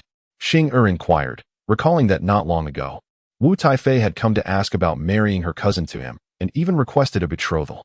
With everything in place, the man, surrounded by an array of peculiar tools piled beside the flames, proceeded to toss the juice from a heap of herbs into the fire, along with the leaves wrapped around the medicinal essence. Xuan Su paused, casting a deep glance at her, his tone somber as he casually remarked, "There will always be opportunities." With that, he slipped away through the side window. A young man spoke. I am Yuan Shan Shanshui, his voice clear and bright, though not melodious. Distinctly not masculine. Yu Qianlong looked in astonishment at Su Zhu, then rolled up the quilt and lay back down. At that moment, Su Zhu had closed his eyes. His cheeks flushed as Yu Qianlong quietly took his pulse. It is worth noting that Chun Yan is now a first-tier sword cultivator. Yet due to the brevity of his training, his swordsmanship may not match that of Yu Zhan. Meanwhile, the group hastening towards Ghost Street was engrossed in Moon's narrative about her fainting incident on Missouri Yen Street that day. Meng Ying's hair bore a delightful fragrance, her body exuding a subtle, refreshing scent, both aromas enveloping me as they wafted into my nostrils. Suddenly, on this beautiful night, under the luminous moonlight, Zhang Fan found himself uncontrollably reminiscing about his family and the distant Xiao at Shui Lake. Kay looked at the princess, her eyes misty with tears, unable to hold back her emotions, and nodded unconsciously. The difficulty of the grand examination here was notably less than in other locations, likely due to the patronage of the esteemed minister. Perhaps this is what they refer to as 3 years without business, yet once it opens, it flourishes for 3 years? Chu Wuzhou remarked. Once Li's family regained their composure, her face flushed crimson, akin to a monkey's rear, as she noted the grim expressions of Jia Mu, Jia Zhang, and others, wishing to apologize. Voldemort, unusually resolute, silently produced a vial of potion and poured it over a wound the size of a teacup on his left shoulder. Yet the potion was obstructed by a layer of eerie dark mist surrounding the wound. Although he was unaware of Dongfeng Yunyang's true identity, he had gleaned some insights based on Asuma Saratobi's earlier address. Upon reaching the cave entrance, he was met with the inscription of 3 large characters, Yunchi Cave, flanked by couplets, the upper line reading, "There is a blessed land among the clouds," and the lower line, "Eagles find rest amidst the cliffs." Dowei, observing the exuberant expression of the large yellow dog, felt compelled to express gratitude to the service attendant who deserved such trust with pets. Originally quite enraged, the Emperor Chongkong found himself bemused by Lin Wei's words. Daiyu paused, Looking up at Jia Tsong, though still unconvinced, her eyes no longer bore a dullness. Upon receiving Naruto's response, Zhao Yiqian was no longer hesitant and swiftly moved towards Uchiha Madara. During the illusionary duel with Uchiha Itachi, although Itachi revealed some truths to Sasuke, Sasuke still sensed that Itachi was withholding certain information from him. Mochi leaned against the cave wall, contemplating ways to enhance efficiency, and unknowingly drifted into slumber.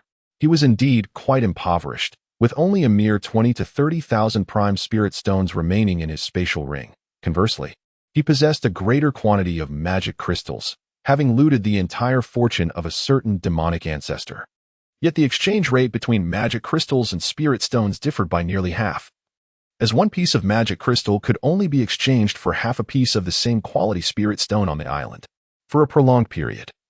The ninjas of Konoha have been deeply afflicted by the ideology of the will of fire. Even Zhao Yiqianming could only ascend to the position of the 5th Hokage by masquerading as a member of the Hokage lineage.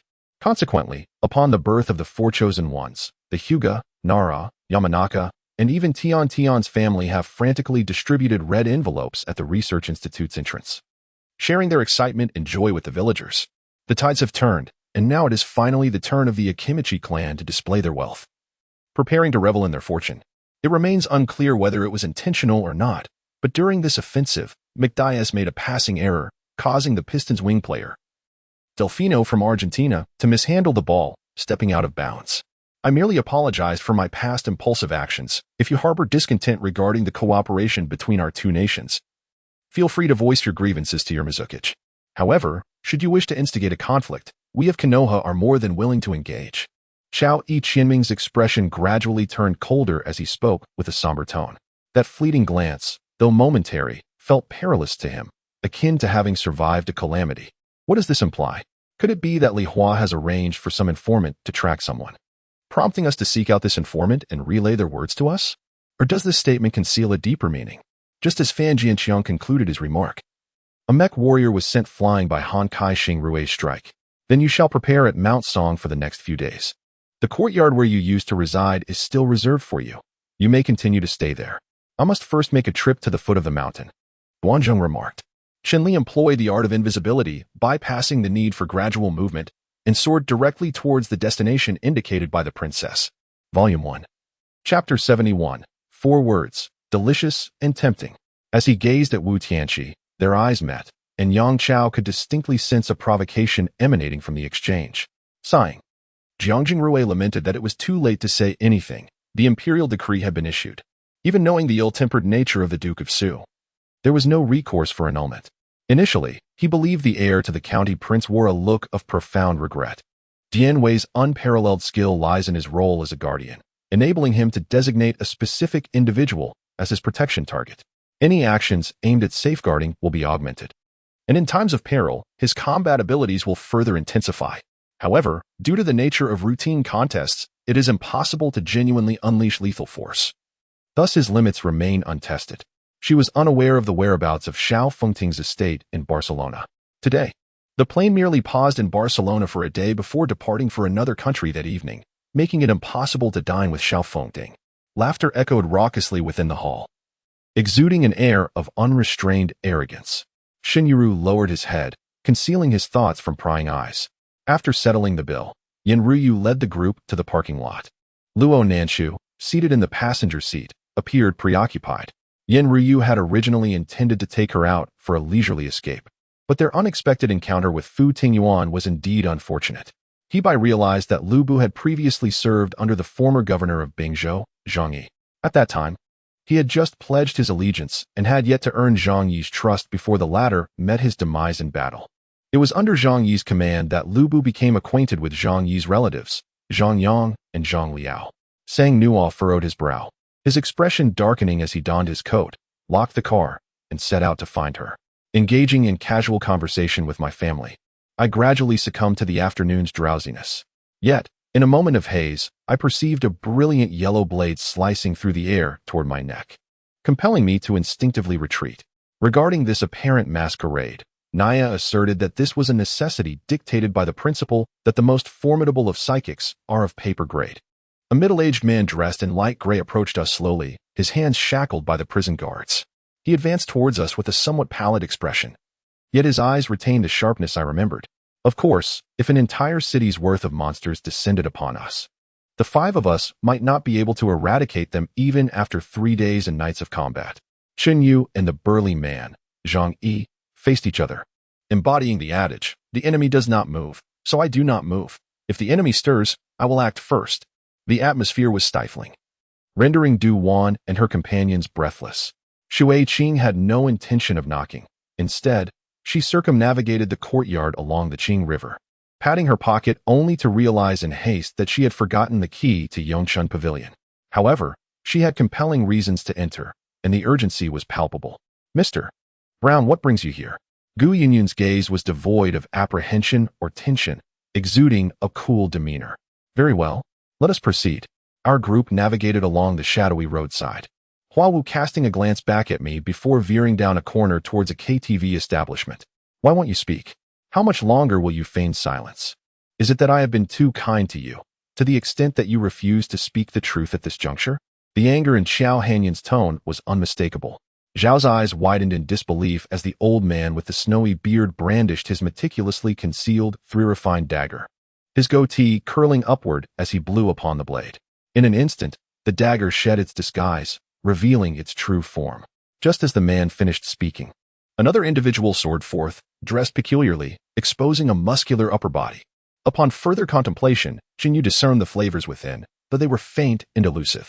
His efforts to delve deeper only burdened his mind further, ultimately diluting the taste rather than enriching it, as the underlying implications led him into a labyrinth of confusion. Yet for reasons unknown, its demand specifically called for non-sword weaponry, which diminished the drunken sword immortal's desire to learn it. Although Kelly paid them little heed. Spending her days in the castle as a recluse, it appeared that the Blood Clan was similarly focused on concealment, maintaining a lack of communication, hence there was little interaction. The director mentioned she had gone out for a stroll, having been absent from the office recently. Hearing inquiries about her whereabouts, Minister Chu genuinely paid little mind. Even though one could easily discern through appearance, the system kindly presented an introductory window for clarity. However, it was evident that Zhang Jiao would not permit a simple retreat. As Bao Shanhe began to withdraw, he pursued relentlessly. Su Muyao lowered her head slightly, her form resembling that of a child, and with a deft sidestep, she narrowly evaded the tiger's jaws. The 10-member fan club fell into a state of gloom. Without a manager, even if Yinin was willing to establish a studio, they could not genuinely assist her in breaking new ground. Li Dai was taken aback by her sudden shift in demeanor. Had she not witnessed the fury in her eyes earlier, she might have thought she was imagining things, genuinely believing her intentions were benevolent. Aware of the underlying motives, the flower master harbored suspicions about her intentions, yet the audience remained oblivious to the truth. Faced with Yu's incisive critiques, the livestream and online platforms erupted with discordant opinions. Volume 1, Chapter 72. All thanks to Wu Meinyang, this fierce woman. He sought to avert repercussions for Moe Chen and others, uncertain whether the true martial sect's members would act recklessly. Sensing someone approaching, Xiao Mohan grasped her foot. She turned to see him, excitement propelling her to rise and speak, only to be silenced by Xiao Mohan's hand. With both me and Wen Shui here, you shall encounter no harm. Rest well, and upon waking, all will be well, Gu Chuyen whispered gently. Before this, Wu Tianxiong's only son also fell victim to Mu Hanyin's hands. It is rumored that Jing Jinjue was indeed Wu Tianxiong's illegitimate child, also rendered incapacitated by Mu Hanyin. This secret realm's gate opens only once every 100,000 years. Should Hanyin wish to return the way she came, she would have to wait another 100 millennia. Gong Hongru elucidated.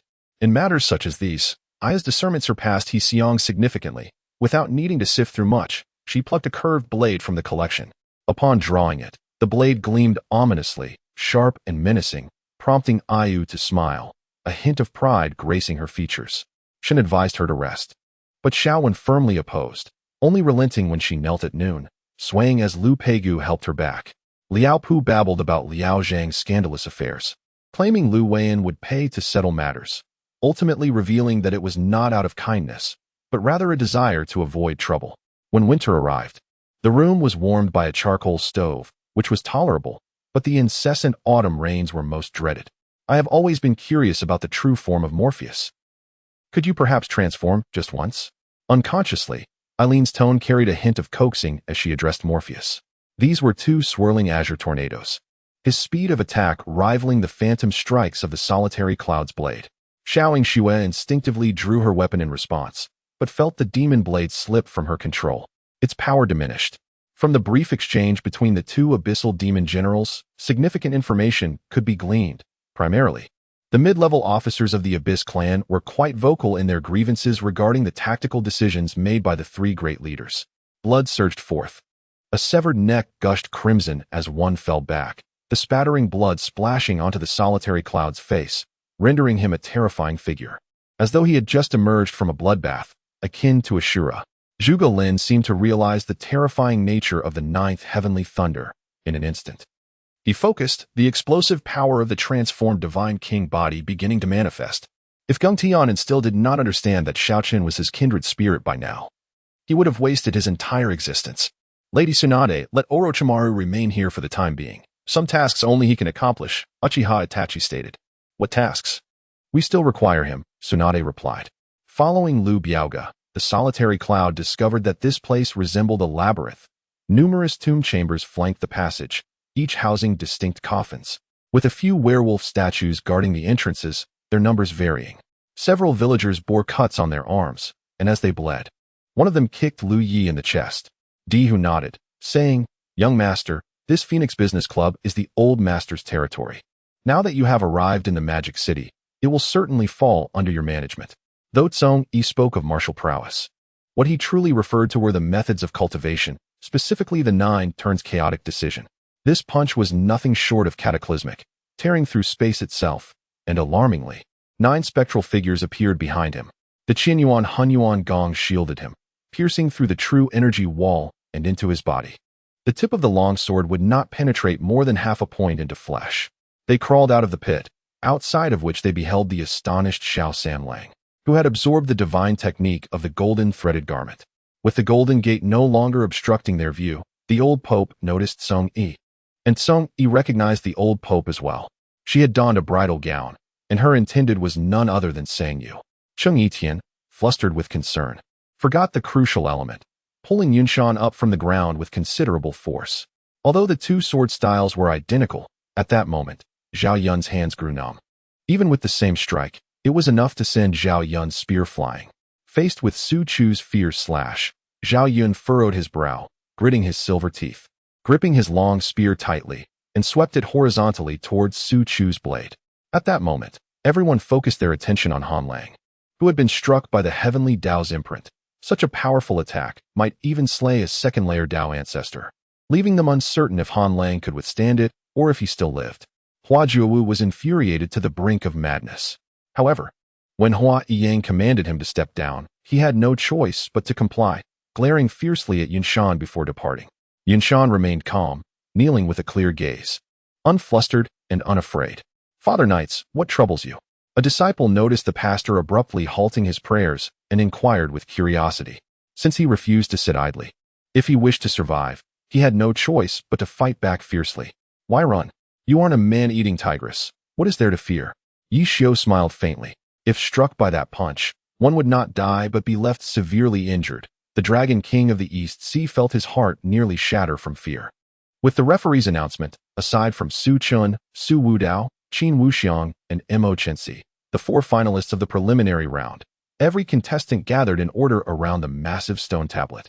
However, a shocking spectacle unfolded as Chun Jin's fingers gradually exerted force. The Edmund alloy long sword began to bend eerily, ultimately snapping like a broken string. This one of the strongest alloys on Earth being forcibly broken. The Celestial Beast and the Reincarnation Beast, the 2 divine beasts by Ling Tian's side, erupted with fierce battle intent, their aura overwhelming the ancient demon pseudo-emperor. Indeed, Ahau found that his hand could bend no further once it reached the normal angle's limit. The metallic man gripped his hand, sneering as he slowly returned it to its original position. Each slash of sword energy could cleave a tree trunk the width of a bowl in half. Should a person be struck, they would likely be severed in 2. Volume 1, Chapter 73. One cannot help but admire true courage. Of course, having a favored concubine is also quite splendid. And if Jie Xiang were to become a favored concubine of the Qintian Empire, then the Shuangxue sect would also be related to the imperial family. How could that possibly be lacking? Thus, the sect master of Shuangxue sect wore a satisfied smile, his spirits soaring. Instinctively, the mage blinked away from the area engulfed in a fiery storm. While the mage escaped, the others, including Zhu Qinyu, were not so fortunate, being struck directly by their companion's fiery tempest and screaming as they were flung backward.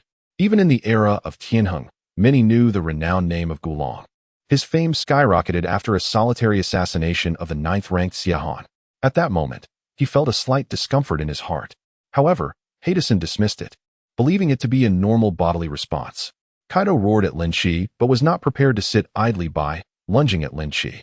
The players watched the messages in the channel, left speechless by Yun Ling's barrage of words. Lin Li casually waved his hand, and a three-dimensional projection appeared before him, featuring the protagonist, Hao. In another direction, the unparalleled Baki was also engaging the boss, appearing rather calm, having sent forth the Grim Watcher, finally feeling a sense of relief. Unlike other superheroes who concealed their identities to combat crime, avoiding contact with ordinary people, Hao openly displayed himself, fighting crime while still having the energy to engage in fan interactions, truly embodying the image of a superstar. Quite the irony. Tang Baihu instantly shifted his focus, locking eyes with Chen Shidao, a special flame igniting in their gazes, as if they recognized a kindred spirit in one another. Noticing that Xia Qiang was on the verge of exploding with rage, Bian Bian's speech grew even more stuttered than before.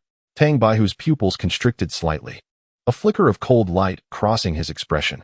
He composed himself with a smile, yet a hint of unease stirred within him as he observed Wang Zha's tenacity. He was not a novice, having endured numerous battles both in the Jade Cauldron Cave and thereafter.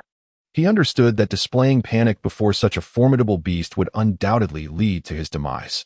The onlookers, unaware of the unfolding events, began to push forward, launching an attack on Lin Fan. Bo Yin, filled with delight, could not suppress his laughter, and his entourage followed suit. Though they were oblivious to the source of their mirth, the young man clad in purple, witnessing Wang Zifeng immobilized, glanced at Yi Feng's calm demeanor. In an instant, he pressed the jade slip to his forehead, his consciousness swiftly delving within to activate its teleportation power. Aware he had been ensnared, he was not one to capitulate easily. Lin Fan let out a cold chuckle, forcing a pill into the young man's mouth, who swallowed it without hesitation. Many talented individuals rolled up their sleeves, seething with indignation, eager to confront this insolent character atop the platform. Before they could act, Chu Tianyu unsheathed the Yulong's sword, its blade flashing as a fierce sword energy shot forth, targeting the assassin's chest.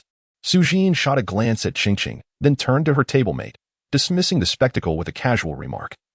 Though inwardly she mused that her brother was indeed worthy of admiration, her cheeks betraying a hint of flush. Typically, Chu Tianyu would attempt to dissuade before resorting to violence.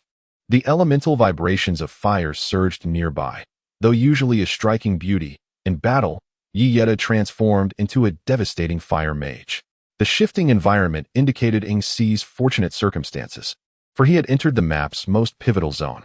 Had he not fortuitously arrived at the core area, he might have missed it entirely, rendering his efforts futile.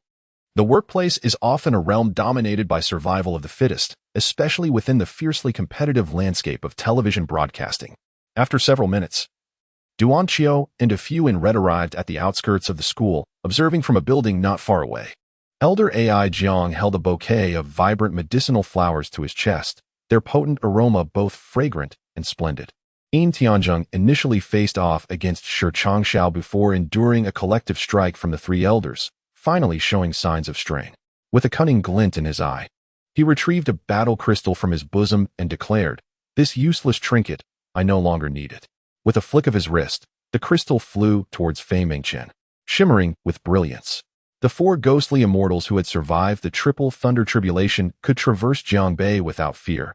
How could anything possibly go awry? Yang Qi bore the excruciating pain as Elder Chen imparted the foundational techniques to him.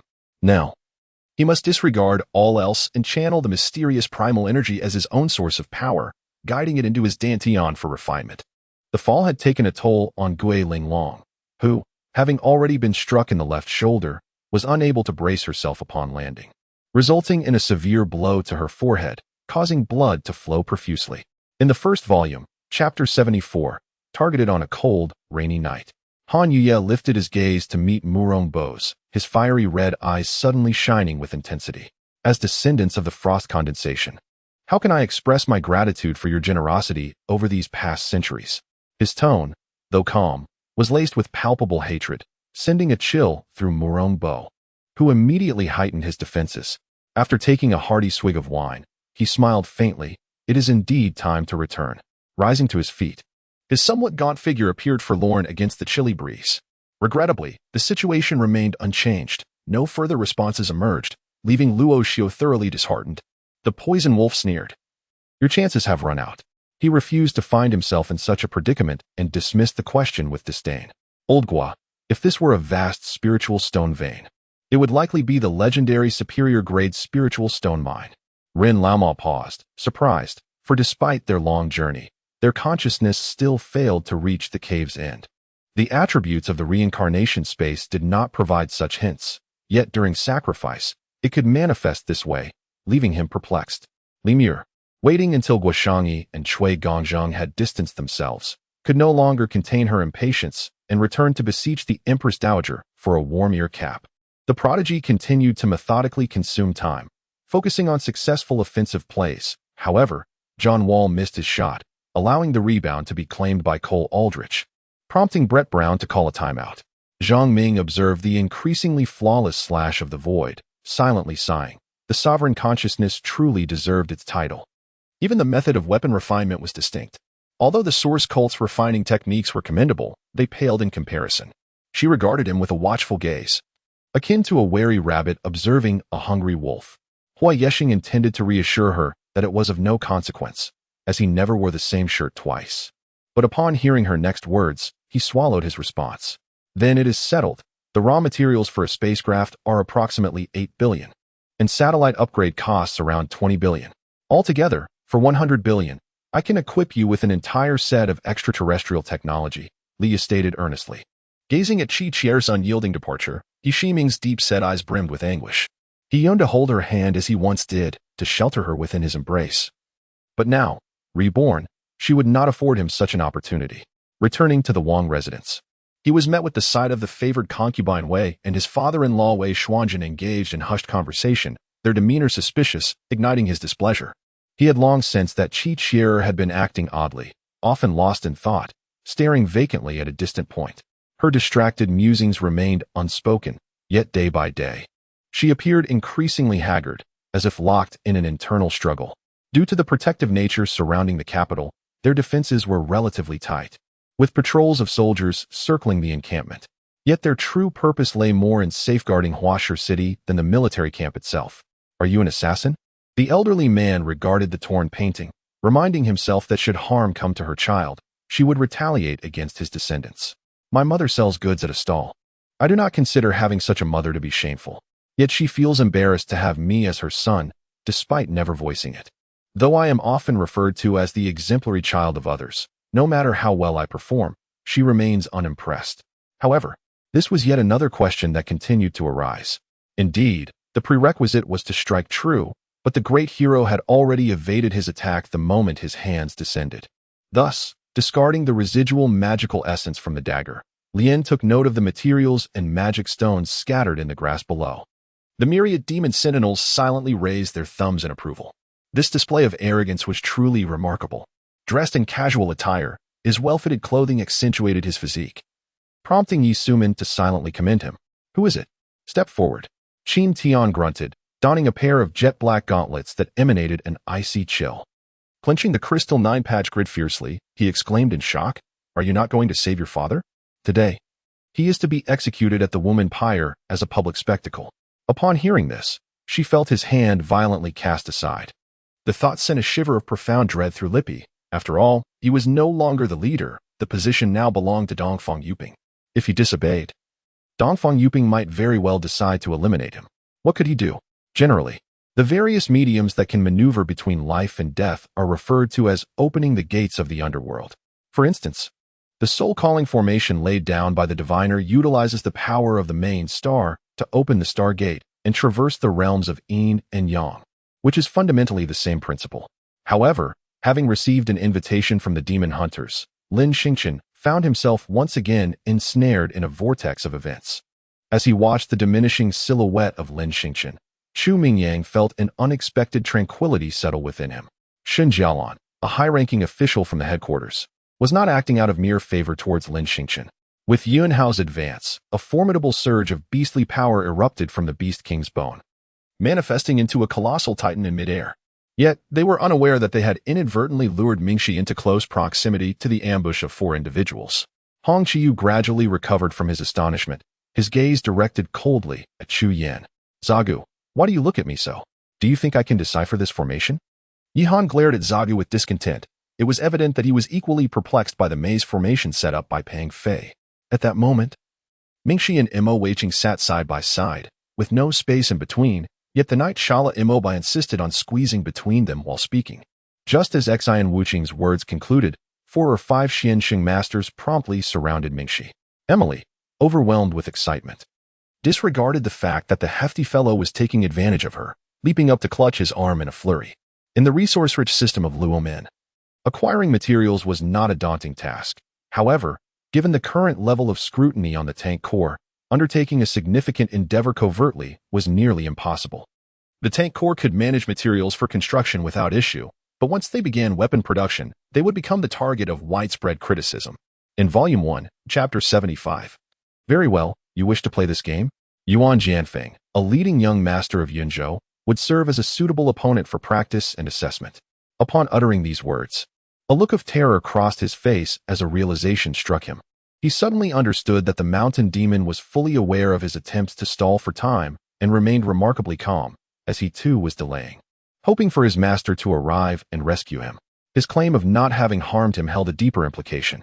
Observing Yang Chen's actions, it was evident he was quite experienced.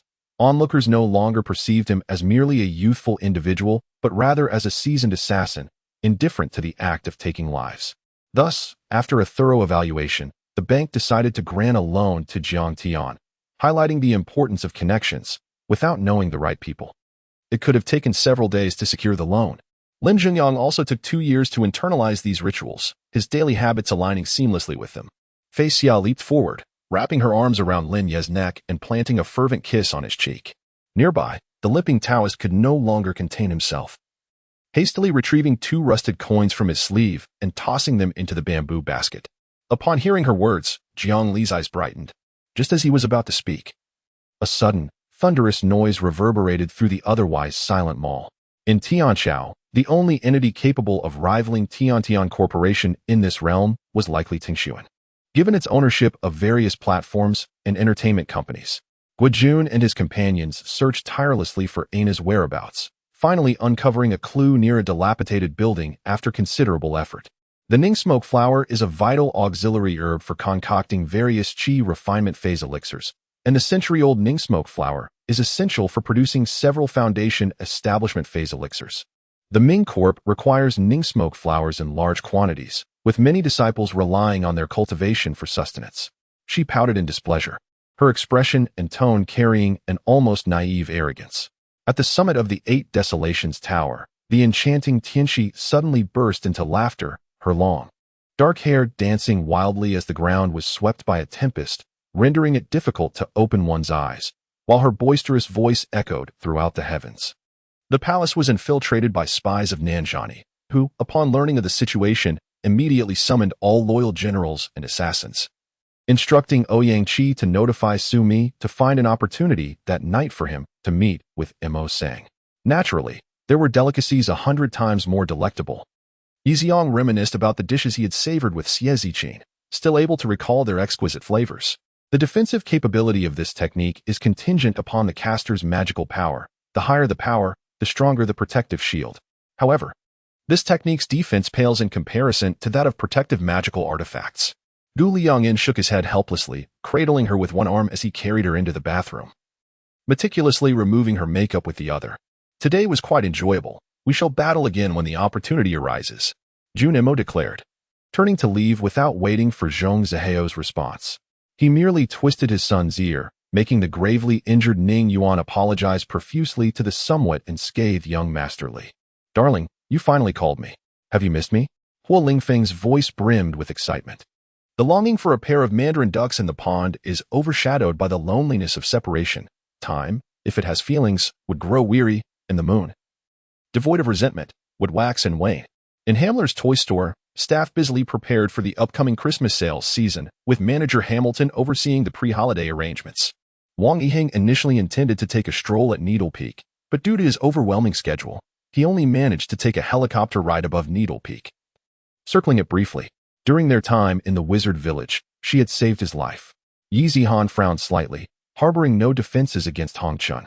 After several playful encounters, the bull grew exhausted, yet for some unknown reason, it always missed its target, panting heavily and standing bewildered.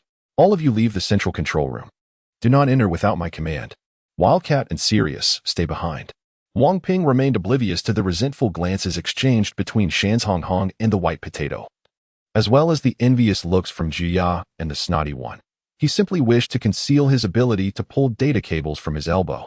Following the match, Lazio's points ranking rose, landing them in 4th place. Zhang Xiang successfully surpassed Tevez and Zhang Ling, climbing to 2nd on the scoring list. Just 1 goal behind Adriano in 1st place. And now, shaking his head, he forced himself to dismiss the absurd notion, pretending not to notice the scrutinizing gaze of Ian Sanren, striving to maintain an air of composure. That night, my sleep was utterly disrupted. The drumming persisted until the very moment before dawn, and the surroundings were enveloped in darkness. Wei Dingxian remarked that the power of sorcery was at its zenith in the darkness just before dawn, establishing a direct correlation between sorcery and darkness. Hence the term black magic. Behind the house, some bamboo could shield the sun. After some contemplation, Su Yun decided to lead the cow to the back as well, leaving only the piles of fabric to be dealt with in front. Stand up. What are you talking about human rights? With so many mentors present, do you think it's your turn to sit? Ding Maosheng was indeed a formidable figure in Shenhui, and the accumulated aura of his years in office was nothing to be trifled with. I felt a surge of anxiety. The situation appeared more complicated than I had anticipated. The soul retrieval ritual yielded no trace of Erdan or my family as spirits, suggesting they were likely not in Lushu village. Akin to the day Lin Ying performed a soul summoning for my late father. Zhuo Lingfeng, are you all right? Upon seeing Zhuo Lingfeng being flung away, Ji Ruffer shouted in alarm. My senior sister entered the room to assist Lao Xian in gathering the blood-tainted essence. At that moment, my phone unexpectedly rang. It was Gao Tian. Qiao Yuxing stood atop a wooden frame at the narrow pass, while the soldiers outside diligently prepared traps. Time was of the essence. They had dug 5 rows of deep trenches filled with sharpened wooden stakes. I composed myself, reverting to my previous foolish demeanor, smiling as I approached the side courtyard. The guard recognized him and waved him in without the need for formalities. What havoc could a fool possibly wreak? Volume 1, Chapter 76. Who is afraid? Come on. As the words fell, the god-slaying blade sliced through the air, cleaving a portion of the mountain peak with a single stroke. Classmates, this experiment aims to demonstrate that seeing is not always believing. Moreover, do not hastily draw conclusions when you have yet to fully comprehend the situation, Han Dong chuckled. At that moment, Maikao had uncovered less than 1/5 of the skeletal remains, yet the diameter of the bones appeared to be a meter, resembling the skull of some creature. The paladin's spear veered off course, colliding violently with the katanas of several black dragon warriors, sparking a shower of embers. Lang Qi gazed at the ever-thickening clouds outside and murmured, then proceeded to toss the chopped potatoes into the pot, adding pepper and soy sauce from an unknown source. An enticing aroma wafted forth. By all accounts, Yi Tian should currently be unconscious, likely crushing several students from the Yuang Sacred Academy, including Shasha, like watermelons. Master Yu. I'll stand guard here. You all go and return swiftly, Abao said, glancing at the chubby one. Knowing that most supplies and equipment were stored here and someone had to keep watch, I checked the time and directed my focus back to Feng Daodu's classmates, remembering the classroom location and heading there without pause. With that thought, Conan felt a renewed vigor. However, upon looking around, he found no means of escape. The driver slightly poked his head out, peering through the fence, fixating intently on me and Huzi. And what of Qing Ke? I recall the last time she returned from you. She claimed you had expelled her from the Dragon Clan and slain my beloved disciple, Huahan. Qing Mu nearly fumed. Haha, Lei Chen, let me help you grind the ink. Mina cheerfully approached, choosing once more to place her trust in Lei Chen. Should countless yuan essence and yuan truth be seized, it would significantly expedite the accumulation of yuan qi, granting more time to comprehend the Tao and enhance one's cultivation, thereby increasing the chances of survival when calamities strike. Haha, you are far too impatient. Unless it is the medicine of a martial deity, it cannot take effect immediately. Cheng Dang simply reclined on a stone bed within the cave. However, this smile, which appeared to be for my benefit, seemed exceedingly hypocritical and rather distasteful. I wondered what expression this fellow would have if he saw himself in the mirror wearing such a grin. Before I could react, the door on Fu Lin's side suddenly swung open, and it appeared he was yanked outside by an unseen hand, followed by a loud bang and some startled cries. Due to the earlier leak of chat records, she had endured a thorough reprimanding from Du Ran and had subsequently been ignored for several days. You are you. And I am I. Why should I know you, and you should not know me? Duo. The name suddenly emerged in Luo Tianjiao's mind, and after gritting her teeth, she slowly stepped out from behind the tree trunk. Nevertheless, Bai Xiujuan remained a kind-hearted individual, understanding and forgiving her subordinates' mistakes, and she granted them another chance. After Mr. Zhou finished speaking, he looked at my father. I noticed an odd expression on Mr. Zhou's face, as if he had discerned something unusual about my father. Yes. I understand. I instinctively nodded, feeling overwhelmed. The rush of blood made him feel momentarily foolish. Having matured over decades, he was taken aback when Li Yuli transformed him into a vividly colored wolf in mere seconds. Yan Yi woke from his shock, pondering for a moment before adopting a serious expression and earnestly addressing Gu Chun. Fu Su, upon hearing her words, became even more elated, as if a thought had crossed his mind, causing his cheeks to flush slightly, enhancing his already ethereal beauty, which now radiated with a luminescent glow akin to a lotus in full bloom. I gazed at Mr. Zhou as if I were listening to a fantastical tale, feeling a sudden wave of unease wash over me, sensing that his words were far from over and that what followed would be even more frightening. Although I was unaware of the specific details, both matters were conveyed directly by my grandmother, which suggested that there was indeed a rationale behind her estrangement from my great-aunt. The voice of the person, though muddled, resonated clearly within the carriage with each word spoken.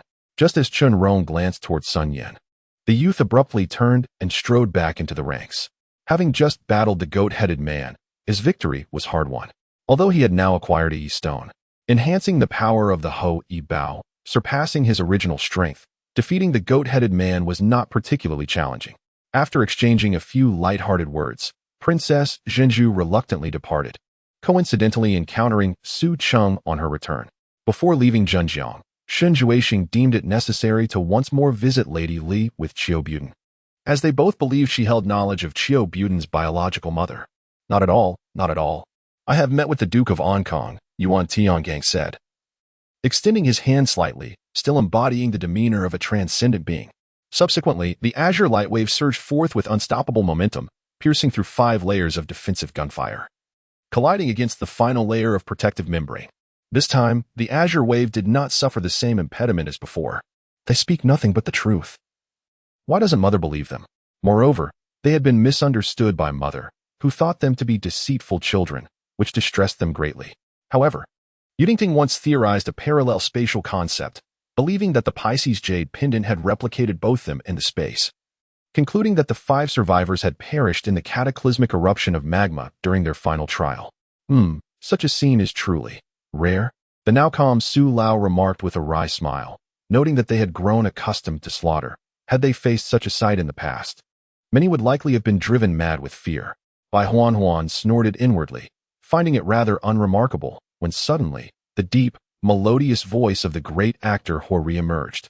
The tale is far from over. The white wolf indeed proves to be no simple adversary. Now they are evenly matched. Moo prepares to counterattack. A familiar voice echoes in her ears, and dismissing the meaning behind those words, Di Baobo believes she has merely imagined it, shaking her head to regain focus. She wonders how she could hear someone else's voice and mistake it for that of the young man. Initially, Guo Liang, upon hearing the police sirens frantically pursuing behind, mistakenly thinks they are after him and hastily makes his escape. Observing Chu Tianxiong's vehicle veering towards the commercial district, he continues to dash forward, feeling relieved when he sees the police also turn in that direction. In the first volume, Chapter 77, Su Chen is my elder brother. If previously Su Dong thought Lin Hai was boasting, he is now entirely convinced. Not to mention, Gongjin had witnessed Lin Hai's expression of anxiety and fear, which did not escape their notice. Nowadays, when mentioning Taobao goods, many equate it with counterfeit products. For expensive electronics, people harbor doubts, often opting for offline purchases. Commander Liu, I am also willing to dedicate myself to you. Please take both my sister and me, and allow us to serve you together. Xiao Shiner shamelessly declares. To Chun Fan's astonishment, he remarks coldly, I never anticipated you would come by yourself. He rarely smiles, and when he does, it is often feigned. His true emotions are known only to him. Yet, at this moment, he genuinely smiles, exhilarated by Wu Wudi's appearance. Without hesitation, Xiao Mimi instructs the waiter to package her watch, and after settling the bill, she proceeds downstairs. In the hospital, she only hears that Mimi is present. She believes Xiao Mimi's health is not robust, and falling ill post-delivery is entirely normal. Knowing or not knowing, one must still seek medical attention. After the fall of the Yin Kingdom, Dong Huang Tai personally intervenes, capturing her and imprisoning her within the Sakura prison, crafted from eternal ice, gradually fading from the memory of outsiders. With the agreement of the Nine Kings and Ananda, Damo Bolo casually gestures, and a surge of hidden energy emanates. Could you please step outside? I have a matter to discuss with Lord Du Lacey, Ibu quietly suggests. He turns to enter. Within, Lai Lin is listening to the reports concerning events that transpired in the snowy domain after his departure, glancing at him with a mere cold stare. However, Yi Guchen refrains from overtly assisting Shui Ruochui in transforming her totem, for such an act would unveil the existence of the ancestral totem. When Torai later hears the name Du Lacey again, he will have become a renowned figure, celebrated across the seas. With Wang Hu's words, agreement ripples through the crowd.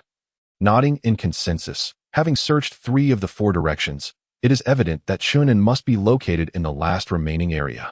In Gu Xiangling's eyes, how many individuals in the Southern Sky domain possess the qualification to contend with Nangong Jueyun? Establishing a film and media company, in her perspective, is merely a means to facilitate the realization of even greater dreams. I have matters to attend to, Yuan Liang hints without elaborating. But Yi Jinkai knows the national master does not make frivolous requests. Something must have transpired. Yang Shiqing glances at the oil-slicked Song Lingi, expressionless as he lifts his teacup to drink. He has grown accustomed to being targeted, indifferent to their actions. Once a Grand General of the Huaxia Empire, Xiao Ku is well-versed in the strengths and weaknesses of both zombies and human armies, thus able to devise the most fitting formation against Chun Ning's forces. Regrettably, within the entire tribe, only during that singular trade did they manage to acquire a piece of windbreak cloth. The original owner's 3 brothers have also lost the ability to be landowners, having sold off most of their land to repay debts. The remaining plots can only be cultivated for sustenance. Song Fubao now finds himself without protection and with no time to safeguard his family. They all appear disheveled as they adapt to their new reality. While it is said that one must be shrewd to approach the meticulous Shun Yanran, it seems considerable effort is required. He is determined to launch a concerted effort to win her over. Zhuge Daofeng and Xiahou Pailai, observing his impending rage, cautiously encircle him from either side. Ultimately, she thinks, the cheerful and sunny officer Luo should be handled by the original owner, as the original cannot endure for long, especially with her parents cheering on from the sidelines. Zhang Yinzu states, captives have no right to question. If you do not wish to leave, you may remain here. With that, he prepares to close the door. After breakfast, the time has nearly come. Upon arriving at the school, many people are already seated in the classroom. No need for formality, Ma Chi remarks, oblivious to Lu Eileen's expression, as she focuses on eating noodles and casually laughs. The steps to contract a beast on the Beastmaster Forum are rather intricate, requiring considerable effort. When the first bullet strikes him, Luo Chongxin's arrogant demeanor vanishes in an instant, replaced by a pallid hue. Let's go, Sister Su, I will escort you home, Li Chun says, patting his hands. A light smile gracing his lips as the burdens in his heart are finally lifted. Gu Lanshan feels a lack of oxygen in her mind, tightening her grip on his clothing as if she were a drowning cat, desperately seeking a final point of support. As she slightly raises her arm, an intoxicating fragrance wafts towards Li Rue, irresistibly invading his nostrils. Of course, he never considered stopping such a delightful scent.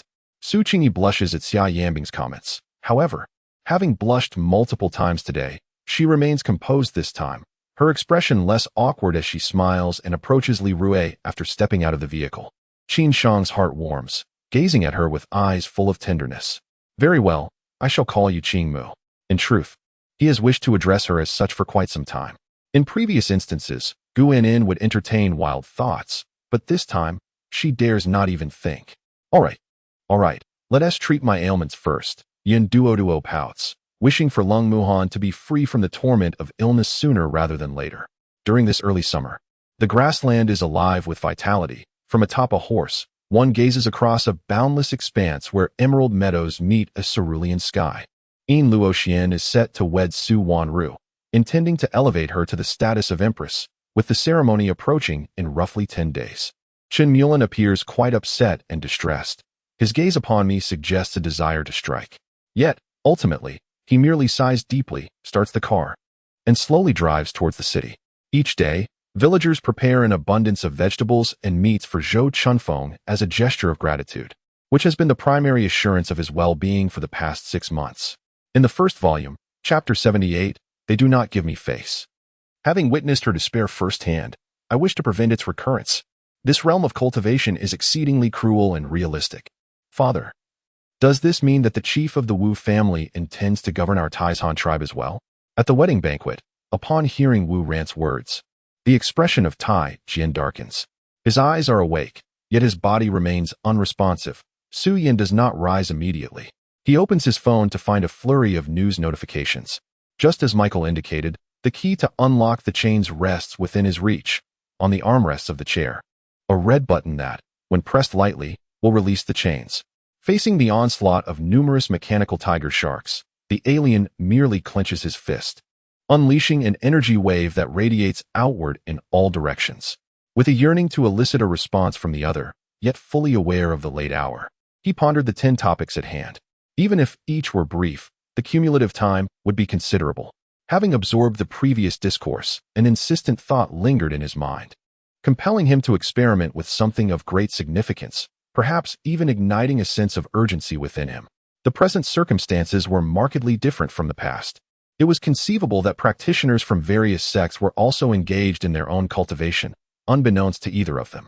Zhou Tai's desire intensified, and as for the accuracy of his conjectures, they were mere fabrications, intended to diminish the perceived value of the other's possessions, thereby allowing him to part with less. Observing his demeanor, Bai Chuan mused whether this individual had yet to reach maturity, given his overwhelming curiosity about everything.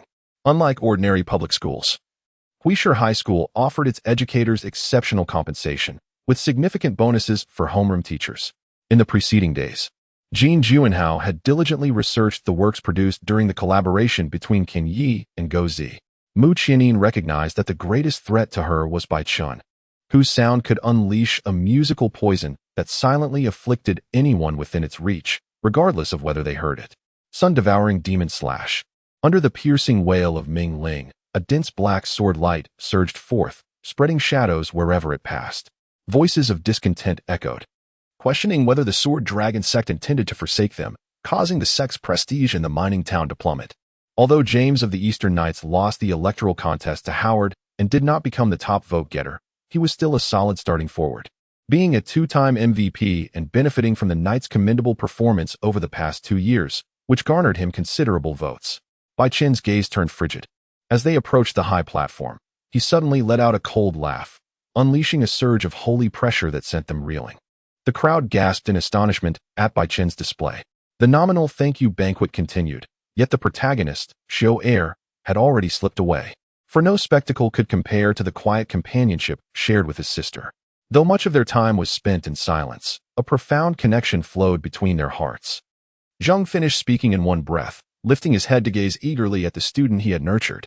Upon returning to the arena, despite the Lakers' substitutions appearing effective, securing rebounds in the backcourt, and Bainham aiding Gasol in defending against Nowitzki, allowing Gasol to engage in offense, the limitations of Yao Ming's development were evident, making the Rockets an ideal experimental subject.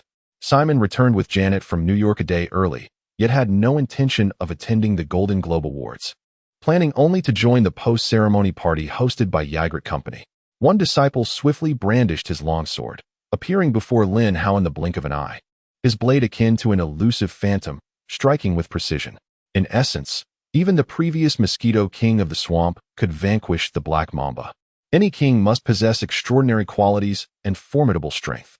When the new Sound Society launched alongside the newly established Rongxing, their initial performances took place at the Rongxing Theater, subsequently expanding to various districts, each establishing a sizable theater for a period.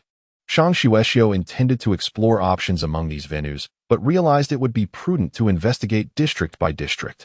Mo Chen nodded slowly, casting a glance at the respectful visage of Zheng Yuanzi, a smile of approval gracing his face. The duke's mood was palpably poor, evident to all. He downed a beer. His face flushed crimson.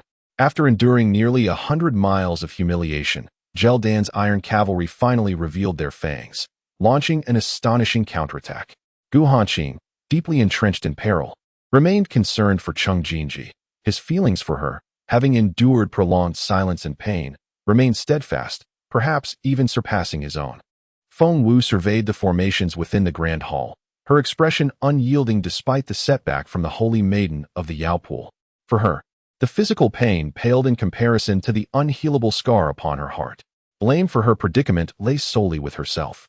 The youth of today increasingly disregard the wisdom of their elders. Another barrage of arrows flew forth, and Daji unleashed a second skill, Idle Charm. Though misfortune struck as it was directed at Huangshang Xiangyu, the twin sisters glanced at their mother, sensing that further discussion might wound their closest kin, and thus withdrew. A fist came crashing down, halting just before impact. Yu Yoxing found himself ensnared within the Blood Sun's grasp, momentarily bewildered, forced to comply. The audience erupted into laughter as Zhao Yun landed, mocking the performance of the Ling Tian battle team's Zhao Yun. He Meng felt a profound sense of security with Zhang Xiaofeng by her side, her attachment to him deepening to the point of becoming inseparable. Chapter 79. I believe in you, brother. To reach Miaojing from the eastern edge of the county town, one must traverse a dense forest where Yu Tian lay in hiding, patiently awaiting the arrival of Yuan Fei. This individual had escaped his grasp more than once, if word of this spread. The name Demon Assassin would undoubtedly resound throughout the mercenary world. Feeling bold? If you stay in the city, I suggest you maintain a low profile, the young man said darkly. Upon witnessing Nagong Yingming's disdainful glance directed at Nagong Russian, Piao Wuzong was momentarily taken aback before a flush of shame overtook him, realizing that the circumstances in this alternate realm were entirely distinct from Earth. Alongside the Free Alliance, the name Ma Jianyao, though ordinary, had become widely known throughout the Federation.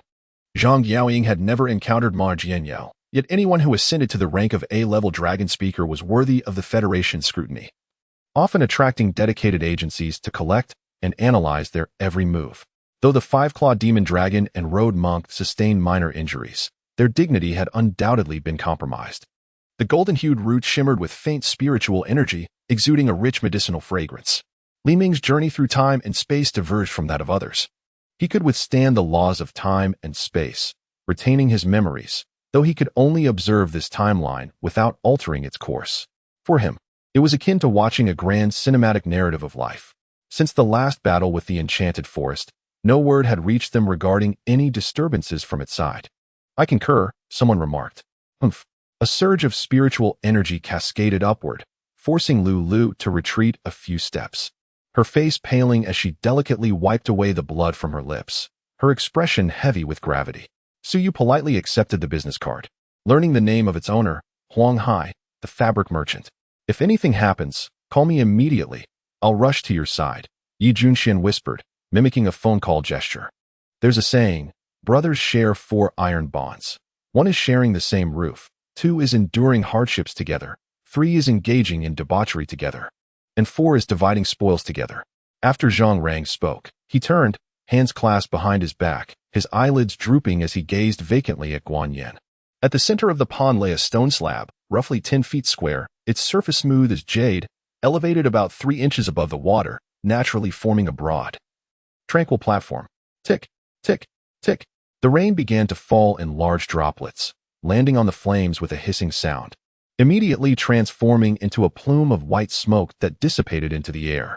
However, the raindrops grew larger and more torrential, and in an instant, a deluge poured from the heavens. I shall not fail my mission.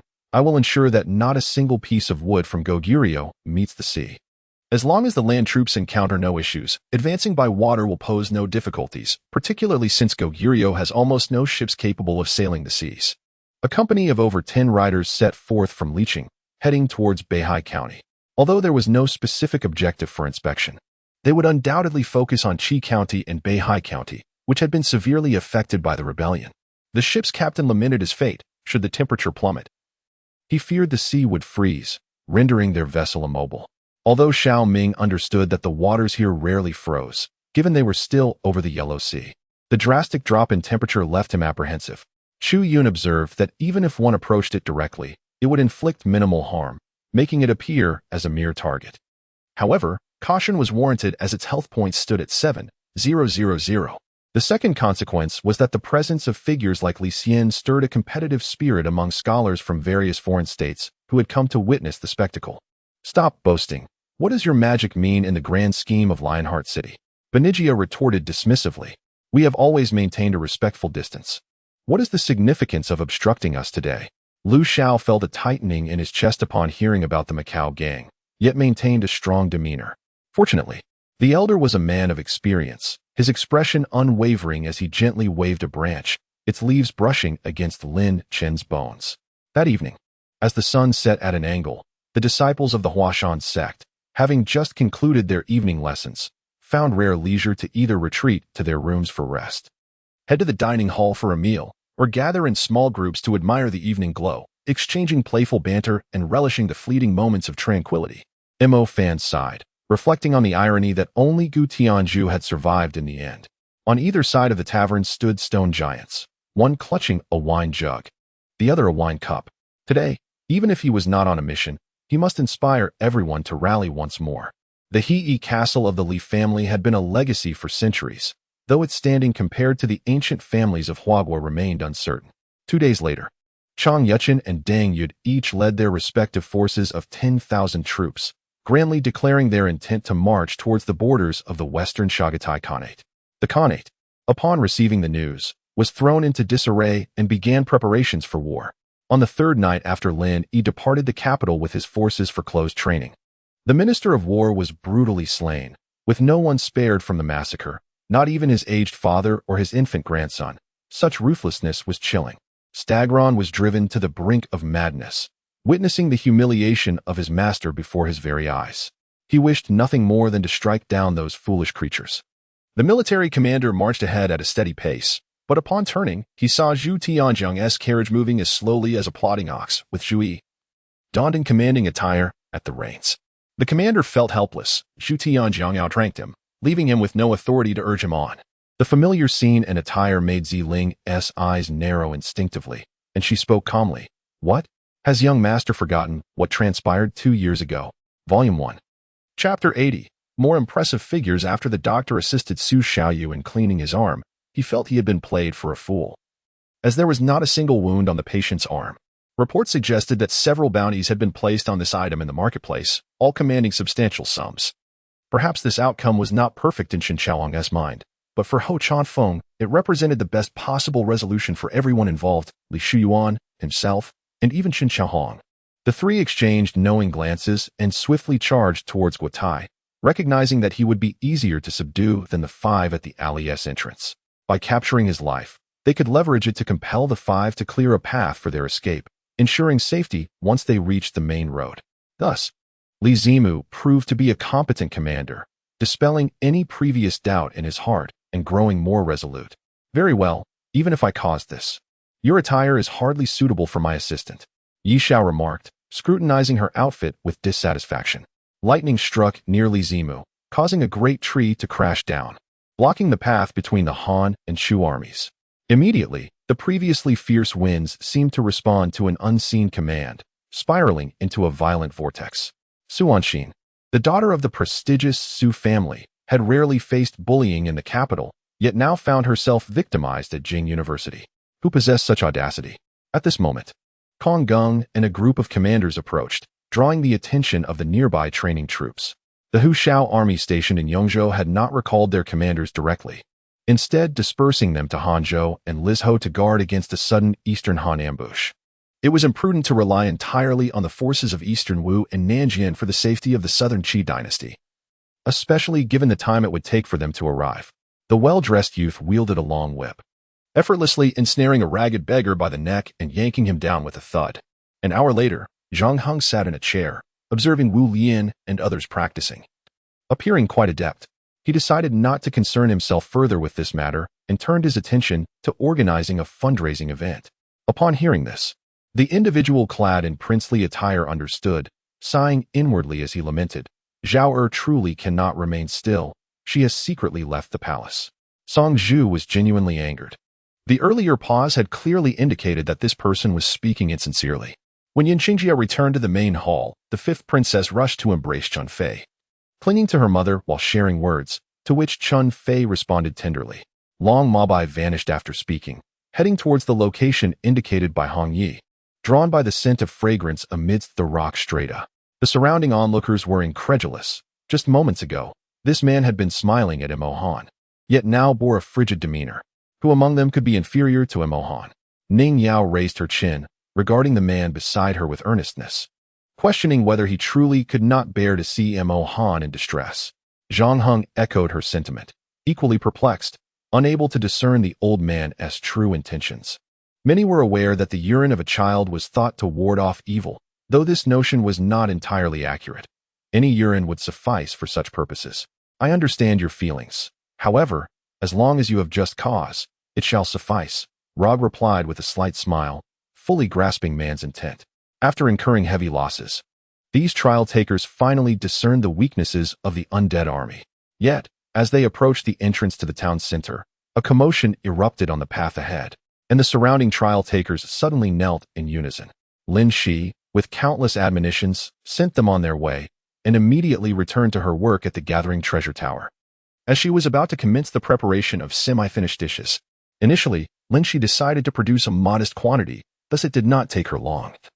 Focusing primarily on hot pot ingredients and broth cubes, Lin Shi found it increasingly peculiar. We were invited here to treat his grandmother, not as friends. In terms of friendship, my son is indeed his friend. Madam, your gratitude seems somewhat misplaced.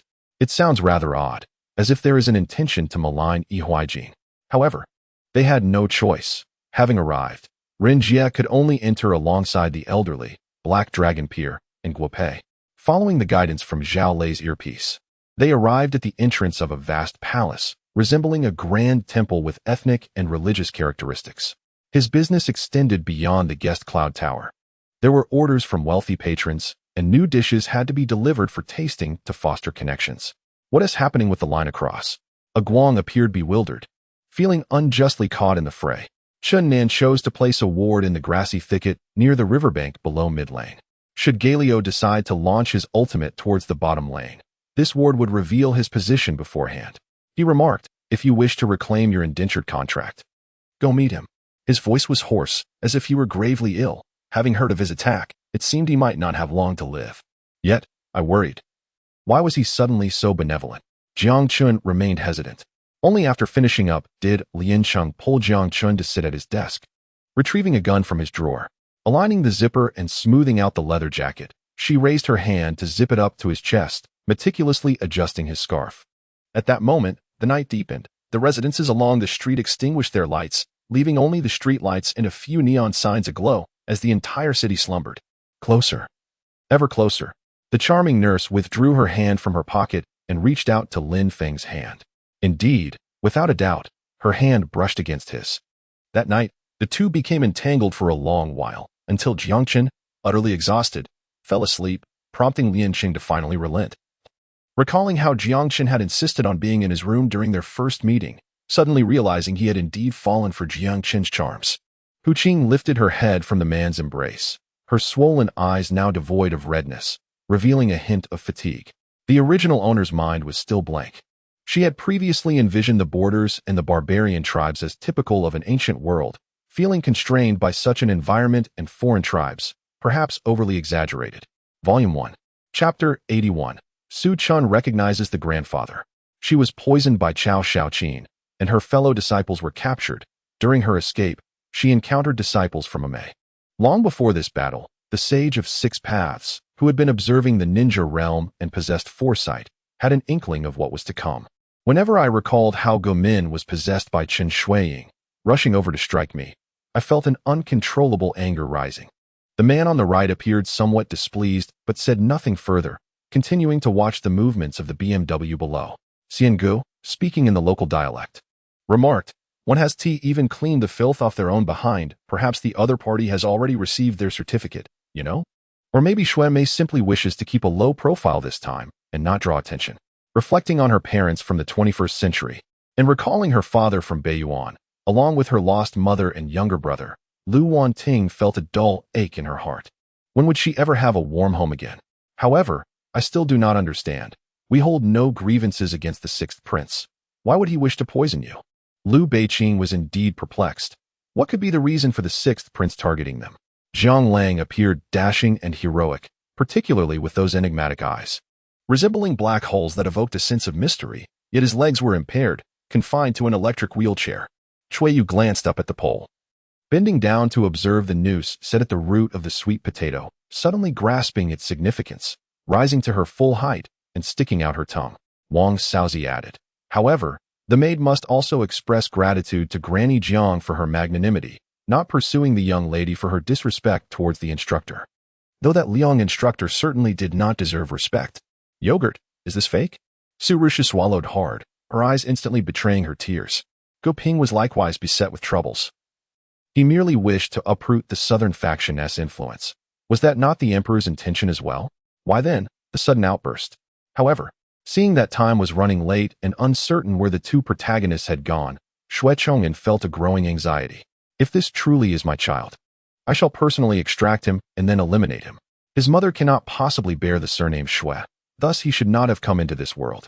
Qin Yu spoke with a smile, yet his words sent a shiver down Xue Jingshui's spine.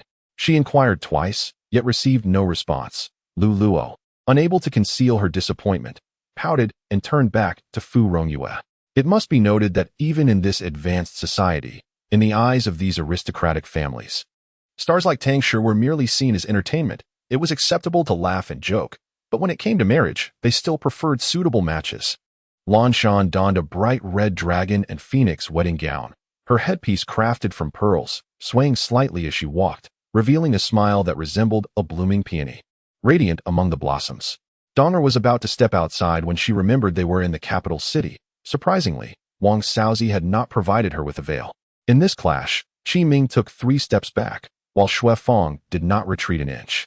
Moreover, Xue Fong merely delivered a casual strike, and in comparison, he held a definitive advantage. Nevertheless, all the disciples were awestruck by that mysterious figure and voice, none daring to voice dissent. The responsible party was naturally startled by Chu Feng's sudden escape. He could hardly fathom how a moment's negligence could lead to such trouble. Yet he had to face the consequences, no matter how much he resented this outcome. In mere moments, layers of dense and powerful restraints were shattered by Yi Yun. His body radiated golden light, arms outstretched as if he were tearing apart fabric, directly rending the restraints into fragments. Despite this, it was regrettable that Long Jun was merely a master of the perfected transformation stage. He could only temporarily quell the dual poisons of cold and heat within Yang Mei's body, which would surely flare up again after a time. The tale shared by Du Jinfeng was one I had heard before. Emperor Xuanzong of Tang, enamored by beauty, brought ruin upon his nation, leading to An Lushan's rebellion. Who could have imagined that a character at the bottom of the food chain could also experience a resurgence, soaring to prominence? The 3 great masters present, Qi Jun, Qi Dan, and Yuan Xian, were simultaneously injured, their expressions dark as they fixated on the unfamiliar man shrouded in a black cloak, head bowed, obscuring his features with the brim of his hat. The servant Sui Tu knelt before our emperor, proclaiming, "Long live the emperor." After the others departed, Sui Tu bowed before Emperor Kangxi, solemnly stating, "Yet, he had buried this memory deep within himself, revealing it only when necessary. Otherwise, he would never easily unearth it." Moreover, considering her mother's experiences, Yin Xiao had long since grown indifferent to such matters. It mattered little who liked whom. At worst, she could retreat to the mountains and spend her days with her master, whose beauty would never render her bored. The liver possesses remarkable regenerative capabilities and a resilience against toxins, making it difficult for one to succumb easily to liver-related afflictions. After concluding the call, Caitlin gazed down at the clothes beneath her feet, finally exhaling with relief. She slowly crouched down, retrieving her favored foreign liquor and a lighter from her bag. Occupying the body of a nightmare beast, he became the sole living entity, or perhaps a half-alive one, on this ancient battlefield. Due to stagnant productivity, the emergence of either capitalist or proletarian revolutions became impossible, leading the world to a standstill at a certain moment, even the occasional aberrant products, much like the firearms of the Ming dynasty, ultimately reduced to mere matchsticks. Upon hearing those words, everyone was secretly astonished, left bewildered by the events unfolding around them. As an apothecary, a profound understanding of medicinal herbs, pharmacology, and a concentrated focus on alchemy is paramount. Thus, controlling the heat seems to be an absolutely indispensable aspect of the craft. Chapter 1, Volume 82. The attempt to deceive me is futile. Even if the elder did not comprehend why the skeletal dragon insisted on recognizing its master, was it not akin to dropping one's trousers merely to pass gas? The individual was on the brink of death, and yet, upon recognizing a master, they would soon find themselves free again. Was that truly amusing? Despite not understanding the rationale behind it, the elder chose to remain silent. He was determined to escort his master away, since she no longer recognized him. He would have to employ gentle means. In duels among cultivators, piercing through the void and twisting space is not uncommon. However, tearing space into complete nothingness is a terrifying feat. Even among supreme beings, few possess such prowess. Yet, both individuals once again leapt in unison, bounding amidst the dust, their internal energies clashing against one another, both nearing the brink of collapse. The young man playfully flicked her nose, teasing, "You are quite the troublemaker." Casting a curious glance at Long Fei, he exited the scene. Furthermore, should the elder from the gate arrive to harvest his life while he was hiding in the sanctuary of the blessed land, what would transpire? Previously, Luo Nan had never contemplated this matter, but with the thought now taking root, it spiraled out of control. I swear, had she not mentioned it, I would have thought she was jesting with us, Louis remarked with a rueful smile, tapping his forehead. However, when two resilient individuals emerged from a defeated battleground, the ensuing conflict was bound to reach an intense crescendo. Upon entering the second level of the Mage's Tower, the surroundings felt eerily similar to those of the first. The only distinction was that Chen Cheng had transported them to this daunting locale. Liang Hao initially wished to keep an eye on the other two battles, but faced with a nearly full-strength Luo Xiao, he could only pray for Yun Feibai and Yuan Qinghua to fare well, as he had no energy left to divide his focus. Could you take a break? Dear sister, the recruits have not yet qualified. You should train them first, Zuoluan suggested. The grand tournament lasted 3 days before concluding. Subsequently, Lu Fan commanded the return of over 400,000 conscripted soldiers to their hometowns. He retained over 70,000 regular troops, leaving Zhang He to command 20,000 stationed in the western regions, while granting the rest a month of leave to return home. What was that scene just now? Gaia inquired anxiously, fearing that what he witnessed was merely an illusion, not reality. There are holes in the pit. It's all leaking here. Zha He pointed to the protruding stone pit, stating, all 4 pits have holes. The blood has pooled here. He gestured with his toe towards a large stone before him. In fact, you could slide all the way down to the bottom, ascend from another gentler slope, and then circle back around, Elder Qian proposed. Calm down, Shanqing. Ying has been with me the entire time. How could she betray me? Hu Qiang remarked. Upon hearing this, Jianwei galloped aside, and Lu Fan noticed 2 extraordinarily tall and robust figures blocking the narrow path in the distance. One appeared to be in his 20s, while the other seemed slightly younger, possibly around Lu Fan's age. They each brandished weapons, scrutinizing Lu Fan and his entourage. The phone slipped from Guan Xiaodong's hand, crashing to the ground with a click, extinguishing her last flicker of hope. If you don't hand over Liang Ying, not a single soul from the underworld will survive. At that moment, Tu Yin's hoarse voice rang out as he completed the ritualistic incantation, illuminating the dim underworld sky with a dazzling light. Song Shou Yuan observed from afar, while Song Yi bid farewell to Xiao Qingqing and joined her brother in the carriage home. Humanity is inherently selfish. Her mother had her own life to lead and could not sacrifice her entire existence for her child. At that time, her mother had intended to take her away, and it was inevitable that the prolonged divorce battle had been fought over her custody. By chance, when encountering the Yu family, whose marriage had been cut short by the untimely death of her husband. Yang Yinsen rescued her, treating her as a lady in distress. Though she was delicate and prone to tears, her inner stubbornness shone through. She was the kind of person who would resolutely march forward, even if it meant crying to the point of fainting. In the darkness, several figures clad in black emerged, their murderous intent more palpable than before. As Jin Qingzhan had revealed his prowess on more than one occasion. Drawing his sword, Jin Qingzhan flashed crimson in the setting sun. One opponent with shaved eyebrows and the other with a shaved head.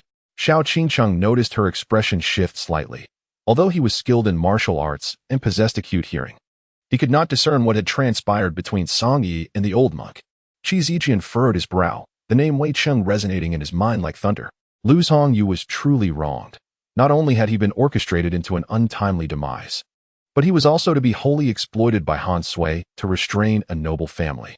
Su Wushuang felt a twinge of surprise, doubting that his abilities could wield such tremendous power. Yet, upon hearing his assertion, he began to believe it. Thus, the actions of Lupin 13 sent shockwaves throughout the world, not for what he stole, but for where he stole it. He knew she loved him as well. But with his pride, how could he permit himself to be manipulated while being with her? It's no wonder that wealth stirs the heart. Not long after, the surrounding debris was swiftly cleared, revealing its true golden visage. The statue had not been obliterated. What Xingu extinguished in the illusion was merely a fragment of a soul. Though it sustained considerable injury, it did not threaten his essence.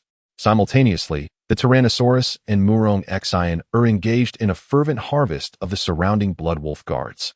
While formidable among ordinary individuals, their strength paled in comparison to the duo. The evil dragon, with its whiskers bristling and eyes blazing, glared menacingly at Lei Feng, sharpening its blades with the demeanor of one prepared to retaliate should dissatisfaction arise. "My dear brother, are you certain of what you speak?" Yi Lin inquired, still somewhat skeptical, seeking verification from Ding Sanyang. "Humph, who would have thought that someone like you would lecture on social standing?" Yu Qin scoffed coldly. The cat, surprisingly, seemed to relish rubbing its head against the exposed part of its soft chest, donning a rather lewd expression. Shan Yue's garment was torn open by Wang Yong, leaving him suspended just an inch above the ground, akin to a koala clinging to a tree. Chapter 1, Volume 83. Su Chen, you possess great audacity. Yuan Qindan reluctantly returned to the campfire, handing the 2 pig legs in his grasp to Yuan Qifeng, who had set up the frame. Meanwhile, the White Tiger King also produced an item, a formidable black halberd, exuding an aura of ferocity that enveloped them. With both hands gripping the halberd, the White Tiger King waved it through the air. The smile on Tan Xian's face grew more pronounced, yet neither of the two seemed inclined to take action, choosing instead to sit quietly and observe the battle below. Pausing mid-step, Jin Ge felt a twinge of embarrassment as he stood frozen, unable to meet Morong Jiayun's gaze, who wore a rather sinister grin that even Shy Yueqiang found difficult to confront. Lan Linger chuckled softly, shaking her head. She appeared disinterested, as if all her energy had been drained. Originally tempted by Mo Shang's suggestion to visit Pajizi, she ultimately declined out of lethargy. However, being forcibly taken away by him did not seem entirely unwelcome. "With you, I am content," he remarked softly before closing his eyes, as if the brilliance of his earlier gaze had never existed. Upon hearing Yuan Qingdan's words, the 3 of them scrutinized the jade tablet, and indeed noticed the faint one inscribed upon it, identical to the previous jade tablet Yuan Qingdan had presented, so subtle that it would have gone unnoticed without careful examination. Ming Mo glanced at the stern-faced Xue Qingyang beside him and smiled at Gong Yuran and the others. As they watched Luo Shi approach, Mu Xinglan remarked casually. In contrast, Ling Xuanyan merely cast a fleeting glance at Luo Shi before disregarding her entirely. When compared to that prodigy, this seemed rather ordinary.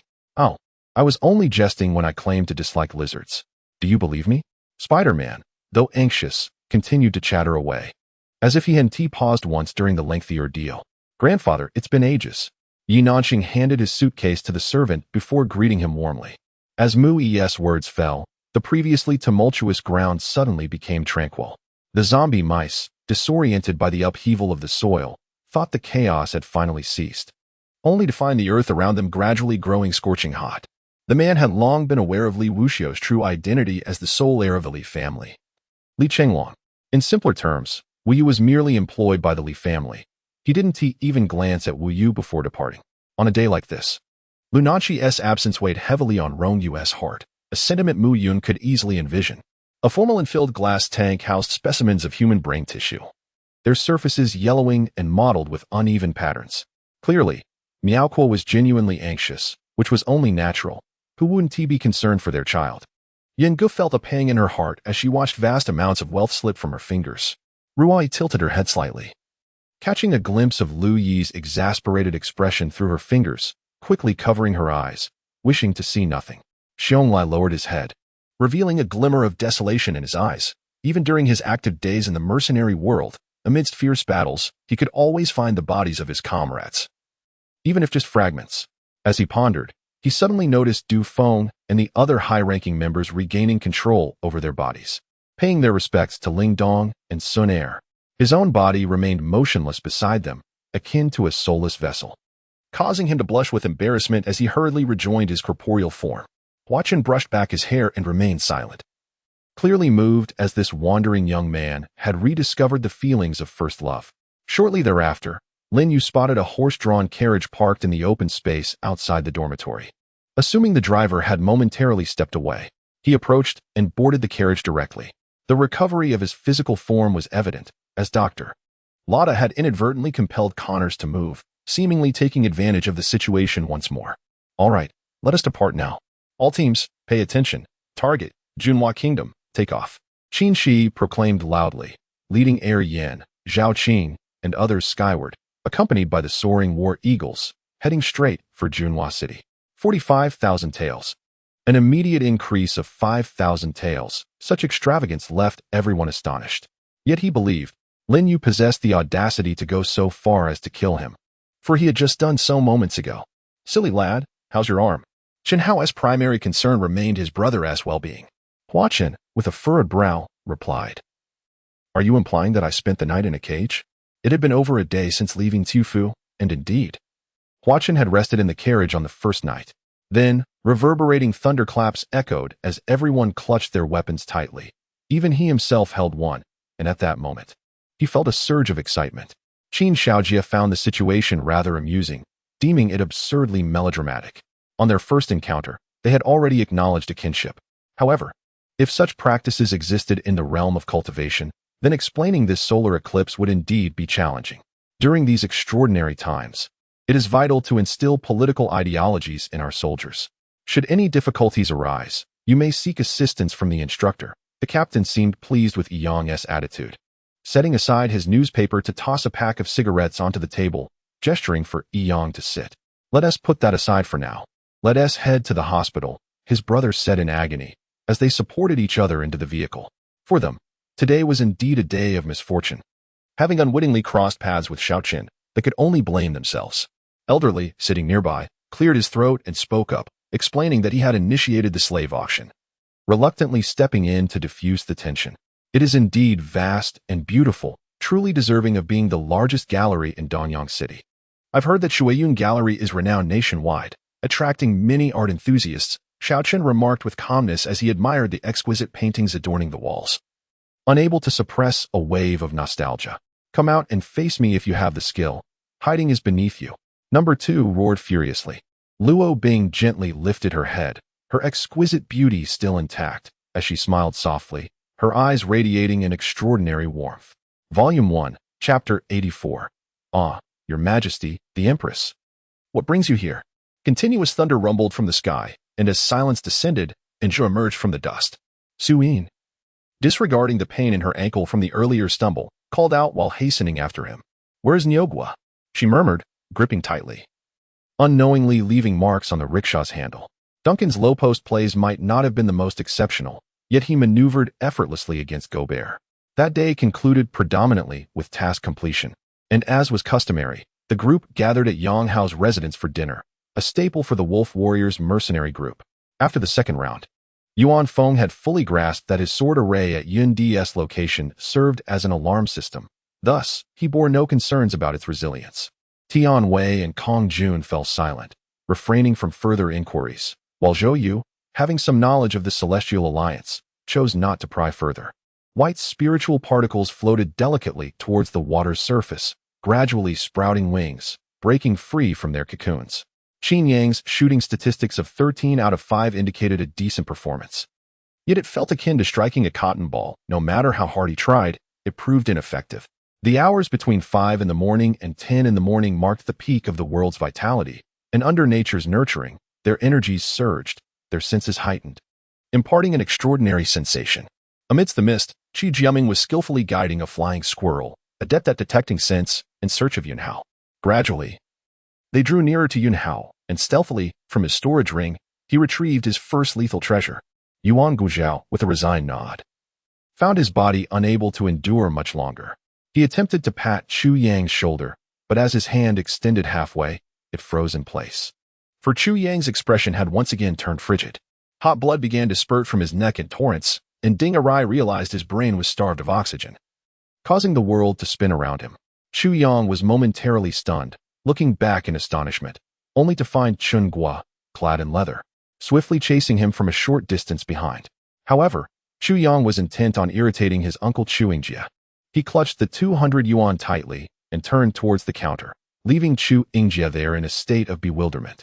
With a resounding dragon roar, Qin Tian unleashed a torrent of vibrant ripples from his sword realm, which swiftly transformed into an immortal wave of blades, crashing towards the King of Ghosts. While it appeared that the Yangzhou Hotel had become a stronghold for the Yin family, the shadow of the Jin family could still be faintly discerned, albeit now concealed in darkness, their goal shifting from amassing wealth to nurturing new talent. Once the seating arrangements were finally settled, the soldiers eagerly grabbed their bowls and chopsticks, ready to feast. Yet, Lin Quan stood there in stunned silence, completely motionless. Chen Nianzi mustered the courage to look over, only to see the 10 sea dragons obediently hovering in the air, not advancing an inch. With the demise of Qin Wanquan in ancient times, the burden weighing heavily upon their hearts was finally lifted. Subsequently, Ouyang Jun, along with Wu Chen and Wu Ruixiao, spent a leisurely day together, returning only after darkness fell. Listening to Tan Yun's voice, the great deity by phone could hardly contain his excitement, though he was filled with skepticism towards Tan Yun's words. Upon hearing this, Hu Feng and the others scanned their surroundings, only to discover that Yang Qi was absent. Feng Qingqing, noticing the elders still hesitating, delivered a speech that profoundly resonated with their hearts. Within each restricted zone, matters such as these would not concern them. They remained detached from the world outside, as they always had. Huang Fufeng sighed inwardly, realizing that his brother's notion of having matters to attend to was merely a pretext for detecting potential thieves of the heavenly remnant sort. He should have anticipated that his brother was hiding away to ensnare them. Qin Duku appeared lethargic, having vomited profusely, yet was supported by Qin Shusheng as they entered the courtyard. Feng Rui, clad in a suit, exuded an air of authority cultivated through his travels alongside Luo Tianzi, capable of overshadowing any domineering so merely by his presence. In the next moment, a surge of chakra infused with blood essence struck the ground, causing a row of wooden pillars to bend and form an archway, sealing off the mountain stronghold's entrance, ensuring no one could escape. Tangsen nodded, glancing at the forest ahead, memorizing the dragon's position before leading the way into the canyon. Good Irani, a being with entirely blue skin, despite not being unattractive, appeared rather unappealing due to his paint-like complexion. Reflecting on it now, she felt a slight blush. She had been effortlessly conquered by Yang. Hey, you claim only you can take action. The floral shirt man, apprehensive at the sight of the machete, warned me in advance. Yunyi, you have a solution, don't you? Xian Xing trembled as he clutched Yunyie's hand. Perhaps it was the icy blue, translucent ice wall that evoked such feelings, or perhaps something else. Even though the ice crystal structures elicited no chill, such concerns became trivial. Volume 1, Chapter 85. So, you scoundrel, are you plotting this? Chen Chong and his companions were quite pleased. Even if Guan Guotai merely sipped his wine, they felt acknowledged. The multitude of deities within the divine realm were left astounded. Even the 4 supreme deities of light, darkness, creation, and destruction were taken aback. The current cultivation level of the green serpent had reached the 9th layer of knowing fate, and she was on the verge of breaking through to the divine realm. However, at that moment, her spirit stirred unexpectedly, and a sense of foreboding struck her, fearing that adversaries from her past might discover her current state and come seeking her. Numerous reporters had arrived, including familiar faces from several art magazines in the mainland, with whom Chun Lianan had previously conducted interviews. Zhang Qi possessed a unique physique. The golden spirit's sacred body bestowed by Jean Linger had completely merged with him in such a short time. Mo followed them outside, listening to their conversation while rubbing his nose. As Li Jinji had once remarked, without the protection of an empress, the young boy had no idea how many times he would have perished at the hands of concubine Lin. A loan of 50 million had been granted, and the company now possessed sufficient funds to operate normally. Zhang Daoling nodded, opting not to elaborate further. Previously accustomed to being ordered about, he found himself unaccustomed to such respect. These individuals typically exhibited a frivolous demeanor, yet they had a slight understanding of the rules within the Daqian court. Then let us act swiftly. Let us settle everything before being discovered, and then depart the underworld quietly, declared the fourth underworld deity. When the trio arrived at the barbecue restaurant, they found several tables already occupied by students, local residents, and families. Although the evolution of the ghoul had been interrupted, the arm that had been severed by the starry eyes saw had regenerated. Li Mao reported in detail on the progress of the Western Sichuan battle, recounting successes, failures, and difficulties without concealing any information. Describing Bai Jing with flowers might not be entirely accurate, yet she was, after all, an unmarried young lady. Thus, Yang Zhe strode confidently toward Yi Dai and Yi Er, who stood there with mouths agape, utterly astonished. When the ethereal figure of the heavenly demon emperor appeared, it raised its right hand and struck toward the fate power unleashed by Lin Feng. In truth, forcing the five shadows also meant cornering Zhu. The Five Nations Alliance left Zhu with no escape, and even if unprepared, they had no choice but to confront the challenge head-on. This, Sheng Qingru hesitated. Realizing that Qin Quan was correct, when Wang Chen was rescued, his clothing was severely torn. Had it not been for the graphene thermal suit being worn underneath, he might have frozen to death. Hinata utilized the power of her rebirth eye, unleashing a powerful storm that annihilated numerous clay soldiers, clearing a path for everyone. No, Bai Gan, am a loyal minister. Bai Gan vehemently denied the accusations, appearing almost deranged. War. Human race Su Chen. Do not presume that ascending to the sage realm allows you to contend with the cosmic elite training camp. You are far from it. The heavenly ape saint emperor scoffed derisively. We demand the exclusive purchase of the Su-30 MKI by India, with the Soviet Union prohibited from external sales. This implies that aside from your own equipment, it can only be sold to India, Minister Milat proposed, making a rather excessive demand.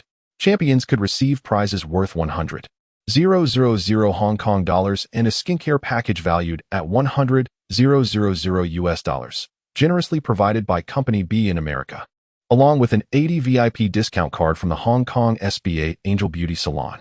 Regardless of your attempts to manifest the compassion of the Buddhist realm, this is not a placement for your presence. Upon hearing these words, the monk closed his eyes and remained silent, radiating a brilliant aura of Buddhist light. The lotus seat beneath him swayed gently, as if stirred by a soft breeze. A towering Buddha statue, embodying compassion, gazed down upon Li Tai. A massive hand pointed decisively at Li Tai. If this method could frighten the instigator into retreat, it would be ideal, alas. Even Chen Chongqing himself harbored doubts about its efficacy. This uncertainty emboldened the false Jade Emperor, who boldly addressed the other counterfeit deities. As a long-standing true immortal of the Tai Ming Palace, despite the impossibility of ascending to the rank of celestial immortal, he had lived long enough to witness others achieve such a status. Furthermore, to ensure absolute security and deny the ancient demons any opportunity for escape, Su Chen activated the Divine Realm's spatial portal, summoning 10 formidable beings from the realm of Azeroth to encircle the 3 ancient demons completely. Seizing the moment when the divine General Ka Wu appeared momentarily dazed, Su Chen surged forward, merging 10 golden thunder swords into a single colossal sword of radiant gold, crackling with bolts of lightning as it cleaved downwards. It was only then that the blood spirit infant realized the situation and opened its mouth wide, beginning to voraciously consume the blood.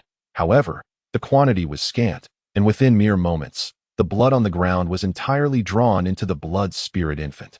Almost everyone was aware of Yun Yinming's obsession with cleanliness. He once sent his favorite concubine flying to her death for a single drop of wine that accidentally fell upon him. Chapter 86. Indeed, a grand performance, the elder remarked. The slow pace of this world is due to the presence of those lacking in intellect. My intention in setting this formation is to contribute a modicum of strength to the advancement of the world, allowing the wise to survive while the less fortunate in wisdom fade away. In the 21st century, Although we are unaware of the exact era we inhabit, it is evident that we are not in the Tang dynasty. Li Su dashed out from the left room like the wind, sprinting at full speed to her room on the third floor. Indeed, the affluent families and gentry who sought refuge in Yuyang City were surprisingly wealthy. They believed they would find safety in the city, only to fall victim to the Yellow Turban Army, bandits, and the Wuhuan people, ultimately losing everything to them. The internal text of the Clan of Slaughter contained 13 techniques, one of which was the Skull of Blood. The knowledge of it only deepened their fear. The prince and others hesitated for a moment after wielding their weapons, sensing a familiarity that eluded their recollection. Brother, I have matters to attend to. I must hang up now.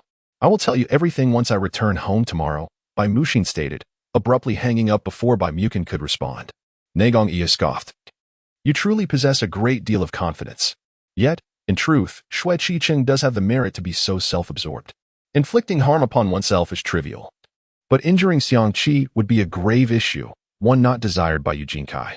Her gaze shifted to the tightly shut window. Slowly approaching, Shui Jiao gently pushed it open, revealing a familiar scene, the Wu Feng Palace, where she once resided. Upon hearing this, Aquila became invigorated. Typically languid, Aquila found unexpected energy in the forest, her excitement palpable. Perhaps due to her roots in the Zhongheng mountain range. Yutian and Aquila traversed the crumbling wall of the ruins and entered the backyard. Ascending the stairs, they returned to their room.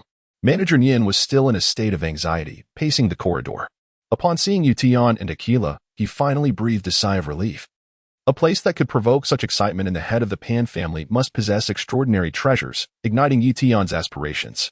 Tao Hua's heart raced violently as she blushed. Glancing back at Prince Hao, who rested his chin on her shoulder, gazing at her with profound affection. The physician, forehead glistening with sweat, supported himself on the ground, timidly completing his report while wiping the perspiration from his brow. Regrettably, in a turn of events unforeseen by all, T-800 rebelled without warning, and the back-end programs left by humanity became utterly ineffective, serving no purpose whatsoever. Those who started their vehicles found their movement stalled. Circling around me as I felt I had feigned enough bravado and abruptly stood upright. Are you all right? Zhou Yuan gritted his teeth, struggling to maintain his strength.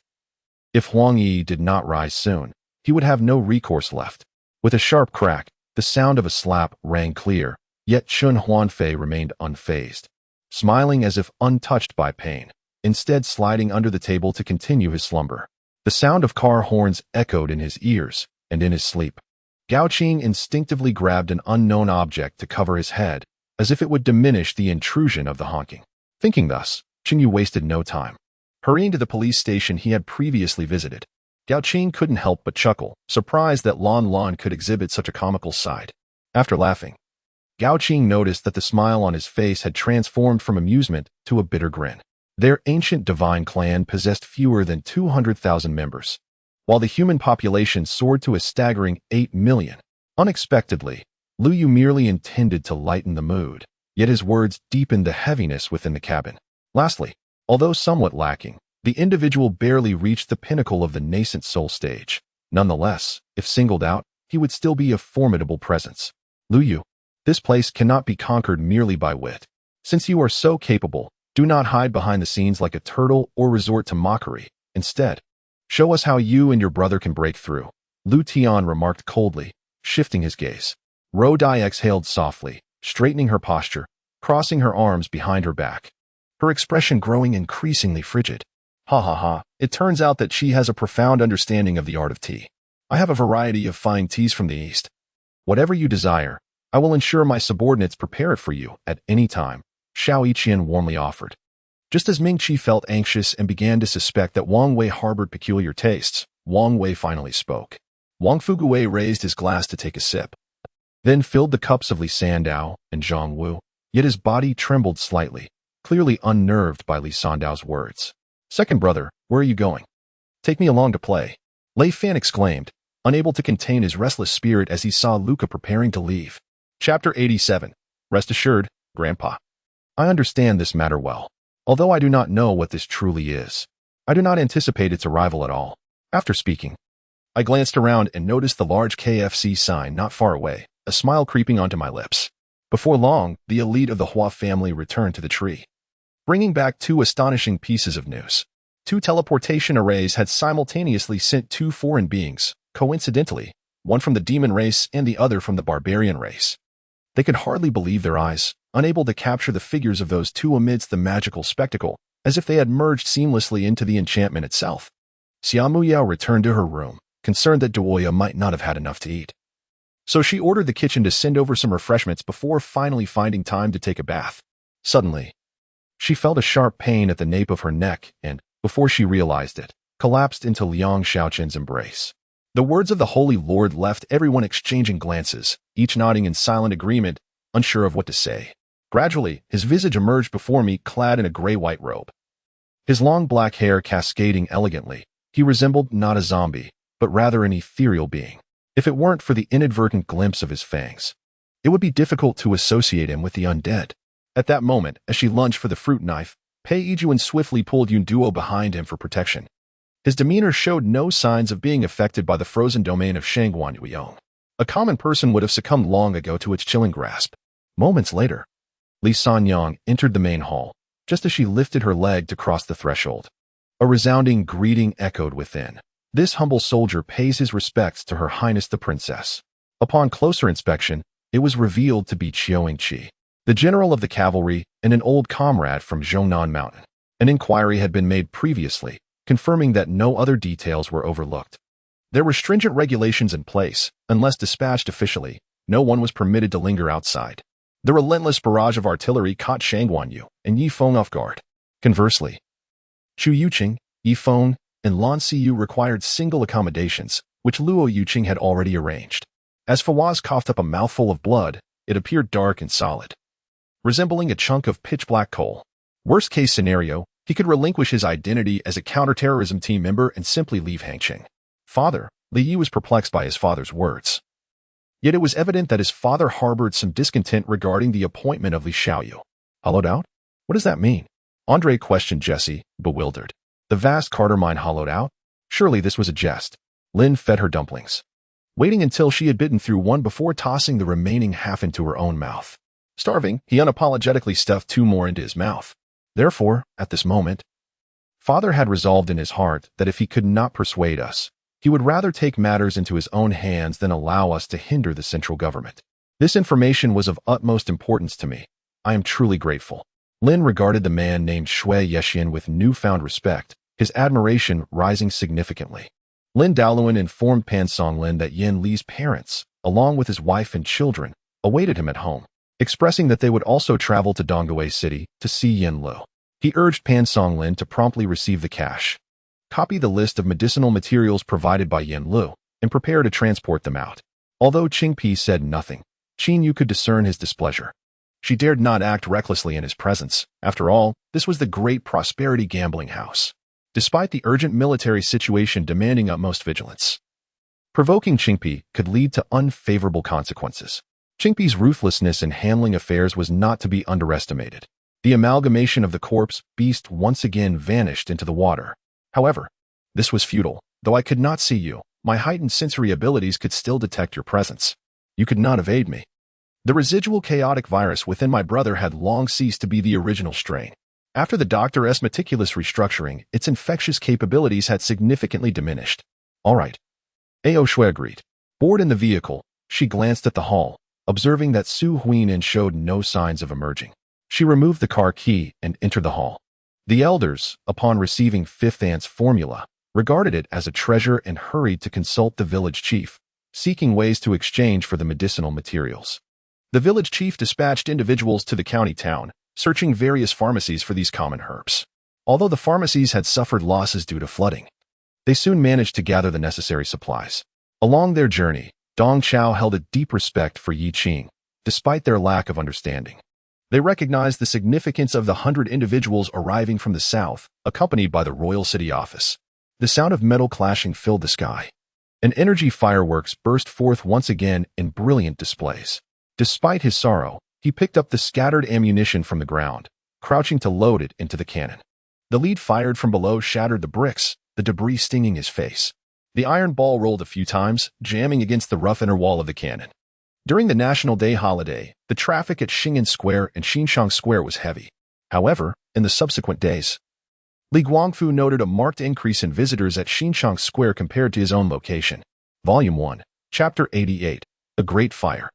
Had he known this fellow would take advantage of the situation, he should have agreed to let her accompany him. Aware of the outcome, Tanya preferred to preserve her dignity. She did not wish anyone to pry into her wounds, asking about her divorce or similar matters. A brand-new sports car was parked at the entrance, a model I had seen in magazines Luo, worth over 5 million. I kicked him under the table, signaling him to refrain from flaunting our affection in front of Shenyin, who was still present. Tanya couldn't help but steal a few glances at him.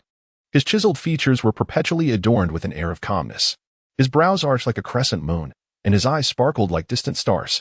Although seated, his broad shoulders and long legs indicated he was an athlete. If he were willing to assist, perhaps there was hope for escaping Sun Kai's control. The revered saint called Yun Lao chuckled softly at the mention of the demon lotus, neither affirming nor dismissing the words. After delivering her instructions, Su Ninger turned to return to class, the purple veil dancing lightly, reminiscent of a breathtaking scene amidst falling peach blossoms. His conjecture proved correct. Yui had already informed Tanya about this matter, yet he remained oblivious to the underlying reasons. No need for hesitation. We are all family, no distinctions among us. It's settled then. Lin Feng smiled broadly, unceremoniously handing the sword of Amon to Su Ran. Upon Lu Li's departure, I rushed home and entered the bathroom, brushing my teeth several times. The reflection in the mirror revealed a figure even more emaciated than in my youth. My damp hair clung to my face, presenting a woeful sight. The chubby man wished to gouge out his own eyes, for he could not fathom why, upon merely turning his head, things grew so cold and eerie on his side, while they melted away upon reaching Bai Mo. However, this minor injury was swiftly healed when Tian Chi mentioned the level 40 purple equipment. Though today was not a holiday, Ozui and Han Yue both refrained from work. Cece leaned against the headboard, her hand wrapped in bandages after recently receiving an injection. Upon not seeing the blood fiend, I exhaled in relief. Just as I was about to ask Tong Tong if she had misjudged, blood began seeping from the cave walls. It was as if a vein buried within had ruptured, causing the walls to turn crimson, resembling a fresh coat of red paint. It was Ai Xiao. I longed to embrace her. Yet that was merely the memory of Sanjiu, and I could not alter anything. Sister Xihua, you are still here? Suddenly, Shimao's voice resonated from behind Xihua. Ren Inger felt a sudden chill, and immediately caught sight of Feng Feifei's gaze, filled with resentment. This is part of the core of the Fuxi Qin, divided by Xianyuan back in the day. The instrument spirit lamented. Mother Ning, let us speak frankly. I shall not concern myself with how these maidservants are dealt with. However, if you were to sell any of them to a worthy suitor, I must protest vehemently. Wang Kaijun declared, her expression suddenly solemn. You must exercise restraint and avoid any disputes. We cannot afford to give Chunmu any leverage, Nurse Song advised. Ling Jing recalled the provocateur who had appeared at the Ling family's doorstep the previous night. She surmised that it could only be Ling Su. Is that so? So, you possess a fragrant essence? Allow me to sample it. The man chuckled softly, as Song Yi felt a sudden chill against her neck, as if something damp had been pressed against it, followed by a sensation that enveloped her earlobe. Daniel observed that old Li was no longer bleeding and appeared much improved, prompting his curiosity. Alas, came the voice of the heavens, he is merely a spirit, lacking any real power. Daniel, seeing Yang Zixing withdraw his energy, pulled him along for a meal, and Yang Zixing reluctantly followed him out of the room. His body was no longer under his control, akin to the usual compelled execution of a contract. On a bright, cloudless day, the door to Zhao Fuxin's courtyard was knocked upon. Upon opening it, Zhao Fuxin was greeted by 2 constables bearing a golden scroll. However, this time, the colossal dragon formed of 18 strands of chaotic energy had transformed from an ethereal form into a solid, stone-covered dragon. The birth time of the child, named Song Yuchen, along with all the prenatal records from the hospital, was entirely different from the child Gu Ming had previously carried. Hurry up, stop pretending. Even prayer to the Buddha is futile. Feng Jiaxue awaited her inquiry. She was not feigning illness entirely. It was a half-truth. After the recent emotional turmoil, her vitality had indeed suffered, but it was not severe. The old matron lightly tapped his head. It was evident to all that her touch was gentle, akin to a caress. That night, Shenrong had consumed considerable amounts of alcohol with Huang Fusheng. Aside from Huang Fusheng being completely intoxicated, she remained quite sober, finding the drinks trivial. Huang Furo, observing Li's demeanor, discerned her deceit. Her gaze was too intent, lacking the previous casualness, revealing a hint of panic. Just as she was about to speak, she heard footsteps approaching. However, Xian Yuanqi suddenly changed his mind, his eyes sparkling with intrigue. He had just learned from Qi Fei about Xing Mingzhu's identity and was astonished to discover that she was the sister of Su Chen, the woman he had favored that night. This revelation took him by surprise. Ji Dong nodded silently, fearful that his words might lead to an irretrievable outcome.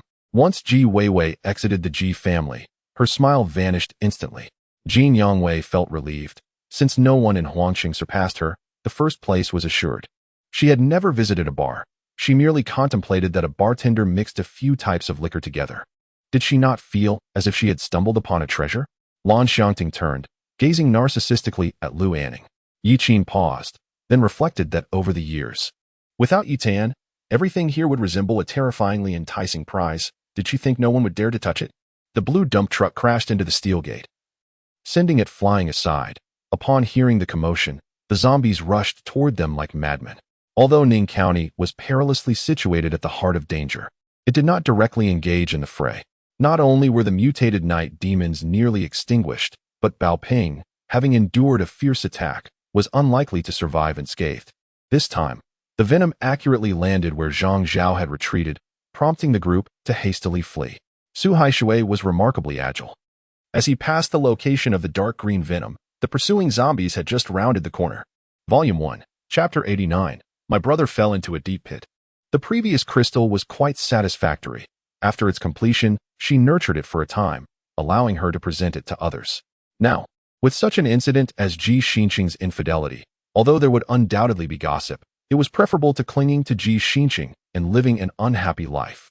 During festivals, or on the 1st and 15th days of the lunar month, she could pay her respects to the Empress, offering a bit of face and a bow. Constructing the spatial magic array required 360 different materials, each meticulously recorded in Ji Xiu's mind. Ji Xiu matched the list of materials in her memory with those in her spatial ring, ultimately identifying the missing 100 or so materials. The fourth prince, in an effort to ensure the safety of his eldest son, had arranged for all the concubines to reside outside the manor. They remained oblivious to the fact that this punch had concentrated nearly all of Lin Feng's strength. As Wang Dehai and Xiang Longfei could hardly endure much longer and were on the verge of defeat, he did not wish to waste time. He then mentioned that she was now confined with those young ladies and should try to get close to them, especially since Gu Ningyi had caused him such embarrassment. Had it not been for Yen Qingjue's presence, he might have sought to reclaim his dignity on the spot. Of course, this was merely his imagination, for Gu Ningyi was unlikely to cooperate.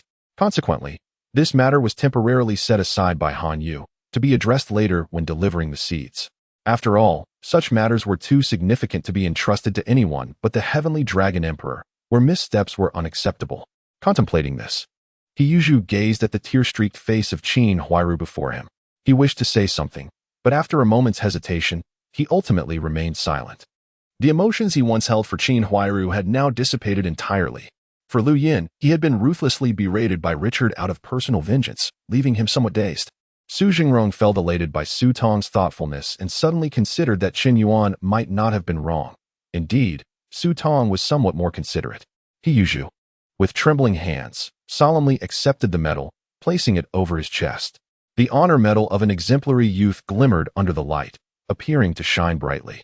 He summoned Shi Jinglei to inquire about Zhou Kai and Lu Jiuqing's whereabouts, leaving Shi Jinglei scratching his head in confusion. Deep within the dim depths of this sealed chamber, the ceiling remained incomprehensibly high, obscured from view. Moreover, around the cavern, Su Ming observed remnants of what appeared to be architectural debris. Without the support of metaphysical powers, Taobua's final confrontation was not the arduous battle one might have anticipated. He gained a substantial advantage early on, ultimately triumphing over IG and securing victory in the loser's bracket. Yet, in terms of the number of participants in the formation, it seemed the array had not achieved the anticipated effect, and his actions were not severely restricted. On a morning in mid-June 1904, several dapper Japanese merchants and Westerners arrived at Hanyang military town to negotiate with Lu Huizhou. Noticing that RNG's bottom lane Galio showed no signs of returning, Taobua became anxious. Despite their advantage, RNG stubbornly refused to engage them in a team fight. Shang Hangzhou picked up Xing Ying, examining it in his hand, and exclaimed, "How cheap," before tossing it in front of Yi Qiaoxin. After pondering for a moment, Yi Qiaoxin dismissed thoughts of Shang Xiangling and Lu Yao, instead surveying the second floor, where he spotted Lu Muyun still seated in the same position as last time. Though this time opposite her was not Lu Yao, but rather an individual of similar stature to himself. The employees remained largely silent. Their attention captivated not only by the sumptuous feast laid before them, but also by Xian Yuan and Yaowen. Occasionally, they cast knowing glances at Huang Tao, their eyes brimming with unspoken meaning. It was nothing much, merely a moment to observe. Qiao Shitan's worldview remained unaltered, still in a state of suspension. The totem she had been engrossed in was abruptly disrupted by Xiong Lai and Gong Zhan, and upon revisiting it now, a wave of nausea washed over her. An indescribable feeling rising within. Li Chongqing assessed the situation, exclaiming in astonishment at the sight of 1,000 spirit coins, which made him contemplate applying for the lucrative position of city gate guard. As long as he did not encounter someone like Sishin Hiroki, Ming Shangyou felt confident in his abilities. Even if he were to slay Li Chongqing and acquire the Emperor's sword, he would still be unable to grasp the Emperor's will. A sword without a master would inevitably return to the Emperor's sect, rendering any attempt to store it in a spatial artifact futile. The Emperor's sword possessed the terrifying power to tear through space, epitomizing the dread of sacred treasures. Meanwhile, they caught a glimpse of the highly acclaimed West Lake vinegar fish, praised by the 3 culinary judges, Wei Minghua and his companions. Saratobi Asuma? Uchiha Wai murmured, recalling that Asuma was the son of Saratobi, who had chosen to join the 12 guardians to escape his father's shadow, resulting in their scarce encounters over the years. Tanya blinked in confusion at Chintiani, and just as she pondered the meaning of his actions, he gently covered her eyes with his hand and leaned in to kiss her. "It's nothing. I'm just feeling sentimental. We could have been well, so why have we come to this?" Su Song seemed to be questioning me, yet it felt as if he were also inquiring of himself. In the first volume, chapter 90, is the water flowing? Although the mastermind behind the operation, the magician, had escaped, the endeavor was nonetheless successful. The unexpected factor of the black web spider did not deter the complete annihilation of over 100 monstrous creatures present, with none surviving. Fake. The burly leader appeared to anticipate Lu Xingbang's reaction, nonchalantly retrieving his phone and opening the My Vehicle section in the traffic police app, instantly revealing the license plate number and owner's name. 6 or 7 gray-furred wolves lay lifeless on the soft ground, all drained of blood, their crimson fur starkly conspicuous against the earth. Now, the number of those who perished under the war axe of the blood god, as chosen warriors from the Nazca tribe, had surpassed those who fell at the walls of the southern people's city. Daily, new tribal warlords brazenly challenged Kamala Long's authority and dignity, and each day, bloodstains persisted upon his axe. Huang Quanchuan Isue, a physical education teacher, could initially comprehend some of the discourse, but soon found herself utterly bewildered. For reasons unknown, watching Yi Xingqin's pretentious demeanor ignited a desire to strike him among those nearby, including the first time meeting Yudi. In her past, she had no doubt slain countless demon hunters who sought to challenge her as the thorn rose of the vampire realm. Her peak strength and renown were indeed legendary. Forget it. If my old master is fatigued from raising his sword, what can be done? I'll spare him the labor and simply take my own life, she mused. Indeed, upon hearing Mu Qing mention calling the police, Ma Guang displayed no fear, instead mocking. "I'm here to sell something. At most, it will just be a disturbance to public order, resulting in a fine and a few days in detention. Just wait for me to come out." Ma Guang's tenacity only served to infuriate Mu Qing further, leaving her head spinning. After hanging up, G-Man sighed and returned to her room, casting a worried glance at the oblivious boy on the bed, her heart filled with conflicting emotions. Yen Yu ran, glancing back, but found only emptiness behind her. She envisioned Chang Yi descending like a prince on a white steed to appear at her side. This so-called holiday was, in reality, the final review period before the college entrance examinations. Once the time arrived, the exams would follow suit. Initially contemplating tampering with the dishes, Yuan ultimately dismissed the idea. Recalling past failures. "Let us begin," Qin Mena said, closing her eyes. No one could discern the thoughts swirling within her at that moment, though her cheeks betrayed a flush. Despite the decline of Su Che's family, the education instilled in its members ensured they were no strangers to intrigue and deception. Liang Pinggang possessed similar idiosyncrasies, though he could never be compared to Cao Cao. While Cao Cao abducted wives to take home, Liang Pinggang merely enjoyed the thrill of the chase. "This is my task. The Alliance has tasked me with capturing Engineer Liu to extract information on the location of the uranium mines, and to retain him as a technical expert, Yuing explained. Yifeng regarded the individuals surrounding him with a detached gaze, clad entirely in black t-shirts, black trousers, and black shoes, emanating a cold and ruthless aura, numbering at least 30. The Yipu nightclub enforced a strict rule. Staff must not disclose guest room numbers. Naturally, the attendant politely declined Xiong Yu's request. Chen Chongxing could not help but internally admire her astuteness. Her strategy of overcoming with gentleness was indeed skillful. Old man, things are still the same, I see. Yining is still in seclusion, now reaching the early stage of the Void Realm. I believe it won't be long before she emerges. Lan Xixin remarked with a hint of nostalgia. A colossal surge of magical energy erupted, causing every strand of Qichu's hair to stand on end in the whirlwind of power. No, Yi Limin suddenly cried out, her eyes ablaze. The warmth streaming down her face turned cold as it trickled into her mouth, revealing a briny taste. If the room had been using any other excuse in accordance with the laws, he would not have been so enraged. Only the 3 supreme deities of the Divine Alliance. The 28 main gods and 2,000 divine beings were overwhelmed with uncontainable joy. Haha, the second master speaks wisely. Dr. Wang paused then. Upon catching sight of the mischievous grin on the prince's face, he burst into laughter. In contrast to the dazzling brilliance of the preceding 8 doors, the 9th door was markedly more subdued, even elusive. Unless one focused intently, its existence would go unnoticed, yet it undeniably stood beside the 8th door. Moreover, Jin Wei clearly stated over the phone that the ultimate authority in resolving this matter lay with Gu Lu, and the victim's wishes would dictate the outcome. This is none of your concern. Just focus on your work underground, Chen Chongxing insisted, unwilling to let him surface and frighten the disaster-stricken farmers still toiling in the fields. Before leading the way toward the thatched cottage, the music ebbed and flowed, at times brisk and at others gentle. It was uncertain whether the melody conformed to the people or vice versa. The dance and the music intertwined seamlessly, creating an intoxicating atmosphere that left the audience in a state of mild inebriation. The crowd exchanged silent glances. Suddenly struck by a thought, they turned to Lu Yun. The only safe haven they could envision was the unfathomable depths of Qiyu. If anyone could protect them, it would surely be him. However, among them, only Lu Yun had any connection with him. Yet Austin fixated on Jiang Ling, unable to divert his gaze. He had just witnessed how Jiang Ling had dispatched Ishida's Wuji, leaving him with little room for comfort. Thus, Ao Xingqiu continued to traverse along a singular path, repeatedly manifesting at each subsequent node. This time, he was determined to uncover where this series of teleportation arrays would ultimately lead him. Do you think it could still be here?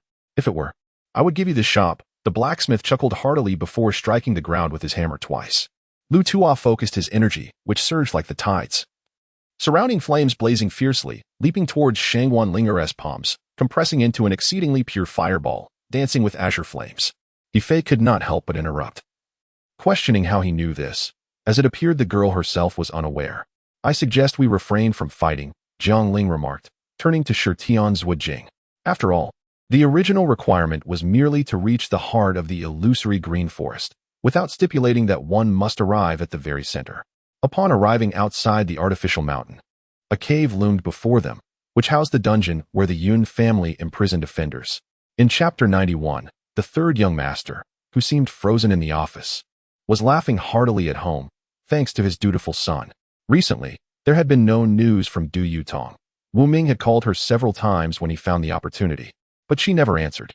Boss, you're not suggesting we deal with that silver-scaled creature, are you? Mo Feng craned his neck, observing Lin Fan's fervent gaze. Unable to suppress his inquiry, Mo paused, suddenly realizing the implication of his words, and glared at him with reddened eyes, shaking her fist playfully. Dart Lang dropped off Yuing at Sally's class and departed, while Nia chattered incessantly like a gossip. No, master, that protector is extraordinarily powerful, on par with me. Qing Ling replied with a hint of grievance. Regardless, let us confront the situation first. Hearing this, Pation's eyes flickered with brutality as he coldly snorted.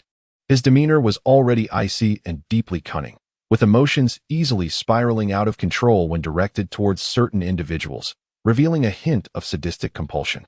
She pointed, and a golden light flashed as she used the dragon escape technique to capture De Ji, who felt his celestial essence restrained, instantly severing his connection with the flying sword, which fell midway. This left Shangguan Jia with a somewhat unsightly expression, and witnessing his discomfort delighted me. If he were to be utterly infuriated, I might even celebrate with flowers. He Kai Jia led them forward, revealing a grand hall at the foot of the mountain, known as the Internal Affairs Hall. Without having uncovered any deceit in his words, how could one accuse him of dishonesty?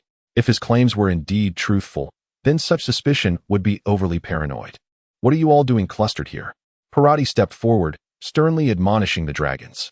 This valley was tenfold larger than the previous one, containing a vast pool of dark water whose depths remained a mystery. Before the Internal Affairs Hall stood the dark-clad Zeus of the Abyss, accompanied by a throng of followers, waiting in anticipation. As a sorcerer, one could certainly discern the distinct aura emanating from dragons compared to other powerful beings, and it was no surprise to surmise their identities. However, dragons rarely appeared on the continent, and only a fifth-tier dragon could transform into a human form. As the words of the revered Silver Wind Master echoed, a pillar of lightning-like brilliance suddenly manifested behind him. Facing the desolate plain, I sighed deeply, realizing that the path ahead remained long and arduous. Surely not. The chaotic gaze of the Ruan was filled with astonishment. The originally intended charge into battle upon the opponent's appearance faltered as he exclaimed in shock. Consider your decision carefully. I shall retire to rest. The Flame Phoenix highly maintained her usual demeanor, delivering the Supreme Deity's message before retreating into the depths of Alan's mind to sleep. Speaking of which, Xiang Bei examined the planet he had been engulfed by, suggesting to his companions that perhaps their luck was exceptional. The door swung open to reveal the second-in-command of the Fulu sect, Yin Ru Feng, clad in a black knight outfit. His elongated face betraying no warmth upon seeing the Ten Heavens sect present, his eyes glinting with malice as he approached Yi Demin. Will you truly shelter us by your side? We promise unwavering loyalty. After all, without you, we face certain demise. The sisters seemed to contemplate something crucial, while the younger sibling impatiently expressed her excitement. Suddenly, a sense of darkness enveloped them, as a colossal figure obscured the sunlight. Witnessing a beast's claw reaching towards them, weapons raised defensively, their eyes dared not meet the impending threat. Originally, this was merely a valley entrance, the battlefield a triangular formation, now compounded by air assaults, forcing the 3 regiments of foes to lie flat to evade bullets and bombings. As he pondered the contents of the documents, mistakenly believing she merely sought warmth, he embraced her tightly, inadvertently flattening her curves, rendering her own identity elusive. The vehicle behind her slowed abruptly, halting beside her, the passenger window rolling down to reveal a pair of unwavering eyes. In that instant, dread washed over her, leaving her feeling utterly drained. As for her father-in-law, Lin Zhongliang, he had never feared anyone and certainly would not dwell on such matters. Consequently, Lun Wan spent the journey sweet-talking Chu Ziming, carefully explaining her recent actions, but his darkened expression proved difficult to appease. Ultimately, it was Mu Aoqing's few words that salvaged the situation. Li Yinxian, oblivious to her own capabilities, knew that with Shun Li's cunning, she was outmatched. Her husband treated her with genuine kindness, having expressed his desire not to father a son with another woman, granting her peace of mind, leading to harmonious dealings between them. Now, it was neither a living person entering nor Shun Li's cherished one. Why must she sulk over this? They surged upwards, densely converging upon the encircled area before plummeting down like hail upon cold moon. Master Feng represented the voice of Shilin. He wished for Daiyu to bear no burden of public scrutiny in the future. Should the favor of Emperor Yongji elude them, they would seek alternatives. Lin Meimei, a beauty akin to flowers, should not languish in solitary lament. These voices gradually coalesced, forming a resounding wave that echoed throughout the square. After merely 2 calls, their shouts unified, rolling like sharp blades piercing the ears of the extraterrestrial workers. I furrowed my brow, glancing at Cold Moon beside me, who showed no inclination to depart, standing there like a statue, calmly gazing at the radiance. Should anyone hear of Gu Bingrong wandering alone at night, this girl would never find a suitor. Half an hour later, the protective formation surrounding the sect grew increasingly tenuous and transparent, eventually shattering with a resounding pop, allowing thousands of cultivators to rush into the formation, only to find it empty. Within 100 feet, a thick fog enveloped the area, obscuring all sight and even hindering divine perception. In Chapter 92, Su Chen sensed something amiss, realizing that someone had placed a blade against his neck without his awareness. Yurushi sustained injuries but continued to endure, her emotions surging to a breaking point, leading her to faint. She remained calm and adept at seizing opportunities, her movements swift and composed, a feat even he could not achieve. In addition, with my phoenix nest's true wood, another formidable member of the Qian family summoned a raw timber, fluid yet solid, capable of transforming between the 5 elements. It is evident that this villain has resurfaced. He was once a tormentor to many. Now, he stands as the master of this city. This individual, who was once derided on the basketball court with various insults, will never forget the roars of 20,000 spectators that erupted just moments ago in his honor. From the 3rd tier onwards, the Thunder Punch must be executed in conjunction with the internal energy, a demand that is exceedingly stringent, necessitating precise control over every strand of one's strength. Must one resort to stringent measures to compel the ministers to agree on the nationwide promotion of this nitrate-based ice-making method? Just then, a voice resonated from the doorway of the conference hall, followed by a figure who slowly made their entrance. Nevertheless, all is well. The two have become acquainted through their conflict, and while their bond may not be profound, they have indeed fought, have they not? Yes. It seems plausible that with such a vast external spatial passage, pinpointing exact locations is rare, making the starting and ending points most likely. The analysis of the master is indeed accurate, at least it holds some rationality. Otherwise, how could it be justified? The trio, by Li Chuan and his companions, estimate that within a couple of days, they will successfully reach the planet of heavenly fire. Tian Mo was momentarily taken aback upon hearing this request. Brother, do you truly believe these artillery shells are as common as cabbages on the street? Indeed, handing over the Qiling pill to that old fellow, the Supreme Old Lord, fulfills his demands, thereby alleviating the threat to one's soul and ensuring one's safety. As he lowered his hand, he casually pointed towards Niu Beidu and then brushed the dirt off his backside. Upon seeing this number, aside from the representatives of the top 3 counties, the others could not help but gasp in astonishment. Thus, Duan Jiahao was unaware that Li Chonglin had unexpectedly garnered a significant reputation during the Waya Live broadcast. However, upon surpassing the bronze rank to achieve silver, the hero then possesses aerial power. Not only can he harness the vast strength of a silver hero to briefly glide at low altitudes, but he can also unleash his energy across distances, creating a force akin to arrows that inflicts damage upon avian magical beasts. Even Tsunade was astonished, as the power within Naruto surged through their fingertips, and her monstrous strength could only stand in equal measure. Yet in the next moment, Yihan discarded his previous thoughts. This was not Qian Jun. Merely a semblance of resemblance, this individual appeared more mature than Qian Jun. In dealing with Xiang Lang and Huangshan, one must fulfill their duties as subordinates. China places great emphasis on propriety, and Huangshan, seizing a hard-earned opportunity, did not wish to leave a negative impression.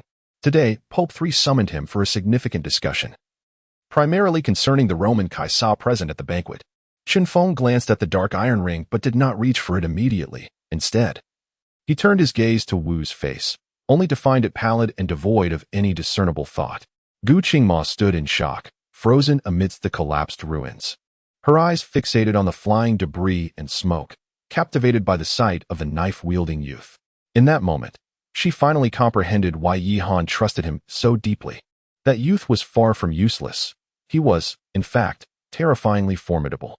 Xun Jiaojiao's attire was tattered, her body bearing several wounds, hair disheveled, and blood trickling from the corner of her mouth. The reactions and actions of the 4 were remarkably swift and precise, devoid of any remnants of drowsiness or hesitation, which alone is testament to their experience in the tumultuous world of magic. The following day, Zhang Lu departed early. I was utterly exhausted, waking up past 11. And after Hanyi completed his morning tasks, he invited me to lunch. After the film, it was already past 2 in the morning, and I asked Li Jiaojiao where she wished to go next. She replied that it was too late, and that it was time to return home to rest.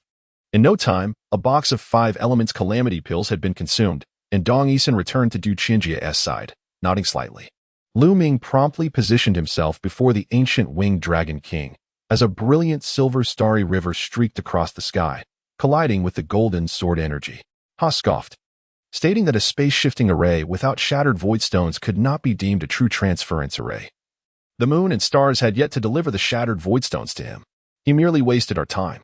With a laugh, He seemed indifferent to the death of those individuals.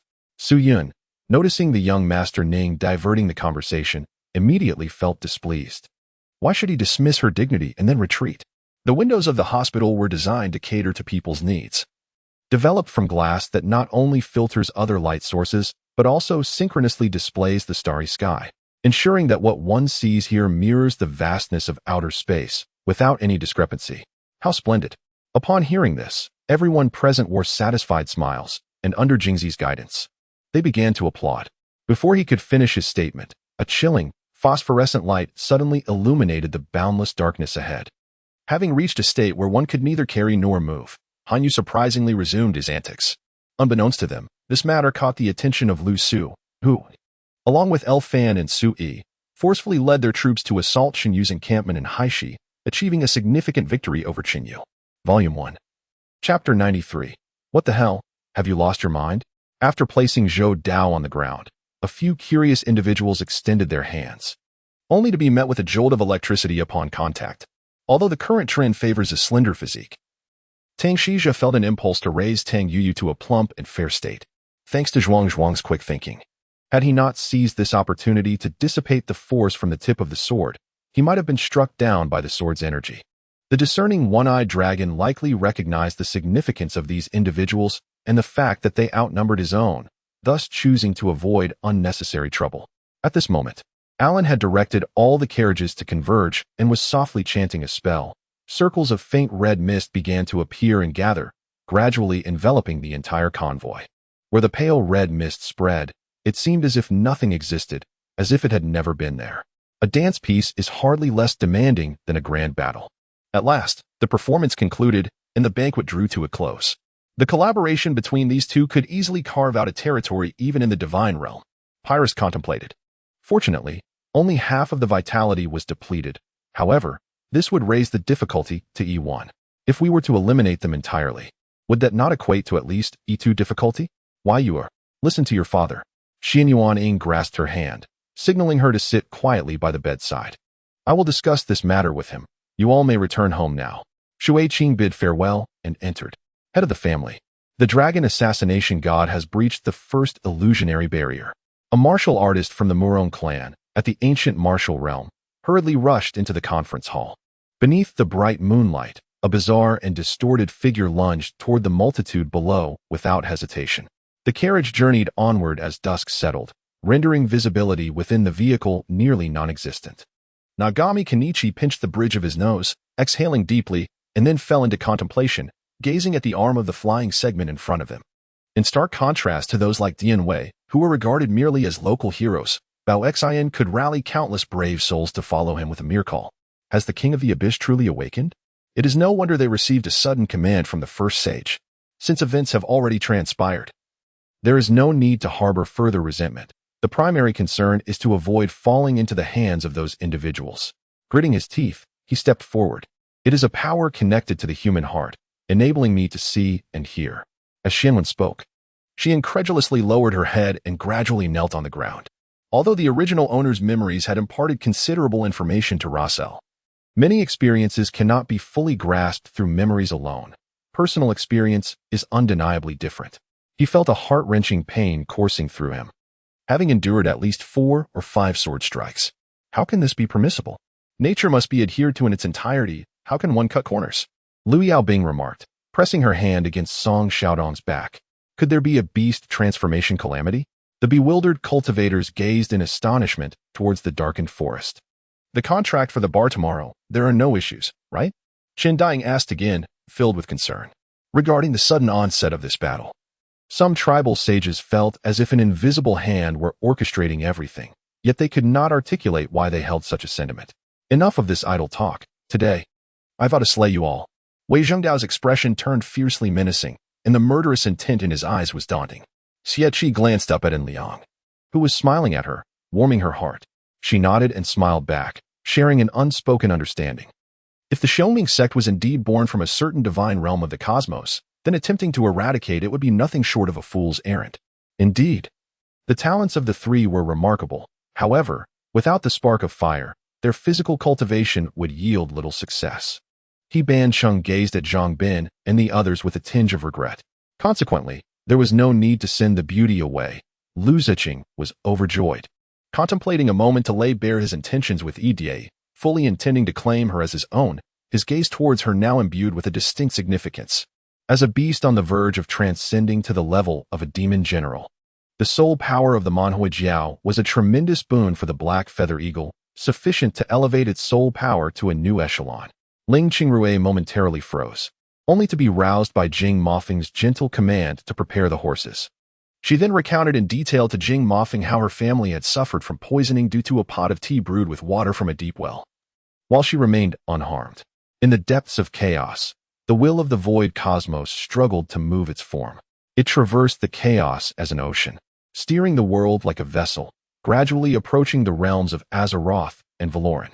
A shroud of white mist enveloped the sky, surrounding a desolate expanse. Snow fell silently at their feet, traversing millions of years of light to arrive in this seemingly beautiful world. Under the incomprehensible gaze of the starry river, Mu Yun, previously immobilized by the sluggish domain, suddenly swung its arm forward with a forceful motion, striking the side of the starry river with an unavoidable blow. Muronglan's face flushed with heat as she turned away, finding herself at a loss for words, merely nodding lightly. Yangbo furrowed his brow and lowered his head. As Zhao Hui entered the vehicle, he turned and approached the other door of the taxi. Today, the seventh princess had intended to cling to her father and mother, persuading them to allow her to accompany them to Qingyu Temple to offer prayers for blessings. It was during this time that she had overheard Prince De casually speak a few words in favor of Ling Qingrui, ultimately leading the emperor to agree to bestow upon her the title of County Princess Anjing. Muronglan bit her lip, a fleeting, indefinable color flashing in her eyes.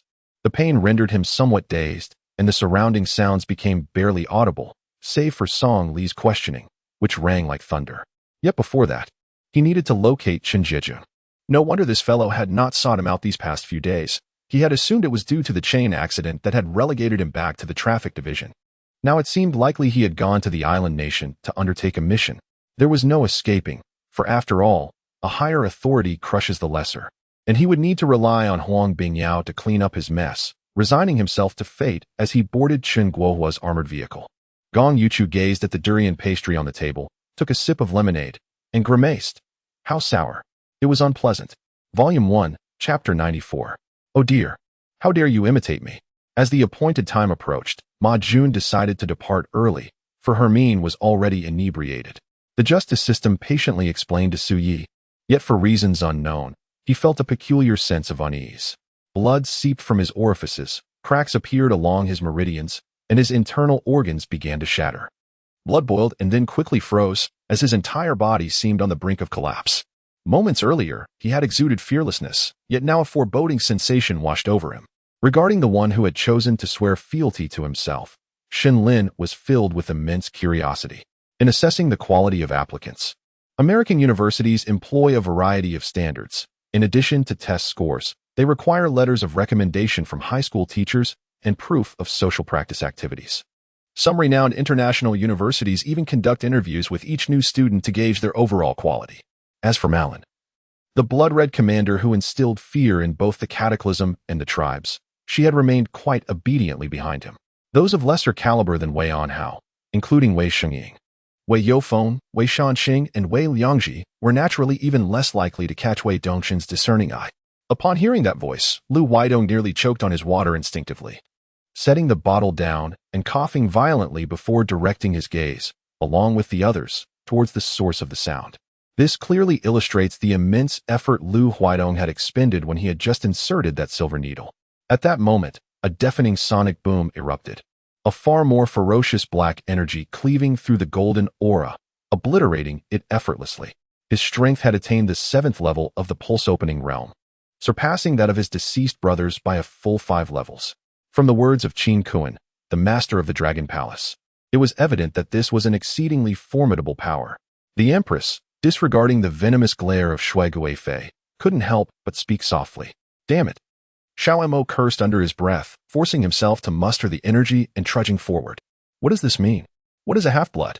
Yuan Junstin blinked, utterly unable to keep pace with Su Yan's rhythm.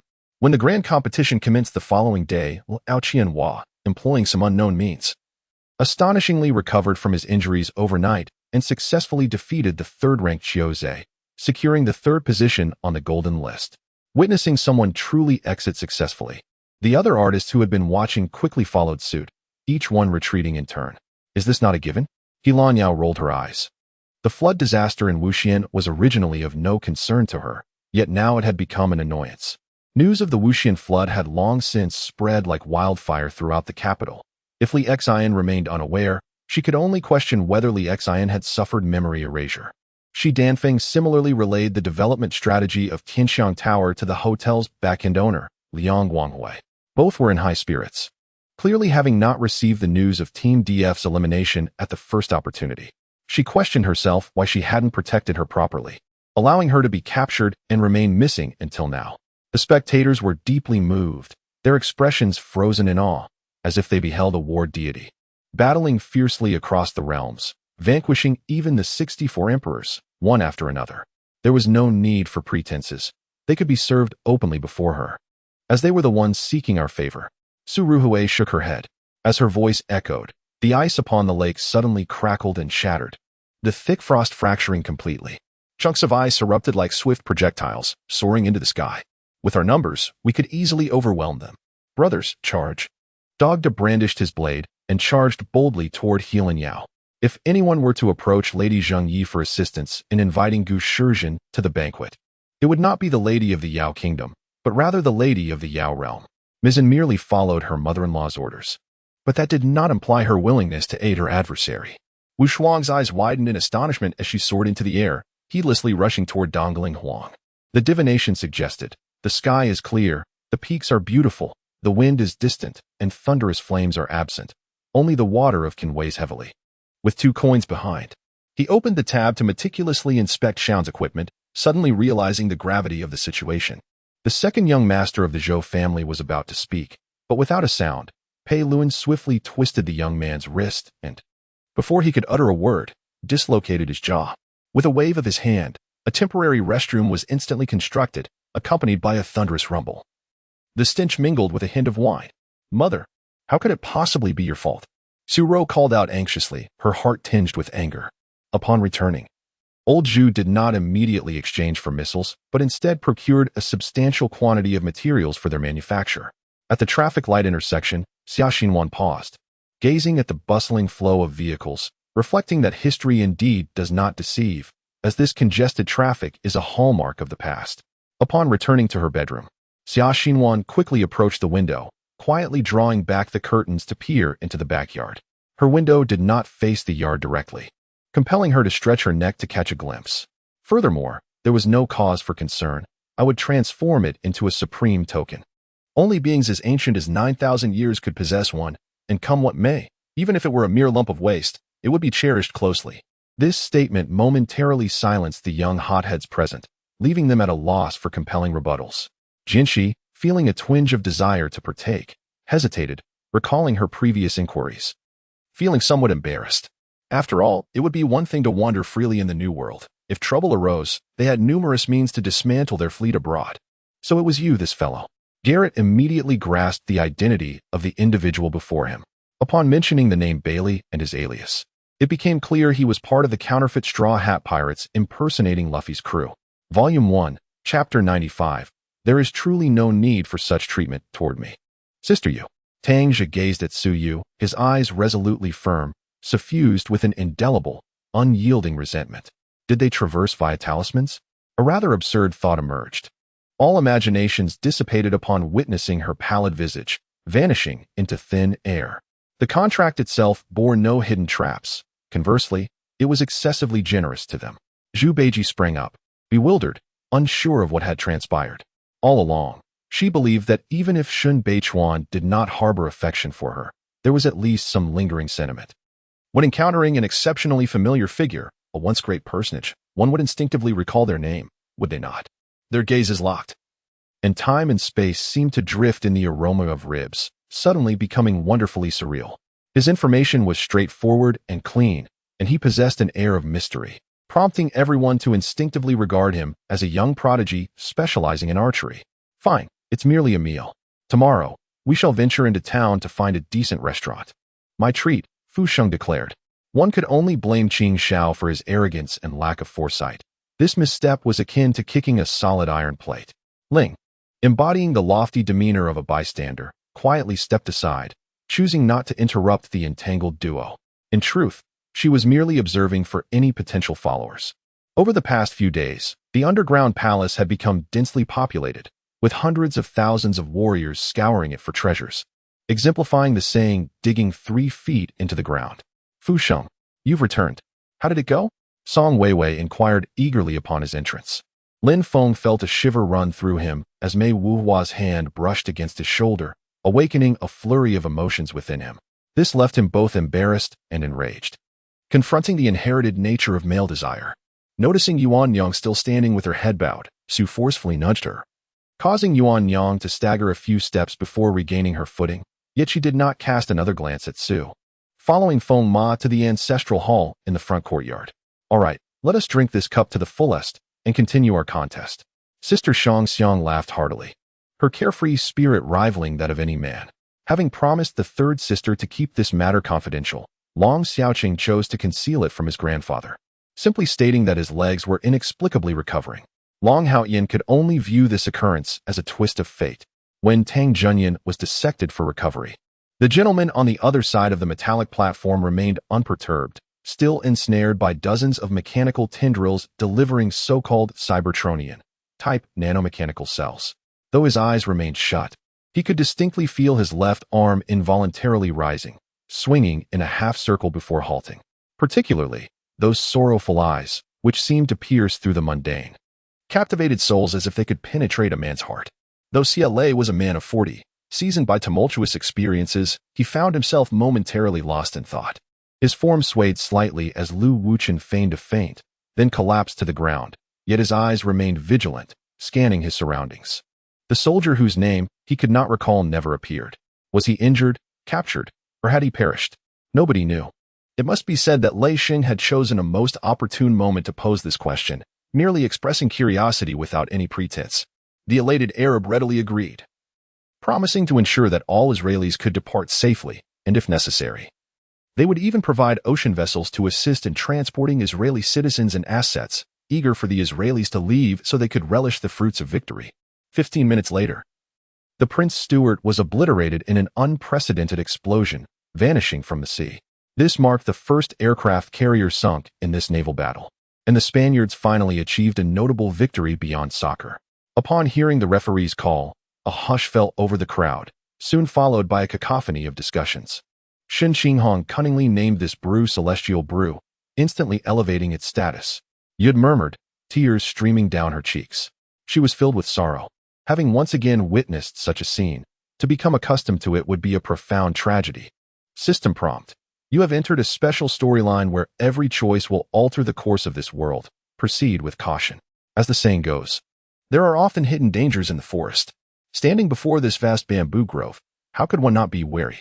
The pit was not deep, merely 20 to 30 zhang, adorned with intricate carvings. At first glance, they appeared to be mere representations of ancient, extraordinary creatures, rendered with lifelike precision, akin to exquisite works of art. Had they not already contracted their defenses? How could members of the Reversal Star Alliance still appear at sea? As dusk approached, Dongwan finally returned to the village with a plump chicken, cheerfully greeting those he encountered along the way. Meanwhile, the sudden emergence of Lu Che, the Master's disciple, elicited mixed feelings among the crowd, a tumult of emotions. At that time, she had only reached the late stage of demonic transformation. Unexpectedly, in just 2 months, she had ascended to the pinnacle of demonic power, on the brink of becoming a demon lord. Wei Yixiao's words suggested that Yin Litian was likely engrossed in the Lingzhou Palace, embarking on the path to discover divine skills. Nicholas's remarks left everyone puzzled. Yet Tianyue's pupils suddenly constricted. It cannot be said that way. After all, fleeing would offend the 3 great families of the Abyss. Although the surface of the Abyss is vast, many areas remain undeveloped and fraught with peril. Finding a way to escape in this manner at least ensures survival in the Abyss henceforth. Luo shrugged, stating, "And you even bought a gift. How self-absorbed you are." Truly believing that Tion texting you signifies agreement for a date, Zhang Yang produced the gift box, casually tossing aside his bag to free his hands for unwrapping it. The towering abomination easily smashed open the already battered gate, and the undead army formally seized the Lordaeron fortress, penetrating deep into the kingdom of Lordaeron. James once again encountered his old rival, the Celtic trio, who had consistently overshadowed him in prior seasons. One wonders how he will fare this time. Volume 1. Chapter 96. I'll make you regret pretending. P.S. Don't ask me why Su Mubai's kissing technique is so refined. I can only remind you not to forget how Yi Fan made his name in Su University, and that Su Mubai is also Yi Fan's roommate. Naruto, seeing someone approaching the giant, hastily leaped onto a large tree branch to avoid being seen in his awkward state, hiding behind the leaves as he watched the figure dart into the woods. The tunnel was not particularly spacious, constructed entirely of large stones, barely allowing 1 or 2 people to squeeze through. In the next moment, the Demon King Piccolo suddenly appeared before Master Roshi and delivered a powerful elbow strike to his chest, causing his body to cave in. Instantly, Ichio felt as if plunged into an icy abyss, as though a primal beast had set its gaze upon him, cold sweat pouring down his back. Ultimately, Naruto resolved to use his own life force to sustain him, allowing him to survive, while he himself would only lose a fraction of his life force, which he could swiftly recover. Zhu Ziming formed hand seals, conjuring a multi-layered shield before him and forcefully thrusting it forward, colliding fiercely with the oncoming frenzied treasure. However, the agility of the frenzied treasure was exceedingly high, and Zhu Ziming's shield failed to connect, evading it with remarkable dexterity. In the meantime, a yellow poisonous mist rose from a distance beneath the sea, vaguely revealing a black and yellow entrance hidden within. Yet, I like you. Do you understand? I like you. His expression resembled that of a wounded child. You four go ahead. Naruto jumped onto the high horse, pulling the cart, and urged it towards the southeast. Liango had been following me for many years. He wouldn't call me so frequently unless absolutely necessary. Though my heart was in turmoil, desperately wanting to know their situation, I understood that impatience was futile. I could only wait for the 16th birthday celebration 3 days hence to see what this ghost king intended to do. In such warm weather, encountering joyous news warmed everyone's hearts, yet Bei Gongji's cold demeanor revealed no trace of joy. However, amidst the sound of my golden bells, the cries of infants occasionally pierced through, which did not affect me, yet I noticed that their cries seemed to drift toward Long Boyan. Chen Yaming gazed at the hairpin and suddenly smiled, expressing her fondness. I took the hairpin from her hand, our fingers brushing, causing her to retract her hand abruptly, clasping both hands together nervously. When I chased after him, he had already reached the side of the car, his gait appearing somewhat peculiar.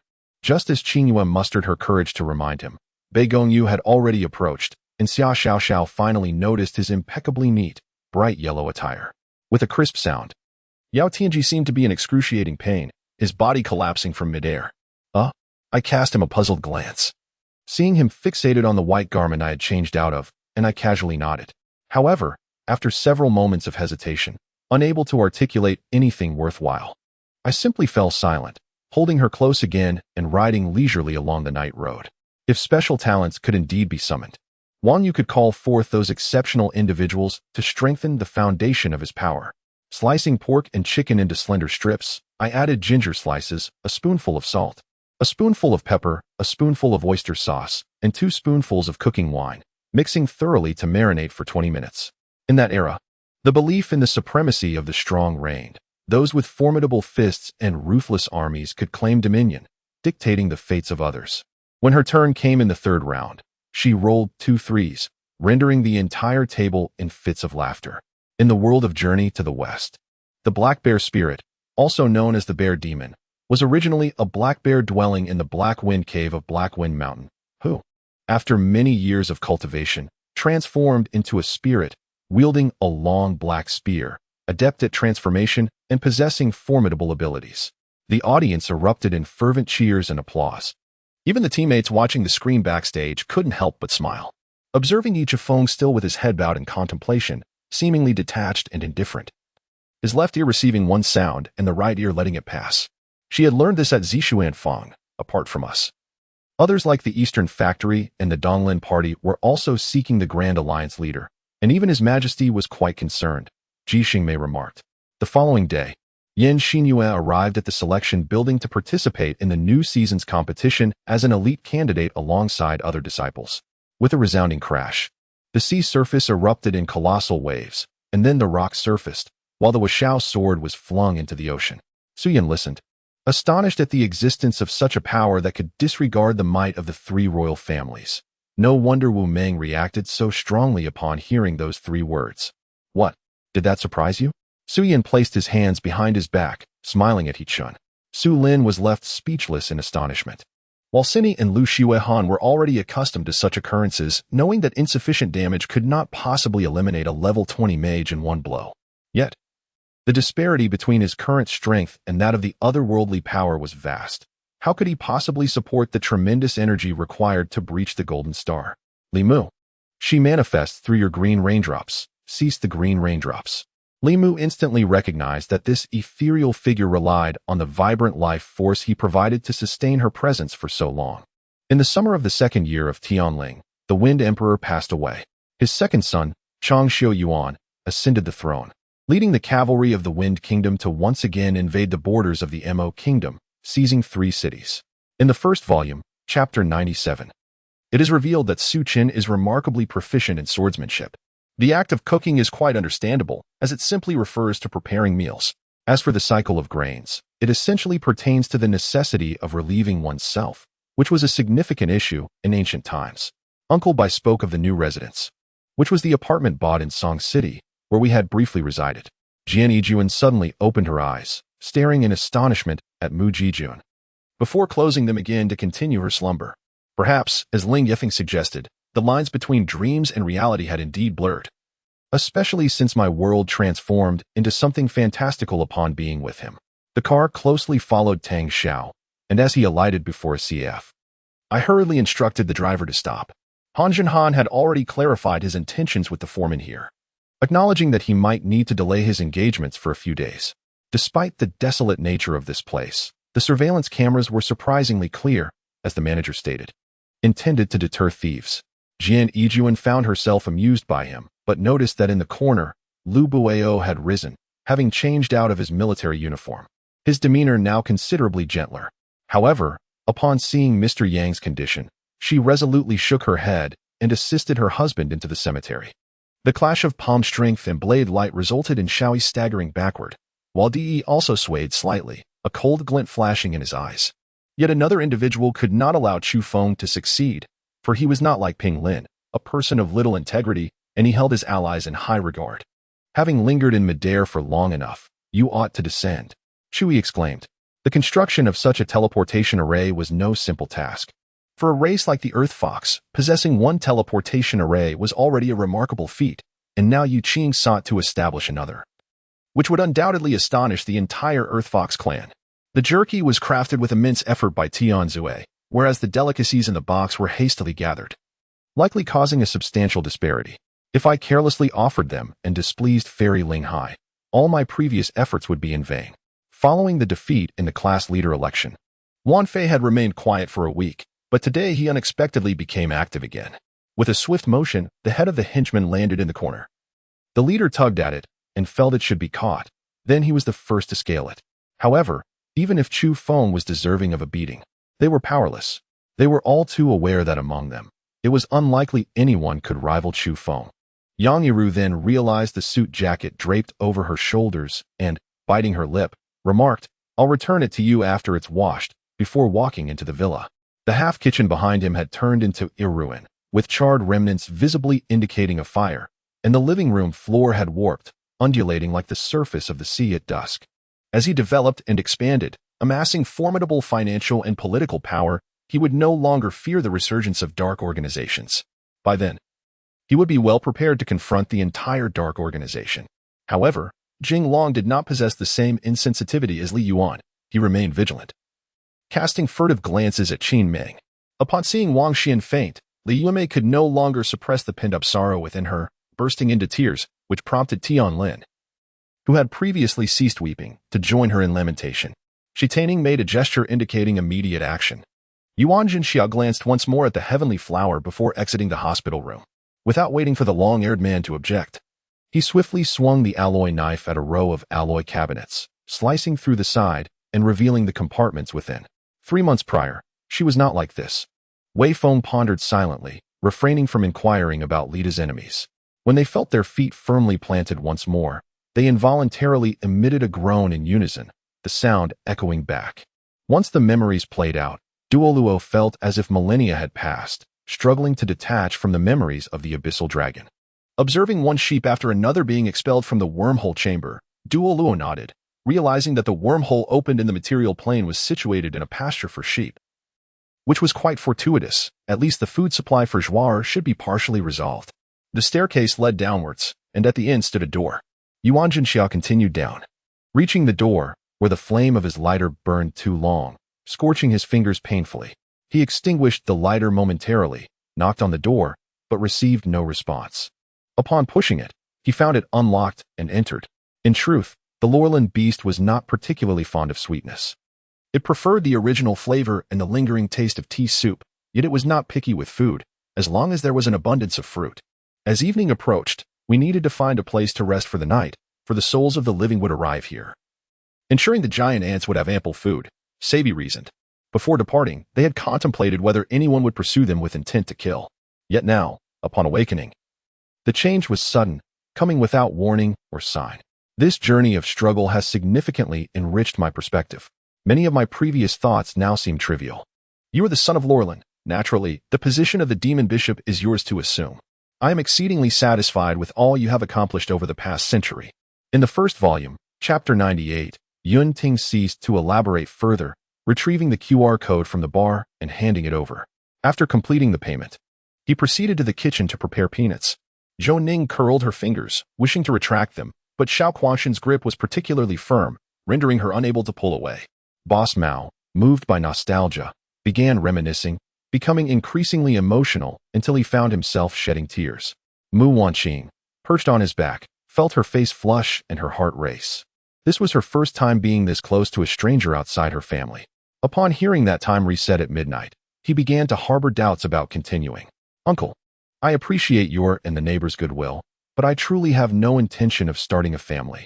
Let's put this matter on hold, Yin Ting stated earnestly. Jean Guangjuan watched Tiffany return from rinsing her mouth and take her seat again, sharing a sense of camaraderie that made a bitter taste rise in his mouth, prompting him to quickly sip from the water jug to suppress the sensation. Qi Yinchang initially dismissed the situation, thinking he would not dare confront her, as it was merely a matter of accountability and she was unafraid. Clearly, only Huang Fuyao and Jiang Pingan had made accurate guesses. Others were utterly mistaken. While Corkin did not resort to the online trend of mindlessly giving low ratings to the Super Dream due to its promotion of the Silver Star construction plan, he nonetheless harbored disdain for the plan as a wanderer from the old lands. Yinluo Wang, Xiao Wang, and Chuan Wang had nothing further to say to him, attributing the misfortune of the Singapore jungler to their unfortunate encounter with Yu Luoxing. Without a sound, he sat with closed eyes, seemingly oblivious to everything around him. He mused inwardly, the monk shall not engage in a verbal dispute with you. Nonetheless, you do possess a modicum of truth. In the world, strength is indeed essential. Following this encounter, Ziyang felt an even deeper melancholy. This farewell left him uncertain of when they would meet again. Outside the elegant chamber of Rentian, a figure clad in blue stealthily pressed their ear against the window, fully engrossed in the conversation of the three within. Rentian and the others remained unaware of this uninvited guest presence, for Rentian's astute mind recognized that certain matters should not be discussed in unfamiliar surroundings. Upon entering the grand hall, Rentian was met with the same blinding brightness, and as he turned towards the main entrance, he was astonished to find that the grand door was no longer there. Before him lay a vast expanse of white stone bricks, far greater than the grand hall he had previously observed outside Wangxin Lake. Xiaohe furrowed his brow, exhibiting little interest, his enthusiasm towards Liu Bang notably subdued, hinting at some displeasure. Zhou Qi and He Baichuan, witnessing Balian pay respects to Ling Chong, opened their mouths, but ultimately refrained from speaking further, bowing in deference. Such was the conduct of an elder, prompting Renqing and Di Qian to feel a mix of emotions yet not daring to be disrespectful. Shortly thereafter, the entrance to the mine was piled high with a multitude of zombie corpses, further obstructing their advance. The man was taken aback, as was the stern shopkeeper. Neither had anticipated that Su Banshing would assign him tasks typically reserved for servants. Mo Gue chose not to inquire further, and after a moment's contemplation, the ancestor of Star Devouring declared, "Let us depart from this place before making further plans." With a flicker of starlight, he whisked Mo Gyue away from this realm. The elders, startled by the burning heaven demon ancestor, refrained from intervening. Qingyan rolled her eyes, pondering whether the wedding rings on the day of marriage were even brought by herself. Observing his icy demeanor, her irritation surged, and she turned away in silence. In a final parting, the two shared an unspoken understanding, one seated at the head of the bed and the other at the foot. Despite the task offering only a meager reward, Su Jun accepted it without hesitation, as no other path was available. Among the people of the Qingmu tribe, only Mukun bore a surname. Even his son Lei lacked the qualifications to inherit it before becoming a second-tier warrior. In the realm of collectibles, the intermediary earns a 10% commission, which was also the source of Wang Shu's displeasure. He believed Ma Wei intended to profit from Li Qing's wealth. However, it was truly excessive for Naxier to wish to take an entire set of sofas and an ornamental fish tank back to the Blue Palace. Yang Jing, having spent 4 years in Jinling, had grown accustomed to the murky yet mighty appearance of the lower Yangtze River. Thus his impression of the river was firmly established. "Grandmother, please calm down and allow Qingyan a chance to explain," she said unhurriedly. Li Zhongkui's inexplicable cold laughter caused Zhang Yun, who had just entered, to furrow his brow. Though he soon relaxed. After receiving their silver, most people obediently departed. Even those reluctant to leave were eventually ushered away. "Forget it, I shall simply return." Concluding that it was no great matter, Tali left without a backward glance. Space was limited, and the two rested in the same room. Uncle Naj was already exhausted. Collapsing into sleep, Shi Xiaofeng, disturbed by the earth-shaking snores, quietly rose and slipped out of the room. Hence, the Holy Lord could not believe he desired nothing. If he truly wanted for nothing, it could only mean he was incapable of discerning the value of the item, for otherwise, he would possess what he desired. Volume 1. Chapter 99. Bearing Sinful Bodies. Groudon. "That fellow, this time has been exceptionally ruthless. How despicable," complained Manafi. "In this world, where there is light, there is also darkness," Sharona remarked, gazing at the sky en route to Black Iron City. Ma Xiaoyao approached from a distance, striking Bai Feng in the chest with his palm before delivering a kick, sending Bai Feng plummeting from the ring like a cannonball. That was Sidolin, the legendary embodiment of volcanic ruins. However, this one stood over 10 meters tall. Had it mutated? Sheng Dai rushed over, glancing at the Pak decks with surprise. "I have no conflict with that old master of the mysterious gate. The matter largely depends on my wife's disposition," Liang Shan stated. "Damn it." Regaining his senses, Akali immediately felt displeased. "You, a foolish swordsman, may be a fool, but you aren't afraid of death. With so little health, what do you think you can accomplish?"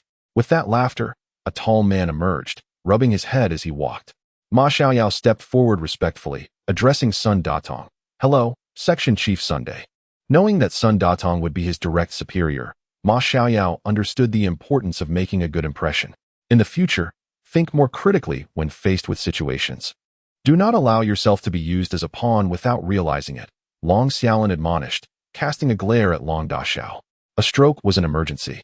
With the royal physician's treatment, the situation had stabilized, and there was no immediate urgency. Within the coffin, there were no other burial items. Only another desiccated corpse and a scattering of white feathers. The deer tribe orc, who had been called over, stood dumbfounded, staring at the tiger, his voice trembling. At the eastern end of the village, there lived a family whose head bore the surname Yu. Old Yu had 3 sons and a daughter. Having lost his wife early on, he single-handedly raised his 4 children through his craft as a basket maker. Limu shook his slightly swollen head, then retrieved the card and handed it to Chu Yun, having depleted much of his mental strength using it earlier. She glanced over at Jun Wujin. Feeling a surge of concern, it seemed he was gravely injured. In this circle, it was common for men to engage in infidelity as long as they did not bring it home or seek divorce. The wives tended to turn a blind eye. As Yun Duo stepped out of the hospital room, Mu Yang and his bodyguards swiftly surrounded her, 2 of them restraining her on either side. Beneath the ground, within a crevice of lava, a radiant 7-colored glow shimmered and danced. Thus, addressing them as Uncle Wen and Uncle Yu delighted the 2 immensely.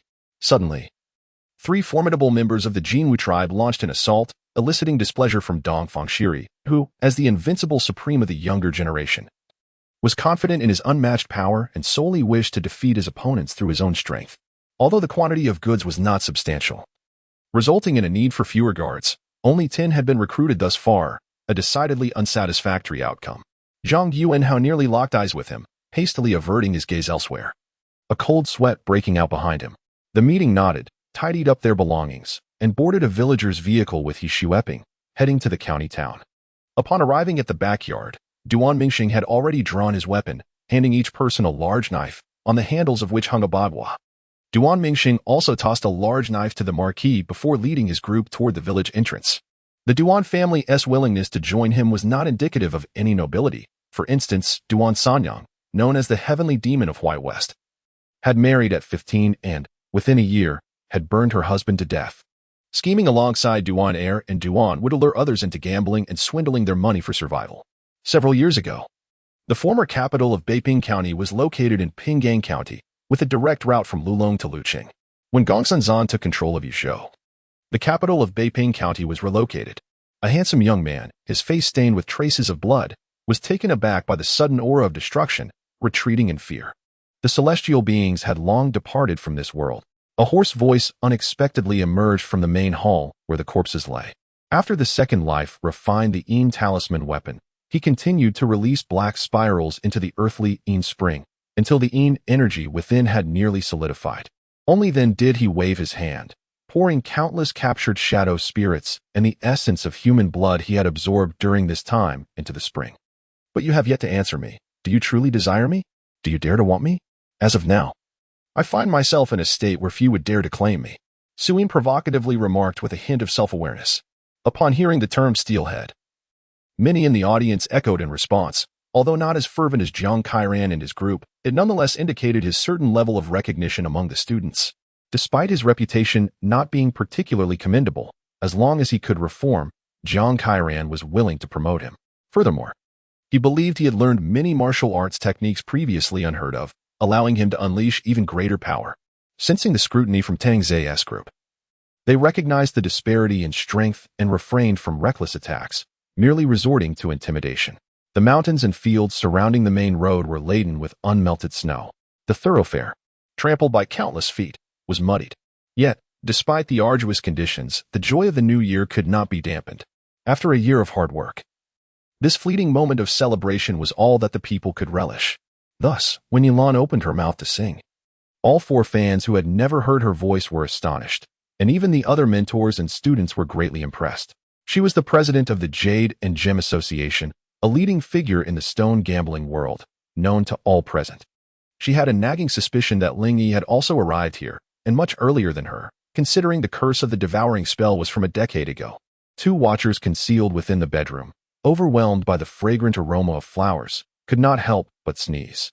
To avoid detection, they had to pinch their noses shut. This piece of armor was evidently not an ordinary iron plate.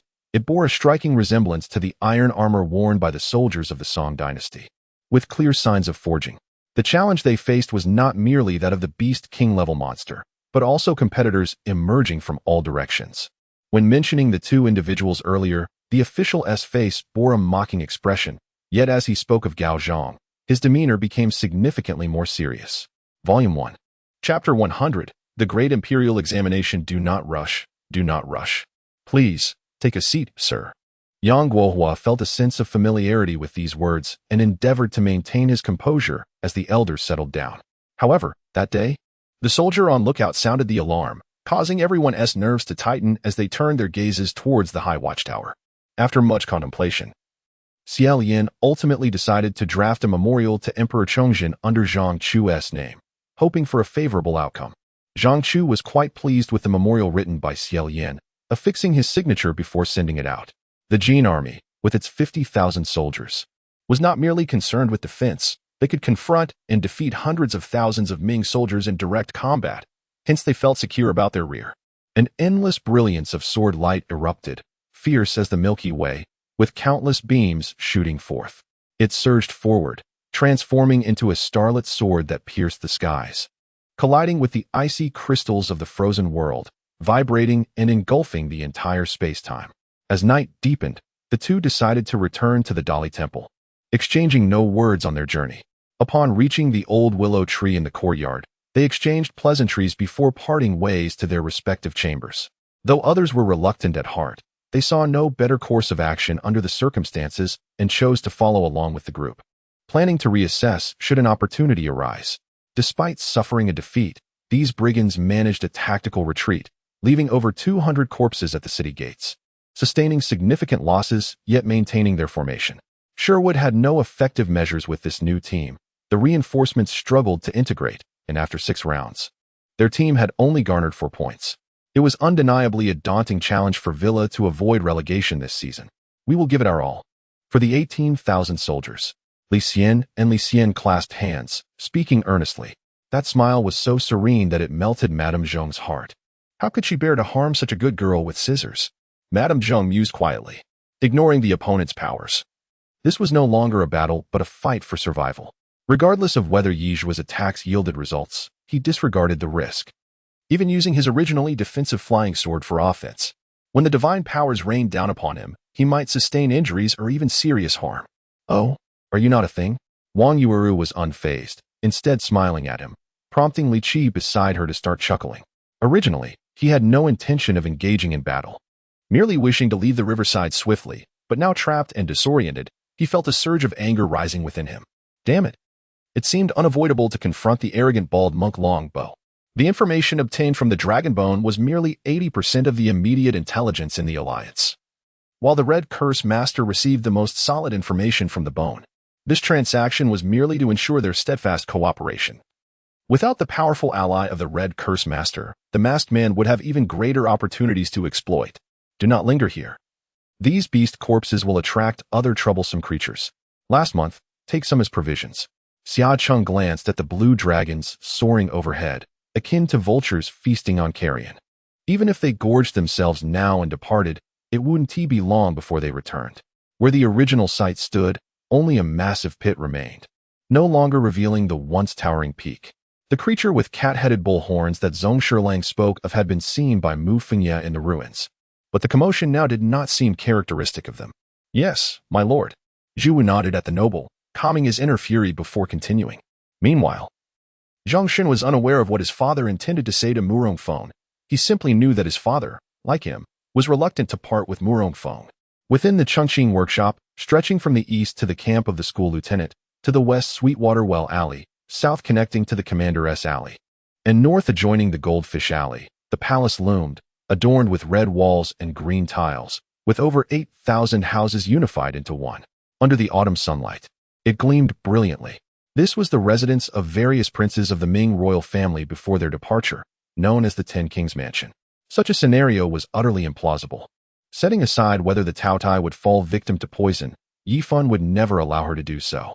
Poisoning a celestial being was no trivial matter, though he indeed desired to silence this troublesome one. Upon hearing this, Guiqin felt somewhat vexed. He clearly understood that he possessed an infinitely potential Yuan energy magic weapon, one that he had nurtured himself, perfectly suited for him. Yet, he still refused to let go of himself, which indeed caused Guiqin some headaches. What tricks do you intend to play? Zhuo Liangyu strode into the floral hall and reclined in a large chair. With merely this sword, the hero is elusive. Yet from the perspective of martial prowess, even a practitioner such as Wu Wudi, who stands among the top 10 warriors, would find his might comparable. The leader of the Red Wolf, upon catching sight of his figure, brandished his spear, his countenance darkening further, enveloped in a shroud of crimson light.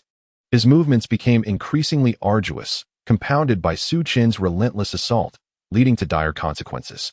Dai Yi Xinping felt an exhilarating fervor as the long-awaited opportunity to suppress his elder brother, Xian Liang, finally presented itself.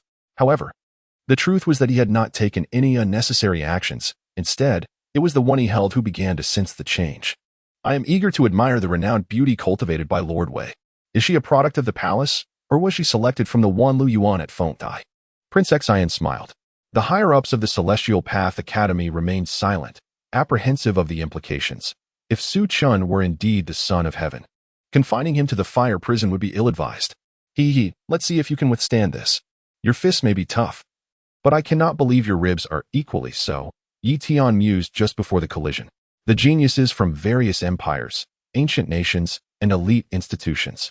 These brilliant individuals, in their respective realms, shone like luminaries.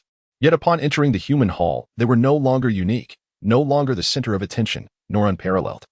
Volume 1, Chapter 101. This little vixen is heartless you, in the vast playground. pondered why Yang Ying had come to Yi family village. Feeling too lazy to inquire further and instead asked by one. However, the mountains and waters you observe now are entirely different from those you beheld moments ago. When I first learned of this news, I swore to avenge my master. Naturally, the greatest credit for this outcome belongs to Han Yi. Without her, 0 casualties would have been impossible. As the wind swept through the wisteria corridor, the blossoms had long since faded, their leaves turned brittle and yellow. At that moment, Lan Tian felt that his mood mirrored the desolate wisteria corridor, burdened with withering leaves. This mask was the very artifact showcased by Ouyang Yu, previously demonstrated by the Black Wolf and White Wolf. Donning it would render even an 8th-tier practitioner unrecognizable. He spoke earnestly, his words not amiss. Jiying had nothing to conceal and succinctly recounted the events. Then there was the so-called rock, a name that seemed quite impressive. I had heard it was a descendant of an ancient sage. Boss. The newcomer was a wiry figure with a sharp face, likely a monkey demon transformed by drugs. Lacking the baptism of heavenly lightning, still bearing the traits of a beast. Uchiha Obito, at a loss for options, vented once more to the silent Kuro. The second concubine was secretly delighted, envisioning a future where she could stride through the Yu residence unabated, with no one daring to cast her a disapproving glance. After all, he was acutely aware that if the gods did not intervene, Luo Qianye would not appear, and thus, there would be no ensuing battle. As the program drew to a close, the finale, an extended version, felt interminably brief to the fans. Come, let me check your health and see if you've developed properly, Qin Tanchi shamelessly remarked, taking advantage of her amnesia. The NASA tribe, situated along the border, found themselves unable to engage in combat. However, this was not entirely bad news, especially at this moment. I shall give it a try, if there are no issues. He should consent.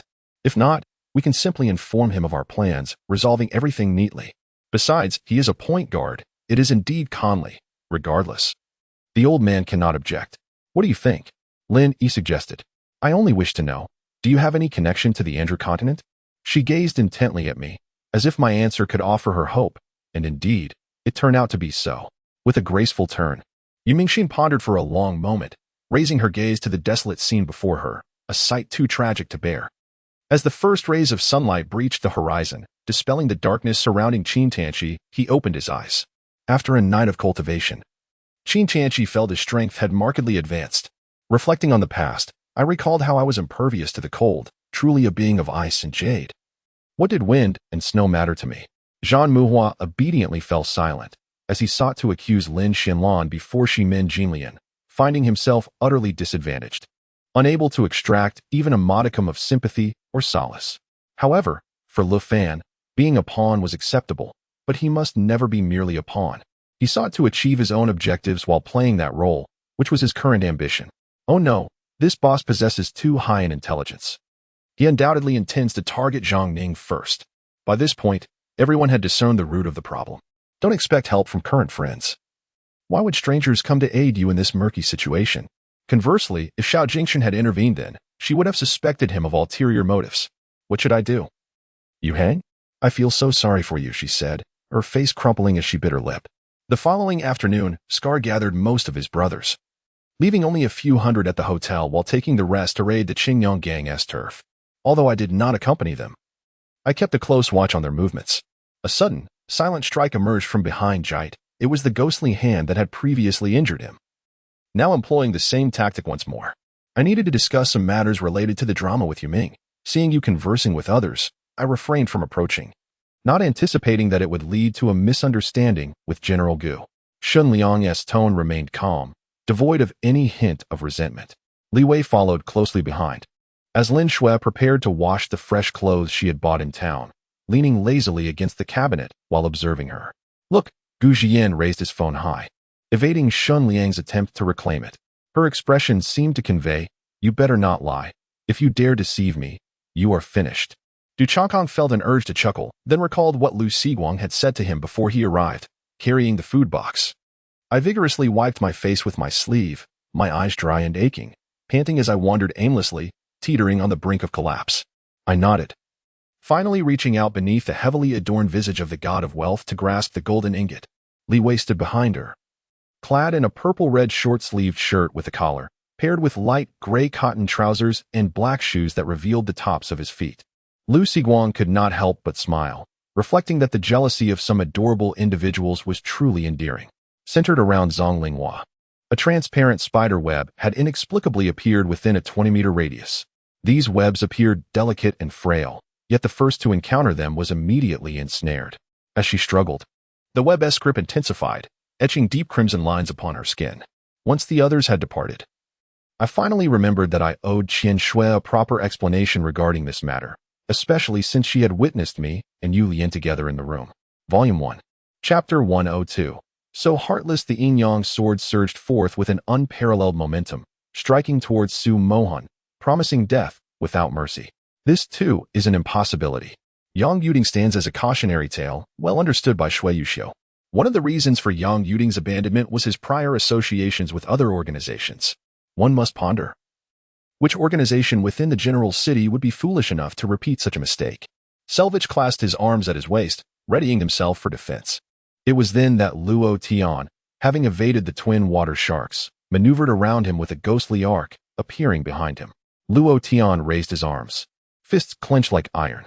However, as this was an ancient relic site, it signified that the summoners here had long since departed this world, alleviating Yun Xing's apprehension considerably. Otherwise, they would have faced a formidable entity capable of summoning countless beasts. Zhe and his companions lifted their gazes to behold a hunting butterfly flapping its wings, followed by a cascade of green dust falling from the sky. In quick succession, several Gunyo succumbed to sleep, utterly defenseless against the onslaught. To ensure Shihi's plan came to fruition, Jing Hai lived a life akin to that of an ascetic, practicing celibacy for years to enhance her abilities and assist Shihi. The technique she now displayed was the culmination of her 4 years of arduous training. Old man, if memory serves, you have always regarded me as the vanguard in your schemes. So, can I salvage this situation? Ren Fifan spoke up. Without addressing Kong Ruofei's inquiry, Zhou Shan strode into the arena, halting 10 meters in front of Kong Ruofei, squinting as he questioned. Lu Yitian, Wu Nianhai, and Xing Ziyuan rode upon ordinary steeds, while only Feng Bao rode a 6th-tier firemane warhorse, prompting all 4 mercenary groups to momentarily pause. As the inheritor of the Phoenix clan's divine fire, Yen Di elevated the Nirvana flame to a new echelon, which transcended mere divine fire. In essence, this was an enhancement of the very nature of the Phoenix clan. Gao Yu reached out to embrace him. Zi Luo's emotions oscillated wildly, teetering on the brink of collapse, filled with resentment. Should this continue unimpeded, it could lead to dire consequences, and he resolutely struck to render him unconscious. Both men let out low grunts as the silver spear and soft whip surged forward, unable to halt their momentum, crashing into the stone wall diagonally across. Should such an incident occur today, regardless of which student bore the brunt, their parents would not rest easy. Yet, in that era, with Tang Shan as the victim, the matter became trivial. Yuziluo stiffened momentarily, tightening her hold on Chenane, her feet taking flight as she soared away. Tang Shan remained indignant, unsure of how to articulate his feelings, his mouth opening and closing helplessly. Gao Yu briefly recounted her experiences post-separation and spoke of renowned masters within the Fengzixing sect. Ma Rida and his companions were ecstatic, thinking, Minister, though you may have a dubious reputation, your open-mindedness in this matter is greatly appreciated. He rose and approached the door, observing a serene courtyard guarded by 2 monks. Assessing the time, it appeared to be the dead of night, with silence enveloping the surroundings, punctuated only by the whispers of insects. Upon arriving home, Tang Jin's first act was to cover himself with a quilt, for 2 days of life on a deserted island had thoroughly exhausted him. Guo Jia was now brimming with vigor, exclaiming, You see, it is my sagacious decision that has brought us here without casualties. Had we afforded Yuan 10 more time, this place would have been a sea of blood. Countless thoughts flooded his mind. In this time of national peril and fractured landscapes, anxiousness surged within him. Amidst profound joy, the typically rational Tai Su Ryu lost some composure, forgetting even to use her escape light as she plummeted downwards. The villas of the Bao and Yi families were interconnected. When their homes were initially constructed, there was considerable space between them. However, as their relationship deepened, both families expanded their properties, resulting in the second-floor balcony being accessible through a mere iron gate. Yu Yao understood the implication in Mr. Yushan's words. Rest assured, teacher, I shall impose strict discipline. In truth, she was exceedingly stern with the children. During the protracted siege of Shenyang City, as long as the Ming forces were willing to expend resources and lives to seal the gaps. The Han dynasty troops would retreat once their losses reached a certain threshold, and they found it difficult to break through the Ming positions, thus avoiding a costly exchange of lives. However, he was now at his wit's end. With a single punch, Di Qingqian sent Luo Hongtian flying once more. This time, Luo Hongtian collapsed to the ground, devoid of strength to rise again. Silence. On what grounds do you ridicule and scorn others? Mu Shiyan interjected, unable to bear it any longer, commanding the students to cease their chatter. Shindongwe, even if he emerges, you have no one to employ. Do you still believe you have a chance? Yin Hanqing inquired sternly. The tribal leaders, led by the Xianbei clans, were left astounded. They had never encountered such an unconventional method of warfare. In the skies, 2 squadron leaders responsible for this mission were instructors in combat techniques for fighter jets and precision bombing. Observing that several ministers had grasped the situation, discussing it amicably while he remained perplexed, Emperor Murin let out a cold snort, his expression darkening. Li, throw him into the cesspit. Qin, we depart. The old man shouted angrily at Li Haiyang, pointing at the pit. Such a terrifying scene, even having been witnessed over a decade prior, still sent chills down the spines of the tribal leaders present. Can I not discern your intentions towards these dwarves? Otherwise, why would you be so eager to assist them? Since you were so diligent, I shall naturally help you leave a good impression. Elena's face began to flush, illuminated beautifully in the moonlight. Yu Qingrui had perished, and Yu Qingtian suppressed the matter, telling the family that it was revenge from enemies, silencing those who clamored for vengeance for Yu Qingrui. No, Zixing. You have aided me greatly over the years. Let Officer Zhao and me handle the remainder. Song Weili rejected his goodwill, knowing he had also endured his share of hardships. The operator and the guard squad, listening to this statement from outside the door, were momentarily taken aback, then collectively exhaled with relief. It seemed that Xin Zhaojiao had confessed, indicating that the traitor had been identified, sparing them from the tortures of military intelligence. Volume 1, Chapter 103, Women Are Just Women. Zhua Yi pushed aside Wang Ling, who had been squatting beside her, stood up, and walked forward, still weeping as she did so. I shall check the files. This matter is from months ago, and I have nearly forgotten it, replied God. Regarding the mockers, Xiaoyong paid them no heed, coldly passing by. When a late-stage martial emperor expressed dissatisfaction with his indifference, Xiaoyong retaliated with 2 punches, sending him crashing into the stone wall, stripping him of his storage ring before departing. Just as the conversation unfolded, the chaotic sounds of automobile engines and the commands of patrolling soldiers erupted from the direction of Dali 2 village near the pump room. Yu Shanghan's remarks were not merely directed at Wang Yun, but were also intentionally loud enough for others present to hear. Xiaoyong appeared slightly dazed. Beast skin of the divine realm, what audacity! However, materials with enough resilience could indeed be worth experimenting with, especially given the abundance and variety of ores available now. Yet, as they glanced at the basketball soaring upward, poised to descend, a hint of tension and gravity was evident on their faces, as if seizing this rebound was an exceedingly challenging endeavor. In the depths of God's heart, there lingered a sense of trepidation, for he was acutely aware that this request was exceedingly daunting. Should the celestial beings of the heavenly palace fail to provide an answer, his dignity would undoubtedly be compromised. Yet, this was merely Lin Kuan's conjecture, as he remained oblivious to the truth. Among the elder generation of Yuling, perhaps only a handful, such as the elders of Yuling and Aunt Ning of Putuo, along with a few seasoned souls scattered across the land, like Xiao Damo of Jinhua and Zhang Shifeng of Hunan, might possess any understanding of the matter at hand. However, an enigmatic occurrence transpired. With a mere twist of his cane, the vehicle malfunctioned completely, failing to veer as he intended and instead barreling straight towards the verdant belt ahead. It was mid-August, and with the impending school term in September, Zhang Yu had been diligently receiving foundational tutoring from Zhang Yu. Deep within, she recognized her own arrogance and the limitations of her thinking. Coupled with her already unwell state, she found herself dozing off, swaying precariously. Jinji, in exasperation, shook her head, fearful that Bai Li Shouyue would persist in his incessant calling, driving her to the brink of madness. A benevolent voice unexpectedly resonated in Su Ningxiang's ear. Startling her, she quickly realized that her every move had been under the watchful gaze of her mother-in-law, leaving her flushed with embarrassment. The suffering villagers, in their struggle for survival, toiled to reconstruct their homes. Some wielded iron tools as axes to fell trees, laboring tirelessly to find suitable sites for shelter. As for the members of the combat team, they gave Chu Yin the impression of possessing considerable skill, Yet there was an inexplicable air of disarray about them. Suddenly, Man Nyo sneezed, rubbed his eyes, and glanced around, still unable to discern anything clearly, feeling utterly disoriented. I surveyed my surroundings, aside from the dapper man. There were several peculiar entities present. I had encountered the yellow weasel before, and indeed, the other 5 immortals were also in attendance. It was said to be a matter of work, so no one pressed further, for it is common to encounter challenges in one's profession.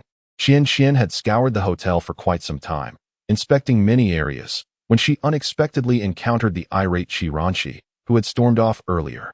A sense of fateful irony washed over her. Thus, she remitted a sum of 100,000 each month as a birthday allowance, ensuring the children's livelihood was not compromised by hunger or cold. "Why are you addressing me? I have done nothing to provoke you," Han Su retorted with dissatisfaction.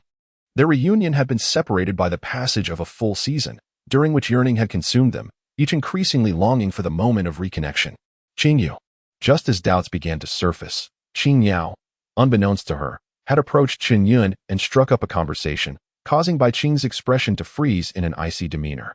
"Come here," Jiao Monrong gestured towards Xue Ming, feigning a smile. This cat, she had heard, belonged to Shi Lingjing. "Do you harbor resentment towards her?" After speaking, Xian Feng focused intently on her expression, which lacked the fury she had anticipated, instead revealing a serene countenance. "Why must you unearth her scars? Why compel her to confront such harsh realities? It was akin to enduring trials upon trials, a torment upon torment. She would rather sacrifice a decade of her life than endure such a wretched fate." Su Junxiao was similarly plagued by dreams, envisioning a day when she could enter the Jian family, perhaps even meeting Jian Yang or Luan Mei. According to palace gossip, shortly after noon, Feng Siyuan had led a group to wreak havoc in Yin Qingmei's chambers, accusing her of disrespect and injuring her personal maid. "Sister, you are truly splendid. It is enviable indeed. It seems the rumors in the palace are not unfounded. You are indeed favored by His Majesty." Xiaoho Ruo delicately dabbed at the corner of her mouth with a handkerchief, her awkward movements betraying her embarrassment. Cheng Jie vowed to reclaim his dignity, hastily making a declaration. The masked giant pinched the scabbard of Xuanjue's sword between his fingers. With minimal effort, he twisted it downwards, bending the blade into an arc. A gentle tremor of his fingers sent Xuanjue's sword spiraling from his grasp, embedding itself in the ground after 2 rotations. "Ready, my friend. I shall heed your every command," the plump man replied without hesitation.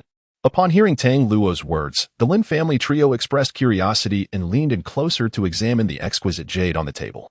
Meanwhile, the white crow paid no mind to the young man, extending its pink beak to peck at the frog leg, contentedly carrying off the morsel. Gazing at the unconscious Ruan Jinan and the dark purple stains on his arm, everyone's hearts raced, particularly Xiang Yang, whose eyes brimmed with tears as he began to weep. Volume 1, Chapter 104. It's all a ruse. She was still some distance from the vehicle, and running towards it was no longer feasible, as the engine had been restarted and was slowly moving in a particular direction. Zilio Lu and the others began to contemplate various thoughts.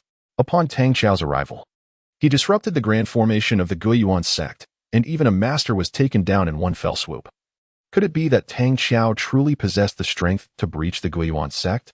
"My lord, Sister Phoenix is currently in seclusion, seemingly gaining insights into the path of artifact refinement, and she may soon attain a state of consummate mastery." Fire Phoenix hesitated slightly, but eventually voiced her concerns. Su Shuiyan chose not to comment further, instead inquiring about the specifics of the constraints. As for Peng Guodong's recent peculiar behavior, she had her own methods of discernment. If someone she had known for decades remained unrecognizable, she would have no face left in the world. With a wave of the village chief's hand, several men armed with sticks surged forward towards Chiyoyu. "In truth, my thoughts were inspired by the earlier remarks of this comrade," Chiyoyu smiled. Glancing at the man who had just spoken, Zheng Xiaodong raised his head, revealing a strange smile. "Of course, it is a good thing." As he spoke, he pressed a towel against Su Shuyun's face, while his other hand firmly held the back of her head, pinning her against his chest from a distance. It appeared as though they were lovers embracing. Today, that La family did not adopt the usual royal demeanor, arriving early instead. Noticing the emperor's gaze, they hurriedly approached. Although somewhat reluctant, Xiao Yang would not leave Mu Huanxue waiting indefinitely, so he stood up and made his way to the designated meeting spot. As Lin Zhongnan had remarked, in this world, many seemingly impossible feats are, in fact, quite feasible. In the blink of an eye, Qin Liang had spent half a month at the Black Tower training camp, now bare-chested, revealing scarred wounds on his back. At times, his vigorous training would split the scars, exposing the raw flesh beneath. Despite not being overly exposed, Zhao Rujian's bold and courageous demeanor cultivated an unusual atmosphere. When the Primal Realm warriors unleashed their savage slaughter, it echoed the earlier carnage wrought by Luo Yi upon the dual gates of the myriad races. Almost none escaped unscathed beneath the rebirth realm. What does the Primal Realm signify? It represents an existence where the foundation of the Great Path has been established, capable of constructing one's own chaotic world, a terrifying entity. Across the expanse of heaven and earth, such beings can dominate a region, on par with the former head of the Xiao sect, Jiang Lishi. From the side of the Xiao Principality, they had not dispatched anyone directly, but due to their long-standing amicable relations with the Academy Alliance and frequent trade activities, they maintained an embassy on Tian Tangstar, and this time, it was indeed the ambassador stationed there who had come, a figure of sufficient stature. Instantly, a powerful figure at the Dao domain level bellowed loudly. His eyes burned crimson, driven to the pinnacle of excitement. The ring is the couple's ring shared between him and Tian. Moreover, astute internet users have unearthed old photographs of him wearing the ring, clearly revealing the striking resemblance between the two rings. Zhong Zhongyu and Niu Hongsheng soared toward the southeast, and soon, an immense mountain range came into view. Scattered across its peaks were stone houses hewn from the cliffs, emanating a primal aura, with numerous peculiar-looking beings from different races present. The useless husk floated 3 feet opposite the Dantian, and before long, the need for the sacred wheel's roots re-emerged, engulfing the useless husk and drawing it into the Dantian. Players of this game were in constant motion. Though their movements lacked elegance, they effectively reduced the likelihood of being struck on the head. Beneath the bamboo trees lay a white hemp stone, half buried in the earth, inscribed with the words Long Family Old Village. The reverberating sounds echoed, and the fluctuations of magical energy spread in all directions, thanks to Song Yu's relentless rampage over the past 2 months, deterring many nearby beasts from investigating further. As the saying goes, when parents are alive, do not wander far. Li Xiao had been away for several months, although he rarely voiced it. He was deeply concerned about Ningxiang village and eager to learn how it had developed. Despite the distance of the screen, Chu Yi could still sense the terrifying aura emanating from the 9 figures. The onlooking citizens felt their intelligence insulted and were indignant, simultaneously dispelling any doubts they had about Yucao Hall. The more he pondered, the less he could sleep. He tossed and turned in bed, sitting up and lying down repeatedly, unable to find rest. At that moment, Thug number 1 was filled with terror. He attempted to draw the gun in his hand, only to realize it was still held by the other party. If Chu Yi's guess was correct, this stone door separated the inner and outer halls of the Flame Palace. Before they could react, the heavenly tribulation did not wait for anyone. Just as they were taken aback, the lightning tribulation descended. Thousands of lightning blades, composed of pure electrical force, rained down, each imbued with tremendous destructive power. Suddenly, on the elongated palm, a brilliant purple radiance converged, exuding an ethereal aura that was ancient and immortal, emanating from the very light. After distributing gifts to everyone, they inquired about Huanxin's experiences in the Tianyan continent. And it was only at Xuanqing's prompting that Huanxin was allowed to return to her cave for rest. In Volume 1, Chapter 105, Feeling Unwell Below, Ye rummaged through her sleeve pocket and finally produced a handkerchief to offer. She saw Yuji lift her head unsteadily, prompting her to step forward quickly. Shin Mingxi did not resist futilely. The situation was already determined. It was not Wu Yuji, but another member of the Wu family. All eligible members had wives, and the Empress would spare no hesitation in eliminating obstacles, believing wholeheartedly in her well-intentioned plans. With a thunderous crash, when the immense fiery hand descended before Zhao Yi, a colossal door imbued with mockery abruptly rose, forcefully deflecting Bon's palm. Hearing this, Zixio immediately shut off the video. His face darkened as he searched for something, missing the subsequent dialogue. Under the dual fusion attribute attacks of 2 powerful forbidden spells, the flung beasts were swiftly torn apart, dissipating into streaks of light. Nangong Yu retreated hastily, wounds continuously appearing on his body under the overwhelming pressure, yet for the moment, he managed to avoid total collapse through the masterful evasion. She could not afford to lose face or swallow her pride. She was determined to retaliate, ensuring Chu Anren understood that she was not to be trifled with. One could only hope. Mu Yu remained unsettled, meticulously instructing everyone on how to navigate through the first layer of the magical formation. The celebratory firecracker sounds from the island city's fishing port shattered the tranquility, marking the commencement of the first sea voyage post-liberation with a grand maritime sacrificial ceremony. She did not mention taking Gongzi out of the palace. In her heart, she always remembered the moment she sought his assistance for Gong, and the haughty look in his eyes. "Is the head of the family present?" Qiu Sanqi Zhai inquired, handing the reins to an approaching servant. A warrior at the 15th level of the Yinyang realm escaping from a place reputed to be inescapable even for reincarnation realm warriors was nothing short of a profound irony. Su Yunbang hesitated to approach, suppressing a torrent of words, quietly bringing the old lady inside, prompting Meng Yuhong to burst into laughter. After all, the vampires depicted in films are crafted to terrify, and thus are portrayed in the most frightening manner. In reality, true vampires are somewhat similar. But Michelle is a unique case, appearing as an innocent girl. Wei Yang was not just before her. Her father had just called, and nothing significant seemed to have transpired, leaving her feeling as though she had lost much. The ninefold domain, where the source monarch reigns supreme, allows its inhabitants to summon winds and rain, with a mere stamp causing the heavens to tremble and the earth to shatter, placing them above all living beings. Yet, those source monarchs born in the ninefold domain have seldom ventured beyond their homeland to the source great world. Does Gongzi understand the reason? With her role template layered, Wei Yang was already distinct from ordinary individuals, having long been counted among the awakened, though she remained unaware of this truth. Another thought, imbued with attribute attacks, emerged, and the man, bracing against the chilling aura, bore a faint smile. "What?" Shui Yin exclaimed, consciousness plunging into an endless abyss of illusions. Everyone remained bewildered by the unfolding events. How could it be that, just as it began, Su Xiong fell after colliding with someone? "Who the hell are you?" The leader of the evil Eagle Gang erupted in fury upon seeing his second-in-command lifeless.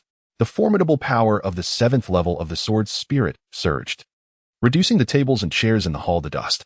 Though these individuals had not vacated their original positions, such a dual identity caused considerable distress among many high-ranking figures, resulting in numerous slaughter incidents.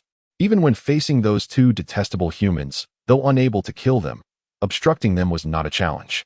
The proud purple sovereign lifted his head, declaring, "Qi Buofeng" felt a wave of nausea. He was appalled not only by Jin Yuji's shamelessness, but also by his own insincerity, uttering such repugnant words. The first was nearly perfect, yet too ugly. The second and third were equally unacceptable in any scenario. Within 5 minutes, Brother Fei emerged, disheveled. One of the 3 sisters also appeared, adjusting her attire with flushed cheeks, indicating a brief encounter with Brother Fei. Since the conversation had reached this point, there was no need to discuss anything further. However, still contemplating the rewards to be gained after the completion of future plans, what did this current grievance amount to? After all these years, they had endured. So what were 2 more years of hardship? Yu Shang's head nearly sank into his neck, his nape blushing pink, clearly embarrassed. Yet, he had never anticipated that someone could transform into the undead. Was it a matter of the soul departing, or perhaps a state of bodily rigidity? Dongzi watched as Mangzi threw a tantrum without uttering a word, yet inwardly, he found it quite amusing. In his pursuit of being with Feng Xiao, he willingly parted with the ancestral ring and even exhausted the family's savings. Had he known that Lang Mu truly laughed, he would have surely fainted on the spot. In the first volume, Chapter 106, titled Loyalty Beyond the Heavens, Yan Danqing, the scene unfolded quietly. Tu Hengsha and the parents of the Fan family were drowned in sorrow, oblivious to the sudden sound of a scuffle that startled them. Upon turning around, they discovered that Shui Pei had been knocked to the ground by Su Rongyu. He unleashed a gust of powerful wind, striking Su Yishuan fiercely, sending her tumbling through the air. Thus, she began reciting the names, interests, and various detailed information about those distasteful relatives to Yezi. The warm touch of their palms pressed together conveyed a gentle softness, radiating warmth that seeped into his heart, softening it as well. If Lu Muchio had been blushing with embarrassment just moments ago, now she was seething with anger, her body radiating an aura of dark energy. This cavern was evidently revealed after a landslide due to torrential rains, subsequently discovered by the nearby villagers.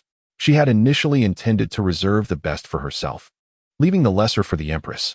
Although the Emperor held little regard for the Empress, he never scrimped on her provisions. Moreover, the Empress had her connections within the inner court, ensuring that what was sent her way was of high quality. Though the elves, represented by Bobby, refrained from engaging in human conflicts, they would not stand idly by should anyone attempt to harm Yin Su. Furthermore, Yin Su was not involved in any malevolent deeds. The actions of Count Hoffman were also detested by the elves, who naturally did not mind lending a hand. On that particular night, as she exited the banquet held by the Zhou family, she heard a weeping sound emanating from somewhere outside the courtyard. Cheng Wulong had been exhausted over the past few days, not only due to a lack of rest, but also from laboring with utmost concentration. As he placed his hand on his sister's pulse, he straightened his previously slumped posture, startling Lung Yi. The voice of Morong Fei was melodious, akin to pearls cascading into a jade plate, a delight to the ears. Suddenly, a stream of blood floated from Feng Shu's arm, a bright red liquid shooting forth, accompanied by a vivid crimson numeral. Thank you all for coming to assist me amidst your busy schedules. Lonely Rain sincerely expressed to the players who had come to offer their help. Lu Shuahua glanced at her military watch. It was already past 4 in the afternoon. Pursuing blindly into the dense forest posed significant danger.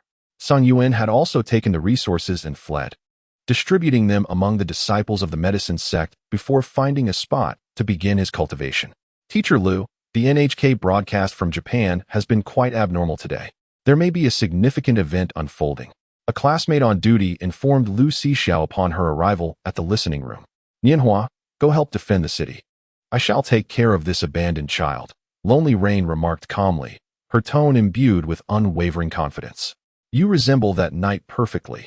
However, if you cannot improve by tomorrow, it is impossible for you to remain. The voice on the other end of the phone, by Yunshan, murmured softly, awaiting Han Shui's next words. Before he could scrutinize closely, the flying fluff vanished without a trace, and suddenly a voice resonated in his mind, startling him greatly.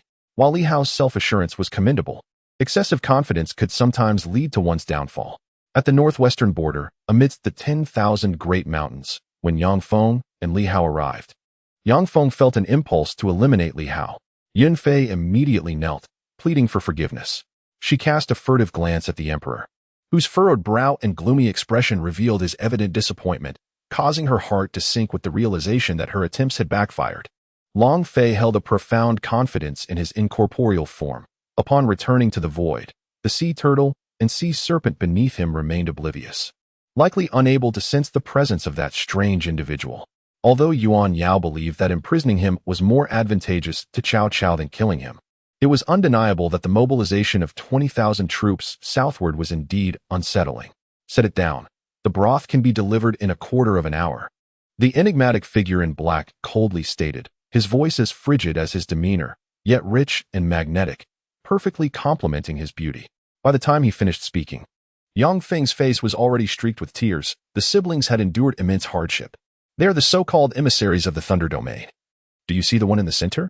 He is the one who murdered my sister. Even without their masks, I can sense his aura immediately.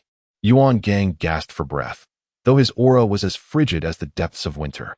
Detain him. Do not let him escape. The shamans behind him quickly echoed. Wang Qi pushed against the door twice, only to find it unyielding. Was the assassin not prepared? How amateurish. Yet, upon further reflection, it made sense. Whether it was Lu Xiao or Yishan, they were always accompanied by bodyguards when they ventured out, and no one dared to target them. In the ensuing time, no one came to visit me. I endured for a long while.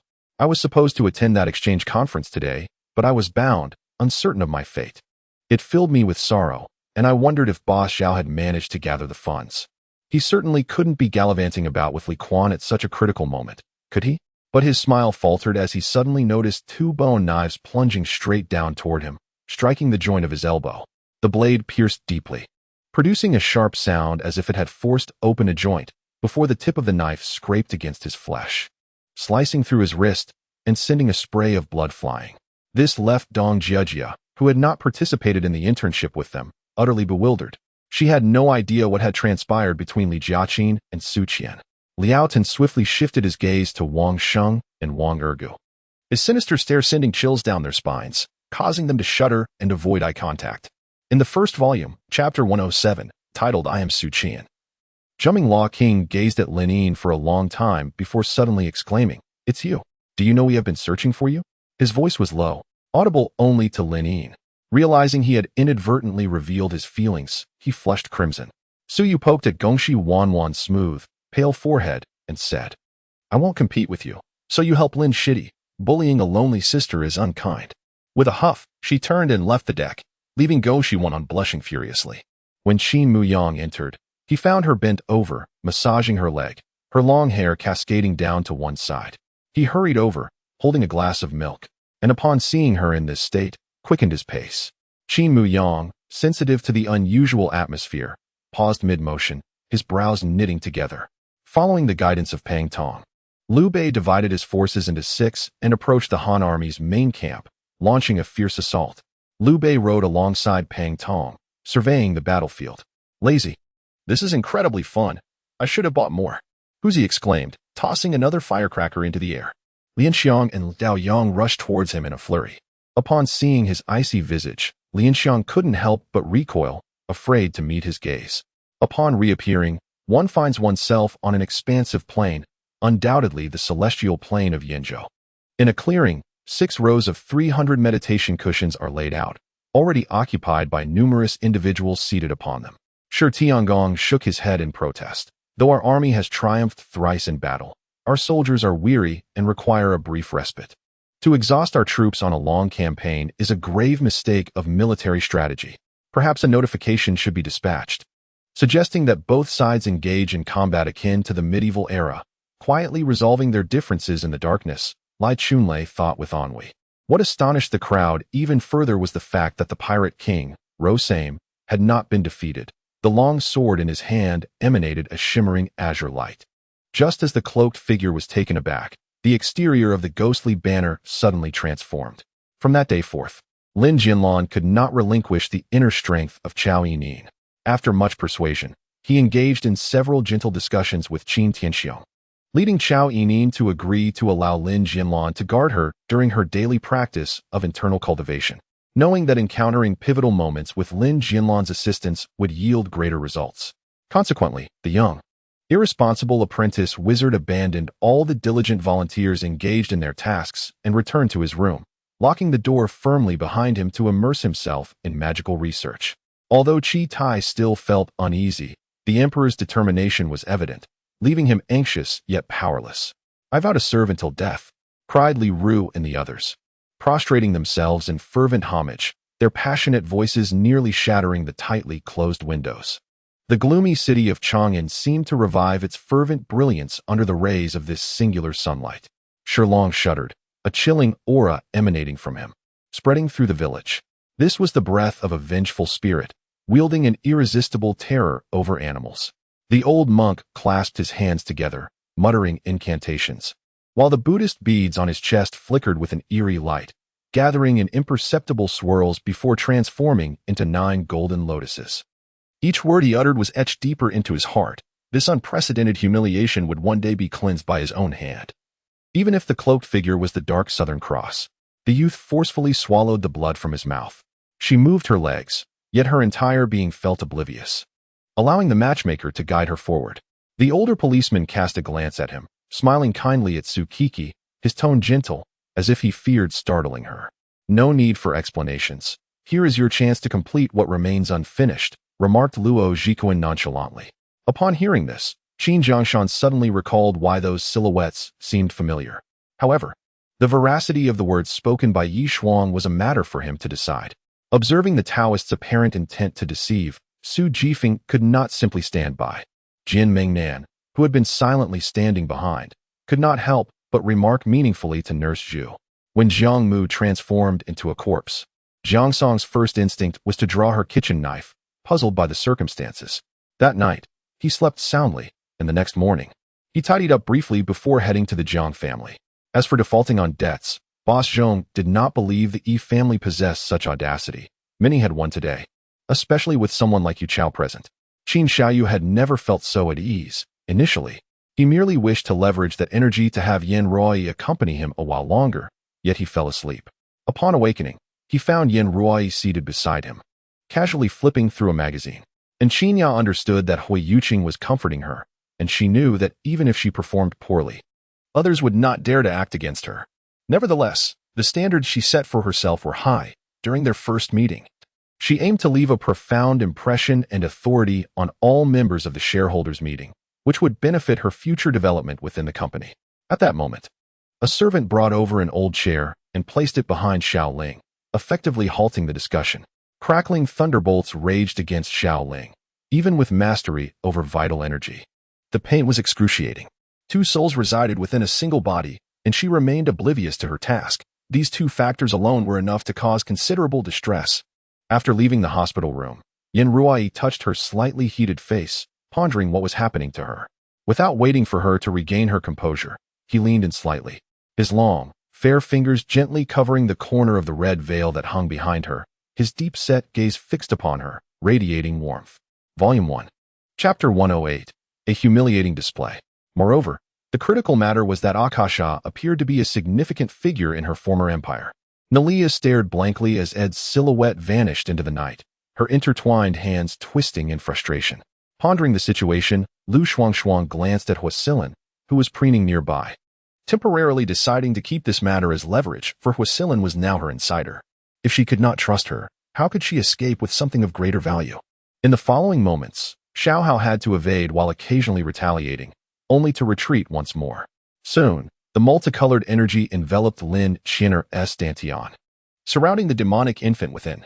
By the time the vibrant energy departed from Lin Qianer Dantian, Yang Feng could no longer see the demonic infant. Although the rules of this world were maintained by Talia, the creation and development of the divine realm were not within her control, rendering this world still somewhat mysterious to her, with many aspects unknown. The world fell silent, not a whisper of wind stirred. Yi Zihan could only hear her own breath and heartbeat, while all other sounds faded away. The volume was already quite clear. Experts knew precisely how much could be produced. An 8 million price could yield nearly 10,000 in profit for the buyer, though exquisite craftsmanship would yield further distinction. What exactly do you intend to accomplish? He queried, as if he often posed this question, yet seldom received a distinct answer. It was truly disheartening. The fierce and ruthless lord who knew well that this pearl fairy was unreliable, yet everything had already changed beyond remedy.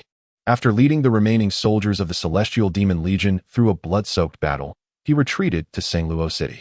Upon seeing everyone turn their heads, a narrow passage appeared before him, and he swiftly dashed inside. Meanwhile, the low-ranking cultivators had long since become mere spectators. Their lives and fortunes were already staked on the contest between Yu Tian and Xin Wanqing, which explained their uproar upon witnessing Yu Tian confronting the adept of the Dao lineage. "Miss Liangying, what brings you here at such a late hour?" I inquired disdainfully, probing her identity with my spiritual power.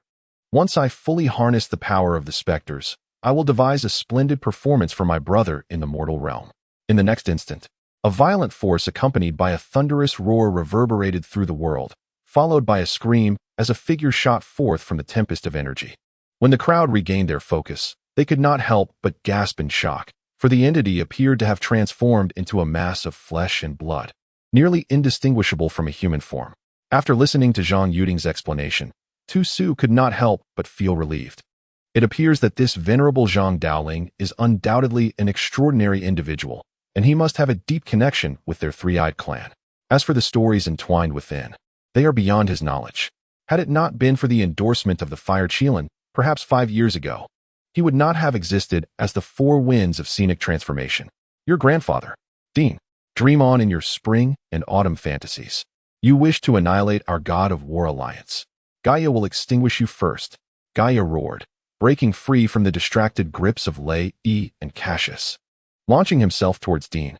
Amidst all this, the hunter dragon understood that without dismantling Han Fei's formidable defenses at Baozi Mountain, safety would remain elusive. Thus, he led all dragon beasts in a full counterattack against Han Fei. Cici and Mimi watched in bewilderment as the siblings conversed, aware that a new model of smartphone had been created, one that was far more aesthetically pleasing than their Apple IV, stirring excitement within them. Initially, he believed that his survival was merely a stroke of luck, validating the existence of Earth and acquiring some of its technological advancements. Upon arriving in Hollywood to shoot a film, he faced numerous challenges from bodyguards, action stars, and boxers, who made no distinction between martial arts celebrities and true martial artists, or perhaps chose to deliberately overlook the matter. After hastily learning the sequence of events from Zhang Yong and the others, he rushed over alone. Following Yi Jingwen's departure, He lay down for a while, then truly followed her instructions, struggling to stand up. The seats of the C-47 transport aircraft were arranged along the sides of the cabin, with an aisle in between. An officer from the Ministry of Internal Affairs sat opposite Sokov, glaring at him with a ferocious gaze. If looks could kill, Sokov would be severely wounded even if he survived. What are we waiting for? Let us depart swiftly, Lubo said, as he and Mu Yun rushed towards the statue at the center of the ancient city. Under the influence of alcohol, his thoughts reached an almost inconceivable level. As he began to write, he felt invigorated, even tempted to hum a tune. Those who had managed to survive until now were undoubtedly the pinnacle of the Six Harmonies realm, possessing formidable abilities and unparalleled strength. Gu Niwei and the others remained silent, deciding it was best to leave matters to the men at home. After a brief, fruitless search, Yu Chun began to harbor doubts. Yet according to the mysterious person's instructions, there was no error regarding the distance. As for what opportunities lay within this vast area, only heaven knew. After escorting the workers back, Mu Qingyu vanished to an unknown location. Ultimately, he discovered her leaning against the balcony railing, gazing into the distance. Volume 1. Chapter 109. Competition in the courtyard. Lan Feng, somewhat unhinged, shouted as he pursued the already sprinting Shi Huayu with determination. Few from the large family moved. Their entire family enterprise was rooted here, not something that could be swiftly resolved. Moreover, they had come with the intent to annihilate them, leaving no chance for escape. I hastily evaded, darting up into a tree, and just as I was contemplating my descent, a sudden cloud of ash fell from the sky, enveloping them. What? Do you look down on me? Ning Rabbit glanced at Lin Kuan, a mischievous smile playing on her lips. Having gone 2 consecutive years undefeated in domestic competitions, one wondered if this buzzcut youth could provide the thrilling battle I anticipated. Haha, I suppose I shall soon find out, shall I not?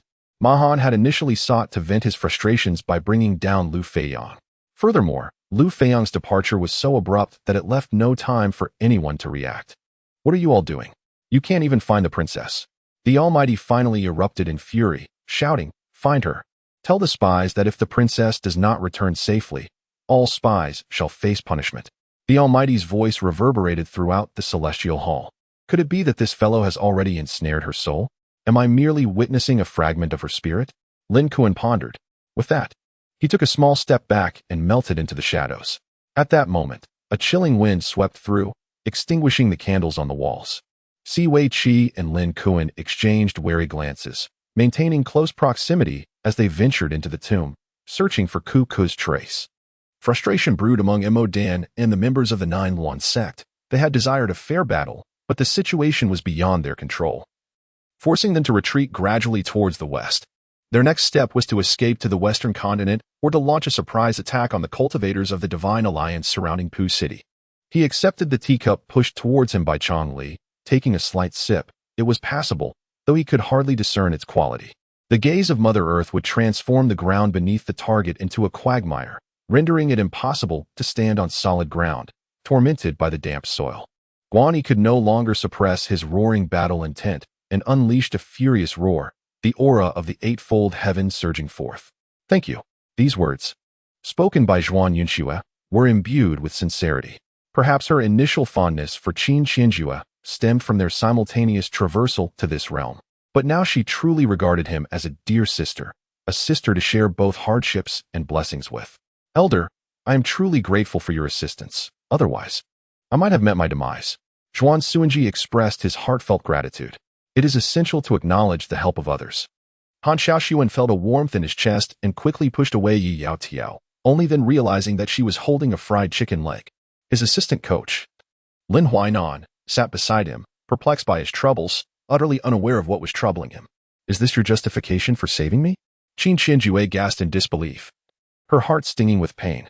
At the same time, 2 massive paws reached out, seizing the necks of 2 wolf guards lunging from either side, and with a forceful clash, they collided. The mech enthusiasts outside the protective net were nearly driven to madness, shouting as they reached through the barrier, yearning to touch the cold steel monstrosity. Though there was a river, the water was frozen, and without fire for warmth, the Wei army faced only the path of surrender. Chen Tang chuckled. Moreover, the traditional symbol of legitimacy, the Great Yuan national title, continued to be used for a considerable time after its withdrawal from the Central Plains. Not to mention the attacks from warships. Even the agile flying swords and various complex spells were sufficient to demonstrate their might. Lin Qing and Gu Pingxing stood respectfully at either side of the carriage, awaiting the descent of its occupant. Moments later, Zhao Xian, dressed in civilian attire, stepped down from the carriage, turning to assist Xiang Ying as well. In his mind, a lavish spread of dishes lay before them, and considering their 3 appetites, finishing even a 10th would be commendable. He was already prepared to pack it up. For wasting food is a most shameful act. Rest assured, as long as His Majesty remains, even if Chao Sui controls the capital's military, he would not dare to resort to violence. He lacks the courage. However, with the military present, His Majesty would also be unable to subdue Chao Sui. After all, a cornered dog will jump over the wall, and when chaos ensues, it will shake the very foundations of the nation, inciting ambitions among those in other states. In Kamano's eyes, a glimmer of malice finally appeared. Time and again, his wrath had been ignited. Should we not punish those ungrateful individuals? These fellows cannot even discern who provides their sustenance. They have no need for food. The leader promptly inquired of the white wolf. Suddenly, the stone bear at the end of the earth vine roared, and the ground surged upward, forming a colossal platform. Through the momentary healing membrane, Lu Fengyi plummeted into a pit, only to be caught by the timely arrival of Lu Fengbao, thus avoiding an intimate encounter with the ground, unlike others. Have I erred in some way? If so, could you enlighten me, senior brother, as to where I have faltered? By Su's moist lashes, weighed down by the tears just shed, clung to her slightly reddened eyelids. Lin Hanyan finally regained her senses, gazing down at the wound revealed on Lin Yunmu, deliberately forgetting that this individual was her own grandnephew, and averted her eyes from the exposed white brain matter, focusing intently on the crimson lines as instructed by Lin Xiao. At that moment, a figure clad in black emerged from the shadows, bowing politely to Xin Yuanlai. Han Yifei continued to regard him with cold indifference. His mere disdainful words were sufficient to warrant 1,000 deaths for having harmed Lu Ruren. He could not articulate why this familiarity lingered. Upon reflection, he realized he had not truly known many in this solitude. Was it merely an illusion, or perhaps the consciousness of the former master? It appeared that young Master Mu had also been subjected to external forces that warped the space. Upon hearing this, Qin Hao instantly understood. Mu Bai's plight mirrored his own. Her voice, as she spoke, was imbued with such desolation, choking on her words as if recounting the most painful of experiences. Long Xie had initially wished to seize the opportunity to say a few more words and foster goodwill, but upon noticing a flicker of impatience in Bailey Dongfeng's eyes, he hastily ceased, quickly leading his sect away from the locale. The demons speculated silently. The demon emperor's pronouncement was absolute, and with the matter settled, it seemed that the protector, Yi Wuyun, was the sole candidate. Volume 1, Chapter 110, An Expensive Gift. Lin Tanghua let out a piercing scream, brandishing the Thunder God sword. Soaring into the sky, and with a resounding boom, struck a lightning bolt across the clouds. Do you still have the audacity to rest? Upon realizing the implications of Lin Feng's words, that mathematics teacher was instantly inflamed, his voice rising in volume. This time, the celebration for Elder Xiang's 80th birthday was particularly grand, despite his repeated insistence on keeping it low-key. The event still became a topic of much discussion among the elite circles of Mizhou City. The originally spirited Zhuo Yinqing turned pale with fear, for such power was undoubtedly beyond the reach of a mere innate practitioner, and even those in the shadow condensation realm might struggle to achieve it. Bai Xiaoyang resembled a great white bird with broken wings, filled with deep regret and unwillingness, forever stifled amidst the verdant mountains. Perpetually on high alert, his eyes were vacant, his complexion haggard. Having had no time to freshen up, he appeared disheveled, a stark contrast to his usual self. If fate had deviated just a fraction, if he had restrained himself just a little, would his connection with Yi Xiang not have been so easily severed? Yet, Lady Dong had already arrived, greeting the princess consort. And he sure could not signal the princess consort. The gracious princess seemed blind to her solitude, chattering incessantly with Lady Dong. Heijin led the guards into the courtyard, while Zhou Kuei and Qin Yi descended the stairs. The previous night's arrivals were not all present, yet now they gathered together. With over 40 slaves under the command of number 1. Ahem, I have some matters to attend to back in the countryside, Li Jun said with an awkward smile. Nevertheless, she felt immensely joyful and blissful. Although she had become the subject of ridicule, that sensation was utterly irresistible. Upon hearing this, Sheng Shi's lips curled into a slight smile. Though it failed to reach his eyes, and his face bore no trace of surprise. In the laboratory, he treated even the minutest details with utmost seriousness, adhering to a standard of rigor, yet in life, he was shockingly casual. Lin Xiao rubbed his nose, at a loss for words regarding the inexplicably newly acquired companion. The general was becoming increasingly strained, beads of sweat forming on his forehead and gradually trickling down. Yulu nodded gently, her face filled with anxious expression, obediently resting her head against Mingnan's chest, worried that her excitement would prevent him from allowing her to see her father. Ling Baolu was momentarily taken aback, while Qi Yu's response was to burst into tears, reaching out to Ling Baolu, yearning for her embrace. It is said that men, once satisfied in bed, tend to speak more easily. Thus, even though Ji Liunyan despised matters outside the bed, he restrained himself, remaining motionless as Shengshi kissed and caressed him. Lin Hao refrained from inquiring about her mission, knowing such matters were not to be questioned, merely nodding to indicate his understanding. Bob, along with several teammates, carried Mu Yang into the room and placed him on the table. The medical personnel within the team examined him, discovering that aside from some bruises from impacts, there were no serious injuries. Ji Kai's vigilance had not wavered since the recent attack.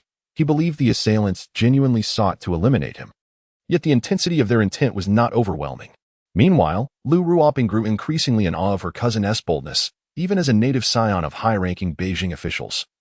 She lacked the audacity of Du Ximiao to shout so boldly. As for traveling to Hailong City, Yang Wang was reluctant to allow Niba to accompany him. Knowing full well the inherent dangers, Lu Qing was still gravely injured, and Yang Wang was uncertain of the extent of her capabilities. Moreover, the whereabouts of the water spirit pill remained unclear. The 14 individuals had never encountered the secret tome hidden within Yunmeng City. Thus, they were entirely oblivious to the secrets it contained. The colossal was lifelike, with distinct facial lines and contours. Should an uninformed observer witness it, they might mistakenly believe it was the manifestation of the Enlightened One, descending from the clouds to enlighten the world, ferrying from the territory of Yongzhou to that of Huizhou, while avoiding the surrounding waters, required no small measure of inner strength. Otherwise, one could not hope to navigate the vessel. Yet, the skills of these boatmen were also limited, most barely reaching the 3rd level of postnatal cultivation. Huazi, have you eaten your fill? I'll go buy you another bowl, Li Xin said, observing Jiang Hua's demeanor. Knowing he had likely yet to satiate his hunger, and promptly dashed toward the door. Yi Xinyu felt utterly exasperated with her friend, who could not even manage a sip without succumbing to unconsciousness. At that moment, the skies over the far east were thick with ominous clouds of war. Various factions were poised to act, eager to exploit the unprecedented peasant uprising in Korea to readjust their spheres of influence in the region. Yet In Wuzuo refused to relent. Not only did he not release his grip, but he also cast a disdainful glance at Zheng Tuhu, his eyes brimming with provocation. Brother Feng, you're insufferable. You've left drool all over my face, Cui Mingzhu protested, leading Zhao Fengzhen to chuckle sheepishly and retreat. As soon as the words of the white man fell, a Barrett bullet whizzed toward Lu Qi's head at double the speed of sound. The square itself bore little of note, yet the scene unfolding within it astonished all onlookers. Last time I ventured beyond the Han Pass, I subdued the treasure, challenging the 2 saints of Buddhism single-handedly, compelling them to willingly step down from their exalted positions among the myriad Buddhists. Brother Liao, how can you be so certain that mythical beasts truly exist in this world? Chi asked curiously. Huang Tianhua engaged in combat with Yang Run against Mo Liso, as Mo Liso released the flower ferret. He was caught off guard by Yang Ren's swift strikes, reducing it to ash, while a soul ascended toward the function platform, marking the foremost figure among the cultivators of the 3 realms. Volume 1, Chapter 111, The Debate of Authenticity. What brings you to seek me? Gu Jinxi inquired, releasing her tightly clenched right hand, her expression inscrutable. Yimiao picked up a piece of green vegetable, popping it into her mouth, only to find it akin to chewing on salt-encrusted grass. The vendors nearby were calling out, yet she, feeling bashful, dared not raise her voice. Observing the bustling market, Grandma Yi hurried back to gather vegetables, hoping to earn a bit more money. Yu inhaled deeply and began searching through the pile of items prepared by O Yin for silk thread of the same color as the dress. This matter was also significant for Huang Shiyang. Despite being at the heart of power in the capital, he was oblivious to the changes in Zhang Jiayang's work, revealing much about his ignorance. Yu reached out, caressing Tom's silken hair, smoothing it gently. Upon awakening, Jiang Yunxing, despite her own discomfort, inquired first about Jun Jingma's injuries. She was aware that Fong Fong had already spoken, and in the past, the term man would have been replaced with beast. This was precisely what she wished to express from her confinement. There was no need for Mengda to worry. They had already made plans. A flippant voice suddenly broke the silence, its tone brimming with self-satisfaction, drawing Ah Sheng's attention.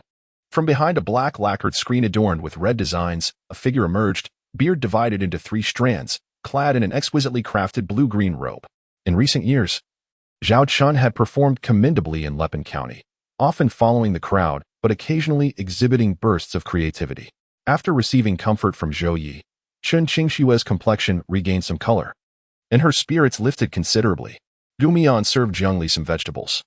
Observing that Jiang Li typically had few companions and did not wish to appear as if she were receiving special treatment, at the moment of summoning, one stood speechless, lowering their gaze, appearing troubled.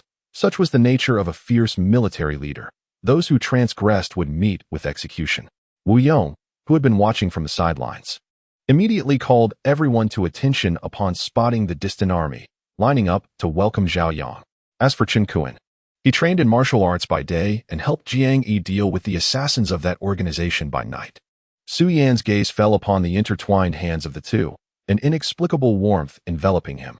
It seemed she was unaware of the gravity of the situation. I introduced myself as Yu Zheng, mentioning our previous consultation regarding the 9-tailed fox immortal's amulet. She had dismissed my amulet as cheap and claimed it was counterfeit. Was there any truth to that?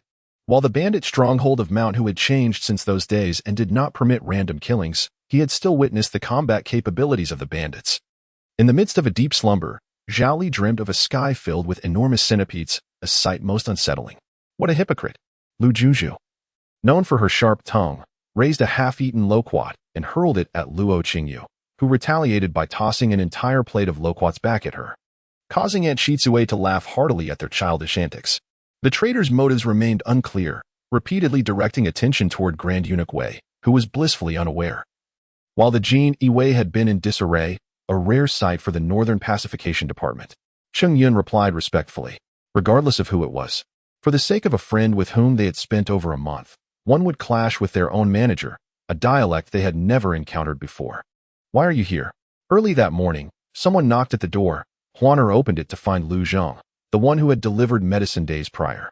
The scoundrel of the Heavenly Corpse sect had initially sought to harm me, yet he unwittingly became my ally.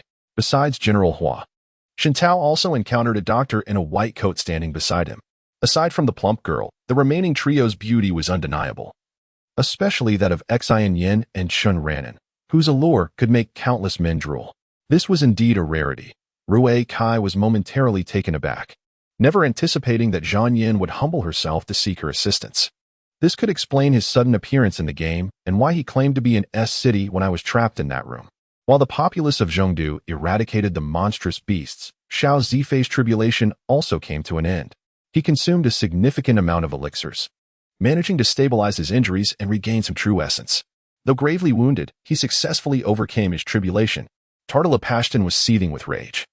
Swiftly distancing himself from the monster that had transformed from Koluan, many present cast fiery gazes upon Zhao Tianming, their intense fervor nearly palpable. Li Yu's intent to seek others was partly due to their lack of scores. Those without shoes fear not the barefoot. His time aligned with the Crimson Magic Emperor was limited, leaving him entirely ignorant of the Emperor's true nature. To safeguard his and his brother Jinrong's feelings, their father had reluctantly placed Aunt Luo and her son in a secluded courtyard. This time, the hefty fellow even brought a string of prayer beads to flaunt before him, clearly rubbing salt in his wounds. Wang Jiwei wished to sever the man's hand and toss it beneath a vehicle, never to be seen again. However, it was evident that gathering thunder could not persist indefinitely. Otherwise, Zhang Yang would have simply conjured thunder here, capable of obliterating the entire demon realm with his lightning. Volume 1, Chapter 112. Composing Poetry for Attention. Shang Xian's hidden daughter, having exhausted her ultimate tactics, found her true power waning. As Lu Tiandu stepped forward, she guarded her back with true energy, narrowly avoiding severe injury, yet she fell harder than her two brothers, tumbling several yards as if a wild dog had stumbled upon excrement, leaving the hall in disarray. A shadowy figure appeared not far behind her, silently observing without uttering a word. He was the annihilating primordial spirit of Feng Wuqing. Murong Yinling tightly grasped Murong Jishue's clothing, her shoulders trembling slightly, while Dylan sighed at the sight. Unexpectedly, Shun Qixia congratulated him, stating that his esteemed sister Tung had indeed escaped her predicament, a cause for celebration. Yet she felt it was inconsiderate of Duan Jingtian to forcibly drag him along, her face flushing as she recalled her slip of the tongue. When Shun Qinglan spotted her, an uncomfortable feeling washed over her. However, since the others were with her, she could not dismiss her. These two guards were two of the shadow guards of the Wheel King, who had previously stated that with them present, even celestial beings could not harm Qi Donglai in the slightest, attesting to their formidable prowess. Did you not witness the demise of those 500,000 ogre warriors? All for the sake of those 100,000 purple crystal coins? Fortunately for Liu Mo, the other party happened to be absent from the office, allowing him to easily obtain a key to a Jetta from Supervisor Tang of the Human Resources Administration. Mu Huajing glanced at Wei Changjun, well aware that the coachman Shen Qinglan referred to as Shui Yang, to which Wei Changjun responded with a confident smile. The immense risk of entering the realm of Fanon, accompanied by a grand mobilization, undoubtedly aimed for the ultimate nine-sword formation. Returning his gaze to the magazine in hand, Ling Yue chose not to dwell on these matters. However, she failed to notice that in the instant she diverted her gaze, Qi Shui, who had been eating, abruptly paused. Alas, it was better to resolve the immediate issue before considering anything else. He thought of Ziyun, the darkness of his eyes shimmering with a peculiar light, his heart feeling considerably lighter. Lu Cheng offered no reply. What had begun as mere scratching transformed in an instant into a lethal assault. Combo technique, dance of passion. The extraordinary speed transformed Lu Cheng into a streak of flame, igniting all who surrounded him in a blaze as he passed. The knights, swift as the wind, seamlessly paired with the powerful and far-reaching firearms, felt utterly at home, allowing them to strike the Liao soldiers before they even caught a glimpse of their figures. By the time those soldiers attempted to pursue, the summer army had already vanished, aided by their steeds. His ironclad tongue rivaled even the sharpest words from the mothers in Dream of the Red Chamber, capable of delivering scathing rebukes that could leave one severely wounded. She wished to discreetly warn Luo Gong, but with so many eyes upon her, she was at a loss as to how to do so without drawing attention. Upon entering the room, the furnishings were complete, yet devoid of vitality, suggesting that the owner had not returned for some time. The world continually nurtures, perpetually elevating one's latent potential, a process that will persist until the moment of achieving the ultimate transcendence. Furthermore, the environment of the Dark Realm is entirely crafted by demonic beings, with the very act of living influenced by these entities, leading to the formation of such an environment. To receive guidance from Qin Ying, the most promising teacher at Lingzhou Academy, was an opportunity sought after by all. Zilin blushed and shyly replied, "All right, third sister." She changed into a pink gauze dress with Zihan and returned to the hall to pay her respects. After this incident, everyone was compelled to admire his tenacious vitality and philosophy of self-preservation. Regardless of other matters, his unwavering resolve alone marked him as a masterful presence. "Scoundrel!" Zi Rue exclaimed, landing a punch on Xian Yuan Qi Mo's left eye, seizing the moment of pain to escape his embrace. "What? Minister Duan, have you thought this through?" Jiang Fei's expression darkened as he spoke, either refrain from agreeing to the competition or participate earnestly. To agree and then continuously forfeit is merely a jest at your own expense and that of Tang Kai. Upon finishing his words, he inexplicably knelt down, bowing thrice to Genie. Witnessing the Prime Minister's humility, the multitude of water folk promptly followed suit, creating an awkward atmosphere for Genie.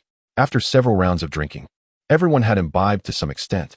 With the alcohol flowing, the earlier restraint faded, giving way to laughter, jesting, and a more vibrant atmosphere at the table. Yet now, he unexpectedly proposed to light off. Even if in jest, it prompted deeper contemplation. The intoxicating music sounded so foolish. Who was it that harmed you behind your defenses? As you draw closer, a different world unfolds. Resting upon my shoulder, I crown you with my very life. Upon hearing these words, Xie Tingjun felt a profound shock. Scrutinizing Zhuang Mingxianu, she still bore a captivating beauty, albeit marred by an unusual flush from her heightened emotions, instilling a chill within him. Countless projectiles soared over the remnants of copper mechanical beings scattered on the ground, striking the scarecrow in the blink of an eye. However, before them, Murong Xuehan had already positioned herself in front of Qin Yan. Qin Yan, along with his companions and the ghost, simultaneously unleashed their techniques against the dual fiendish kings. The baboon was flung away like a rag, landing several dozen meters away, leaving a crimson trail behind. Yet at that moment, Qin Yuer forgot all else. Even her own injuries. In her eyes, there remained only the figure that captivated her soul. That figure was her entire world. He was right, yet also wrong. Li Huai nodded, fully aware that some things ought not to be said but could not restrain himself. It was the sudden arrival of this individual that had prompted the deity's hasty departure last time, ultimately leading to Jiang Mengting's demise. Why didn't you bring it today? So we could help you safeguard it? Anne asked. Chapter 113. Two minds diverging in thought. Gazing at the shadowy dragon upon my hand. I contemplated placing its blood upon the sealing talisman, yet hesitated, fearing that such power might overwhelm its spirit. Considering this, it was true. No matter how formidable Yi Lingyuan might be, he was still not an ordinary human. If he truly wished to act, burning his inner core to perish together with him would suffice. Remain here. With that, the man locked the door from the outside. I immediately knocked, but no response came.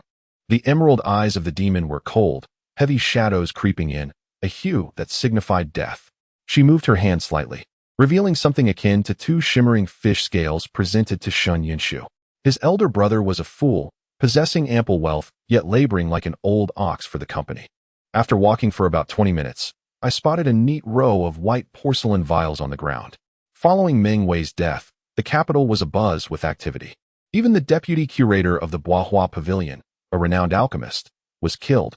One could only imagine the might of the empire and Mr. Tang. Is this comfortable now? I inquired. The youth graciously responded, this is truly nice. Upon encountering such an odd individual, I quickly asked who he was and if he had been here all along. Yi Tianyu chuckled softly, shaking her head as she crouched down to transplant the spiritual herbs, aware that some of them were not yet mature enough. If they were moved to the chaotic realm for a time, they could be harvested for medicinal use later. He vaguely sensed that Tang Long's assertions seemed questionable. Yet after much contemplation, he could not pinpoint the flaw. On the third floor, Director Su, Director Xiao, let me lead you up. Su Jianping escorted Xiao Han and Director Su through the pristine hospital entrance, ascending the uniquely wide staircase to the third floor. Director Xiao seemed to be in a peculiar state of mind. You should eat first. I believe Director Qin can handle things well. Luo Zhan whispered to Xiao Han. This commotion is truly excessive. The War King praised him thrice, striking 12 blows, believing that a Dai intended to sacrifice himself to save others by entangling him, allowing his companions to escape. Each strike was precise and heavy. Initially, all 4 blows landed on a Dai's axe handle, leveraging the weak to overcome the strong, resulting in a stalemate. Zhu Shi's words carried profound significance. When Dong Zhongshu promoted Confucianism, he implemented a strategy to dismiss all other philosophies in favor of Confucian doctrine. Zhu Shi suggested that both individuals were inheritors of Dong Zhongshu's lineage, subtly justifying his current criticism of legalism. Having completed the 3 inquiries, Yi Zhichen had no desire to linger further in their company and turned directly towards Susan. The sea serpent watched as the dark golden figure gradually vanished into the shadowy water curtain, its eyes flickering with indecision, yet ultimately, the deep-seated fear triumphed, compelling it to swim in the direction of the vanished, invincible figure. Upon returning home, Lan Xianshu first cradled Lan Lan into the room, tucking her into bed, adjusting the covers, bathing, and changing into comfortable home attire before stepping out. Aside from the soft dingling of the ornaments adorning the concubines, not even the sound of deep breaths could be heard. The wet nurse approached Li Qingmu cautiously, trembling arms unwilling to embrace the 4th prince. In the face of Qiao Shi's wrath and torment, as long as he was present, he would undoubtedly protect her, compelling Qiao Shi to cease her abuse out of respect for him. With skills like yours, one would be hard-pressed to find another in this world, Feng Qingyao thought to herself. Aware of her inferior abilities and fearing further ridicule, she chose not to retort and retreated to her room. The strategist had no time to observe his surroundings, sensing a crisis approaching. Regrettably, half of his body was buried in sand, and before he could evade, a sharp pain pierced his chest, darkness enveloped him, and he found himself in a dwelling within the Golden Dragon's main city. Unable to regain his senses for a long while, she would never believe that AI Li genuinely had the goodwill to inform her about Yi Qingqing's intentions towards Fei Mo. Master, something has happened. Concubine Tong requests your presence in the courtyard, Su Zhu exclaimed as she rushed in to inform Qin Yan. However, Jiwu had not truly perished in the most definitive sense. To obliterate a celestial being, one must completely annihilate their corporeal form, celestial essence, and soul, ensuring their utter disappearance from existence. Deities do not reincarnate. Once these three elements are destroyed, they vanish like dust scattered by the wind, leaving no trace behind. As the wind rose, the two concealed themselves, casually picking up a stone, which they hurled with precision, striking the foot of the black-clad assassin stationed at the door. Yu Xia, listening intently, cast a fleeting glance outside. Upon spotting Ji Wu, her expression turned momentarily awkward, prompting her to cough and exchange knowing glances with Zhu Bai, silently wishing she would notice the anomaly and remain silent. Alas, the unfortunate green sleeve bore the brunt of her master's punishment, taking the blame and being dispatched by Hao Ning to the Department of Caution for retribution. It's nothing, Xiangyi said, shifting to a different position to allow her to lean against the wall, preventing further collisions.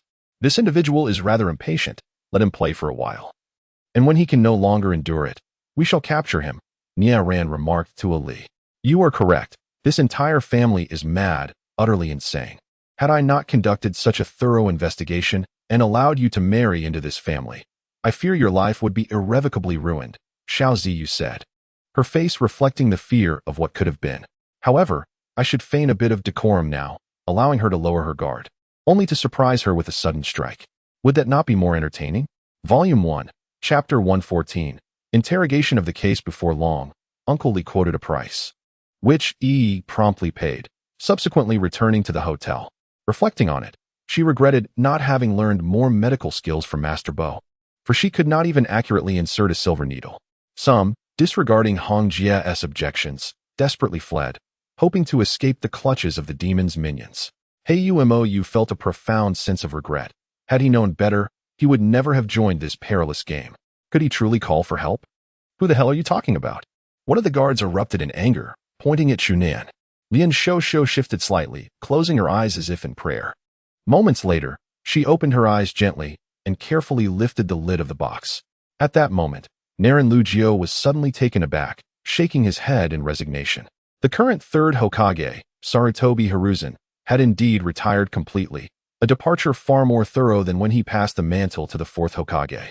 Zuijin, there is no time to waste. Prepare immediately. Hito Maru exclaimed urgently as he stepped back, his body enveloped in an increasingly dense and menacing black curse mark. This level of difficulty would not deter others. It merely presented an obstacle to those merely curious enough to sign up. Sasuke gazed at the blood seeping from the blade, and a hint of disdain flickered in his frost-like eyes. My subordinates are incompetent. Please punish me, my lord, the captain of the guards implored, kneeling before Uriel with determination. Catherine was not entirely wrong. Her tone carried a hint of helplessness, for she understood that the base's current strength was insufficient to confront the United States directly. Yutian observed that the two fairies possessed admirable figures and appearances, yet their bosoms left much to be desired, slightly detracting from their overall allure. At 5 o'clock in the afternoon, Lilei informed the others of his plans to attend a gathering with classmates. Perhaps the recent victory of the Song army had imbued the anti-Yuan forces across various regions with boundless courage, especially during the anti-Yuan campaign in Jizhou, where 5,000 stationed Mongol cavalry were surprisingly defeated by an army of over 10,000 primarily composed of rural farmers. Even the previous political commissar had been seen spinning in circles repeatedly, contemplating marking the walls with sulfuric acid, although other anomalies had already done so. A scout returned from the front, panting heavily as he reported that the Song army's large ships were fully loaded, with many items piled high on the deck, all covered with thick, gray hemp cloth, likely stacks of grain. This method of training was unprecedented for Lu Chuan, undeniably. It was far superior to anything he had encountered before, leaving him momentarily entranced. The 9 ancestral sword energies within him were finally unleashed entirely by Wu Yu. Upon hearing Taoist Xianji's words, the previously drowsy earth-colored frog suddenly opened its eyes. The shopkeeper claimed that a level 4 demon beast would cost 50,000 gold coins, and even considered the supply somewhat lacking, inquiring if I had any silver fish left. To this, I simply replied that I was uncertain and that it was not my responsibility. Lu Xiao responded. Seeing this, Nangong Yun Yao waited patiently, contemplating the encirclement of the spirit monkey. The hand-grab pancake was a product with little price flexibility. Engaging in a price war was certainly not what Ning Xiu wished to see. They consumed a modest breakfast before instructing their servants to prepare a large food box filled with wine and delicacies, and then set off on horseback, leaving the city to head towards the Dao Academy. Recently, he had led his troops ashore from the Hujiao Gate Sea area, plundering Xian Ning and Xian Hui counties, believing that Xiangshan County would be as vulnerable as a girl stripped of her garments, only to be met by a knowledgeable county magistrate who sent them fleeing in disarray.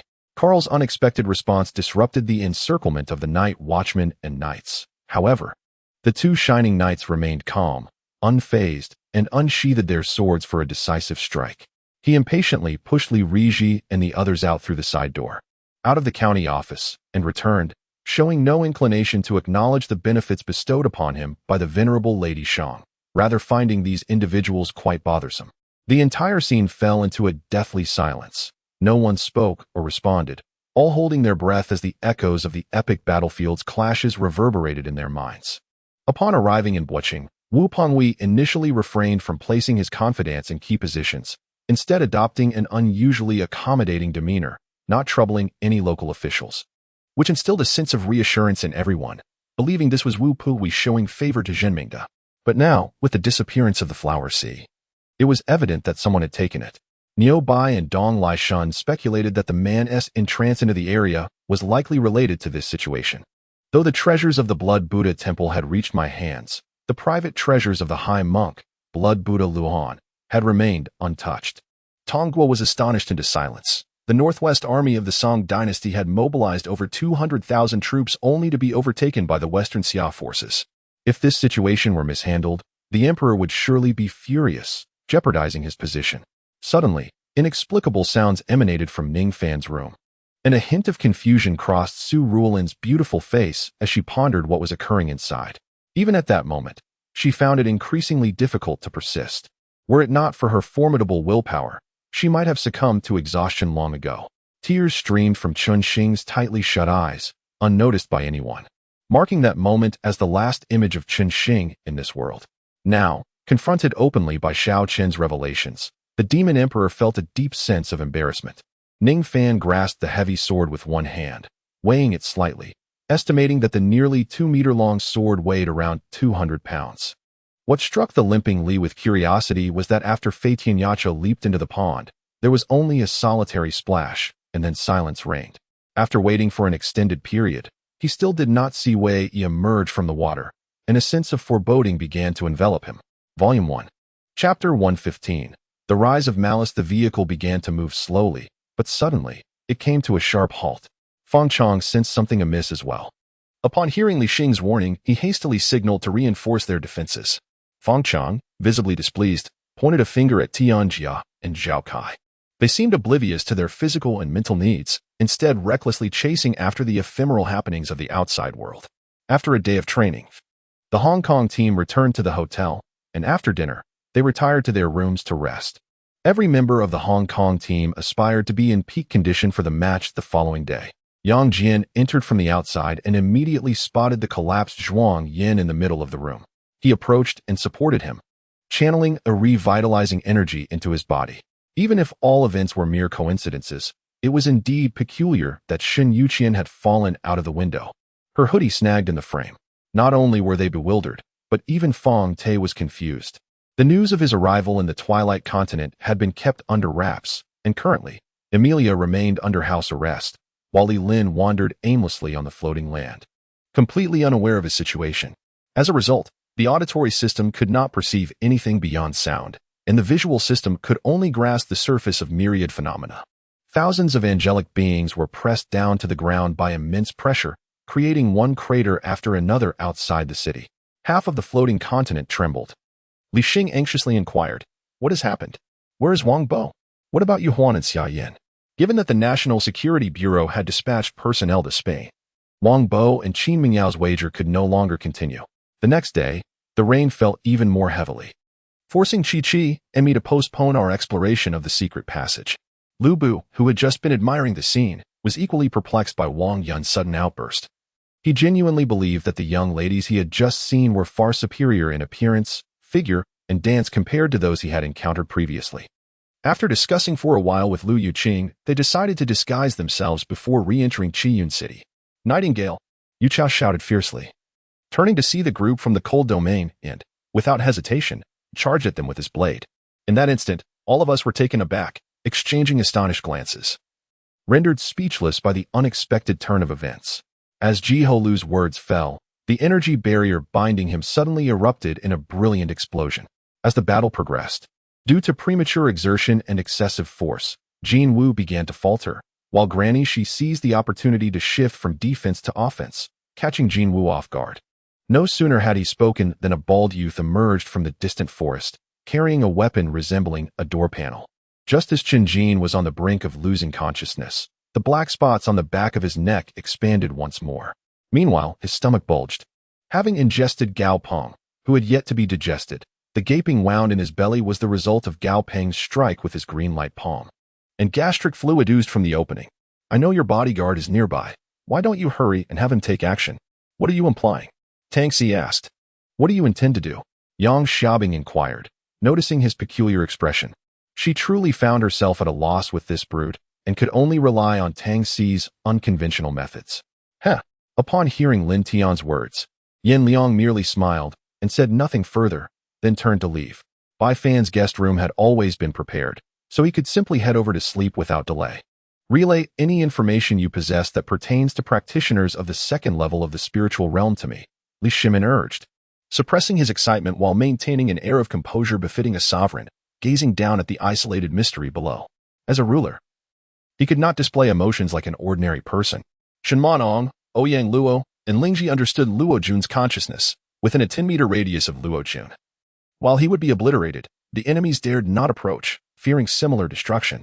With a thought, she reached for a leaf drifting by. Whispering with the utmost delicacy to Yuing, go, bring him to rescue me, her fingers embedding the leaf within its wings. She could not face him. Xiang'o had not shared in her tribulations like Han Yu had, unable to comprehend the agony of repeatedly suffering heartbreak, nor the despair of battling death in the snow. Upon picking it up, I was momentarily stunned. The screen of my phone flashed with a familiar name, Zhou Zhanqiang. That statement was surely insincere. How could Su Xiaoya, of all people, fail to discern his pretense? One of the impudent staff members opened his mouth, only to be abruptly silenced by the manager's foot, receiving a stern warning.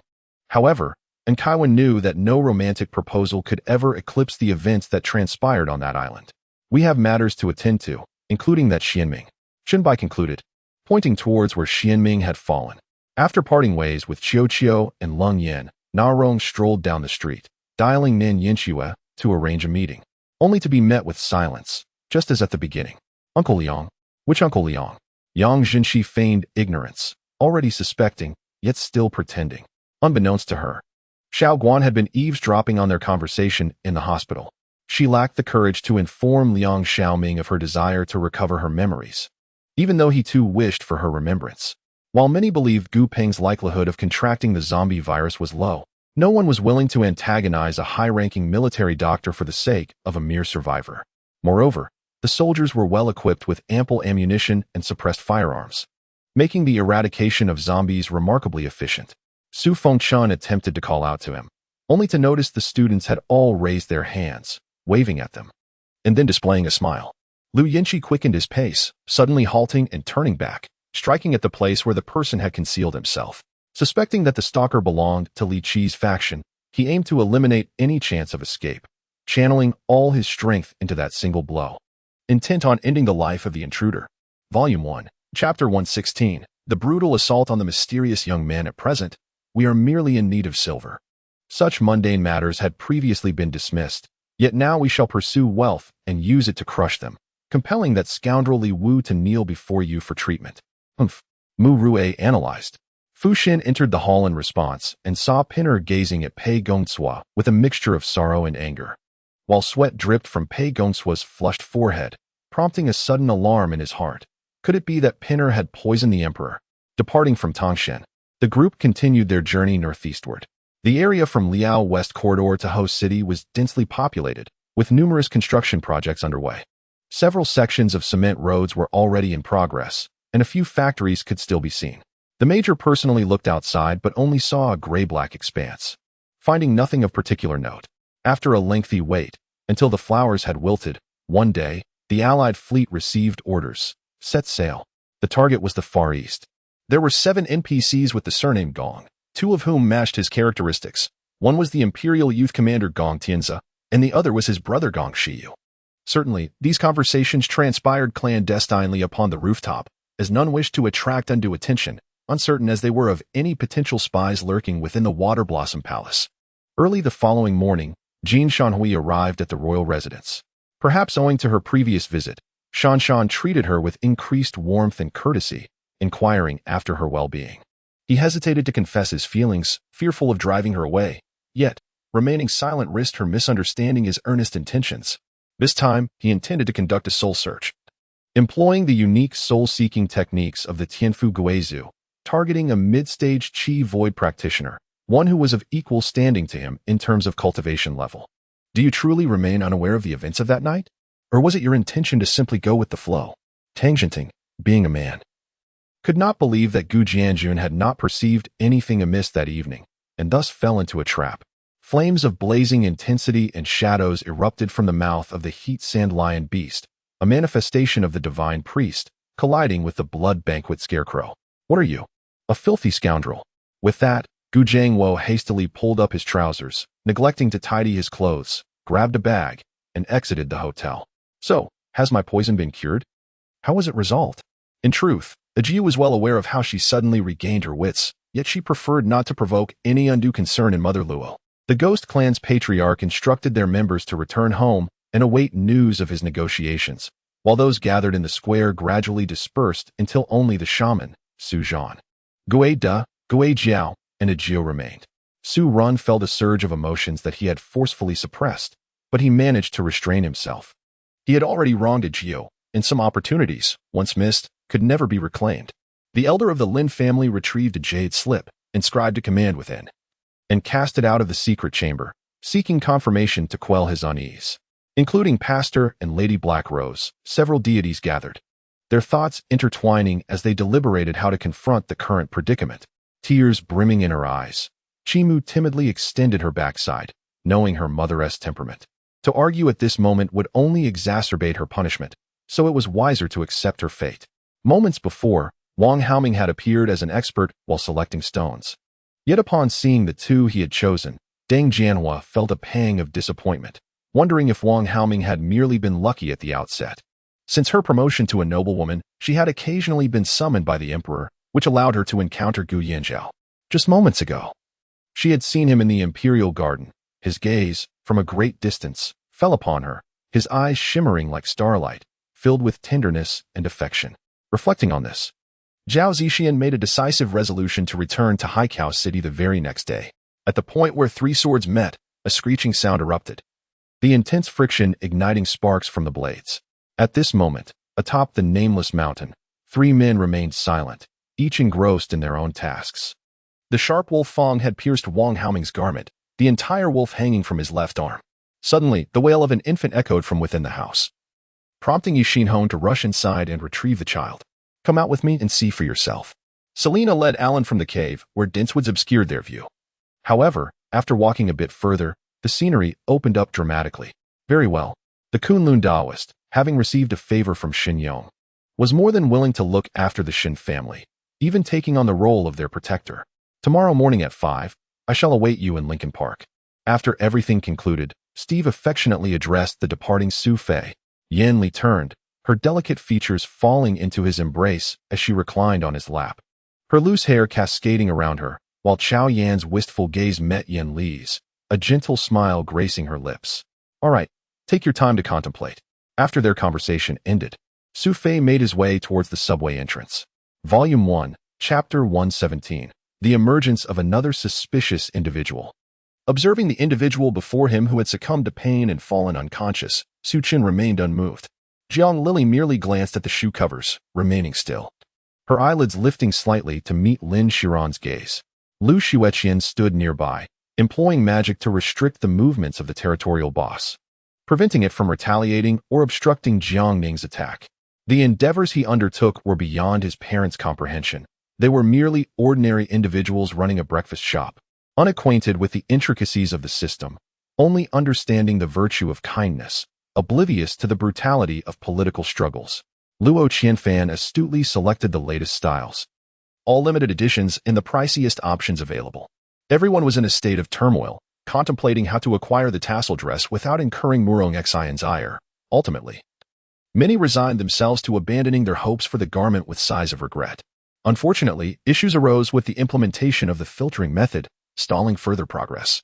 The patient lay on the hospital bed, their eyes dull and devoid of vitality, nearly devoid of strength. Yet, old Chatter's armor was too formidable. Even their most desperate attempts to strike him barely grazed his defenses. Their feeble attempts felt like mere tickling to him, while a single punch from old Chatter could prove fatal. Such an imbalanced confrontation would be a headache for anyone. Suddenly, meeting Ares's dark and earnest gaze, Lu Zhao's heart trembled slightly, and upon regaining her composure, she nodded. The two security guards here were both veterans, possessing considerable skills. Hu Shiqing had specifically sent them to safeguard the clinic, primarily to ensure Fang Yike's safety. In recent years, the domestic film and television industry has flourished, surpassing North America in total box office revenue, establishing itself as the world's largest box office reservoir. The competition among theaters was already fierce, and the entry of the affluent Alibaba would undoubtedly complicate an already chaotic market. That evening, Luo Qingchuan refrained from working overtime or attending social engagements, choosing instead to return to the villa with Fang Yike. Their bodies began to tremble, their heads stiffening, slowly turning backward. Their gaze traversed the massive dragon claw on their shoulder, eventually landing on the most fearsome face they could imagine. Moreover, possessing two innate spiritual treasures. These were indeed clan treasures. What could be beyond their capabilities? With the residents transformed into such a state, if the servants did not improve, how could they assist the noble consort? The servants lamented their own inadequacies, feeling regret for the noble consort's hardships. Cui Xiao looked at Ji Yingxin with a heart full of sympathy. Yi Mingxian smiled, tears glistening in his eyes, bowing deeply to Teacher Huang and Teacher He, while Teacher Huang discreetly wiped away a tear, not wishing others to witness his vulnerability. Although Tang Sen felt weak, the release of the god of killing domain cast a shadow over the knight's heart, rendering him hesitant to act. If your analysis is so thorough, do you possess a means to deal with them? Mo Qinghan smiled gently, her hair shimmering under the sunlight. Is that truly the case? Chun Wang could rival the wealthiest individual in the city. How could you possibly know him? Lauren's gaze began to follow his grandmother. Lady Li was indeed his equal, and this unprecedented battle of monarchs had provided him with considerable insights. Gun Yinshin's tone appeared cold and detached, seemingly indifferent to whether Li Mofan was injured or not, or the severity of his wounds. She expressed no concern whatsoever.